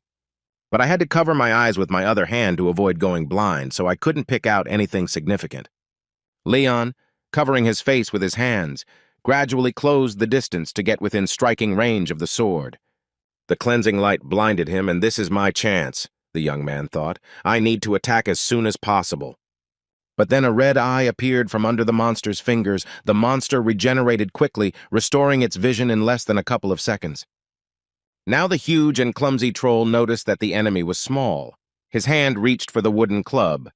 Snatching it up, he began swinging it to crush Leon like an annoying green fly on a summer day. The young man examined the enemy's weapon. It was a log, so heavy that he could handle it with one blow. The boy remembered the fight with Gustav. Then he managed to reflect the giant sword, but he learned his lesson well. You weren't supposed to reflect the blow, but avoid it. The mercenary commander was surprised then.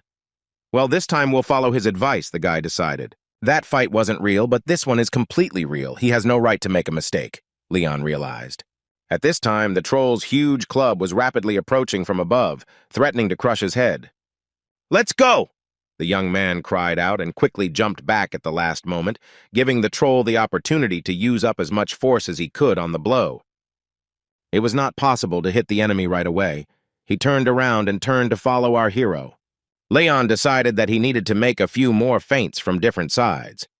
He rushed through space like a whirlwind, his sword cutting the air, his club making blank strikes. It seemed that while the guy was attacking from above, the troll did not see, but at the last moment the monster managed to react. Then Leon tried to sneak up from the other side, but a blow of enormous force fell on him. Every now and then the troll realized that the club was ineffective, and so he scooped up another handful of stones to throw at Leon and keep him away from himself, preventing him from being struck with a sword, blinding him with dust and stones. Leon was no less exhausted than his opponent. It took him incredible effort to jump out from under the club that was striking him down. Damn, how he annoys me. Literally just 2 or 3 more steps are missing, our hero thought desperately. The young man leaned his back against the tree and once again tried to concentrate as much as possible to strike. Our hero gradually began to direct the aura towards the tip of his sword, thinking that the enemy simply left him no choice. Tension gripped Leon as he had not yet learned this technique well or practiced it sufficiently. But there was nowhere to go. A second later, the troll noticed the strange glow of the sword and became wary. He had seen this before, when the guy blinded him. To avoid a repeat, the monster had to do something. The troll swung his club and rushed to attack, intending to leave not a single wet spot of our hero. The young man concentrated on his task as much as possible. He needed to use an unpracticed but effective technique. It was the eclipse technique that the bishop had once suggested to him, a technique using the aura attribute. The sword flared up with solar fire. It was difficult for the young man to even hold his own sword, but he intended to deliver a blow with the maximum force and power of his aura, bringing down all its might on the troll. Our hero managed to swing his weapon not once, but several times while the technique was still in effect. He himself did not expect that he could do that. At first, a huge troll foot fell down with a roar. It was almost the size of our entire hero. A hand, comparable in size to a lower limb, landed nearby. My aura's weapon attribute is the sun. How do you like the combat power and super strong heating of my eclipse? Leon asked the enemy.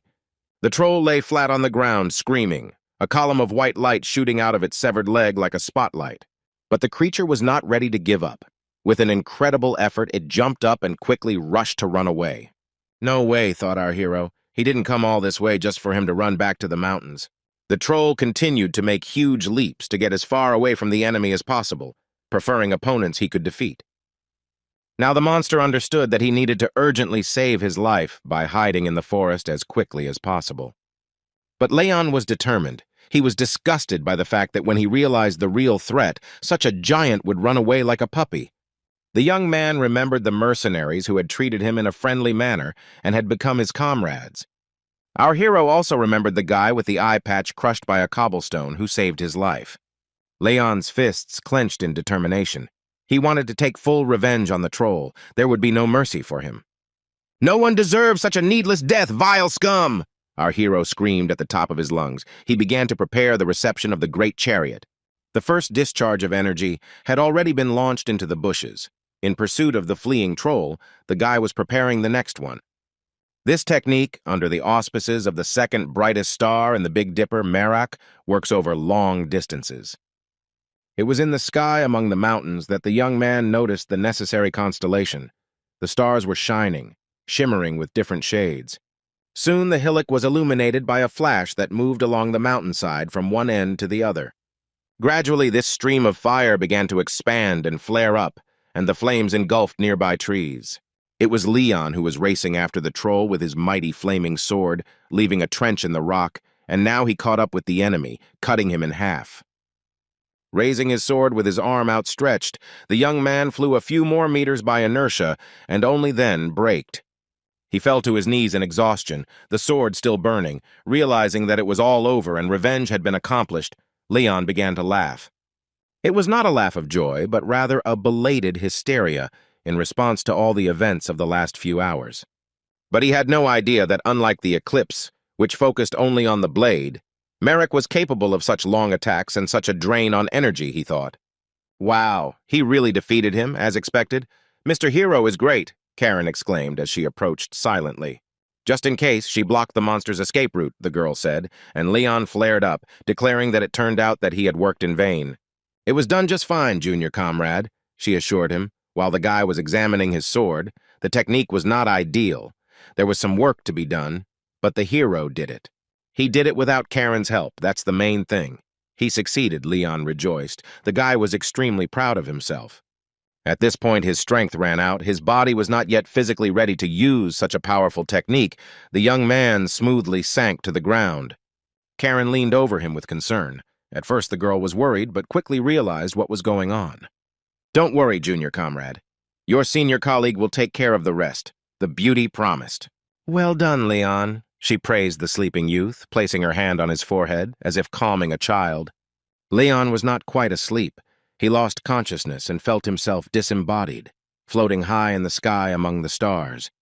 What did the guy think when he managed to fall asleep, not realizing that he had not regained consciousness until now, at least physically? At first, Leon felt a relaxed serenity, but then he suddenly tensed up. He realized that he had no right to relax like this. Time is equally unfair to everyone. He was sure that the guy had become much stronger, but he would never lose to him, the young man thought. There was only one opponent our hero could turn to in this way, only one reason not to give up and to improve his skills. It was Lion. It was his image that flashed in the mind of our hero and made him fight again, train again, live again. Walking through the starry sky, Leon found his way back to life. He had a purpose, and now he remembered it again. The young man's eyes opened wide and looked at the ceiling of the carriage. He remembered everything and yet nothing. Someone carefully laid him down on the mat and covered him with a blanket. Probably it was Karen, who promised to take care of her younger comrade. Oh, right. Yesterday, the guy began to finally come to his senses, threw off the blanket and froze in horror, trying to get up. A terrifying, sharp pain pierced his body, so strong that our hero could not restrain himself and screamed at the top of his voice. Lying down again, he thought that he had not been able to heal in 1 day, and most likely would not be able to do so in 2 either. "Ah, I have this," the young man looked at the magic silver bracelet given to him by the Lord. He remembered that a healing medallion was kept there, given by the bishop for just such purposes. At the mere thought of the bishop, a warm light filled the room.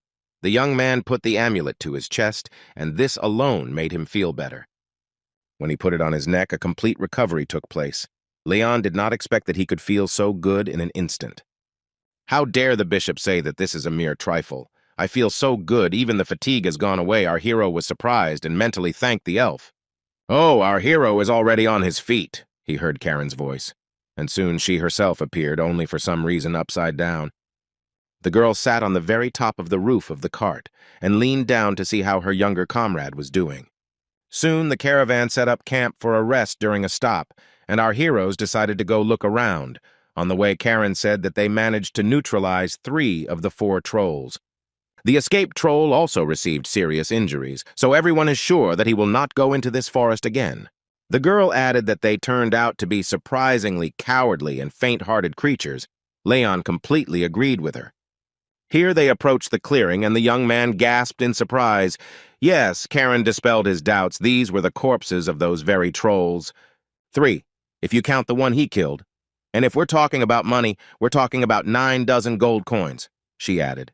Wizards even buy up their bodies immediately. Troll blood is the basis for many valuable potions, and their heads are also highly valued, Karen explained.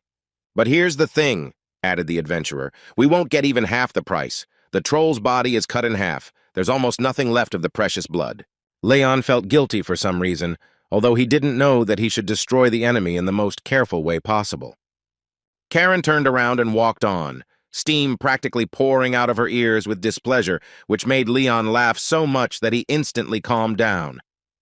The young man began to examine the defeated trolls. The first of them was defeated by at least 4 types of weapons, which meant that the mercenary scouts had gotten to him. The second met his death at my hand, and the third, apparently, the third did not get along with Gustav's giant sword, the young man thought. Having imagined how this must have happened, Leon became convinced that it could not have been anyone other than the mercenary commander. "Ah, they finally arrived, Miss Karen, Mr. Leon. I'm so glad, so incredibly glad to see you," a voice came from behind the trees. It was the head of the guild, followed by another guy, apparently the treasurer or something like that. He looked like a serious bookworm beyond his years. "You did a great job, and Leon, who killed the troll, and Karen, who blocked all the creature's escape routes," Arnold began. But the girl noticed that they were just doing their job. But Leon was interested in something much more important. He looked gloomily at the guild leader and asked what our losses were. Karen and Arnold turned to him, unsure of how best to respond, because the losses had indeed been there and they had been considerable. Finally, the man voiced the numbers. 9 killed, 21 injured, no seriously wounded, but several people would still have to be left behind in the next settlement, he added. The guild would help with the funeral and pay compensation to the families of the deceased, Arnold assured the adventurers, but Leon's fists involuntarily clenched in rage. Karen looked from her comrade to the head of the guild and remained silent. It was obvious that she had something completely different on her mind. Finally, the girl couldn't stand it any longer and asked how much money she and Leon had earned. Arnold was a little embarrassed, but replied that he would pay in full. "One troll costs about 30 coins. Yours is cut in half, and there is almost no blood left." The man began to count. "I will give you half, that is, 15 gold. Oh no, let it be 30 as a bonus, he suddenly realized, but Karen insisted on the originally announced amount, saying that they didn't need other people's money. When they had walked away a little, Leon asked her why she hadn't taken the 30 gold pieces, since it would be stupid to miss the chance to earn more. To this, Karen responded that if someone shows you excessive kindness, be prepared to repay it, and not necessarily with money. But now that she accompanies the hero, there is no need to remain in debt to others. The beauty added, and Leon was confused. He could not understand what she meant. At this time, a huge tanned hand was already descending from above to firmly and friendly pat our hero on the shoulder. It was Gustav, who grabbed the young man in his arms and began to lament that he was glad to see him, that the boy had recovered very quickly and was generally a great guy. "Commander!" Leon greeted him joyfully, but he noted that outside of work, it was better to call him by his first name. "By the way, Leon, tell me about that troll he took down," the mercenary commander asked, continuing to hold the guy tightly in his arms. "What kind of technique did he use? I've never seen anything like it." Gustav leaned towards the young man with interest. It didn't look like a normal sword cut. The commander was simply dying of curiosity. "Oh, that's my secret fencing art," the guy mumbled uncertainly. The commander understood everything and apologized for the tactless question. "Tell me," Leon asked the man, "is everything okay with your comrades?" It was obvious that he was worried that any of the mercenaries had died. Gustav was silent for a while. He felt embarrassed about the casualties among the participants of the journey, but then he collected his thoughts and replied that everything was okay. "Hansen has a couple of scratches, and Hamel is a little dented. Leonic is blooming and smelling as usual, so our hero learned the name of another comrade, the bearded one. Don't take what happened too seriously," the commander advised, placing his hand on Leon's forehead in a fatherly manner. All those who decided to take part in such a dangerous journey were well aware of the risks and were prepared for possible death. "There are many of us who carry a will with them," continued Gustav. "Death is a sad thing, but don't you dare burden yourself with responsibility to such an extent that everything inside you will burst at the seams." He turned and walked away, giving a final farewell salute with his hand. After all, the mercenary commander had his own unique style. Leon remained standing, thinking about his words. The guy was really very grateful for such wise advice. "It is quite natural to mourn someone's death, but it is not the dead who need it, but the living," Karen noted. "The goal here is one, to force yourself to develop further." Even if he was a hero to everyone, that principle would not change, she reminded the young man, smiling warmly. "Well, did my words console you at least a little?" Suddenly the beauty became cheerful and began to ruffle the guy's hair as if he were a lapdog. Leon was seething and silent. "Oh, by the way, maybe he heard something about the desert area," Karen asked, raising her index finger. Our hero thought about it, began to remember something, but nothing really came to mind about the desert. He asked again. "Well, to begin with, a desert is a territory covered with sand, not soil. There is almost no rain, and the night temperature is inversely proportional to the daytime temperature. This natural environment is especially merciless for living beings because it is not easy to survive in such conditions, purely physically. And if you add to this the cruel nomads, sandworms, and countless monsters, then no one would want to end up in the desert." Karen finished her story. "That's the story," she added, and Leon realized that no one wanted to end up in the desert, but apparently they would have to. "But don't worry," the beauty reassured him. "We'll only be moving a small piece of the way along the border itself, considering the speed of the carts. We'll get there in a week." But he still had to get to the desert. "How long would it take?" he asked, and received the answer that it would take 3 or 5 days, depending on the circumstances. "The carts are moving pretty fast. If we don't get delayed in the next village, we'll make it in time," Karen added. Leon looked at his sword and found himself thinking that he didn't want to be in the desert without Elsador, and by the way, there were 5 days left until his release. "I haven't heard him chatter for a month now. I didn't think I'd miss it so much," the guy thought. Then Karen looked out of the cart and exclaimed that they had finally left the forest. She had been waiting for this very much. The surrounding area was flat, The last trees of the thicket were left behind, and this inspired optimism. After some time, the landscape changed completely, and a few days later the camp had to be set up among the sand dunes. "Where did the map go?" Leon muttered, trying to find a folded sheet of paper with a map of the area in his things. At that moment, the hilt of his sword activated and a slight glow appeared, but our hero was too busy searching. The sword lit up again. It seemed that something extremely important and serious was happening. Would the young man really not notice? With a cry that he was finally back, Elsidor was freed. He jumped out into our world with his fists raised menacingly and beside himself with joy and happiness. Leon just yelled something unintelligible. He was also incredibly happy.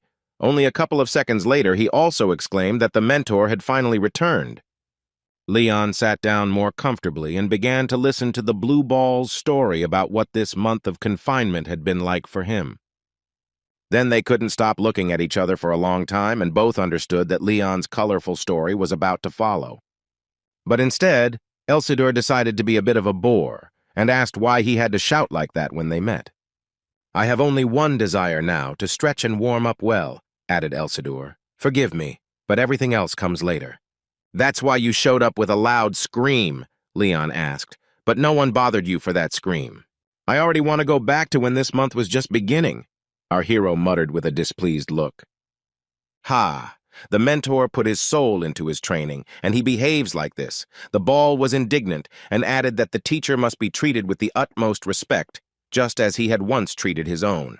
When asked what kind of mentor this was, the ball replied that it was himself, because he had learned everything himself. Then Leon indignantly declared that it was much easier to treat oneself with respect than someone else who shouted and was boring.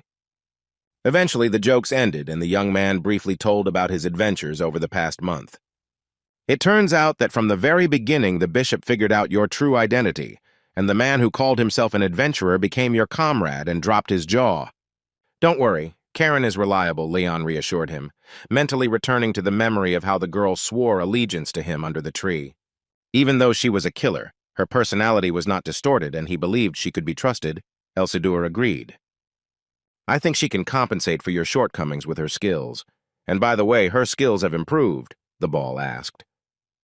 He did not indulge in gluttony and fun for the entire month. The guy suggested checking the results of the training. "Wow, someone is really oozing confidence," the teacher exclaimed and snapped his fingers to call up Leon's stats. They both looked at the table and literally couldn't believe their eyes. The young man's progress was unprecedented. Our hero had already surpassed all of Lion's stats. He realized this slowly and stunned. It took several minutes. Having imagined his opponent, the young man suddenly realized that now he could only test who was stronger by meeting and crossing swords. "I don't think Lion has been indulging in fun all these months either. But the thing is that you can't really have fun within the walls of the academy," our hero thought. "It looks like the system has failed. He simply can't have such data," the ball said, and the guy mentally called him a bastard. It seemed that the student had worked significantly on Rodrigo's technique, and the aura, and the technique of the Big Dipper, the ball said. It seemed to him that someone had slept for 2 months instead of 1. "Seeing the technique of the first-level Great Chariot before his eyes, I can assume that the student has mastered the first step," Elsidor asked, and the troll he had cut up appeared before Leon's eyes. Then he remembered how much energy this stage of technology had consumed from him, and admitted that this was only the beginning of his journey. Even the fact that he mastered Marek already exceeds all expectations. The ball praised. Perhaps Leon has a talent for learning. "But in the end, all his successes are entirely and completely my merit," Elsid continued to show off. Saving the careless student, he performed a miracle. Leon was silent. It seemed as if his thoughts had gone for a walk in another dimension, just so as not to hear how his teacher attributed all the achievements to himself. Finally, his patience snapped, and the guy said expressively that he simply had no words to thank his mentor properly.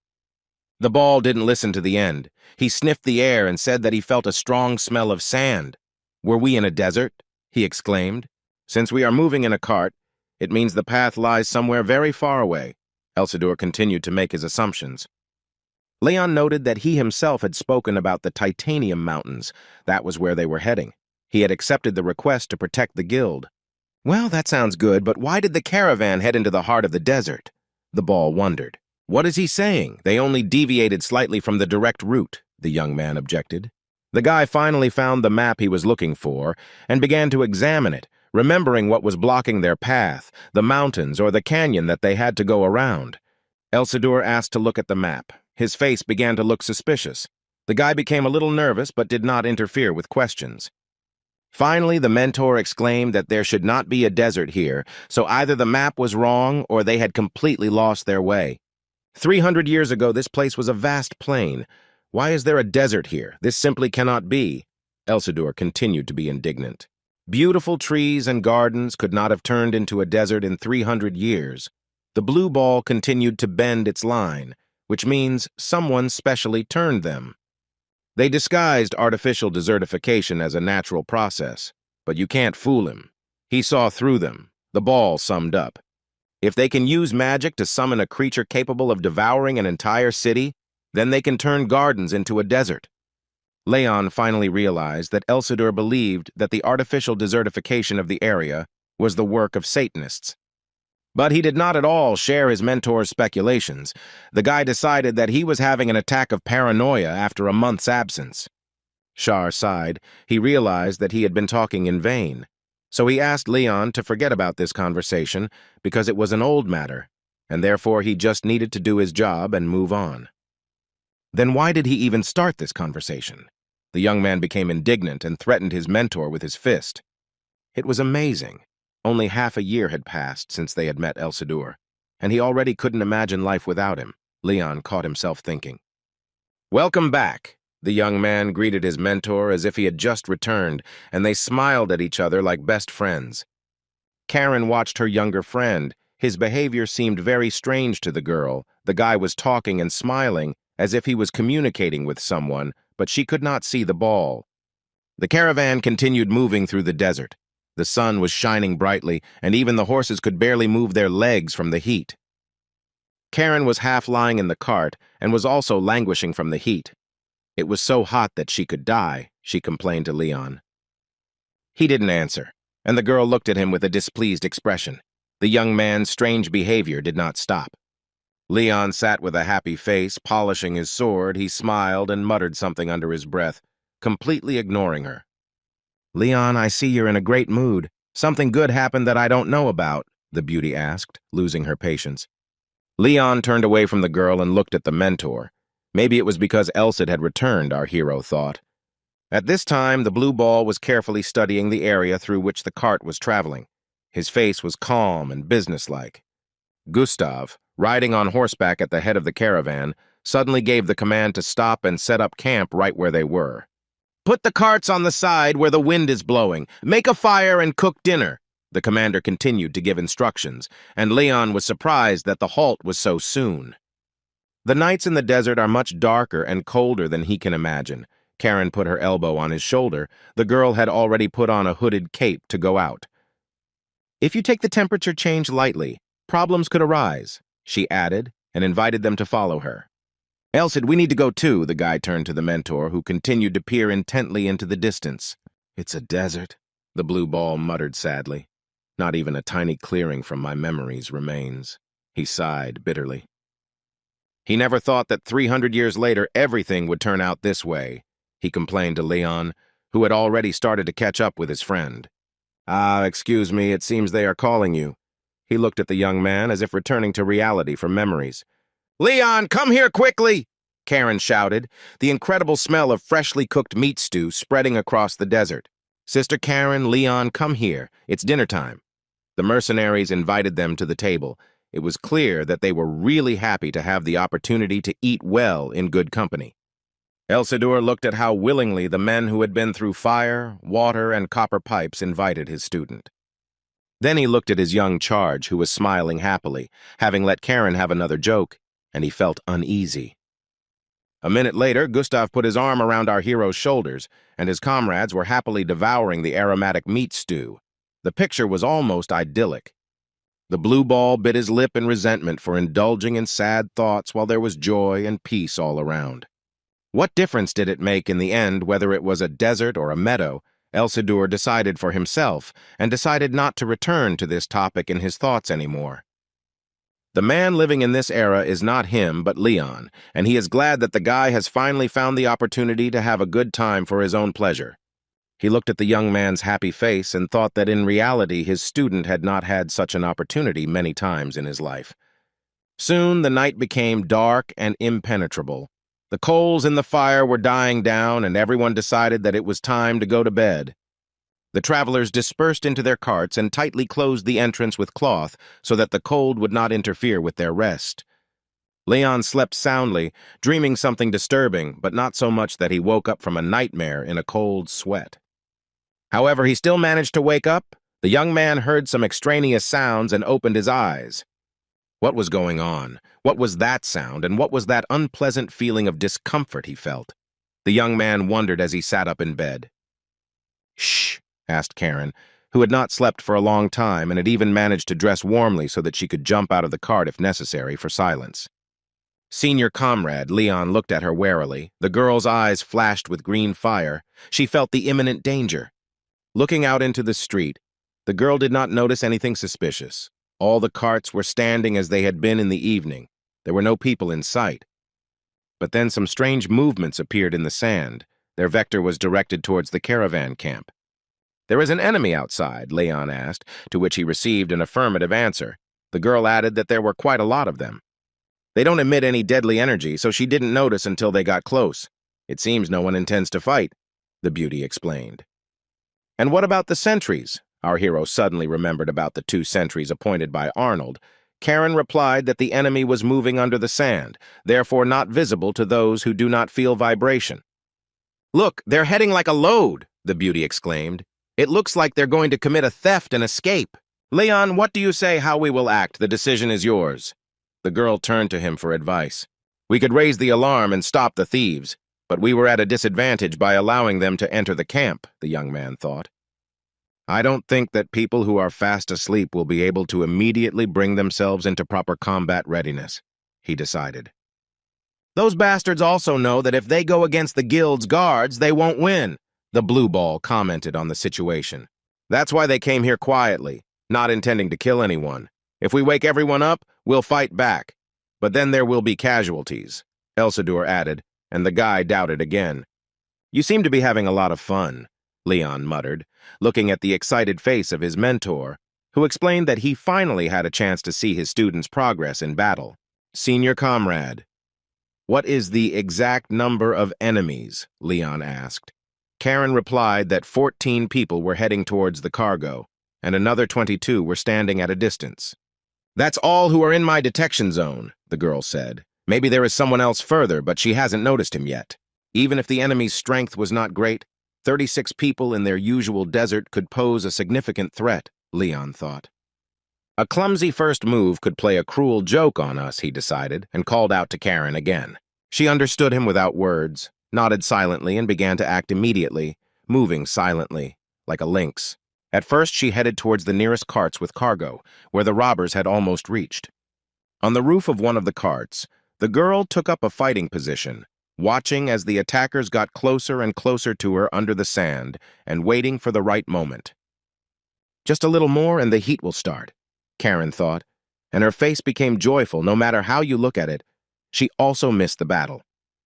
Her movements were lightning fast. Here the girl is sitting on the roof of the cart, and in a moment there is no one there, only the glow of the aura remains. Shadow jump is an assassin's technique that has been practiced thousands of times and has never failed the heroine. Another second and the girl will land next to the cart below, and then not a single robber will remain alive. Karen found that the cart was enchanted, which she found interesting, and she remembered her earrings, which worked in a similar way, and the daggers came into play. Our heroine's aura weapon always worked flawlessly, and all the daggers flew down to their targets at the same time. With flashes of aura, they landed on the robbers making their way under the sand. Not one of them missed. The enemies could no longer hide in their shelter. They came to the surface to understand what was going on and who was attacking them. At that moment, they saw Leon standing on the roof of the carriage, a sword in his raised hand. Another moment, and the weapon began to shine with a blinding, warm light, illuminating everything around. Every intruder was discovered. The valuable cargo was also in plain sight. "Enemies!" The young man shouted at the top of his lungs. "Thieves are targeting the carts with cargo!" He continued to sound the alarm. Gustav woke up in his bed and opened his eyes with lightning speed, his face expressing complete bewilderment. Arnold also sat up in bed, trying to figure out what it was that he had just heard and whether he had dreamed it. The attackers, wearing gas masks and special metal caps for moving under the sand, froze as if rooted to the spot. At that very moment, a crowd of mercenaries rushed at them. Gustav commanded to maintain formation and remember the priorities, protecting the guild leader and the cargo above all else. The battle was fast and productive. The hats of the attackers flew into the air. Why would someone who lost their head need a headdress? But while most of the thieves took the brunt of the blow, two, one of whom had a red glowing eye, still managed to steal something. "If only it weren't for that bitch's daggers," the red-eyed man muttered and ordered an immediate retreat. He raised his fist up to make himself more visible and shouted again that they were retreating from their positions. Those who survived sank back into the sand, but Gustav gave the order not to let them escape, and the mercenaries began to pursue the thieves. "Hey, you bastard with a load on your shoulders! Put down what's not yours and get lost!" Karen shouted threateningly. The man with the red eye didn't even look back. He continued walking with the bag on his shoulder as if nothing had happened. Then the girl's aura weapons, merciless and lightning-fast daggers, flew after the thief, but he caught the one that was supposed to hit the target with his hand. The others were also caught or beaten back. Leon realized in horror that with one hand, the bandit had completely parried Karen's attack. The young man froze with his sword at the ready. He had never seen anything like this before, and what's more, he couldn't even imagine it. The boy and the girl stood silently and thoughtfully watched as the enemies dug into the sand and disappeared from sight. Karen watched them go, and it was obvious that this was a challenge thrown down to her personally. The adventurer had a clear intention to meet the red-eyed man and test him in battle. "The man with the bag on his back will now haunt her nightmares," the young man muttered without losing his sense of humor. "And the fact that someone is able to catch a dagger flying at a deadly speed will also go down in the annals of history and become a parable that grandchildren will tell each other." "The enemies are trying to escape on your side, Leon!" Gustav suddenly shouted. He noticed the movement of sand and under the sand. Leon, and with him the mentor in the form of a blue ball, looked at each other. They were ready to act, but had somewhat lost the habit of doing this quickly and without advice. Our hero listened carefully and began to peer into the desert dunes to see the direction of the enemy's movement. Elsador materialized nearby and asked if it was time to take a look at the fighting skills of his wayward student. He wasn't such a bad guy after all, Leon said. The boy was determined to show his mentor what he was made of. His hand tightened its grip on the sword. Our hero concentrated and began moving his aura towards the weapon, preparing to strike. The stars shone in the sky. The young man intended to use the secret technique of the Big Dipper sword. However, if he did it right here, our hero suddenly thought, then at the same time he would be able to finish off another 10 enemies who had managed to move away to a decent distance. But they don't look like monsters or Satanists, and they didn't have any intention of killing anyone, the guy suddenly thought. "We are dealing with the most common thieves. He sees no point in carrying out a bloody massacre unilaterally," the student told his mentor. "Leon, there is nothing wrong with doubting." Elsador supported him. "There is no solution to this problem. The hero is not a bandit. That is why he hesitates when anyone else would have left them in bloody shreds," the teacher added. "Whether he will burn everything in his path or punish evil in the name of justice, he must make this choice himself. Yes, he must find his own answer," the young man realized. "There are universal standards of good and evil." He imagined a scale in front of him, as if to help himself visualize the choice he had to make. No one can set their own standards, choosing who to punish and who not, whether to stab a thief or stop a theft but spare a life. And you can still try to re-educate with words and deeds, Leon thought. Every decision comes from a righteous heart. But each person has his own opinion about which path is righteous, our hero decided and pulled the sword from its sheath. Well, he himself will find the answer one day, the guy decided, and set out to help his comrades, who, incidentally, were doing quite well themselves. Almost all the thieves were captured and neutralized. Their hands and feet were tied to avoid trouble. It is interesting that the mercenaries were in no hurry to remove the gas masks from the bandits. as if it was easier for them to see the enemy without individual characteristics. Soon, all our heroes gathered in the guild leader's tent to discuss what had happened. Due to the unexpected attack, part of the cargo was stolen. Arnold stunned them with his very first phrase. How could it be that the thieves, taken by surprise, were not even able to defend themselves or escape? How could they steal anything? Exclaimed Gustav. There was one bastard with a load, twirling a dagger on his finger, Karen reported. It looks like he's their boss. Introducing the red-eyed bandit, the girl added that he was acting relaxed. Apparently, the cargo was stolen before the fight began. They acted very secretly and quietly. It's strange that they don't look like people with such skills. Perhaps it was an artifact of power or something like that. We were lucky that we caught them. They were caught because they came in a crowd. If they had come one by one, they would have remained unnoticed. The mercenaries began to express their opinion. Even if they used artifacts to remain unnoticed, it was worth remembering that their boss had caught Karen's daggers with one hand, Leon reminded him. He wasn't that simple.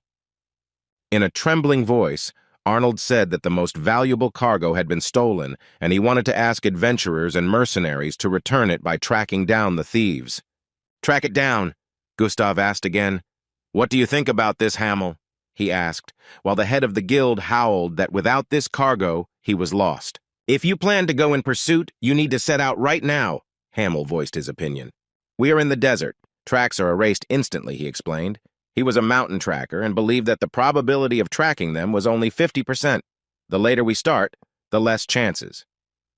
She can track down the thieves, raised her Karen aura weapon. Don't forget that this is a murderer in the past and an A-rank adventurer now.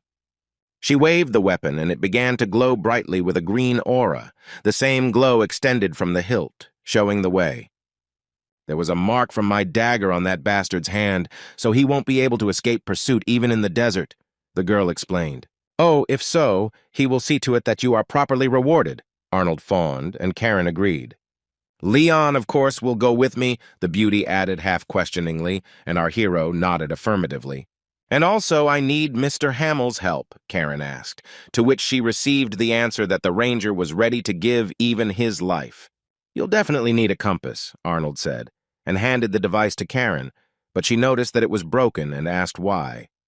"The stolen box is very difficult to distinguish from the rest of the cargo, and this compass is enchanted to point exclusively to it. Once you are within 10 meters of the item, the arrow will indicate its exact location." Hamel headed towards the exit of the tent, announcing that it would be a race against time until sunrise, so Karen and Leon should hurry. The three of them set out from the camp and then developed quite a decent speed in pursuit of the thieves. Looking at their retreating figures, Gustav thought that since they had an A-rank adventurer with them, everything would go well and the victory would go to the pursuing squad. "The only question is whether you will catch the enemy or whether he will manage to escape," the commander added to himself, and then shouted to the subordinates remaining in the camp to be on the alert. The pursuing party moved very quickly, and soon only the sand dust indicated the direction in which they were. Karen peered ahead intently and reported that the trail was becoming clearer and clearer. It meandered far ahead and then suddenly ended, as if someone had erased it with a huge eraser, or the travelers had disappeared into thin air. The pursuit squad moved behind the green glow, as if following a ball of thread unraveling among the dunes. "Let's speed up a little more," the girl suggested, and suddenly ran forward at a rapid pace. Catching up with her turned out to be not so easy. "Wow, the guy's endurance has increased. He's almost keeping up with the others," Elsador praised the student, although he was already barely breathing.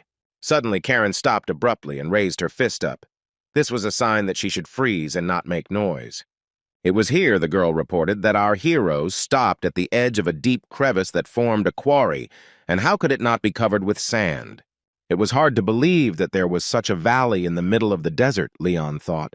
He had rarely been anywhere before leaving the walls of the academy. "Senior comrade, he understands correctly that this is not a creation of nature, but the work of human hands," our hero asked. "Yes, that's right. This crevice is artificial in origin, although it was created a long time ago," the girl answered. Leon couldn't believe his eyes that such a huge area could have been carved in stone.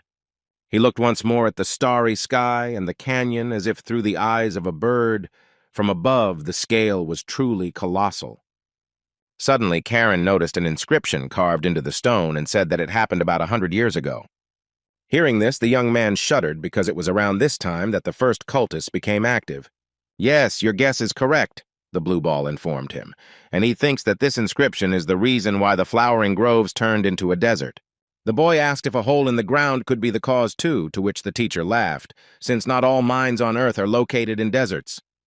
He began to explain that there used to be a spiritual energy vein in this place, which seemed to flow through the forests and meadows. No matter how much he tried to notice at least the remnants of that energy now, it was all in vain. It had completely disappeared. The soil had turned into dead earth on which nothing could grow. But who dug up the spiritual vein and for what purpose, Leon asked, although he already had some guesses about this.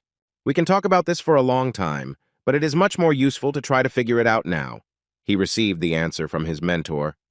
Our heroes continued their pursuit, moving forward along the very bottom of the gorge. Human footprints were already clearly visible in the sand. Suddenly, Karen stopped again and froze, and very quietly the girl asked Leon if he felt the same as she did. There are 3 guards ahead and more than 100 enemies behind them, the adventurer reported. You probably only sensed the first 3. When the guy imagined this horde of opponents, he felt sick. He couldn't understand how they could all fit here. What should we do? She asked, and explained that most likely the thieves found the quarry and began to use it as their base. Behind those gates guarded by guards, she senses both a multitude of people and hidden artifacts, the girl added. Should we kill them all, Leon? The adventuress pressed as if she knew of his previous doubts. Killing about 100 people is not at all what our hero wanted, because he wanted to consider himself a hero. Should he complete the mission by killing every single one of them? Is this need to massacre haunting me again? The young man was taken aback. Here Leon heard the guard's dialogue and was temporarily distracted from his grave thoughts. I heard that today's sortie was in vain. Half the squad was caught red-handed and ended up in captivity, one man told another. The chieftain was so angry that in a fit of rage he killed 2 people. There was no need to attack the guild caravan. There are always guards there, he continued. Yes, the leader is cruel. Remember, we attacked a family, and the father asked to spare the child, so the child was left alive, alone, in the middle of the desert. Wow, that's quite an inventive method of execution. Good torture, I like it, replied the second guard. Gradually, under the scorching sun, this child should gradually wither away and die in agony. Excellent entertainment, he added. The men, without knowing it, signed their own death warrant. After hearing their words, our hero stopped doubting.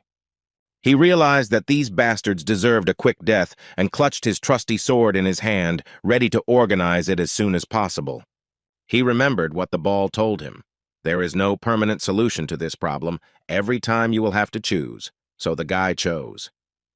The warm glow of his sword reached the guards a little earlier than the blow of the sword itself, but not by much.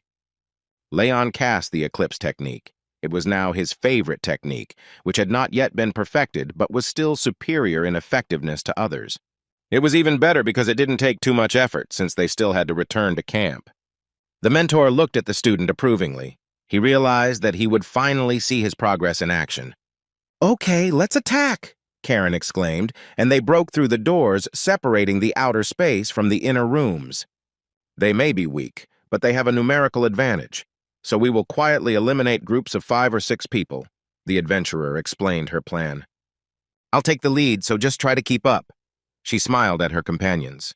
Hamill and Leon only had time to track the flashes along Karen's path and examine the corpses left behind by the girl. It seemed like his sister was seriously going crazy, the red-haired mercenary noted with undisguised admiration. The entire space was enveloped in the glow of the green aura of Karen's weapon. The girl was a master of her craft. And the opponents were indeed weak, and what could they do against a silent master killer, even in the past? Karen, like a superhuman, made enormous leaps, killing everyone she met quietly and with lightning speed. Using shadow techniques, she simply disappeared from sight, and appeared only after she had taken out another bandit, or even several at once. However, if the girl worked silently, then the hats and gas masks flew in different directions, creating quite a soundtrack. One of the attackers heard her approach and assessed her in action. It was necessary to warn the leader as soon as possible. However, he did not have time to do this. Instead of the adventurer Karen, a killer nicknamed the Undertaker took over. The girl sometimes returned to her usual role, but only to catch her breath and happily note that such work was incredibly refreshing. Until now, all she did was ride in the carriage. Her whole body turned to stone. The beauty straightened her shoulders and smiled happily. To keep life in full swing, you need to constantly warm up like this, she happily explained her delight to her companions. She was like that from the beginning, Hamill asked Leon, and having received an affirmative answer, he sympathized with the young man. "Oh, senior comrade, there's blood on your face," the young man suddenly noticed, and reached out his hand to wipe away the drops. From the touch of his fingers, the girl felt incredible warmth and care. It was strange, but pleasant. But this could not be demonstrated openly. Karen turned sharply and again commanded to speed up. She walked down the corridor so quickly that a second later she disappeared from sight again, and it was oh so difficult to catch up. "Oh, it turns out you're a professional. Well done." The mercenary hugged Leon's shoulders approvingly. Looking at the young man's uncomprehending face, he added that he would understand everything later, in the distant future. After some time, the squad of pursuers came across closed doors with 2 guards in front of them. "That's where," Karen whispered. "Head that way. The stolen cargo is behind the next door. The compass points straight to it. I'll sneak in there as a shadow and find out everything, and you two work openly and eliminate the guards," she added. Not a second had passed before the Undertaker killer had materialized again, and Hamill and Leon had begun to carry out their part of the task. Although he knew that the A-rank had special abilities, but his sister was doing a great job, the mercenary muttered. "Well, we'll start too," he added, and took aim with his bow, his intention being to start a little fire. Hamill fired a special incendiary projectile, and in a few seconds, the real fun was about to begin under the doors. The sentries did not immediately realize what kind of glowing stream it was that flew past them and crashed into the still closed door. At this time, the criminals were just trying to open the stolen box, but all their efforts were in vain. Their boss, and this was the same young man with the glowing red eyes, was indignant. He didn't like the fact that the bandits weren't coping with the task at hand. Another characteristic feature of the bandit leader was purple hair. He was about to try to open the box himself, but then the lock gave in. The robbers never got to find out what was inside. A strong explosion knocked down the doors and threw them back almost to the place where they were sitting at the table. What kind of sudden attack? The guy with purple hair jumped up in bewilderment. He didn't expect that they could be pursued. He tried to see who dared to attack them, but it was difficult to see anything in the clouds of smoke and dust after the explosion. Only a few seconds later, Leon and Hamill entered the room, and they also needed to look around before they could act. The robber boss noticed them, noticed the fallen sentry. He didn't expect that at all, but he realized that they were pursuers from the guild he had just robbed. "Hey, thief, we've come to get our stuff back," Hamill said in a cheerful voice. But the bandit was assessing the balance of power at that time. The swordsman and the archer reached this gate without a single scratch, which means they are definitely of a rank higher than B, so it is better to refrain from fighting, the bandit decided. Now escape is the best solution.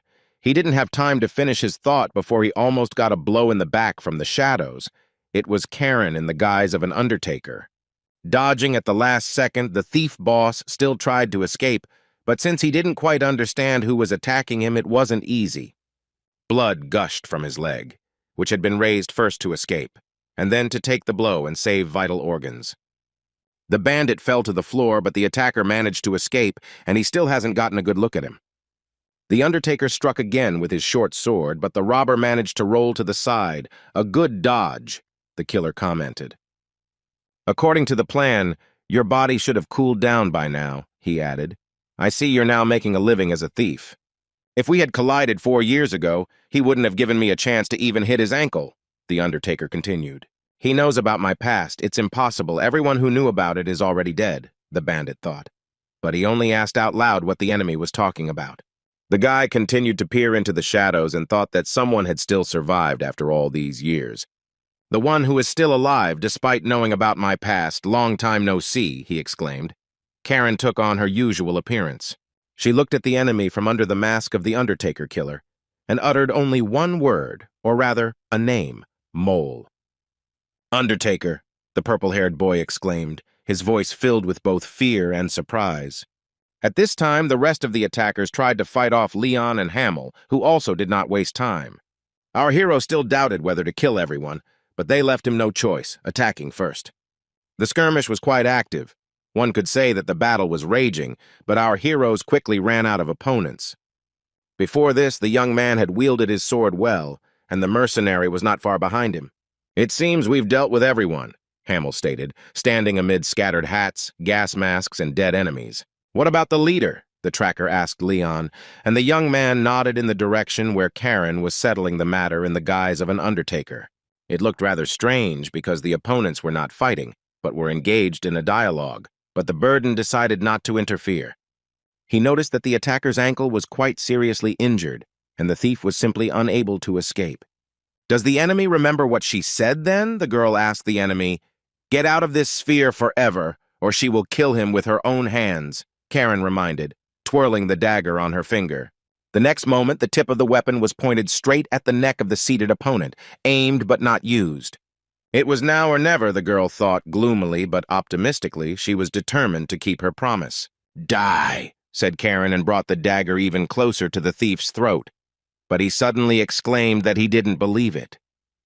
"Are you serious, Undertaker?" asked the young man with purple hair, looking closely into Karen's eyes. At the same time, his hand raked sand and stones from the floor, apparently with the intention of throwing them in her face and blinding her. "He is no longer the same as she knew him," the attacker said, and suddenly disappeared into the shadows. He also had this skill. In the shadows, he encountered the Undertaker in the very form that had cemented his title as ruler of the Dark World during his reign. Seeing this, Mole realized that even if he had changed, the difference in strength was too great. All that could await him in a duel was death.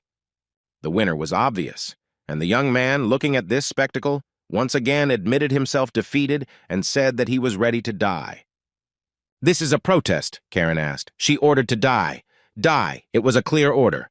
She began throwing daggers at the enemy. At first he tried to dodge, but over time they began to reach their target. And now Mole's shoulder is seriously damaged, and daggers continue to fall around like rain. "How many times can he withstand my attacks?" the girl asked the attacker menacingly. He didn't answer but used his aura weapon. The ends of his fingers began to turn into glowing claws like a mole. They stood opposite each other. The Undertaker threw daggers at his opponent at breakneck speed, and the latter batted them away with his claws at about the same pace. But still, our heroine's skill and speed were much higher than that of the guy with purple hair. He could barely stand on his feet. Soon the thief fell to his knees, and his hands also stopped repelling attacks. It seemed that in another second he would simply give up the ghost. Leon and Hamill watched what was happening carefully, but still did not dare to intervene. Karen's daggers turned into menacing black swords, and she was ready to use them immediately, but her opponent suddenly chuckled. "What are you giggling about, Mole?" The girl's eyes became surprised. She did not expect such behavior in such a situation. "She is really very strong, incredibly strong. Yes, she is a real monster," said the enemy, and fell to the ground. The guy asked why the girl was doing this to him, and Karen froze. What kind of questions, she thought. "No one killed your parents. No one kidnapped you from your family. You lived well," Mole suddenly screamed in a voice that wasn't his own. An orphan who was no longer needed by anyone was simply picked up from the street and made stronger. He continued in a calmer tone. He extended a helping hand to her, and more than once, he was the same as she was. So why did so much resentment accumulate in her soul, the bandit asked. "But even if she killed the boss," the attacker continued, remembering how the girl got even for her grievances, "there was no need to destroy the entire organization." The thief finished and began to crawl little by little towards Karen. The girl was seething with righteous anger. "Did she ever ask to make me stronger?" she asked. "Ha, yes, she's completely spoiled. If the organization hadn't given you shelter, she would have died long ago in some sewer," answered Mole. "Yes, perhaps everything would have been like that, but avoiding the worst-case scenario does not cancel out everything that happened," the beauty retorted. She did not want to be a killer. She did not want the power that she now possesses. "That's why she decided to get her hands on what my heart longs for," the girl continued, extending her hand forward. "And what did she want?" the attacker screamed in a loud voice. He no longer understood what was happening at all. "Freedom," Karen replied, her face serious and inspired, as if she had made some kind of decision. For a moment, the enemy's face expressed genuine bewilderment, surprise, and interest. But then he laughed, asking again what kind of freedom this was and what it could give her in this life. If she wanted freedom, she could have just quietly gone along. Why did she make a decision for them and destroy the organization? He started yelling. None of them give a damn about freedom. They are not Karen, and they have different desires. But she threw one insignificant dagger, and that's it. They didn't have another chance to survive. Karen's eyes widened. This time she was the one in shock, because it really hadn't occurred to her that not all orphans were like her. Yes, in the end, he is just a ghostly darkness. The purple-haired guy sadly finished his monologue. Karen extended her hand to him. It was clear that the girl was really moved and ready to change everything. She approached her opponent and intended to console him, hug him, somehow express the emotions that overwhelmed her. "Sorry, perhaps it's the result of her turning away from them," said the adventurer, and Mole's face again expressed extreme surprise. Karen looked sad and unhappy. It was obvious that she was going through a very hard time mentally, and that she needed to speak out. Leon watched this scene without taking his eyes off. He didn't expect that his girlfriend was so sensitive and vulnerable at heart. But then he remembered how she had sworn allegiance to him under the tree, and he realized that it had always been like that, Karen, a man of honor. "If you had the same chance as me, a new order, survive, Mole," the girl suddenly said harshly. "Survive and find me," Karen added, turning around and heading towards her comrades. They were glad to see her, but did not expect the boss of the thieves to remain alive. "What's up with the box?" the adventurer asked. "Sorry I was late. Something didn't go according to plan," she explained. "First of all, let's get our things," she continued and held up the compass to figure out which of the boxes they needed. "Yes," the beauty exclaimed when the device showed the right thing. "Let's go back," she commanded. At this moment, Hamill and Leon heard strange sounds. Karen also listened carefully and frowned. What's going on?" the girl muttered and looked towards her recent opponent, who was left nearby. He crawled to some red button and already put his hand on top of it to press it. It was hard to say what this would lead to. "Look carefully, here I am," said the mole, addressing the Undertaker. The girl froze in place. "This is the self-destruct button," Leon realized. "We need to get out of here as soon as possible," he shouted. The first explosions began around the mole, who was sitting on the ground, raising columns of stones and dust into the air. Soon a series of explosions rolled across the entire gorge, partially filling it and collapsing it. The roar could be heard for many miles. The commander there began to excitedly say something to Gustav, his bearded subordinate, but the commander only nodded understandingly, not letting him finish. It was clear from the man's face that he recognized the three figures approaching the camp and was confident that they would bring good news. The closer they got, the more the confidence of the mercenary commander and all the other travelers grew stronger. Less than half an hour later, all three of them, Leon, Karen, and Hamill, returned safely and brought back the stolen goods. "By the way, now you can forget about exploring the canyon forever, because everything was destroyed because of that bastard, the mole," Leon muttered when the caravan set off again. "Although the fact that we managed to get out of that trap in one piece was already a great success," he added, and the mentor advised not to dwell on it. "I don't know who created that canyon, but I'm sure he didn't leave a single clue." He added the ball, suggesting to talk about it later. "Leon, come here!" Karen suddenly called out, sitting on the roof of their carriage to watch the scenery and keep an eye out for possible enemies. "Just look at how beautiful it is," the girl exclaimed. "There ahead, look, that's a city," she told the guy who looked out of the carriage. We reached the fortress city, Barcus. The beauty did not hide her joy. The fortress walls stretched out right in front of them. "Wow!" Leon exclaimed, taking in the scale of the spectacle. It was the first time he had seen something like this, the young man noted. He had never seen such huge fortress walls. Our hero was surprised when the caravan drove up to the city gates. "It's not surprising. It's a border town protecting the border and the territory that is directly governed by Marquis Barcus. He is very rich," Karen explained. "That's why it's a city that was granted the right to have independent troops by the king," she added, watching Arnold shake hands with the guard, having negotiated passage. The trading caravan was allowed inside the fortress walls and was even given permission to set up camp there. "We will stay here for 3 days to rest, stock up on provisions, and put the carts and horses in order," the guild leader announced. "And what are you two going to do?" he asked, looking intently at Leon and his beautiful companion.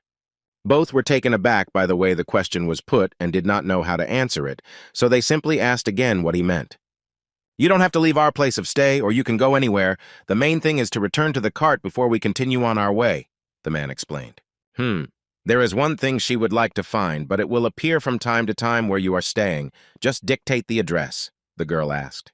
3 blocks from the main street to the left is the Goat's Song Tavern, where rooms were rented for the top management," the guild leader said, "including me. By the way, you two can stay there too, in which case use the large room on the top floor," Arnold added.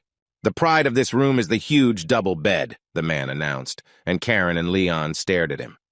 "So you mean to say that we will have one room for two?" Leon asked, to which he received the logical answer that it is more convenient for everyone. In the same room with Karen, our hero was taken aback by this information, but did not continue to develop this topic. "What is it? Why is he suddenly embarrassed, as if nothing had happened?" The girl put her hand on his shoulder. "You have some expectations, and—" She looked at the guy with a mischievous look. It seemed that a little more and he would wink or kiss him on the cheek. "Nothing of the sort," Leon blurted out, almost stuttering, turned sharply and walked quickly in an unknown direction. "Damn, it seems he did something wrong again," Arnold complained to the adventuress, but she only laughed and assured him that everything was fine. "In any case, I won't be able to sleep tonight." She smiled coquettishly at the head of the guild and turned around to leave. "I'm leaving." Karen said goodbye, followed by a ton of questions about whether another room was needed and what was going on. The girl shook her head and waved goodbye, seeming not to be interested in either rest or bed. As the questions continued to overtake her, the adventuress once again clearly and loudly declared that no, they would not need another room. "Well, in that case, bye," said the guild leader, and stood looking after her with a puzzled look. "Phew," Karen breathed out as she turned the corner and was left alone, seeming to be quite tired of the whole situation. The girl sat down in the shade on the fortress wall and began to think about what was troubling her, namely her relationship with Leon. Powerful allies always gather around a hero. She was the first of them for him, but there is no guarantee that I will always be able to be there, she thought. If someone with a greater talent than me suddenly appeared, would she be needed? Karen realized that she had to try harder. This city is a chance for me to prove my worth, a place where she can demonstrate her skills and show that Leon simply can't do without her. It's somewhere nearby, the girl thought, looking carefully down from the city wall at the interweaving of alleys. Ah, she found it. Her eyes widened a little and shone. It seems that Karen had come up with a plan that only remained to be implemented into reality. At this time, Leon complained to Elsador that he would have to bother Karen again. Even at the academy, boys and girls lived separately. He can understand when it comes to a cart, but a room is something completely different, the hero complained, to which the mentor called him a fool. Then he heard an awkward cough behind him. It was Arnold. It seemed he had come to smooth over the conflict. "Look, Leon," he began, "I'm really sorry that I unknowingly put you in an awkward position." No, there's no need to apologize," our hero answered. "But by the way, what kind of cargo was it that was stolen and we returned? It must have been something very valuable," the guy asked. The man seemed to suspect something was wrong because he replied that the cargo was something special and secret at that. Leon clenched his fists in delight. He adored everything secret and special, and everyone who knew him noticed this. "Since you were willing to risk your life to get back what was stolen, he will tell you what it is, but promise not to reveal the secret," Arnold asked. Lowering his voice to a barely audible whisper and covering his mouth with his hand, the guild leader said only 2 words, "Black crystal." So this is what was inside the box: a black crystal, a high-grade product without impurities, the cost of which is about 1,000 gold coins. But the most important thing is that this item was ordered by Lord Reuben, the governor of the city we will pass through next, the head of the guild explained. "Lord, he is a high-ranking nobleman. He has the title of count. If someone like our small guild falls into disfavor, he will punish without distinction," he added fearfully. "So that's why you said that the cargo must be returned. Your life depends on it," Leon realized. After saying goodbye to Arnold, our hero went to his cart, hoping to find Karen there. But he found only a note pinned to the table with one of the adventuress's sharpest daggers. "I'll be right back," the young man read, and thought that since the girl had said that she needed to find something, She had already started to act. "Are you alone?" A question suddenly rang out from behind him. The guy turned around and saw several figures in cloaks and hoods, worn so low that their faces were not visible. But then another moment, the hoods were thrown off, and almost all the mercenaries appeared before Leon in full force, although for some reason they looked menacing. "Yes, it seems that the older comrade went somewhere," the young man answered, trying to understand what was going on and whether he should be nervous. "Damn, what the hell, my sister is gone. It turns out the men were upset. So what now? Should we go alone?" they started asking each other. Leon listened to these shouts and broke out in a cold sweat. The guy became more and more uneasy. Here Gustav approached Leon and grabbed him in an armful. "No, Karen, you will come with us, young gentleman," he laughed. The young man asked, stuttering, where, to which he received an immediate answer. "To the tavern, of course." "Hey, you bastards, you said yourselves that you would go with the young gentleman," he reminded his subordinates. "But kid, don't you dare pass out again after the third mug." Karen, as we remember, was on the fortress wall and was looking out for the place where she was supposed to go. When she saw the end point of the route, the girl immediately decided to act immediately. A full moon rolled out into the sky, and at a full moon, as we know, everyone becomes a little nervous and anxious, including the adventurer. A stranger was lying on the pavement. His face was covered in blood. His head was pressed to the ground by a woman's foot, and foul curses were flying from his mouth. He saw several more of his comrades scattered across the street as if by a hurricane and lying on the ground, doubled over in pain. A few minutes earlier, they were sitting outside the tavern and, in their usual manner, picking on the girls passing by. Only one of them turned out to be Karen. While the men were using words, everything was okay. But as soon as one of them put his arm around the beauty's shoulders, well, anyway, it was he who was lying on the pavement now, and the leg pressing his head to the cobblestones belonged to Karen. "Hey, uncle," the girl leaned her beautiful face towards him. "I have a question I need an answer to." The man looked into the girl's eyes and realized that he couldn't hesitate. He had to answer, otherwise he would be in trouble. "Yes, of course, ask. I'll tell you everything," he bleated in a broken voice. It seemed that it was true. The girl let him go and watched as he tried to crawl on all fours to a safe distance, but he had no intention of running away. "Where is the main gang in this city? Not the swindlers like you, but those who work on a large scale, are involved in smuggling and matters of state importance," the adventurer asked. The man looked at her and realized that if she answered, he would die, but if he remained silent, he would perish, so Karen had the information she needed. So that's how it is, the girl thought, walking further along one of the city's quarters towards her goal. The man looked after her with obvious relief and the hope that he would never see her again. "I knew the area was controlled by the Owl Gang," Karen thought, moving away from the worthless street scammers. The Golden Owl Gang was well known to her, an organization that dealt in black market sales of stolen goods and smuggling. Moreover, most of this organization of traders have so much money that they have managed to occupy important government posts. But there are rumors that the Marquis, who is the owner of the lands here, also provides them with support. Karen's steps quickened. Karen became determined to immediately carry out her plan. This was adding to the trouble she thought about her role in the Marquis' case, but she was not going to back down. Here, finally, was the place that the man who had managed to get to know her shoes better that night had named to her. On the wall of the building there was an emblem with a stylized image of an owl's head, resembling a coat of arms. It seemed like the last time she was here was 10 years ago, our heroine thought, stopping in front of a modest-looking door to a modest-looking house.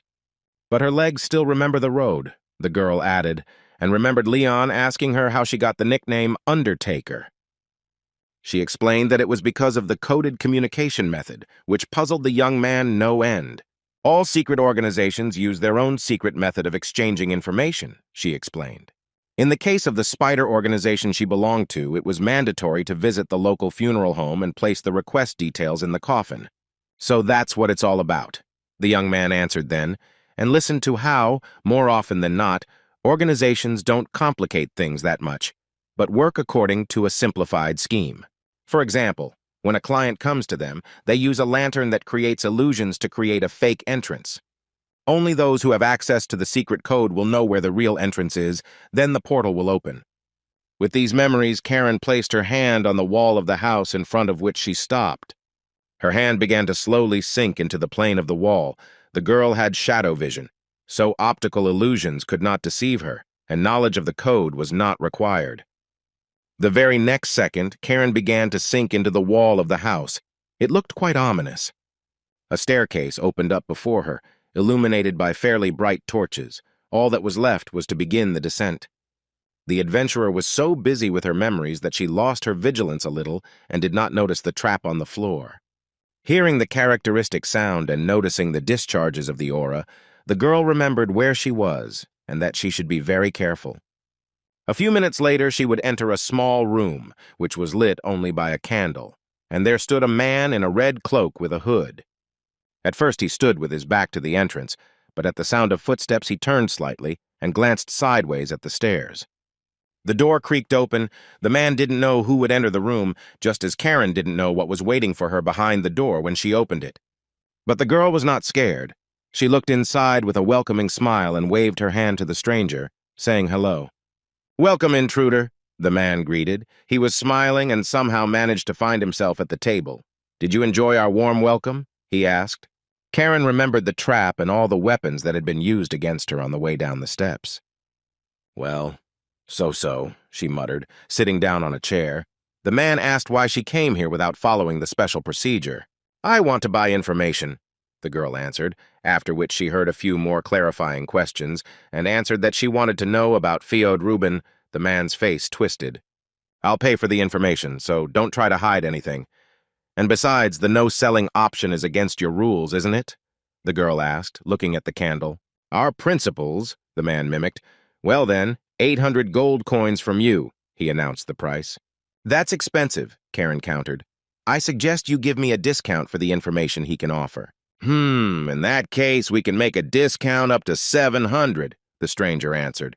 But the girl asked to think about it some more. "Come on, butler, don't break down." The beauty pressed, and the man made a surprised face. He didn't expect his identity to be revealed. "Your disguise skill is not bad, but my eyes cannot be deceived," the adventurer said. "You are the executive director of the Golden Owl, in charge of the black market, and at the same time you are a trusted person of Marquis Balkus."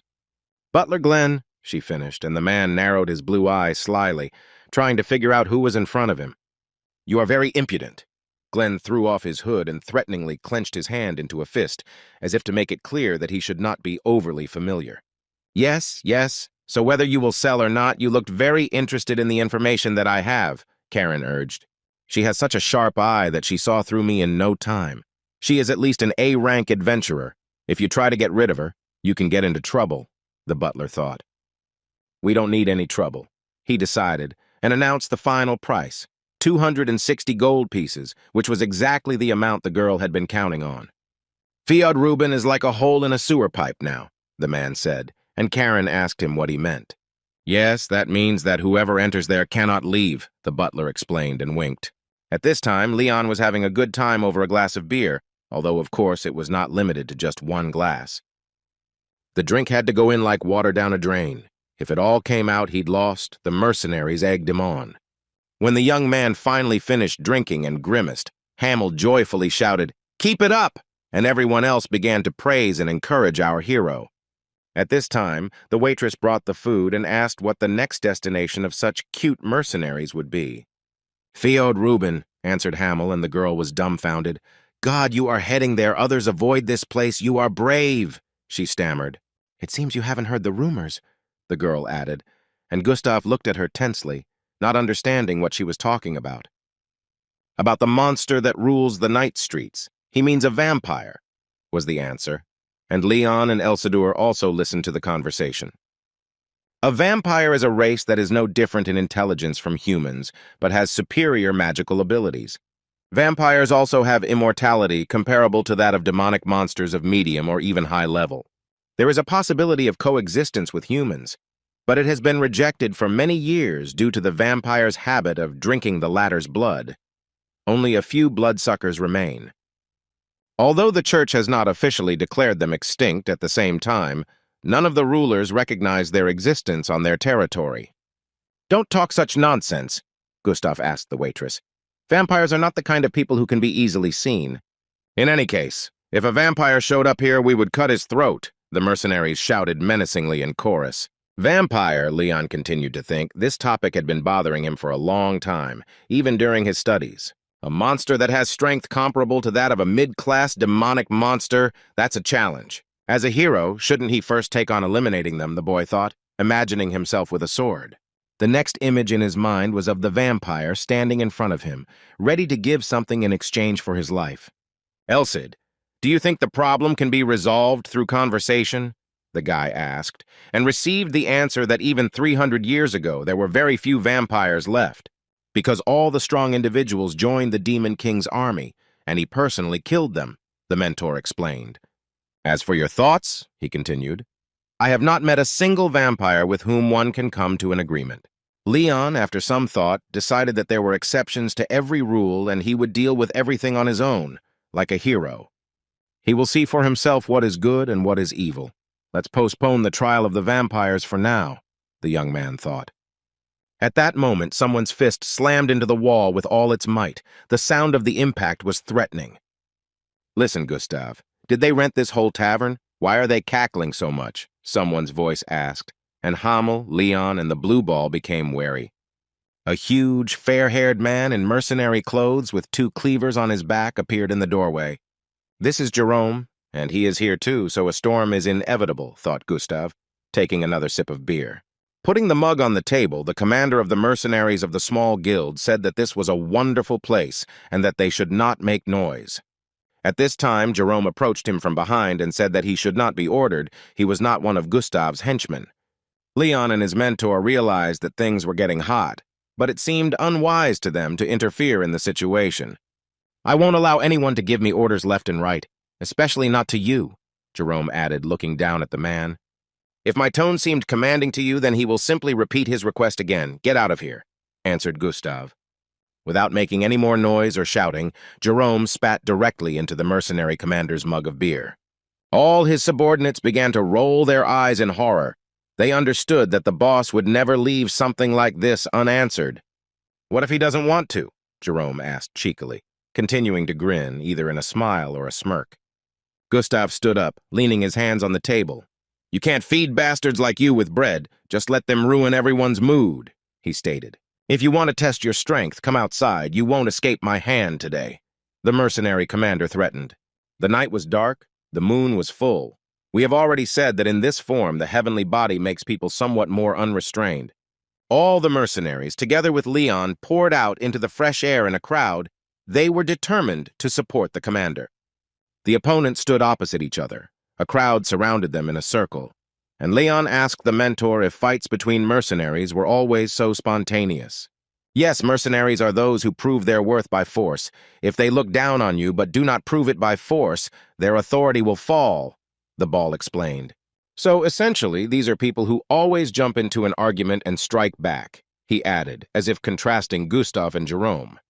That's suspicious, Hamel suddenly said. It seems like Jerome came to the tavern specifically to provoke this fight. But isn't this too reckless? They have started quarrels many times before, but never before has it happened so brazenly, because it is obvious who will win, added the red-haired ranger. However, Jerome demonstrated with his whole appearance that this time victory would be his. Everyone knows about Gustav's abilities, but Jerome was always looking for easy work. Something is wrong here, Hamel noticed, watching as the commander's opponent takes out his cleavers. I have a bad feeling about the fight. The man shared his fears with Leon. Could Commander Gustav really do it? Leon said. But at that moment, Gustav turned to them and said not to worry, he would win. The cheeky turkey asked Jerome what the rules were, to which he received the answer that it was the same as always, either die or surrender. This is a high-level battle between mercenaries. Watch carefully. Leon asked for the disciples' blue ball. Well then, let's begin, the opponent replied, and both took a fighting stance, deciding whether to attack or fight back. Jerome was the first to attack. He was very fast. Gustav, with his huge sword, could not move at the same speed. At the same time, Jerome made his cleavers into aura weapons, something he had not been able to do before. Such dimensions were alarming. Gustav barely managed to dodge and now looked in shock at his opponent, who had become much more skilled than the last time. The mercenary commander stepped back, and Jerome asked in a cheeky voice if he liked it. "I still seem like a small fish to you," the rival continued to tease Gustav with a satisfied look. "Isn't that a falcata in his hands, a sword with the center of gravity at the end?" Leon asked, to which Elsidor noted that Jerome was the second one to have such a sword, and it turned out to be not so simple. "Your skills have improved greatly, Jerome," Gustav said as he took an attacking stance. The enemy noticed that the mercenary commander showed his aura. It was white with the steel attribute. Aha, he knew that Gustav wouldn't make such a move. But his aura attribute is water, and he recently mastered a secret technique. Jerome was delighted and flew to attack first once again. Gustav barely held back his onslaught, but his opponent did not let up, promising that this time he would bring him to his knees. The mercenary commander finally got the chance to attack and did so beautifully, delivering a crushing blow. But the enemy somehow miraculously managed to recapture it, although it was clear that it was not easy. A whole sheaf of radiance rose above the city from the collision of two powerful aura weapons, and the sounds were corresponding. What a powerful blow, Leon thought. I myself was almost knocked down, but what a result. Through the dust, smoke, and glare, our hero noticed that Gustav was still standing on his feet, while Jerome had dropped to his knees. Blood was streaming down the face of the commander's enemy, but he did not look defeated. Anger was evident in his face. Gustav said that he had no idea why he had challenged him to a duel, but suggested that they stop. Otherwise, one of them would have to die. "Good," Jerome grinned. "Does it ever occur to you that you might be the one who dies?" he asked. "One way or another, this was just a warm-up, and now he will demonstrate his real power," the man said. "He still has the strength to compete with him. Stop this cheap bragging," Gustav responded, but his expression began to change. The enemy leaned his hand on the ground, and now it began to transform. Black claws grew, and a red glow appeared. Jerome's eyes also turned red. Fangs grew in his mouth, and his entire appearance changed rapidly. Gustav realized with horror that there was a vampire in front of him, and why was there one? Because the enemy had disappeared from sight. The other mercenaries also looked in amazement at the place where Jerome had just been. They did not understand how this was possible. Gustav turned around sharply, but there was no monster behind him either. No one present could say where he had gone. No one except Leon, who used a special vision skill. His eye glowed with a blue light. While everyone was looking ahead and around, our hero looked up and his pupils narrowed at what he saw. Above, against the backdrop of the moon, a vampire hung in the sky with a glowing red eye and swords prepared for a deadly blow. Gustav stood right below him, his face reflecting confusion, but he still didn't see his opponent. A shrill battle cry suddenly tore through the space and almost deafened those present. The vampire was preparing to attack. Beams of aura began to flash around the mercenary commander. These were the trajectories of the blows that only Leon could see so far. But Jerome was already flying down on Gustav from above, and very soon all these blows would become real, our hero realized. The mercenary commander's sword was stained with blood, but his fingers continued to grip the weapon, despite the fact that it was now difficult. Seeming to be torn apart by hundreds of different enemies at once, Gustav screamed out a cry of pain and frustration. "This can't be. He cut through the steel aura. No one has ever managed to do anything like this." Where did Jerome get such strength from, the mercenary commander thought, leaning on his sword with the last of his strength. What the hell is going on? Everyone thought as they watched Jerome approach Gustav, his red eye flashing. I only had time to see the commander fall. The mercenaries began to whisper. No matter how fast Jerome was, he only had a B rank. No, it doesn't look like it, Leon thought at that moment, remembering how Karen had taken on multiple forms to confuse him during training. He had the same speed as Karen, he told Elsidor, but the technique itself was different. Here Jerome reached Gustav and stepped on him as if he were not a living person, but a piece of dirt.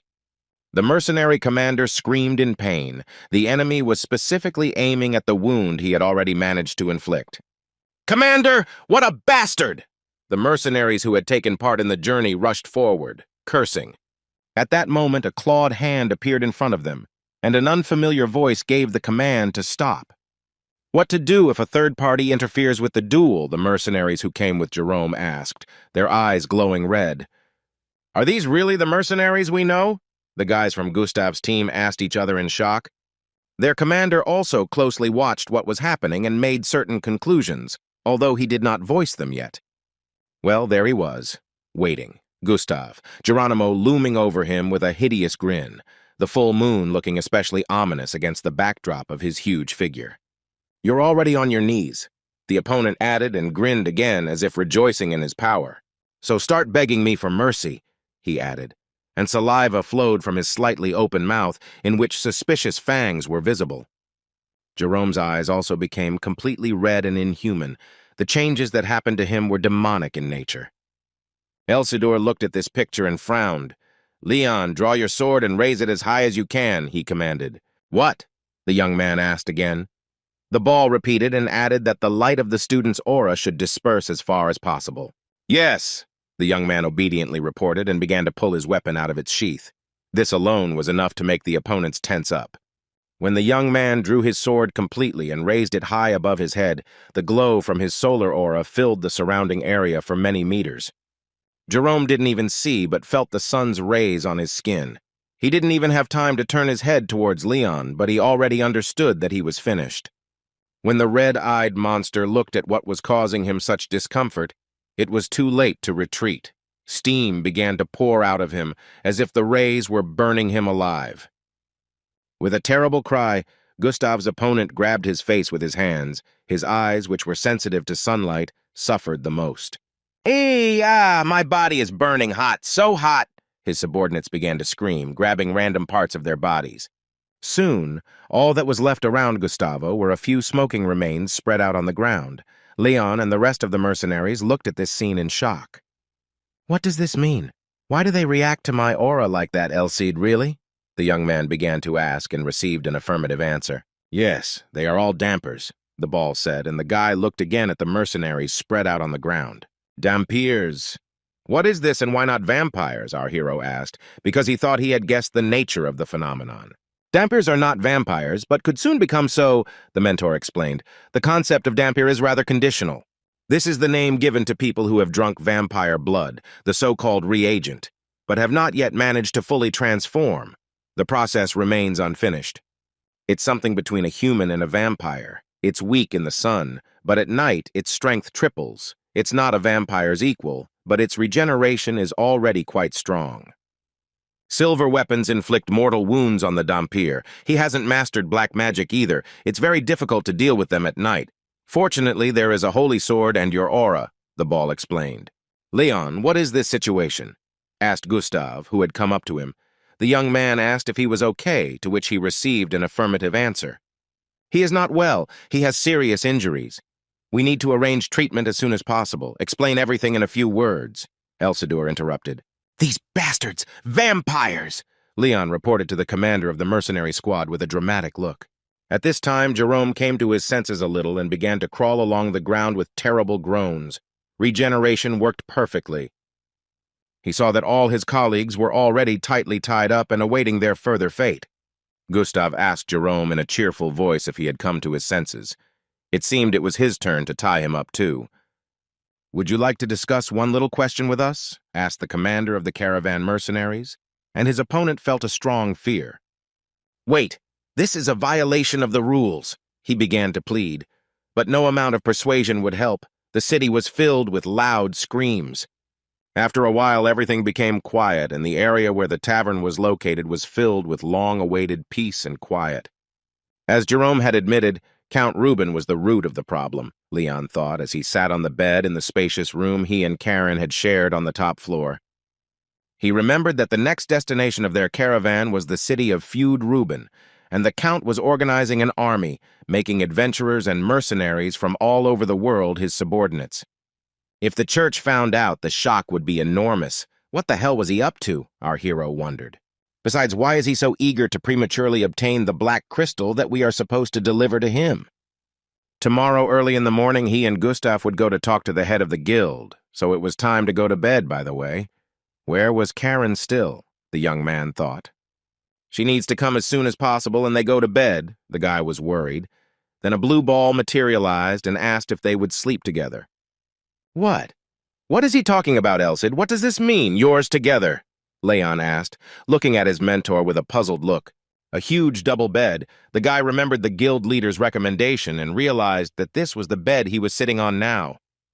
What kind of nonsense is the mentor talking about? He's just... The young man began to make excuses in a fit of panic.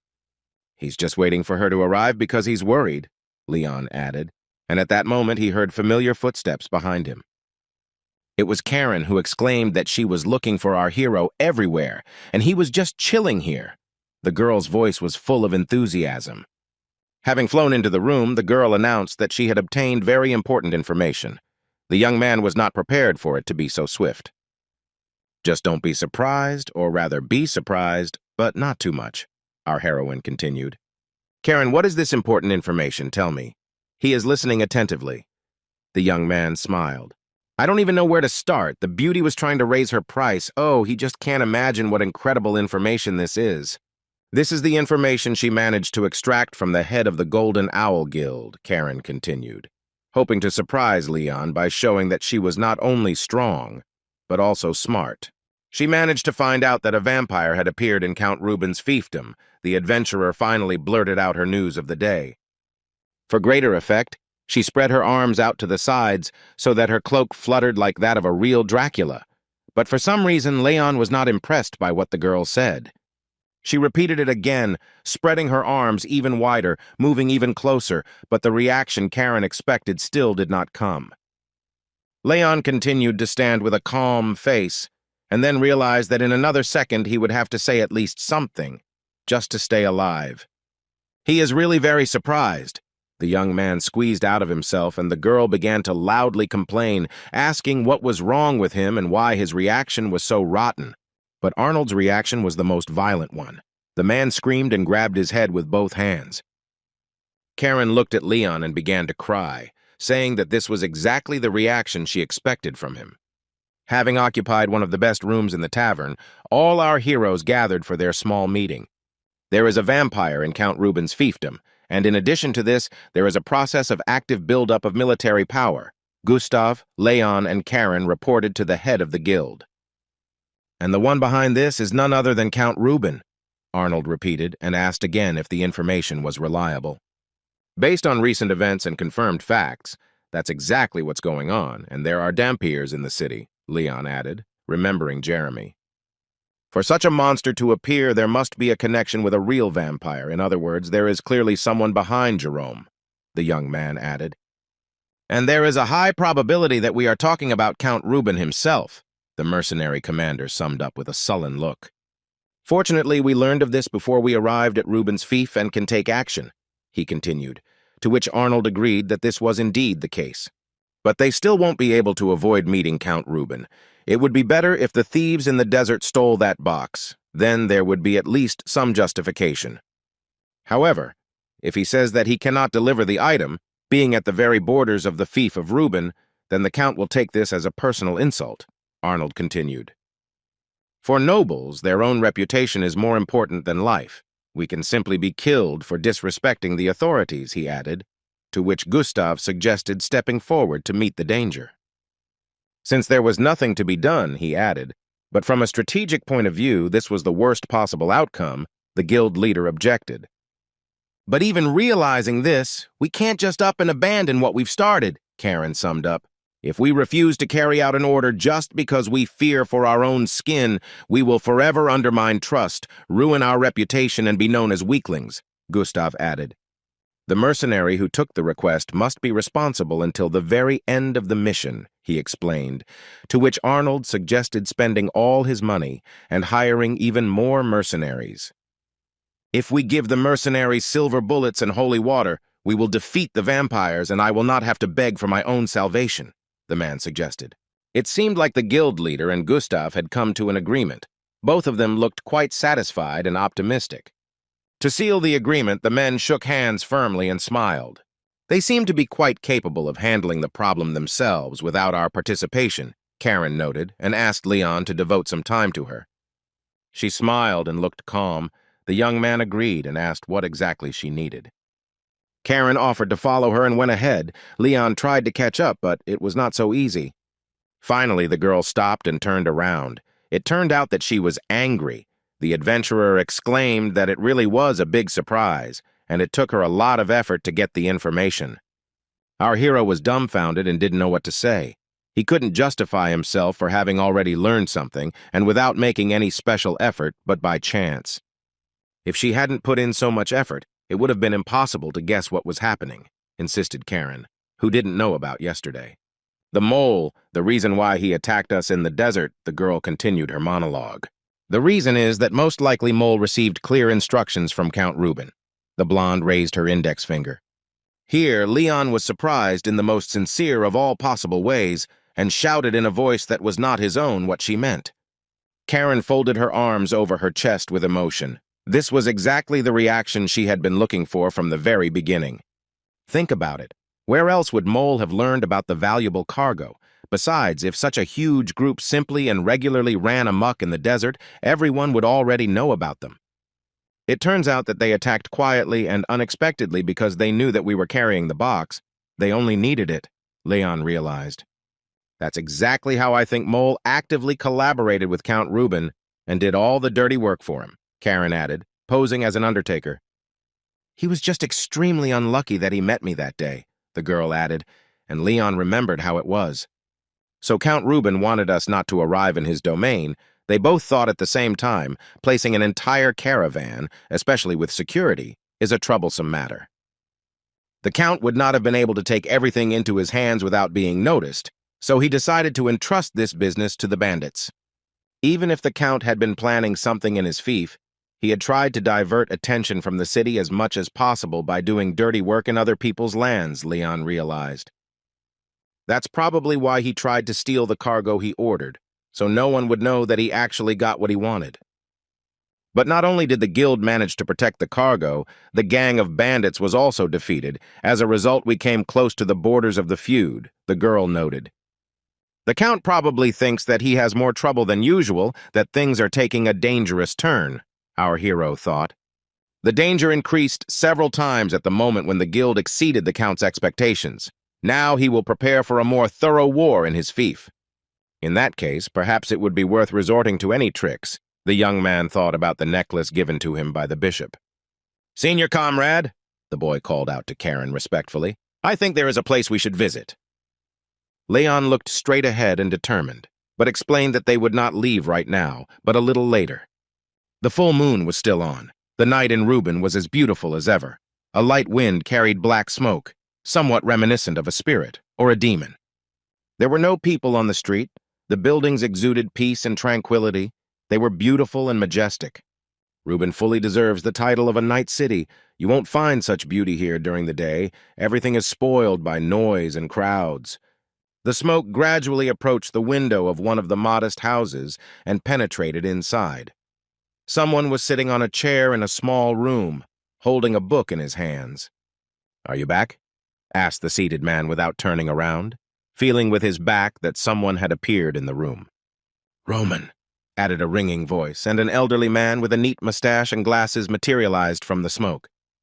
"Yes, Your Highness," he responded, to which he received the answer that the clan was completely destroyed, titles were no longer appropriate.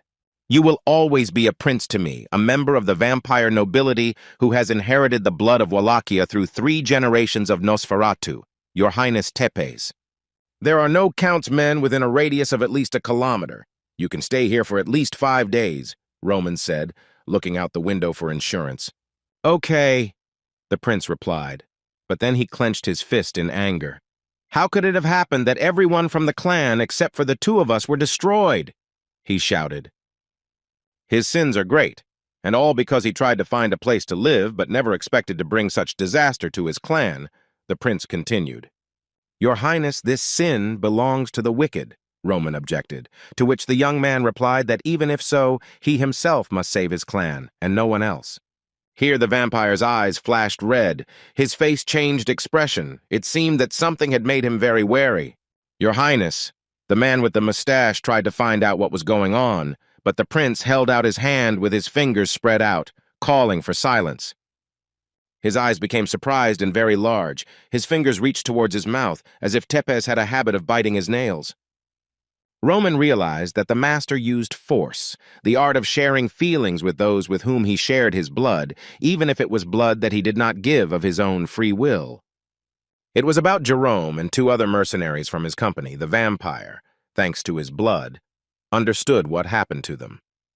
Watching the prince's eyes turn red and angry, Roman thought that as long as Tepesh was alive, the minds of all these people, that is, the Dampiers, were connected to him.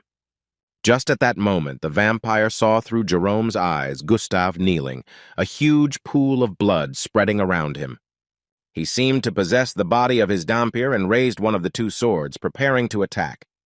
In the reflection of the sword, the prince saw not himself, but Jerome, but his eyes were almost identical to those of a vampire. The next thing Tepes saw was Leon with the holy sword raised above his head, illuminating everything around him with the sunbeams of his aura. The guy's face was calm and determined. It seemed like he didn't even suspect that a secret enemy was watching him. "Ha ha ha ha," laughed Tepesh. He was so sincerely happy that it looked more like a fit of hysterics.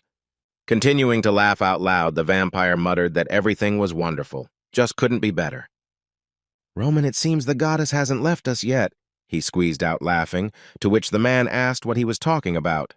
Under the moonlight, he saw the bastards who had become the Count's puppets, the Dampiers he had created from my blood, and they were confronted by someone with holy power. Seeing how he dealt with the non-purebloods in one fell swoop, he can assume that this man occupies a high place in the church hierarchy, the prince added. "If someone like him is here, then he has information related to me," Tepesh added, to which Roman replied that in that case they have a chance. "Yes, this will be the key to the counterattack," the vampire said with a satisfied look.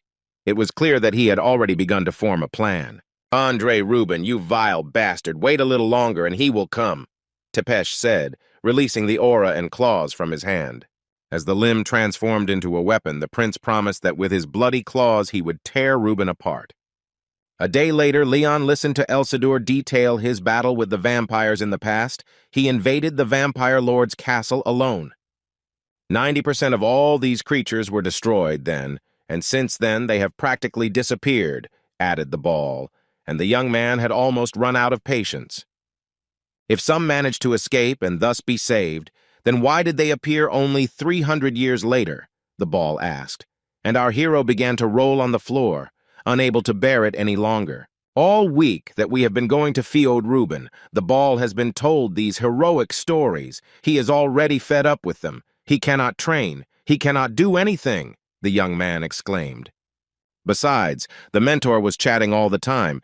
It felt like he was riding with a talkative sword king. The guy was indignant, but the mentor didn't listen to him, but only asked where he had stopped. "Stop it! I don't have the strength to listen to you anymore!" Leon shouted with the last of his strength. His head was ready to explode.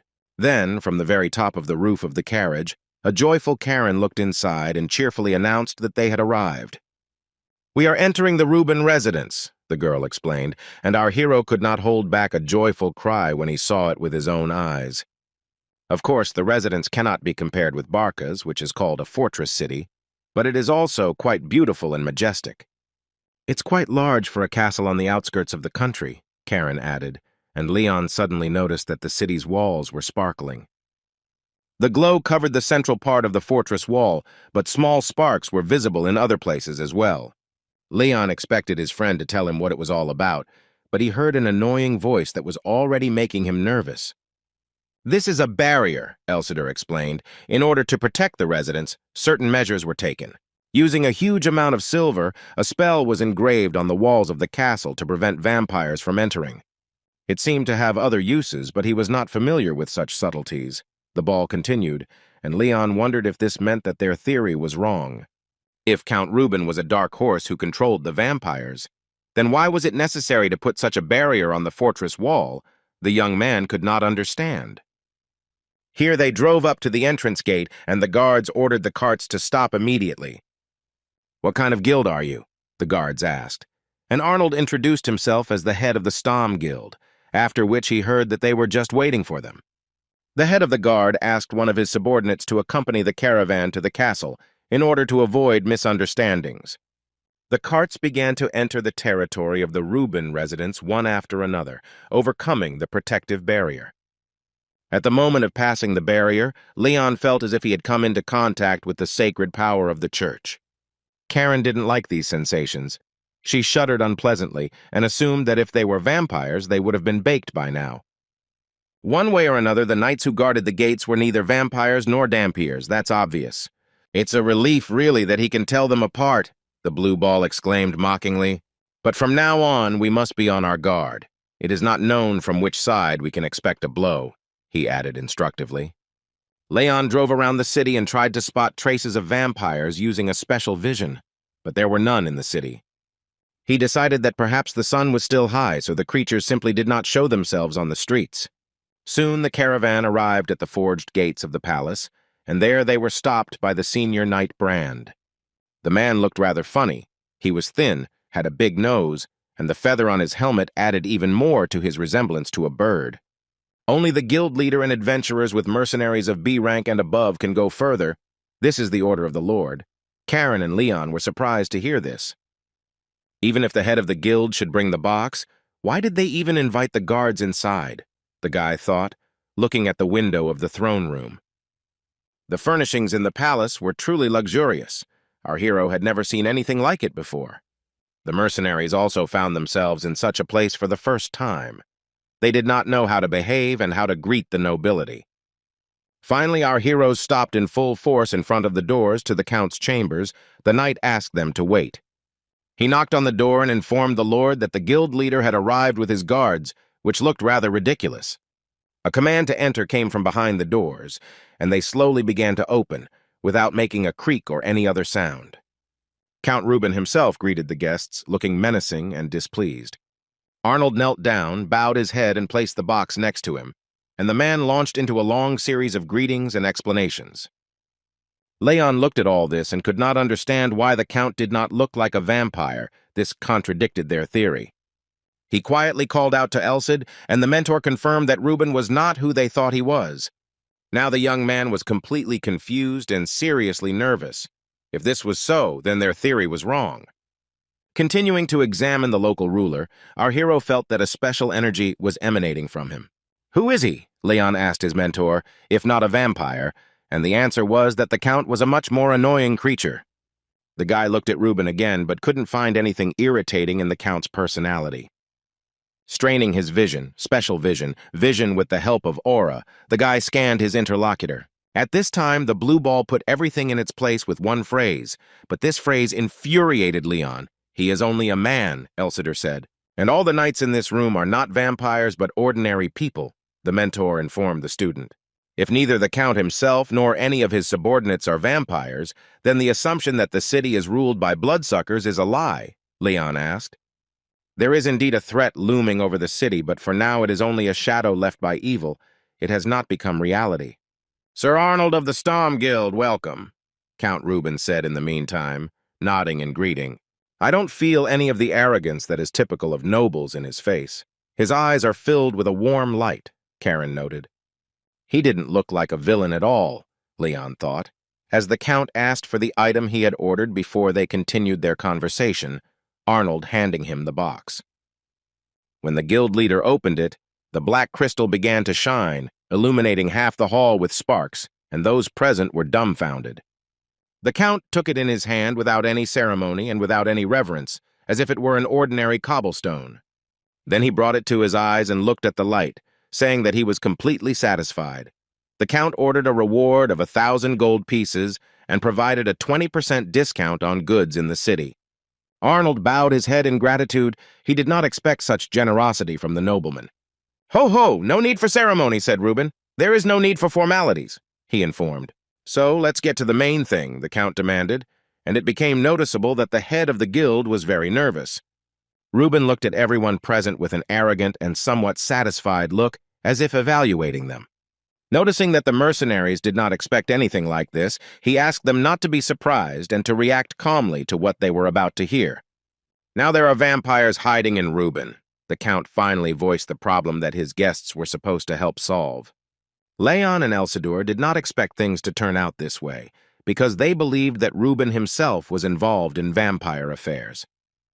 Karen and Gustav made angry faces. They had a special attitude towards such creatures, caused by previous experience. Hamel and the other mercenaries could not understand how to react to this shocking information, and most importantly, to the fact that they wanted to drag them into this matter. And only the head of the guild, Arnold, was unable to cope with his fear and screamed in horror, clutching his head. "I beg your pardon. Forgive me for my tactlessness," the merchant realized when he felt the Count's gaze. The guild leader might well have been surprised. Who would have thought that Reuben would personally bring up this topic? Leon thought. Although we searched the citadel day and night, he came to the conclusion that the knights will not be able to find the vampires. These creatures are very good at hiding, Reuben continued. He is also concerned that the knights have never encountered monsters before, so I would like to suggest that you take up vampire hunting, the Count finished. All the guests of the palace, led by Leon, frowned. This was not the job that the mercenaries or Karen dreamed of. Looking at their dissatisfied faces, the Count promised a huge reward, as well as access to silver weapons and holy water. But even this did not change the effect too much. Our heroes continued to frown and think that all this was very strange. In fact, while they were the Count's guests, there was only one answer they could give to the situation. All the travelers were accommodated in a luxurious mansion, and that evening they gathered in the hall to discuss the matter. It was not without reason that we were placed in a house for important guests. We are being watched, Gustav voiced his thoughts. What is the likelihood that everything the Count said is true? And it is also alarming that he was the first to mention vampires, Karen added. The fact that he is acting suspiciously is only our assumption. There is no evidence. I beg you, just do as he says, Arnold began to beg. Elsidor understood his fear. For the Count, the merchant was just a rich commoner, and it would have cost him nothing to behead him in front of everyone just on a whim. Having assessed the situation, Leon realized that it was in their interests that Count Reuben was not their enemy. Otherwise, there was little chance of survival. We were on his territory. But what if he himself is a vampire? The young man continued to think, to which he received a hint from his mentor that the old man was not a vampire, but a high-class magician. Count Reuben is a magician of such a high level that he can disguise himself so that no one even suspects it. A high-ranking mage, the young man muttered, to which Elsidor noted that he had little understanding of this, but the protective sign on the walls of the fortress was the work of its ruler. I felt it because the wave of magical energy from the old man was the same as the magical barrier we passed through when entering the city. Leon was puzzled. If that was the case, the ruler had no need to hire them. He could change the defensive spell to an offensive one, and all the vampires in the fortress would be burned to the ground. So he either wants to capture the creatures alive, or he wants to silence the Stom Guild forever, using the vampires as a pretext, our hero realized. The Count is clearly up to something in his fiefdom. He is manipulating and trying to play an underground game. All that remains is to understand what role we can play in all of this, whether we have even the slightest chance of winning, the guy thought. The Stom Guild is very small. No one would even notice if they all just disappeared forever, never returning from their journey. Be that as it may, the Count was definitely planning something in his fief. Otherwise, he would not have hidden the fact that he was a high-ranking magician, the young man realized. Besides, it was not by chance that he separated the guards and the head of the guild from its ordinary members. If we remember the Dhampir mercenaries, there is a possibility that they want to make something similar out of us. I can't let this happen at any cost, our hero thought, clenching his fists in rage. But now the biggest problem is that the Count is our enemy, the blue ball voiced his thoughts. He is our enemy. That old man is our enemy. Elsidor tried to shout to the merchant and to Gustav, but they could not hear him. Leon clutched his head, trying to figure out how to explain the Count's true nature to his comrades without revealing Elsidor's identity. The only one who will take his word for it is Karen, our hero thought, and decided to start with the girl. But this had to be done one-on-one, the young man decided, looking at the tense faces of his friends, each one intensely thinking about his own thing. Enough, Karen suddenly exclaimed. We can't make a decision now. It's better for everyone to get some sleep and rest. Otherwise, in the morning, instead of a decision, we will accept death. Everyone looked at her with joy. Such a simple thought did not frighten, but rather brought relief that it could be decided not now. But in the morning, everyone said goodbye and went their separate ways. What? Count Reuben is a magician! Karen exclaimed in complete shock. Leon shared the information with her as soon as they were alone. And besides, high-ranking, the guy added with a worried look. He didn't expect that for the adventurer it would be such a surprise. They continued walking down the hallway to their room, and the girl reasoned that it was very dangerous to get involved with a mage of such a high level that she didn't even recognize him under his disguise. There is no guarantee that we will win with the current balance of power. The main thing now is to gain time, Karen noted. How fortunate, Leon thought, that he had sent a request to the Order of the Iron Castle via the bishop's medallion just before they crossed the border of the fief of Reuben. However, the young man did not know when to expect help and in what numbers the knights would arrive. It's not pleasant to be in a situation where you don't know whether a whole legion will arrive or you can count on a couple of people, Karen continued. She noticed something suspicious. "What's wrong?" Leon asked, but the girl replied that everything was fine and wished him good night. The guy walked into his room and started hanging his coat on a hook in the hallway when the doors suddenly opened. Karen walked inside and closed them behind her, quietly lowering the handle down, trying as little as possible to make noise. Despite this, our hero felt her presence and looked around to find out what was going on. The girl pressed her back against the door. She also took off her outerwear. Her face was somewhat embarrassed. "Senior comrade," Leon muttered questioningly, but the beautiful hands of the adventuress were already reaching out to him. The next second, she carefully and gently but quite decisively pushed the young man towards the bed. Lying on his back, Leon had no idea what was going on, but decided that his more experienced friend knew what she was doing. He looked at her questioningly, but did not understand what exactly Karen wanted, so he did not take any action. The girl looked at him with a gentle and kind look and asked him only not to make unnecessary noise and not to say anything. In some rooms of the luxurious mansion for special guests, the lights were still on, but in Karen and Leon's rooms, the windows were dark. On the windowsill outside sat a man in a hood, trying to eavesdrop and see what was going on in the adventurers' quarters. When he looked inside the room, his face took on a displeased expression. He grimaced as if he saw something unpleasant. At this time, Karen was just carrying out her manipulations on the bed, immobilizing Leon and asking him to be quiet. The next moment, she kissed the young man. At least that was the impression the spy outside the window got. His face stretched out in surprise and his mouth dropped open. Apparently, no one expected to see a romantic scene. The man turned and rushed away, realizing that he would not be able to obtain any important information today, and Count Reuben's guests were not busy talking. Leon himself had already guessed what was happening. From a certain point, Karen began to use his double. The girl who kissed him was also a double, but the spy didn't need to know about that. "Excellent. It seems he's gone," the adventuress whispered as she heard the push of feet from the windowsill. "Everything immediately seemed suspicious to me," the girl added. "They simply couldn't help but put surveillance on us, by the way. Did you like it?" she asked. "It all looked pretty realistic," Leon muttered. "Although how should I know?" he added, to which the girl replied that she didn't know either. The blue ball looked at both of them, raised an eyebrow in surprise, and muttered that they were real fools. "So isn't it time for us to go on a reconnaissance mission too?" suggested Karen, and the young man was surprised that they had only just entered. "The enemy has been spying on us, so we must respond in kind immediately," Karen explained her plan. "Besides, they are now sure that we have more interesting things to do than follow them, so they will not be cautious," the beauty added. "But there are eyes everywhere in the castle. How can we leave unnoticed?" our hero doubted. "What? Leon has already managed to forget who she really is," Karen exclaimed and began to materialize the image of the Undertaker from the shadows. "Dear hero, where should I take you?" As if saluting Leon, the adventurer awaited the order. The moon was shining brightly. There was enough light from the full moon, and besides, the clouds had dispersed and the sky was clear. Soon, against this beautiful background, a black silhouette appeared from the heavenly body, wearing a cloak spread out like wings, a plague doctor's mask, and a hat. On the street, Karen continued to cast shadows over herself and Leon so that they could continue to move around unnoticed. They say that the city at night is better than the daytime. There are no people on the streets, and you can see the architecture.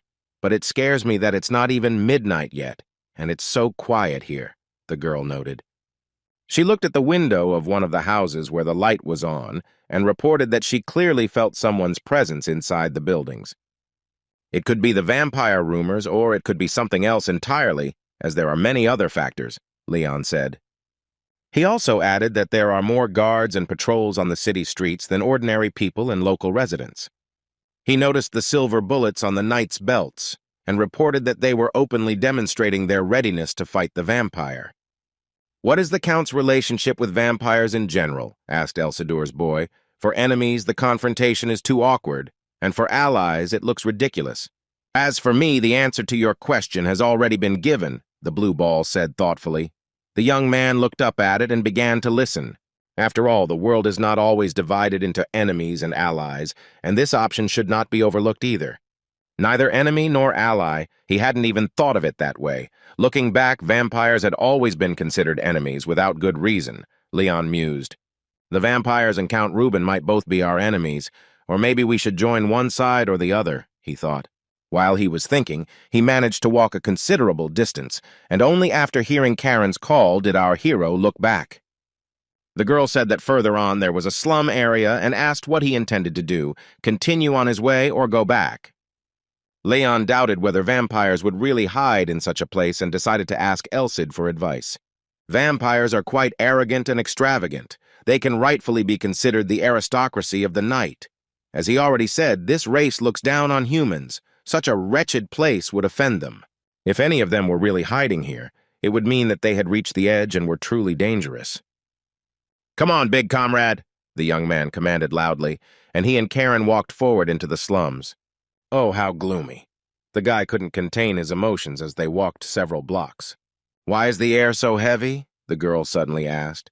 It's strange, but she doesn't feel the presence of people.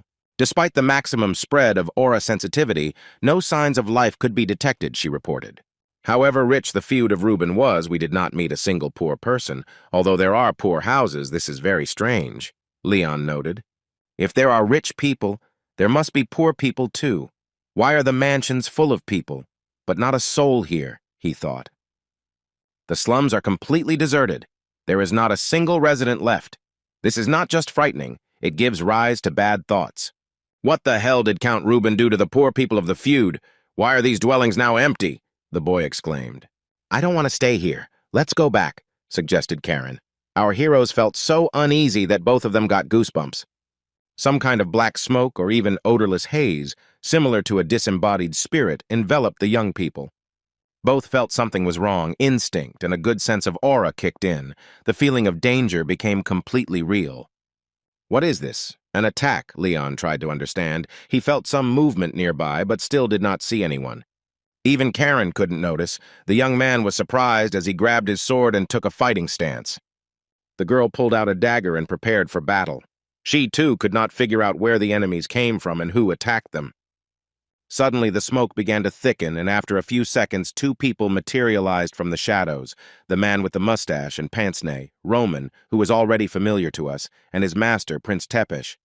Leon didn't understand who was in front of him were magicians or high-class killers. He prepared for the attack, trying to understand how they moved, dispersing the body in a black haze. These are vampires, the blue ball stated without a shadow of a doubt. He was surprisingly calm. Vampires, the young man whispered, his voice shaking and his legs weak. This was not how he had imagined meeting monsters. The hero recognized us immediately. Among 3 generations of Nosferatu, he is the last representative of the royal family of Wallachia, Tepes. The prince introduced himself. Leon continued to silently look at him and assess his chances of survival. Everything indicated that they were not high. With such a terrifying arsenal of techniques, they could have attacked us earlier, the young man thought. His imagination was already painting pictures of Tepesh biting into his neck with his huge teeth. The vampires could attack, but they still haven't done so. It's not that easy to figure out whether they are enemies or allies, Karen and Leon thought. They didn't feel any hostility. The bloodsuckers clearly abandoned the surprise attack and began a dialogue. The young man decided to take advantage of this chance and reached for the sword. The full moon brightly illuminated the street. Our hero nevertheless decided to talk first and then, if necessary, defend his life. You do not intend to fight, so what is the purpose of contact with us? Leon asked the vampires. Reveal the essence of the matter at last. Tepesh smiled. He ignored the young man's words, but happily informed Roman that he was not mistaken. He will ask only one question. The prince turned to Leon. Through the dampier, he saw that he was the owner of sacred power. "Our hero, he is a man of the church?" asked Prince Nosferatu, and looked menacingly straight into the eyes of the dumbfounded guy. Karen and Leon now didn't understand at all what was happening, and most importantly, they didn't know how to react to such a question. They looked at the vampires standing opposite them and could not understand how they had risked contacting the church representatives on their own initiative. If the vampire had any evil intent, he would have simply fled as soon as he noticed the church's coat of arms on any of its representatives, Elsider said. "Well, I've already posed as a church representative in Blaine, so what the heck?" Leon thought, confirming the vampire's guess. "Hooray!" exclaimed Prince Tepes, and joyfully grabbed our hero by the hand and began to shake it in greeting. "How long have we waited for you?" the vampire blurted out, not hiding his joy, continuing to squeeze the guy's hand gratefully. Leon was covered in beads of sweat from the tension. He did not understand at all what was happening and asked to repeat what was said. Karen and Roman looked at what was happening with undisguised relief, both realizing that they would not have to fight anytime soon. The next day, all the heroic travelers gathered in one of the halls of their guest mansion. They listened to the news and reacted differently. The mercenaries were horrified. They couldn't comprehend that such a thing was even possible. Finally, the mercenary commander slammed his fist on the table with all his might and blurted out that this was a very unexpected turn of events. "The Count uses the poor as food to breed several dozen vampires."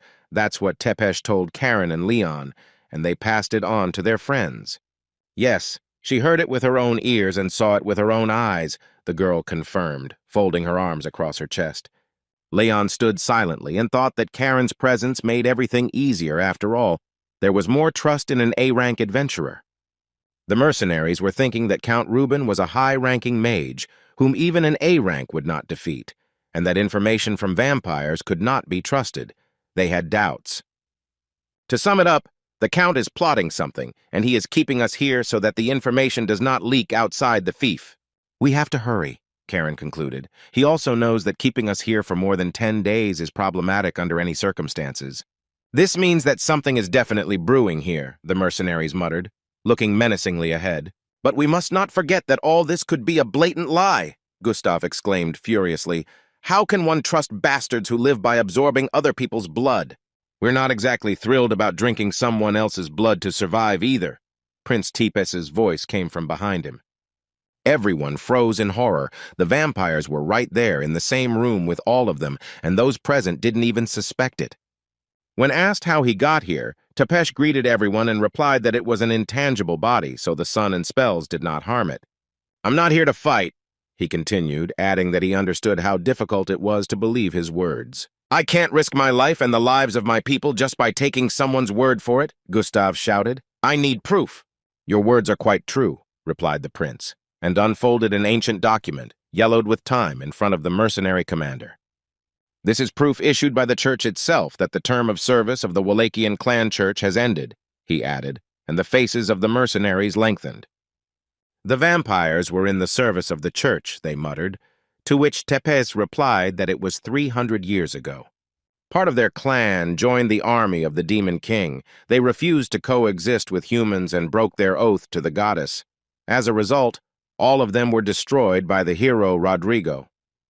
However, one priest stood up for those who did not break the oath. In exchange for 250 years of service to the church, the surviving vampires agreed. His words correspond to what Elsidor told me, Leon thought. The young man trusted Tepes.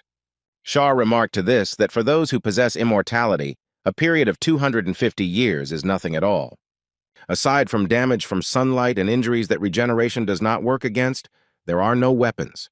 Apart from wounds caused by silver and holy water, vampires can live for thousands of years. After our term of service was over, we began to look for a place to settle down, continued Prince Tepes. In the end, they decided to settle in Reuben, but the Count, Gustav, interrupted the vampire, noticing that the Count had stabbed them in the back, not literally, of course. After seeing the document of the Holy Church, he believes them, but then they fell into a quagmire from which it is difficult to get out, the commander of the mercenaries noted. "Leon," he turned to our hero, "someone said that he had called the Knights of the Iron Castle. When approximately will they be here?" the man asked. Well, I don't know, the guy muttered uncertainly. He still hadn't figured out how quickly the amulet was supposed to work. Then we have no choice. We will fight on our own, decided the commander of the mercenary squad of the Stom Guild. That's impossible, Karen objected. Even Tepesh, who is not inferior to us in strength, is forced to hide and conceal himself. Wizards are much more powerful in their own territory than is commonly believed, especially a wizard prepared for battle, the girl continued. Looking out the window, she also reminded that when a wizard lives for decades in his territory, one cannot be sure of victory even if a swordmaster comes. I propose to gradually undermine the enemy's strength in order to later achieve superiority over him, said the adventurer. By superiority, you mean, Gustav began his question, but Karen did not let him finish, saying that superiority is in holy power. All our hope is in the church and the help of those to whom the goddess has given her blessing, the girl finished. Albert concluded that in that case it was necessary to wait for the knights of the Holy Iron Castle. Until they arrive, we will try to reduce the Count's power as much as possible, Gustav supported, to which his subordinates noticed that they were being constantly watched. How to implement the plan when they were under constant scrutiny, everyone gathered began to think. Listen, how about we pretend to fight, the guild leader suggested. The vampire and Gustav tensed up greatly. Nothing like this had ever occurred to them. The plan did not look very encouraging. Karen and Leon looked at him as if he was crazy. It was unclear what the man meant, but it was really possible to simulate a battle with vampires. The plan was put into action a few hours later, and first an explosion of incredible power was heard in the city. He destroyed several structures near the fortress wall, and Reuben's guards rushed there, trying to understand what was happening. Soon Leon's cloak began to flutter heroically in the wind. A black haze appeared, hinting that there were many bloodsuckers here. The boy stood there, determined to fight. The Count's knights didn't even bother to ask if he was okay. It was obvious that the young man intended to defeat the enemy. "Who are you?" asked the security guard, who had been injured by the explosion and was told that there would now be a battle with vampires. "His name is Leon. He accompanies the caravan of the Stom Guild and is currently carrying out an operation to destroy the bloodsuckers," our hero added. "Go away!" he commanded the guards, and Count Reuben's knights looked up and saw a figure in the sky, hovering against the moon. "That bastard is a vampire," Leon explained to the guards, and they looked at Tepesh with horror. The vampire tried to make the necessary frightening impression, for which he specially made his eyes even redder than before. "Go away and trust everything to him. He is a master of such battles," Leon said. "He did not need any extra witnesses." The guy took on an even more heroic appearance and held his sword forward, demonstrating that he was in complete control of the situation. Tepesh laughed loudly and raised his clawed hand, causing a blood-red glow from his aura. He remembered how he had initially reacted to the merchant's suggestion to pretend to fight, especially Gustav's reaction. The mercenaries liked the idea because it would never have occurred to Reuben that our heroes could be in league with the vampires. "If we pretend to fight, we can choose the place and time of the fight at our discretion." Karen supported the idea then. The girl had experience in such matters, and she added that inside Reuben's fortress it would now become very interesting. That evening, everyone agreed and looked at each other conspiratorially. But now that very moment had arrived, the imitation battle was in full swing. Raising his giant weapon, Gustav walked towards the blood-red vampire glow with a determined look. He shouted loudly and swung his sword from side to side, which in itself looked terrifying. "Take that!" the mercenary yelled, and Tepesh added more and more streams of red light, so that casual observers would get the feeling that rivers of blood were being spilled. Here they moved a little around the territory of Reuben's fortress, and Roman and Gustav noticed that Karen and Leon were right. They discovered buildings built around the perimeter of the city, with spells making them accessible only to the Count himself. These towers turned the entire territory of the Reuben fief into a huge magic circle, so the wizard was very skilled. Karen also warned about this. She explained that such towers are made to enhance the sorcerer's magic. Gustav then suggested destroying them all, but the girl explained that some were not necessary. They were decoys so as not to reveal the existence of the magic circle. So, from this pile of towers, only the real ones need to be destroyed, the guards asked again. Leon disagreed, explaining that then Count Reuben would definitely suspect something, and he would have to be more cunning. It should look like the structures were hit by accident, they decided then, and now they set about implementing their plan, blowing up the first of the magical towers in a simulated battle. "It seems Roman and Gustav are doing well looking at the explosion," Elsidor said. "The shortest time for the arrival of the Knights of the Order is 4 days. The longest is 10. We have a chance to prepare." "But the Count must not see through the plan, so let the vampires be especially sinister and noticeable," the ball advised. Prince Tepes liked the idea. He had been hiding for so long that now he was happy to put on a show, demonstrating all his capabilities. At the last moment before Leon was to engage in a show fight with the bloodsucker, Elsidor reminded the youth that he must not use his aura. "What?" our hero exclaimed in horror. He hadn't thought about this at all and was already intending to summon the aura weapon out of habit. At this time, the vampire had already sent an energy strike of red light in his direction. Although the fight was not real, it was not a complete imitation either. Leon stood with his sword at the ready and could not decide what was the best way to act in this situation, because he still had to parry the blow. At that moment, a deafening explosion thundered behind him. The enemy's blow had reached its target behind the young man's back. "You say you can't use aura in battle, but why? He might just not survive," Leon asked his mentor, almost breaking into a scream. "That's right," the ball replied, and then the young man screamed at the top of his voice that the destructive power of the vampire's blows was enormous, and he needed to somehow protect himself.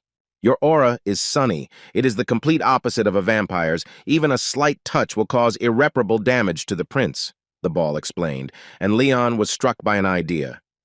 "You say, to carry out an attack of the same strength as him, to destroy the tower without using aura, and also to make it look like just a coincidence?" the guy asked sarcastically.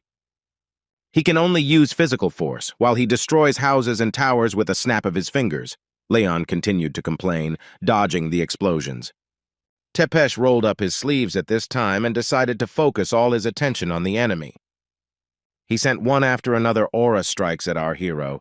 Dodging turned out to be the only way to survive, but the sight was amazing. The vampire stood over the ruins and enjoyed the picture he had created. It was truly a work of theatrical art. He no longer expected Leon to attack, but suddenly his eyes widened in surprise. Prince Tepes froze in place. It seemed that he didn't even have the thought of somehow defending himself. He simply stopped seeing the one he had been actively attacking until now. The attack was carried out from the shadows. Fortunately, Karen taught her younger comrade the techniques of an assassin. The vampire turned out to be not so simple. He rose into the air and turned on the vision technique. His red eye scanned all the space on the ground. Leon at this time was waving his sword where the enemy had been just a second ago. Due to the glow mixed with the haze cast by Tepes, the guy could hardly see anything. He also didn't see that a vampire was hovering above him, already stretching out his hand to release a new energy blow at his opponent. Somehow the young man sensed where the attack was coming from, and he jumped up, parrying the blow with his sword. The flow of power was directed to the side, and by a lucky, although depending on who coincidence, it destroyed another of Reuben's towers. More than half of it fell off. The structure could no longer perform its function. The spell was broken. The second tower was hit about halfway. It tilted significantly and also lost all its magical properties. Leon continued to hold tightly to the sword, managing not only to reflect the vampire's blows, but also to assess the situation. "Wow, this looks like a pretty good endurance workout, doesn't it?" the blue ball wondered. "He is mistaken, or the mentor was not joking when he warned me not to use the aura." The young man suddenly sensed a catch. "What are you wrong about? He doesn't understand what we're talking about at all." His teacher pretended to be a fool, trying in every way to hush up the topic. At this time, new explosions were heard around our hero. Tepes finally launched his energy projectiles. So 6 days passed. On the 7th, the weather was clear and sunny. Leon, exhausted by endless battles, sat down to rest. He was exhausted beyond measure and still could not understand why there had been no help from the Knights of the Iron Castle for so long. "Fortunately, the process is going very smoothly," Elsidor commented on the situation. "We have destroyed at least 10 towers. The fortress defense has suffered greatly."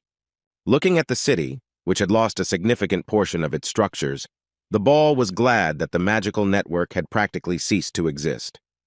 Strength has dropped significantly, Count Reuben thought, looking out the window at the same ruins. The man clenched his fists in impotent rage. He didn't like this situation at all. Everything needed to be fixed. An idea came to Reuben, and he stopped being angry and began methodically twisting the rings on his hand, as if it helped him think through the decision. "They will pay in full for their amusements," muttered the nobleman. It seemed he was beginning to suspect what was happening in his fief. At this time, the guest house gathered almost all the heroic travelers in one of the rooms. Gustav, crossing his arms over his chest, sighed that he was tired, but everything was going according to plan, to which Leon noted that the situation looked suspicious because the Count did not notice what was happening. The fact that he hasn't shown his true face yet only shows that the right moment hasn't come yet, but the longer we wait, the more dangerous the situation becomes, the mercenary commander muttered. "There is still no news from the Knights of the Holy Iron Castle?" the man asked, to which Leon answered negatively. His confusion was visible. Leon, suddenly a clear and cheerful girl's voice was heard from the shadows. It was Karen who had entered the room in the guise of the Undertaker's killer. The young man and Gustav turned around. The girl assumed her usual appearance and joyfully announced that they had arrived. They were the ones everyone was waiting for with such impatience. She lowered her voice. The long-awaited meeting with the Knight of the Holy Iron Castle was scheduled for the evening for the purposes of conspiracy. Leon and Karen were invited to an expensive restaurant, and even a table there had to be booked in advance. The girl pressed his hand to hers, and our hero asked if it was necessary to go so far. "It's just a game. We're like spies on a special mission. They'll think we're a couple and won't spy." The beauty laughed, making the young man feel awkward. Inside the restaurant, the manager met them and asked in whose name the table had been reserved. Noel, laughing happily, answered Karen and Leon in unison, both of them already quite well into their roles. "Your room is on the 4th floor. What will you order?" the man asked, and Karen asked for the dish of the day for all 4 of them. There were already 2 people in the room, a man and a girl with pink hair. Both looked quite young, but at the same time experienced fighters. When our heroes appeared, the man stood up as if he was going to repel an attack, and even after realizing that there were no enemies in front of him, he continued to look menacingly at those who entered. The girl looked more friendly and calm, but some wariness was noticeable in her. Leon also, for some reason, felt threatened and began to get very nervous. He was so expecting the Knights of the Holy Order, but they turned out to be not quite as he imagined. As expected from the most powerful military organization on the continent, they haven't even pulled out their weapons yet and are already demonstrating superiority, Elsador noted. "Glad to meet you." Karen finally broke the tense silence. Leon introduced himself, and all 4 of them sat down at the table as if nothing had happened. "Yes, my brother, we have heard a lot about you from Bishop Gazar. My name is Demian, and this is Angelica." The man introduced his companion and himself. The girl lowered her eyes, nodded. Her companion said that she could not talk, so he asked to be understanding about this peculiarity of Angelica. The conversation in the restaurant was not intended for prying ears, which is why a separate room protected by a soundproofing spell was booked. "How much do you know about the current situation?" Leon asked, and the knight reported that Tepes and the hero had probably committed sabotage under the guise of a battle. "You know Prince Tepes," the young man was surprised, to which he received the answer that the vampire was from the Wallachian clan, known for its church volunteer activities. "After 250 years of honest service, to find yourself in such a situation is a great misfortune. Please tell me everything else that might be important," continued Demian. Leon told the whole story without missing the slightest detail, and it took just over an hour. He imprisoned the vampire clan and raised them like cattle. The knight clenched his fists. "There is only one kind of magic that uses life force in this way, and that is black magic." He realized what the Count was up to, the man said. "Judging by the expression on his face, the situation is more serious than we thought." Leon asked his mentor, who replied that it looked like it. "Vampires are a race in which there is no distinction between body and soul, which is why they have access to tricks such as dispersing an image in space and moving voices over distances. He tries to use them to accumulate energy. Black magic draining is the method that works best for spiritual bodies," Demian explained. "The Count uses the poor as food to squeeze all the juices out of the strengthened vampires again." "How is this even possible?" Leon slammed his fist on the table, to which the knight replied that this was an extraordinary case. If drinking large amounts of blood made vampires infinitely strong, they would have conquered the world by now. Consuming large amounts of blood is taboo, tantamount to self-destruction, but the Count does not care what state the vampire is in. His goal is to absorb the maximum amount of energy through him. At this moment, Angelica attracted attention to herself and showed 3 fingers on her hand. What this meant, the adventurers did not understand. Karen and Leon looked at Demian silently, waiting for him to explain why he was making such a gesture. The current situation will be classified as a level 3 threat, so we are counting on your full cooperation, explained the Knight of the Holy Iron Castle. 3rd level, you say? Leon muttered. He didn't expect things in Reuben to be so serious. This is the same threat level that was assigned to the city of Blaine due to the emergence of the City Devourer. As if eavesdropping on his thoughts, Demian explained that the 3rd level refers to cataclysms at the city level, the 2nd, when the threat affects the continent, and the 10th, when it can destroy the entire world. Until now, apart from the invasion of the Demon King 300 years ago, the 1st level threat had not arisen, the knight explained. However, if the situation reaches the 2nd level, we will be forced to call half of all the orders of the Holy Iron Castle here, the man added. Leon looked at him and thought that if something like this happened, the world would be in complete chaos. Since everything has turned out this way, then this very night we will interrogate Count Reuben, Demian said with a determined look. If he refuses, he will be judged in the name of the church. At the same time, someone appeared in the prison camp in Reuben's fief, whose presence there was supposed to remain unnoticed. It was Tepes who inspected the prison the Count had created for his clan, but the vampire was not the only one. Angelica also decided to scout out the situation before going to interrogate Reuben. Roman and the prince noticed that someone besides them had come to this gloomy place, but they could not yet identify who. At last the vampire recognized her. "Nice to meet you in person, Miss Angelica," he said gallantly. "Our role is to help you escape the prisoners of this camp so that they can join Leon's squad," the vampire explained. "This prison is an object that we have been targeting for a long time, and there are reasons for that," the prince continued. "But the Count has surrounded the prison with a barrier that imitates sunlight, so our attacks are ineffective," Roman explained. "If only the foundation of the barrier made up of these walls could be destroyed," Tepes continued, watching as Angelica began to act. "Although we could have approached the wall, there would have been only one blow," he continued, but Angelica had already risen into the air and was heading towards the target. "Miss Angelica!" the vampire called out, not understanding what the girl, who had risen quite high, intended to do. Angelica stopped near the barrier and began to make some strange movements with her hand. In reality, the knight was preparing her sacred fist strike, but vampires did not know such a technique. Concentrating her entire aura around the knuckle duster with the image of the holy symbol, the girl was determined to get rid of the barrier once and for all. Here she stopped in front of a huge black wall and struck. The scale was incomparable, and it was hard to believe that she would succeed. The sounds and sparks after the impact were as if a freight train carrying dynamite had rammed the wall. The girl accumulated incredible strength and energy, bringing it all down on the barrier. It not only couldn't withstand it, it was completely destroyed. The vampires could not hold back their cries of delight.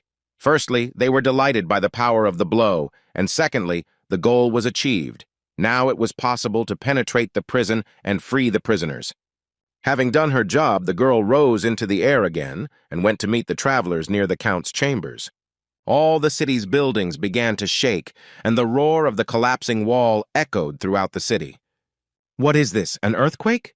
Hamill asked in a frightened voice, to which he received the answer that it was just Angelica. "In terms of pure strength, she is more than twice as strong as me, and in general, many of the senior knights are inferior to her in strength," Demian explained.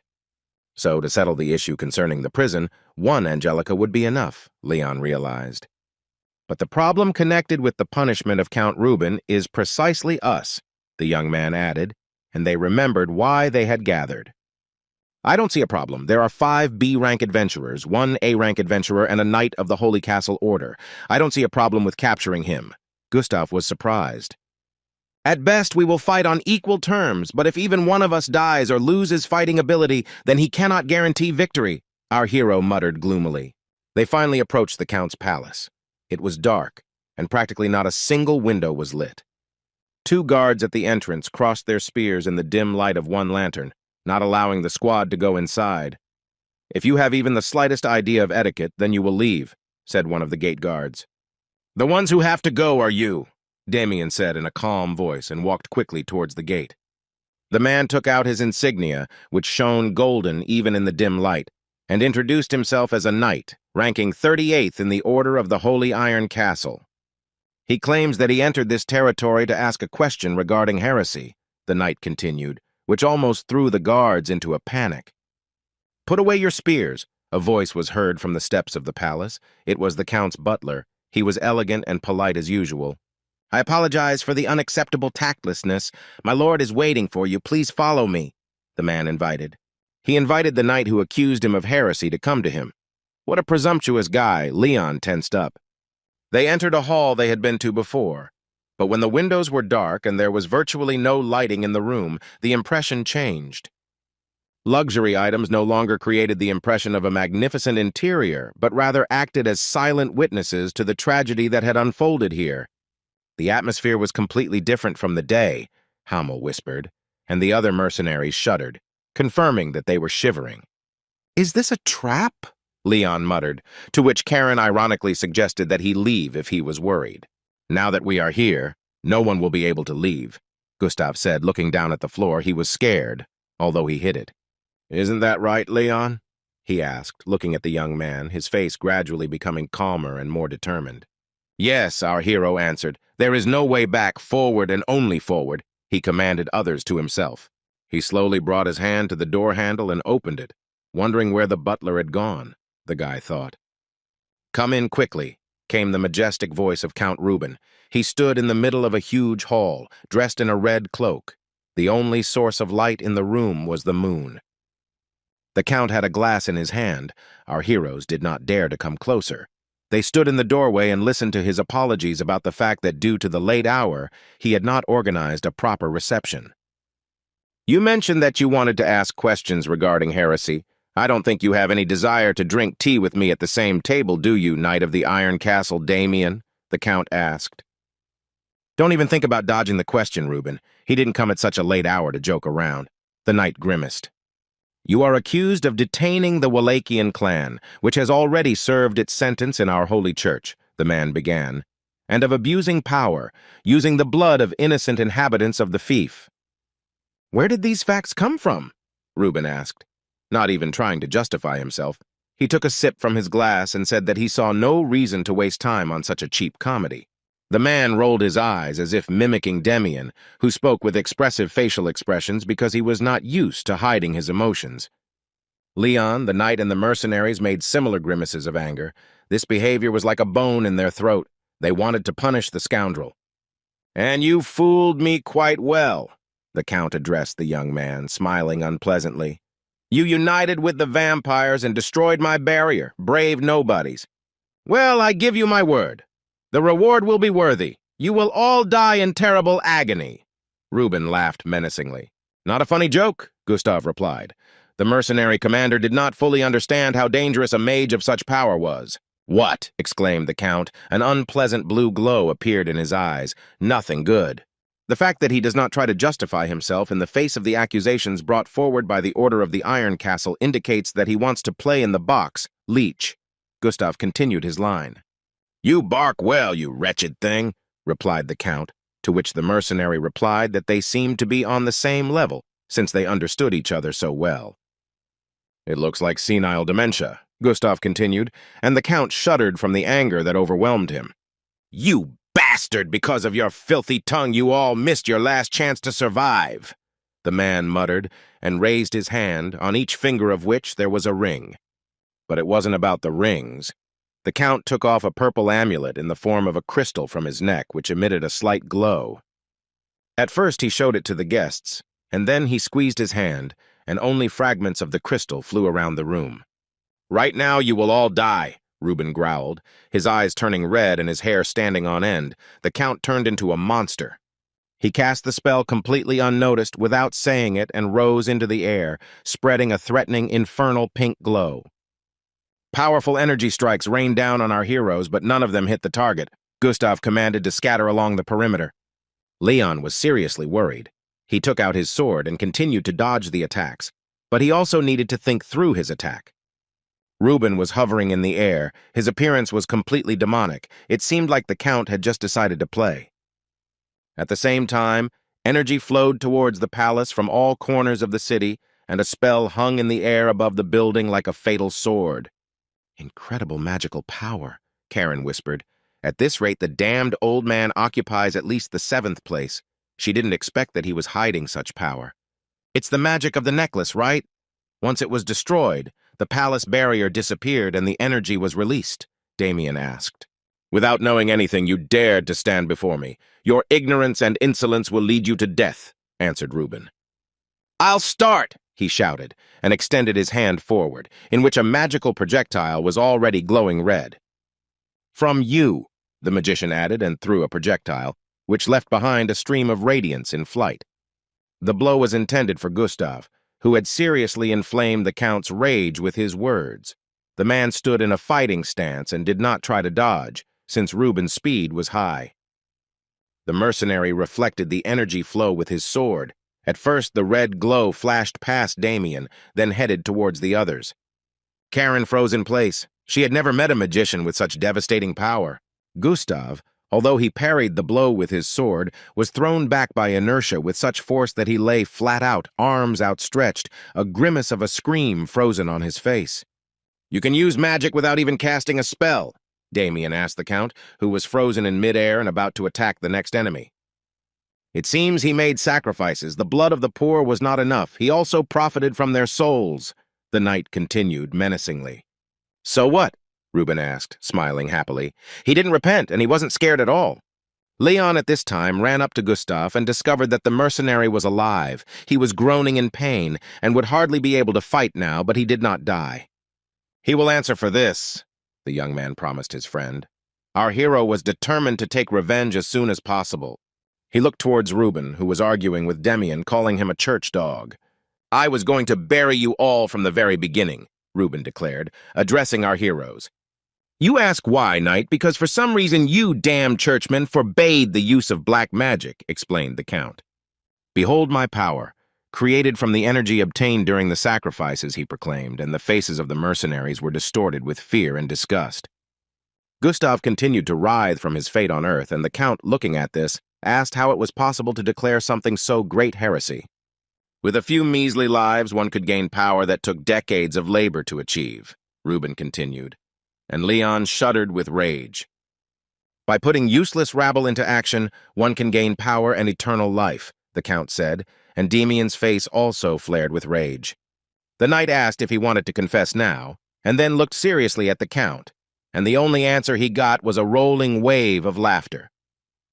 They thought he might buy into idiotic sermons and bow his head before them, raising his hands, the magician asked. His spell over the palace began to activate, red flashes of energy piercing the space. The discharges of light left reflections on Hamel's stunned face, and the mercenary was seriously scared. Leon stood there, clenching his teeth in anger, but it was clear that our hero was also struggling with fear and disgust. The hero's cloak fluttered in the wind, lightning bolts of red energy streams flashed around, and the situation became seriously tense. Now, at last, the young man began to advance forward with his sword at the ready, Damien following him, both full of determination. Leon concentrated all his aura on the blade of the sword. He prepared a blow of such force that it would kill Count Reuben instantly. The magician covered himself with his hand from the glow of the sacred hand, and the stifling air that had been hanging in the room until then evaporated. "This is what the bishop was talking about," the knight asked himself, looking in surprise at the sword in the hand of our hero. Our hero took a fighting stance and commanded his comrades to begin, reserving the decisive blow for himself. "Goddess, send your light to the dark and cold shadows," the knight of the Order of the Sacred Castle began his battle prayer.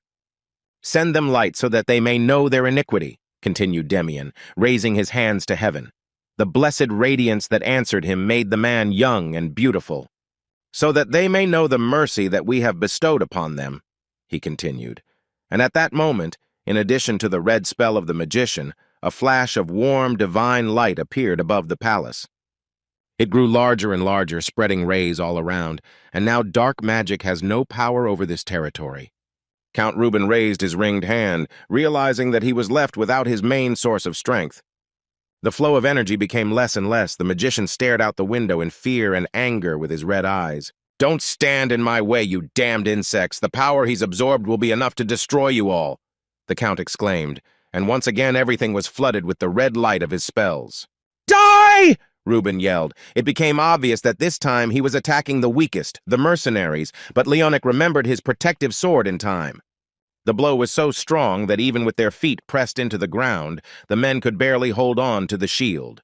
Stones fell from under their boots, and the floor collapsed. Our heroes hid behind the shield. At that moment, it was their only way to survive. They held on to each other with all their might. The shield withstood the attack, but the elven precious mithril in its composition made it resistant to black magic. The shield became an excellent cover, and although small cracks appeared along the edges, the weapon still did its job. The mercenaries tried their best to hold him back, hiding behind a sacred wall, but the attack continued. More and more streams of red energy emitted by the magician's spells pushed them back little by little. And despite such an onslaught, the shield continued to remain intact and practically undamaged, fulfilling its role. The dark magic pressed forward, seeming to want to go around the cover and reach the mercenaries from the flanks. Leon noticed this and called out to his friends in warning, but their efforts were focused on maintaining the defense. The men's eyes glowed with an aura. They used all possible resources to survive, but there was not much strength. "Hiding behind a shield like rats, you thought you could survive?" Count Reuben asked with a satisfied look. "Complete idiots," he added. But at that moment an arrow flew into his red, angry eye. The mercenaries were not as simple as he had assumed. The mage threw his head back in a silent scream. It was clear that the possibility of losing an eye was not taken into account by him in any of the battle scenarios. Leon and Demian watched in surprise as the Count stood there, staggering with an arrow in his eye socket. It was a surprise to them, too. "What is he still blabbering about, the vile leech?" Hamel asked smugly. This unexpected attack was his doing. "Got caught after all," the mercenary exclaimed, lowering his bow. He was sure that the Count had no chance of surviving. "Hey, are you all okay?" Leon shouted to the mercenaries. He was seriously worried during the attack on them. The guy still remembered how the shield was cracking at the seams. "Yeah, absolutely," the men answered in unison, and the young man laughed, noticing that you couldn't tell from looking at them. "What scum," our heroes heard the voice of the Count. They looked closely at the enemy who should have been defeated but continued to talk. The ring on the magician's index finger was smoking. The stone on it had crumbled, but the sorcerer's eye began to regenerate little by little. "Because of some ordinary mercenary I had to waste my ring," Count Reuben was indignant, examining the jewel with his remaining eye. "There's no way he survived." Hamel was taken aback. It was a mithril arrow of the pursuit type, and it hit him right in the eye. "That's what I thought," Damian muttered. "Those rings are a first-class artifact that eliminates any damage, but only once. The Count lost such a precious artifact because of an arrow. So he was really angry," the knight added, watching as the magician rose into the air again, his red eyes flashing. "None of you will survive today," Reuben shouted, raising his hands and casting a spell, and many red portals to the other world formed around him. Another moment, and the creatures summoned by the magician began to crawl out of them. They looked like black slugs with many glowing eyes. "No, it would be more correct to say that even after death your souls will not find peace," the Count shouted, flashing his evil eye. "You will all become my slaves," he promised menacingly, and for a moment Demian and Leon thought that with such power he might be right. But the mercenaries were not afraid. They continued to hide behind the shield and tried to predict how they would repel the attacks of new opponents. From all the portals behind the magician's back stretched what seemed to be umbilical cords, connecting the black demons with their world. They started to approach our heroes. It seemed impossible to count how many monsters continued to arrive from another dimension. The summoning of enslaved undead, this is magic of the 5th level and above, did not hold back Leon's stunned cry. He did not stop being surprised by the enemy's strength. At this time, the mercenaries began to attack the evil spirits, but with each new attack, their faces became more and more elongated. The weapons had no effect on the creatures. Neither the arrows, nor the spear, nor the axe did the slightest damage, simply passing through the immaterial essence of these black monsters. Someone's black hand was already approaching the edge of Leon's cloak. Another second, and the guy would also be forced to repel the attack, but he didn't suspect it yet. As soon as the undead's fingers closed on the cloak, suspicious smoke began to billow out from under them, and there was a smell of burnt wool. Leon realized with horror that any touch of the creatures would leave burns, and could even burn to ashes if it was massive. Our heroes stood in a circle back to back. The evil spirits summoned by the magician crawled towards them from all sides. The weapons were powerless, the ring of creatures narrowed, threatening to burn everyone on the spot. The spiritual body is difficult to destroy even with an aura weapon, Elsidor stated what Leon himself had already realized.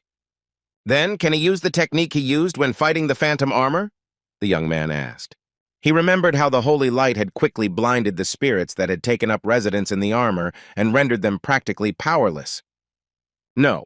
In the current situation, he must carefully use the trump card called the Holy Sword, because it is unknown what other artifacts that bastard has hidden away, the ball replied.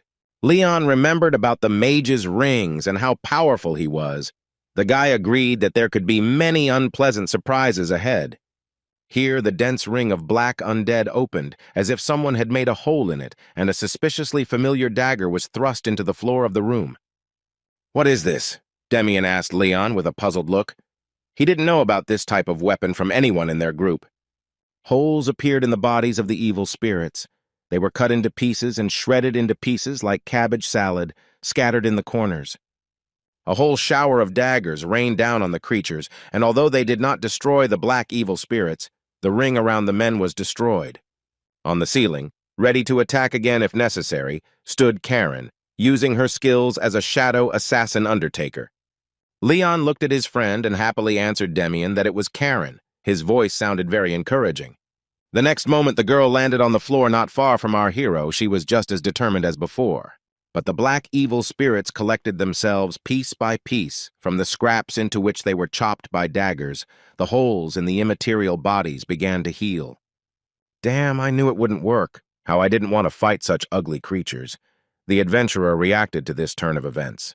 Well, nothing can be done, the girl decided and leaned her hand on the ground, preparing for a new attack. After all, the hero is in danger. It's time to show all his abilities, thought Karen, her face brightening. The new type of attack was quite interesting. From all sides, hands woven from Karen's aura began to reach out to the black monsters from the shadows. They grabbed and held the monsters, preventing them from advancing to burn our heroes. The trick was excellent. As if in a vice, the shadows wrapped around and bound the evil spirits, depriving them of the opportunity to do anything. Excellent! The shadows do not allow them to move, Hamel exclaimed with delight. He looked at the adventurer with admiration, giving the girl her due. Oh, I really like her trick, Elsidor exclaimed joyfully. She had to think of connecting the spiritual body with the help of a shadow he admired. Now it's my turn to act, Demian exclaimed enthusiastically and stepped forward. The knight had one weapon, but it was already tested. Let the light shine upon those who wander in darkness. He began his prayer to the goddess, and a warm light appeared in his hands raised to his chest. The same light illuminated all our heroes. It descended on them straight from the heavens. The mercenaries looked up in surprise. Now their weapons also emitted a similar glow. This could only mean one thing. They had become sacred. Arrows, spears, axes, and even shields could now easily destroy evil spirits of any origin. Leon's sword also began to shine, and the young man looked at it with admiration, but his feelings were rather mixed. My holy sword became holy. Our hero laughed and looked joyfully at Demian, who, although he could not appreciate the joke, also smiled. Temporarily, all weapons received the attribute of holiness. Nothing special, just the grace of the goddess, the man shouted. Leon and Elsidorum exchanged joyful glances. Well, that's for the best. That way we can hide the fact that you have a holy sword in your hands, the ball muttered, and Leon got to work. Our hero rushed to swing his weapon with such zeal that he literally cut the black monsters in half. Due to the long wait, the sword had accumulated a lot of energy. In Gustav's hands, his huge cleaver now shone brightly like the sun. It looked terrifying, but everyone was happy that the man had come to his senses and could fight. You slackers, why are you standing there like you're rooted to the spot? You're not going to attack the enemy, The mercenary commander addressed his subordinates. "Commander Gustav, glad to see you. That means the wound wasn't fatal," Leon exclaimed in delight when he heard a familiar voice. "So he didn't die, haha. He praised his body day after day, but he himself left the game with one blow," one of the commander's men teased. "Heh," Gustav winked at him, letting him know that enough jokes, it was time to show himself in all his fighting glory. The mercenaries were actually very happy that the commander was with them again. They were already rubbing their hands in anticipation, preparing for battle. Binding those that can't be attacked, then switching to the one who controls those creatures, and then immediately attacking with a weapon of the opposite attribute. Not bad, Gustav praised. "Forward.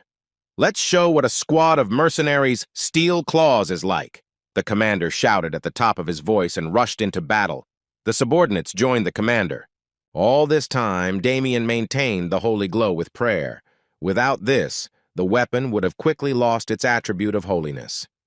The first attack was with arrows, followed by mercenaries, ready to engage in close combat with spear and axe. Leon was ahead of them, his sword shining, the young man preparing a series of attacking blows to clear a path to the Count. Reuben watched what was happening and seemed not to believe his own eyes, his face frozen like a plaster mask. "Nobody's," was all the magician could say, but he didn't yet know that a master killer was lurking behind him. Karen had already raised her dagger, preparing to pierce the enemy and end the battle in one fell swoop. The girl acted quietly and with lightning speed. But the enemy turned out to be no simple one. At the last moment, Reuben managed to put his hand out to meet the weapon, protecting his throat from the blade. A protective spell was cast on his hand. It turned out that he had managed to protect almost everything about himself. Karen sighed sadly, but was not going to stop. The girl went into the shadows and was already hovering over the enemy on the other side, preparing a new blow with a dagger or a short sword. Damn it. Because of this adventuress, he is constantly distracted from the battle, Count Reuben was indignant, putting up another protective spell against the beauty. At this time, an arrow shining with a blessed light was already flying in the direction of the magician, which he did not suspect. Hamel joined Karen's attack, and now the mage had to defend himself against two annoying and determined opponents at the same time. "Damn it! Another arrow," Reuben growled. But at that time he managed to look in the direction where the battle had been going on before. His surprise knew no bounds. Instead of a huge number of summoned incorporeal creatures, there was nothing. All the evil spirits were destroyed, as if they had never existed. Our heroes stood in the middle of the room, which they had cleared of spirits, ready to attack the one who had summoned them.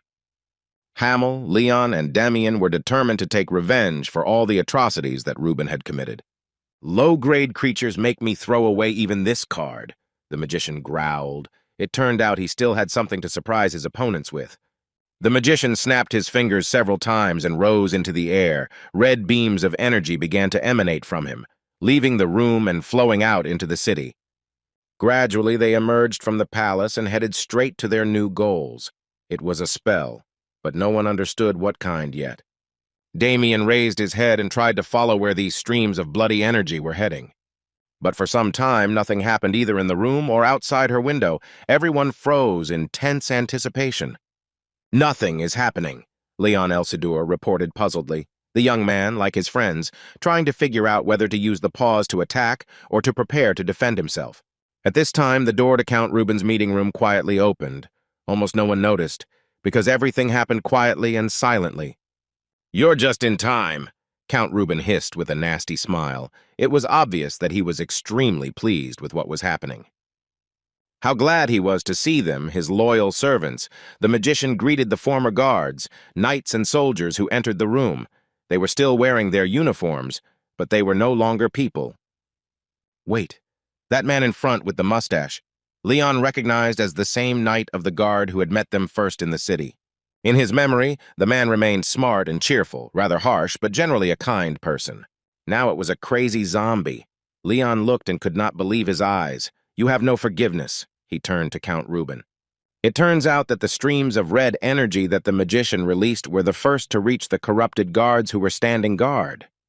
The spell entered their bodies through their mouths, destroying absolutely everything human that was in the essence of the knights. The rest of the palace guards came running to their screams. They could not understand what was happening, and soon they too became victims of the magician's spell. More and more soldiers and knights came running to the noise and shouts, and they all gradually lost their self, turning into something like zombies. At first, the knights fell face down on the ground, going through the process of rebirth, and then straightened out, completely mad. With terrible screams and moans, their red eyes flashing, they began to attack their former comrades.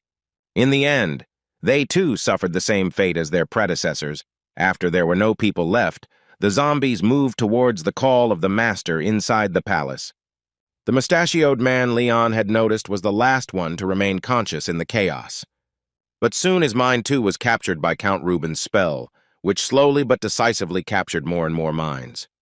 It was a spell of madness, Demian explained to Leon when he saw who was coming through the doors and the state of these formerly human beings. It is a black magic that temporarily turns a living person into a monster of enormous power by using all available reserves of strength, the knight explained. To reach the point of turning the knights who protect you into spineless monsters, you need to be on the verge of insanity yourself. You are a fucking bastard heretic who uses forbidden magic, Demian screamed, and in his rage he seemed ready to strangle Ruben with his bare hands. Forbidden, isn't it because you yourself decided so? I don't understand why the church, at its own discretion, binds somewhere and frees from the fetters of wizards somewhere, the magician objected. Forbidden witchcraft became such by the unanimous decision of the entire continent, the Knight of the Holy Order of the Iron Castle minted. We never gave our consent to this kind of nonsense, the Count answered angrily. It was obvious that this topic touched him to the quick. The church was simply afraid that we, with our power and potential in black magic, would rule over you, the unworthy, Ruben continued. Church dog, die right now, the magician commanded and sent several maddened soldiers under his control towards the knight. But Leon, with his sword shining with righteous fire, and the mercenaries, whose weapons also retained the blessing, also came to the defense of their comrade. To repel the attack, Gustav stepped forward with his giant weapon, but the man did not expect the opponents to be so strong. He was sure that they remained at the level of the guards. Barely maintaining his balance under the onslaught of the attackers, the mercenary commander advised his men to be extremely careful, noting that these creatures were incredibly strong. But the most important thing was that fear was unknown to the monsters. Their consciousness was controlled by Count Ruben, like a puppeteer. Those who are under the spell of madness feel no pain at all and display strength beyond their natural limits, being in a state of life force release, Demian explained. If it is not a fatal wound, you will not be able to kill him, and the enemy's aura emission will increase even more, the knight continued to describe the spell. Damn, all that's left is to fight to the death, Gustav exclaimed, although that's almost always what the mercenary commander did. Like his subordinates, who tried to follow their commander's example in everything, Hansen, Hamel, and Leonic fought desperately. At some point, Hansen stumbled. His shield was heavy, and the man had already spent almost all of his strength fighting the evil spirits. One of the former guards noticed this and took the opportunity to make a lightning attack while the shield was slightly lowered. The blow hit the mercenary just below the shoulder. The enemy pierced his body through and through, and due to fatigue and pain shock, the man did not even understand how it happened. Leonic saw the scene and screamed loudly. He wanted to warn his comrade, but did not have time, and in the process he himself was distracted from the battle and lost his vigilance. With the second blow, the same monster dealt the mercenary a blow of incredible force. There was so much blood that it seemed that there was none left in the hero's body. Leonic threw his head back lifelessly. It was impossible to say for sure whether he was dead, but he could definitely not fight now. Leon was nearby and was amazed at how easily the monsters literally took out two of his comrades in a matter of minutes. The guy was furious, but he remembered that he had to be careful now. That's it, he thought, but it wasn't the end. The young man noticed that Hansen continued to stay on his feet, hiding behind the shield, and Damien, using holy power, held back the attack of the evil spirits. And what about Karen? The young man suddenly remembered his older comrade and immediately noticed that the girl had taken on the Count, fighting to the limit of her strength. Even if he tried to come to her aid, it would be difficult, but he couldn't move himself, Leon thought, trying to fight off the sword of the attacking guard. Calm down, Leon. Our hero suddenly heard the ball's voice, but for some reason it didn't help him calm down at all. Look closely at their movements. Even if they have lost their common sense, the fencing skills honed over years of service will not go anywhere, the ball continued. So maybe it makes sense to deal with both at the same time, he finished, and Leon noticed another monster trying to attack him. What did he mean? The young man asked his mentor again, and he replied that if he found a gap in the defense using the skill of foresight, the enemy would be easy to predict. Remember the fight in the forest, when he stood back to back with the young mercenary? They were comfortable working in this technique, the blue ball explained. Now remember how the young man in the bandage almost killed him because he miscalculated the amplitude of his movements. If everyone takes their assigned place and you fight using only the fencing skills of the former knights, they will be much easier to defeat, Elsadur advised. If it's a one-on-one fight, it won't work. But if there are two opponents taking advantage of their stunned state, you can successfully attack. The ball finished, and his student finally understood.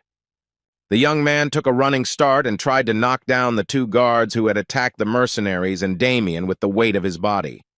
The result was that all three of them ended up on the floor, but knocking down two grown men was quite physically exhausting. Leon came to his senses quickly, because this move had been planned by him, and the evil spirits needed much more time to get their bearings. "Mr. Leon," the Knight of the Order of the Holy Iron Castle exclaimed half-questioningly. He also did not fully understand what was happening. At this time, the young man clenched his fists and began to shout at the guards to get up and fight him, but all to no avail. The former knights, under the spell, continued to crawl on their knees and moan, unable to take a fighting stance. But finally, the attack went in the right direction, raising their swords. Both guards ran and jumped to strike Leon. They knew neither fear nor caution. Military tactics did not matter at that moment. The monsters just wanted to kill. Both were armed with spears, and our hero had to very carefully calculate the appropriate distance for a strike. Finally, he muttered that another second, and he gave himself the command to attack. Our hero's face was completely calm. He planted his foot on the ground as hard as he could, preparing to use the technique he had learned from Karen, practicing his evasion and speed. And finally, in the place where two former guards were aiming for their attack at the same time, no one was standing anymore. The guy was behind them. And then, of course, he swung his holy sword wide to deal a crushing blow to his opponents. The next moment, they both flew back to the opposite wall of the room, completely incapacitated. Leon, behind him, suddenly shouted Damien, who was trying not to lose sight of any of his comrades participating in the battle. The young man glanced back and realized what the Knight of the Holy Order of the Iron Castle was trying to warn him about. The same guard with a mustache, whom Leon especially liked and remembered, was approaching the young man. The guy wanted to hit him with a sword, but for some reason he couldn't. His moral qualities didn't allow him to raise his hand against a good man, even one overcome with madness. While Leon was thinking, his hand with the sword was grabbed by the hand of this mustachioed knight in white gloves. Now it was impossible to wield the weapon. With his other hand, the former knight grabbed the young man by the cloak. He was so strong that he lifted our hero into the air without any problems. Leon hung in the arms of the man, whose mind was covered by a spell, completely immobilized. He did not understand what to do in the current situation. At this time, some other spell flashed red over the knight's shoulder, or whatever it was. The young man did not understand. He looked there and could not look away. At that moment, someone's disembodied and unfamiliar voice called out the young man's name. Now both he and the guard who attacked him were plunged into the bright red fog of some unknown magic. At that moment, something strange happened to Leon. He panicked and focused all his aura on his gaze, not on his weapon. His eyes began to shine. Count Reuben gritted his teeth. Somehow Leon's aura reached the mage through the fog of the spell he had cast. The holy sword shone, and the young man seemed to attack the Count from a distance. He himself did not fully understand how it happened. The sword continued to shine, and suddenly Leon heard Reuben scream, shouting that the guy had attacked his true self, just like that A-rank adventurer who had already gotten on his nerves. The young man looked with his special vision and could not believe his eyes. An incredible picture opened up before him. He saw Reuben's true nature, naked, dry, rather unsightly, and most importantly, overcome with pain from his Leon's attack. Another ring on the mage's finger self-destructed, meaning the young man managed to inflict significant damage with just his aura. Or maybe it was Karen's doing, our hero suddenly thought. Maybe it was his older comrade who attacked Reuben with a fatal blow. Here he saw her silhouette.